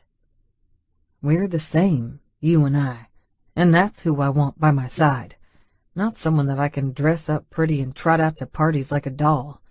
I want a real, living, breathing, gorgeous woman at my side, who will occasionally tell me to go fuck myself, and maybe let me put my hand up her skirt while I'm driving. He goes back to kissing my arm. I love you, Ivy, Reba, whoever you want to be, and that hasn't changed. I love you too, I tell him, breathless. I love you so much, Boone. I'm so sorry I didn't tell you. I know, baby. I understand why you didn't. He kisses the inside of my elbow, and I feel a shiver move through my entire body at the caress. Took me a few days, but I got it. Will you forgive me for being a stubborn ass? Only if you forgive me for the same. I think I can manage that. He gets to his feet and pulls me against him. Can I kiss you now? I think I'd be sad if you didn't. Can't have that, he murmurs, and leans in to brush his mouth over mine. His lips and his taste sweep over me, and I'm lost again. I lean into his embrace, eager for more of his kisses. I'm hungry for him, and it's been far too long since I've felt his touch. His hands cup my cheek, And then our lips are locked in a fierce caress, my tongue tangling with his. He groans, and his hands slide to my ass, cupping my butt through my cheap slacks. I twine my arms around his neck, and sigh happily when the kiss breaks. I love you, Boone. You are mine, Ivy. Ain't nothing comin' between us, baby. He kisses the tip of my nose. I may not be a smooth man, but you will never find anyone more devoted to you. I'm not looking for a smooth man. I want my man, beard and all. Boone growls low in his throat and claims my mouth in another scorching kiss. This man and his beard want to take you upstairs and go fuck on a boardroom table. I gasp at the lewd statement, but I'm also kind of turned on by it. The boardroom? Right on top of that dick-face's paperwork, if you like, he tells me, rubbing his beard against my neck as he nuzzles my ear. And then you're going to burn this place down, like the golf course? He pulls back and grins at me. You do know I donated that land to the city, right? You did? Yep. They're building a park there. You want to build a park here, too? He nips my ear. I think we could call it the Ivy Smithfield Takes No Shit from Her Boss's Park. I giggle. I don't know if that sounds like me. I took their shit for a long time. But that's why you've got me to back you up, baby, he says, gazing down at me. The expression on his face is completely serious. I've got your back. Right now and forever. I tremble with the force of how wonderful that statement is.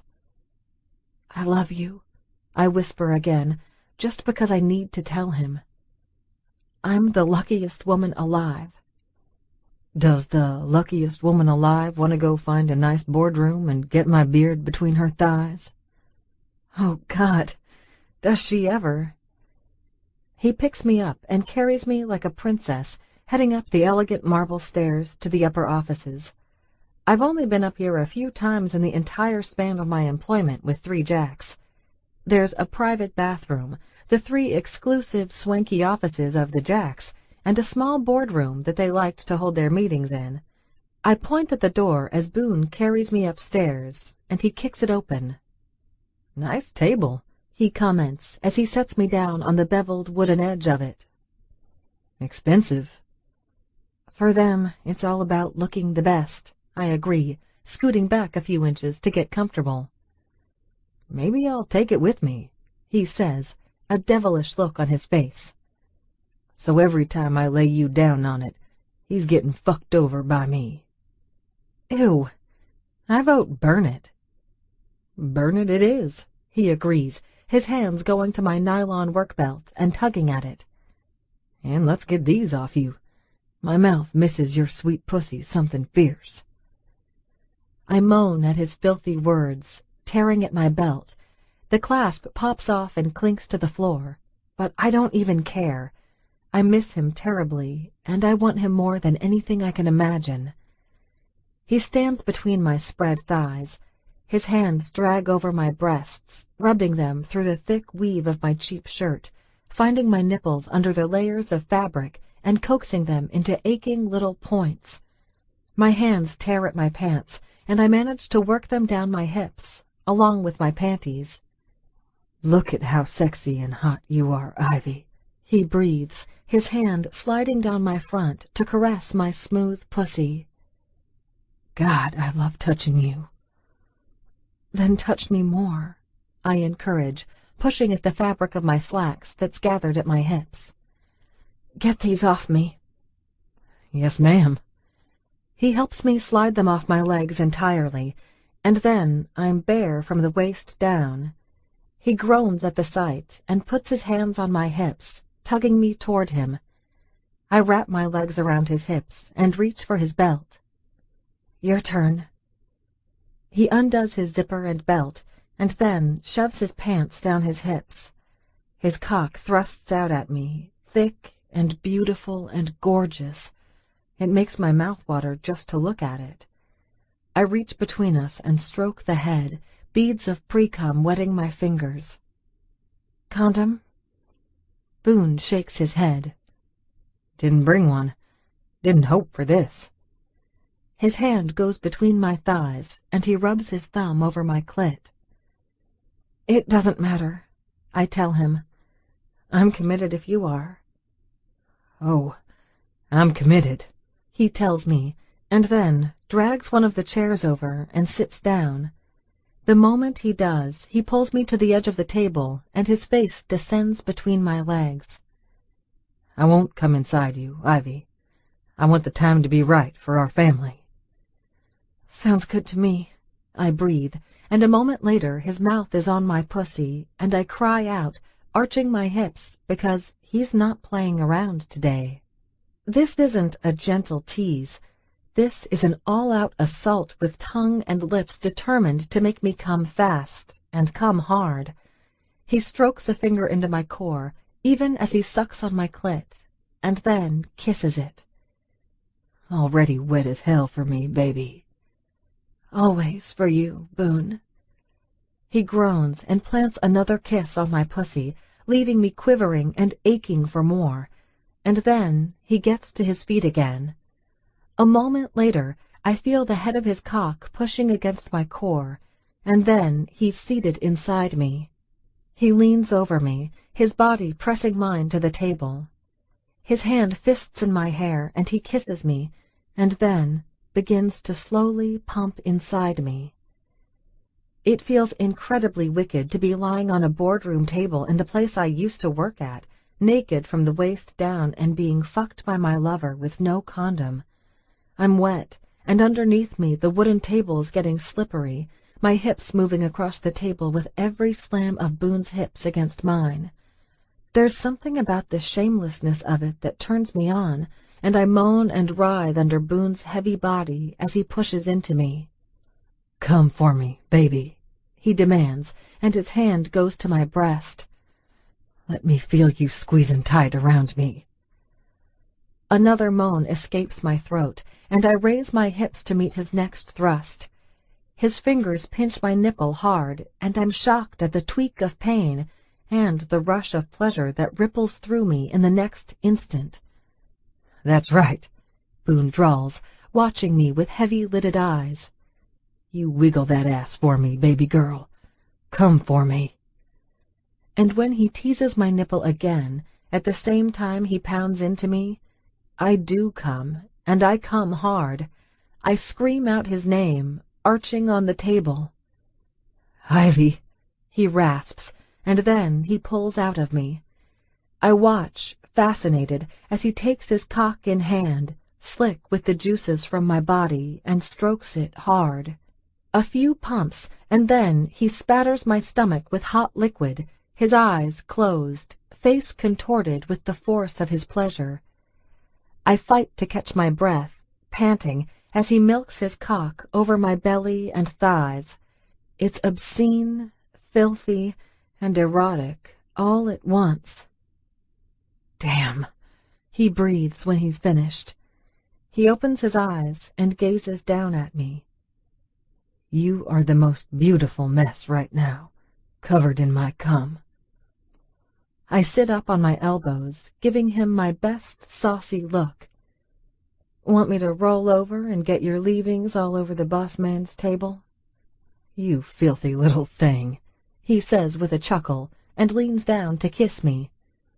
But then we'll really have to burn the damn table. I giggle because it is filthy, and I like the idea far too much. I'm turning into some sort of deviant around him, and I love it. You still want to burn this place down? Unless you want it? I shake my head. I think it will make a lovely park. His eyes gleam with amusement. You want to light the first match? Love to. I sit up, and he pulls off his shirt and begins to towel me off with it, a look of intense concentration on his face. He's so tender, and yet I'm worried. Boone, He glances up at me. Where do we go from here? You and me. He finishes cleaning me off and tosses his shirt into a wastebasket, leaving me with a lovely view of nothing but deeply tanned muscle. He caresses my jaw and gazes at me thoughtfully. Well, I thought tomorrow I'd rent out that helicopter again and find us another black-tie party to go crash, because I still want to show my woman off. There's a lump in my throat. There's not much to show off, Boone. He shakes his head. That's where you're wrong, Ivy. I'd show you off because you're the thing I'm most proud of. You're beautiful and smart and funny and sexy and way too good for a dumb roughneck like me. I'd show you off because all those other bastards would be insanely jealous they wouldn't have an Ivy of their own. I want them all to be jealous of my fiancé. You're the most wonderful, crazy man I've ever met. You know that? Boone just grins at me. Long as you love me, baby. I don't care how crazy that makes me. Epilogue. There's a lovely little park downtown now, where the Three Jacks office used to be. I like driving past it as I leave my own office, even though it's several blocks out of the way. I just like seeing it, all sod and baby trees instead of the big glass doors, and Jack's Viper and Winky Jack's stupid Lexus that he always used to park in the handicap spot, even though he wasn't handicapped. But that's all in the past. Three Jacks is gone, burned down in a blaze of glory. I'm told that one of the Jacks retired, and the others are working independently, whatever that means. Don't know, don't care. I have my own business now. Price Smithfield Real Estate is a tiny office, just big enough for me and Farah and an assistant.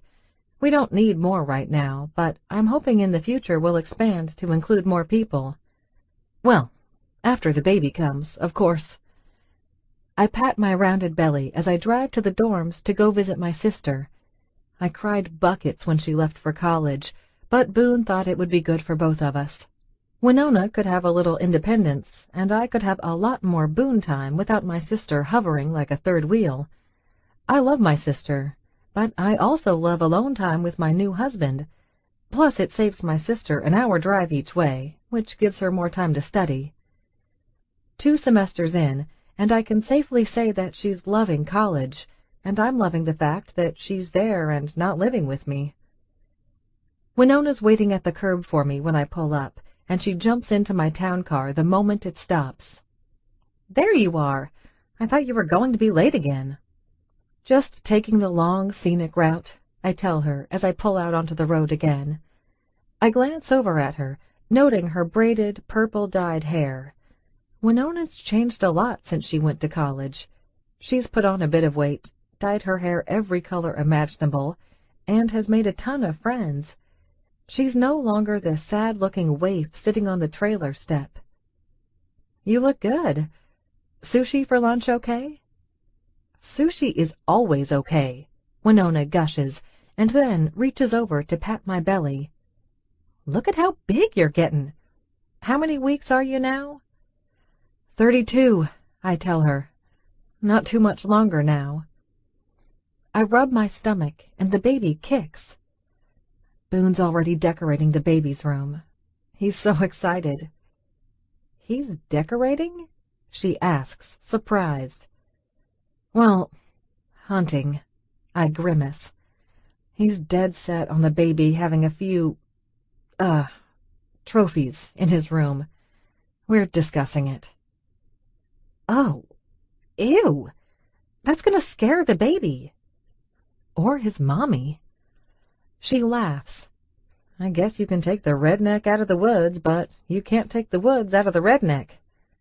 She fiddles with the radio for a moment, and then turns it off, deciding on silence. How is that super-hot brother of his? Which one? Winona shrugs, staring out the window. Clay? I prompt. He's too old for you. Knox? Gage? Also too old for you. As for Seth, he's the right age, but he's also lazy. The others are all taking a more active part in the family business, but Seth just wants to get drunk. I shake my head because it's something Boone has lamented about over and over again. Only thing he's good for is worming. Whatever that is. She wrinkles her nose. Speaking of, summer's coming up. Can I stay in your guest house? Of course. I look over at my sister, surprised. One of the selling points of the modest $12 million ranch that Boone and I eventually bought was that it came with a deluxe guest house on the private lake, ideal for my sister or any other visitors. You know you don't have to ask. Can I bring a friend? She wiggles her eyebrows at me. Me and Stephanie want to hang out at the lake and work on our tans. I shrug. You're an adult. As long as your grades are good, you can do as you please. You're so mellow now, Winona teases. Is it the baby? I smile dreamily into the traffic. Sure. In reality, the baby's only a piece of it. It's Boone. Boone and his endless, enthusiastic loving, his wild ideas, his boyish excitement over anything and everything. He's changed my world in the short time that we've been married. I keep waiting for the fire between us to fade a bit, for us to get sick of each other. But we're obsessed. I think we're closer than ever before, with the baby on the way. He's helped me get my business on its feet, and I've encouraged him to take a more active role in his own business. We bring out the best in each other, and, okay, sometimes the worst with our stubbornness, but we never go to bed without a round of dirty make-up sex that makes me forget what we argued about. Does he have crazy ideas? Sometimes. Okay, a lot of the time. Most people live inside the box, but for Boone, there is no box. That's as exciting as it is frustrating, but it's never boring. Actually, Boone is anything but boring. Just last night... Oh, gross! Winona wrinkles her nose. You're thinking about him again, aren't you? Who? Your husband. You've got that dopey, lovesick look on your face like you always do when you're thinking dirty thoughts about him. I can feel myself blushing. Is it a crime to be head over heels in love with your rich, sexy husband? I guess not, Winona mutters. Just quit having sexy thoughts about him. Don't make me toss my sushi, all right? I'll try, I say dryly. My phone buzzes with an incoming text as I park the car, and Winona hops out. I take one look at the screen, and my face gets scalding. I press it against my breast. Why don't you go get us a table, and I'll be in a second? She rolls her eyes, looking so much like a teenager. So you two can sext? Seriously, Reba, that's gross. You're pregnant. Be all motherly. I'll do my best, I murmur as she heads into the restaurant. Then, when it's safe, I peek at my phone screen again. My husband just sent me a dick pic and text. Miss you. Show me your stomach, baby girl. Ivy. Don't most men just want to see a picture of their woman's tits? Boone. Yeah, but I jerked off on those earlier this morning, so I'm pretty aware of what they look like. Ivy. You should know what my stomach looks like. It sticks out all over the place. Boone. Yeah, but this is my way of saying hi to my kid and to his gorgeous mom at the same time. Boone. I miss you. Boone. Been hours since I saw your face. I snap a photo for him with my hand on my belly and send it off. Ivy. Better? Boone. You get sexier every time I see you. Ivy. How's Big Lake? Boone. Hitting pay dirt as usual. Seth's fucking up on the rig. As usual. Ivy. So, a good day? Boone. Define good. I mean, my sexy little mama is in San Antonio and I'm 3 hours west. That's not good by my standards. Ivy. You'll be home tonight. I'll make it up to you. Boone. Now we're talking. Ivy. Don't work too late, all right? Boone. Leaving the site in about an hour. I'll be home to eat. And then we can have dinner, too. Months later, and the man still makes me blush like a schoolgirl. Ivy. You're bad. Boone. I know, but my beard misses your pussy.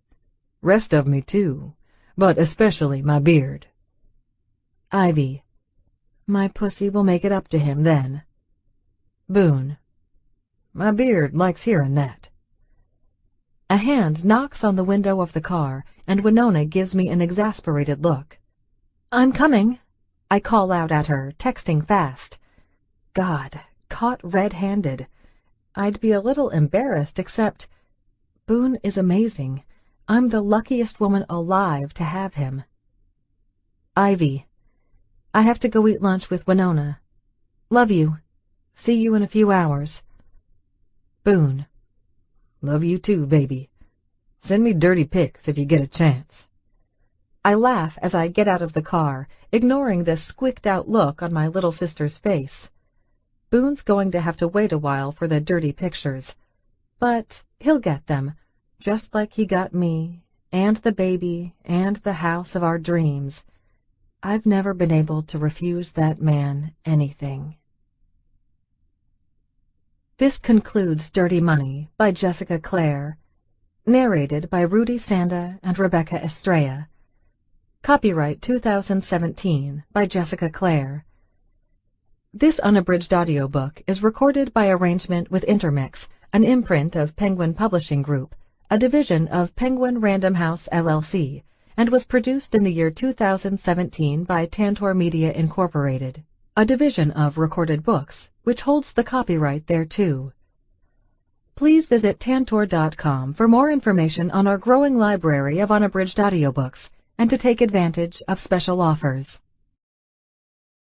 Audible hopes you have enjoyed this program.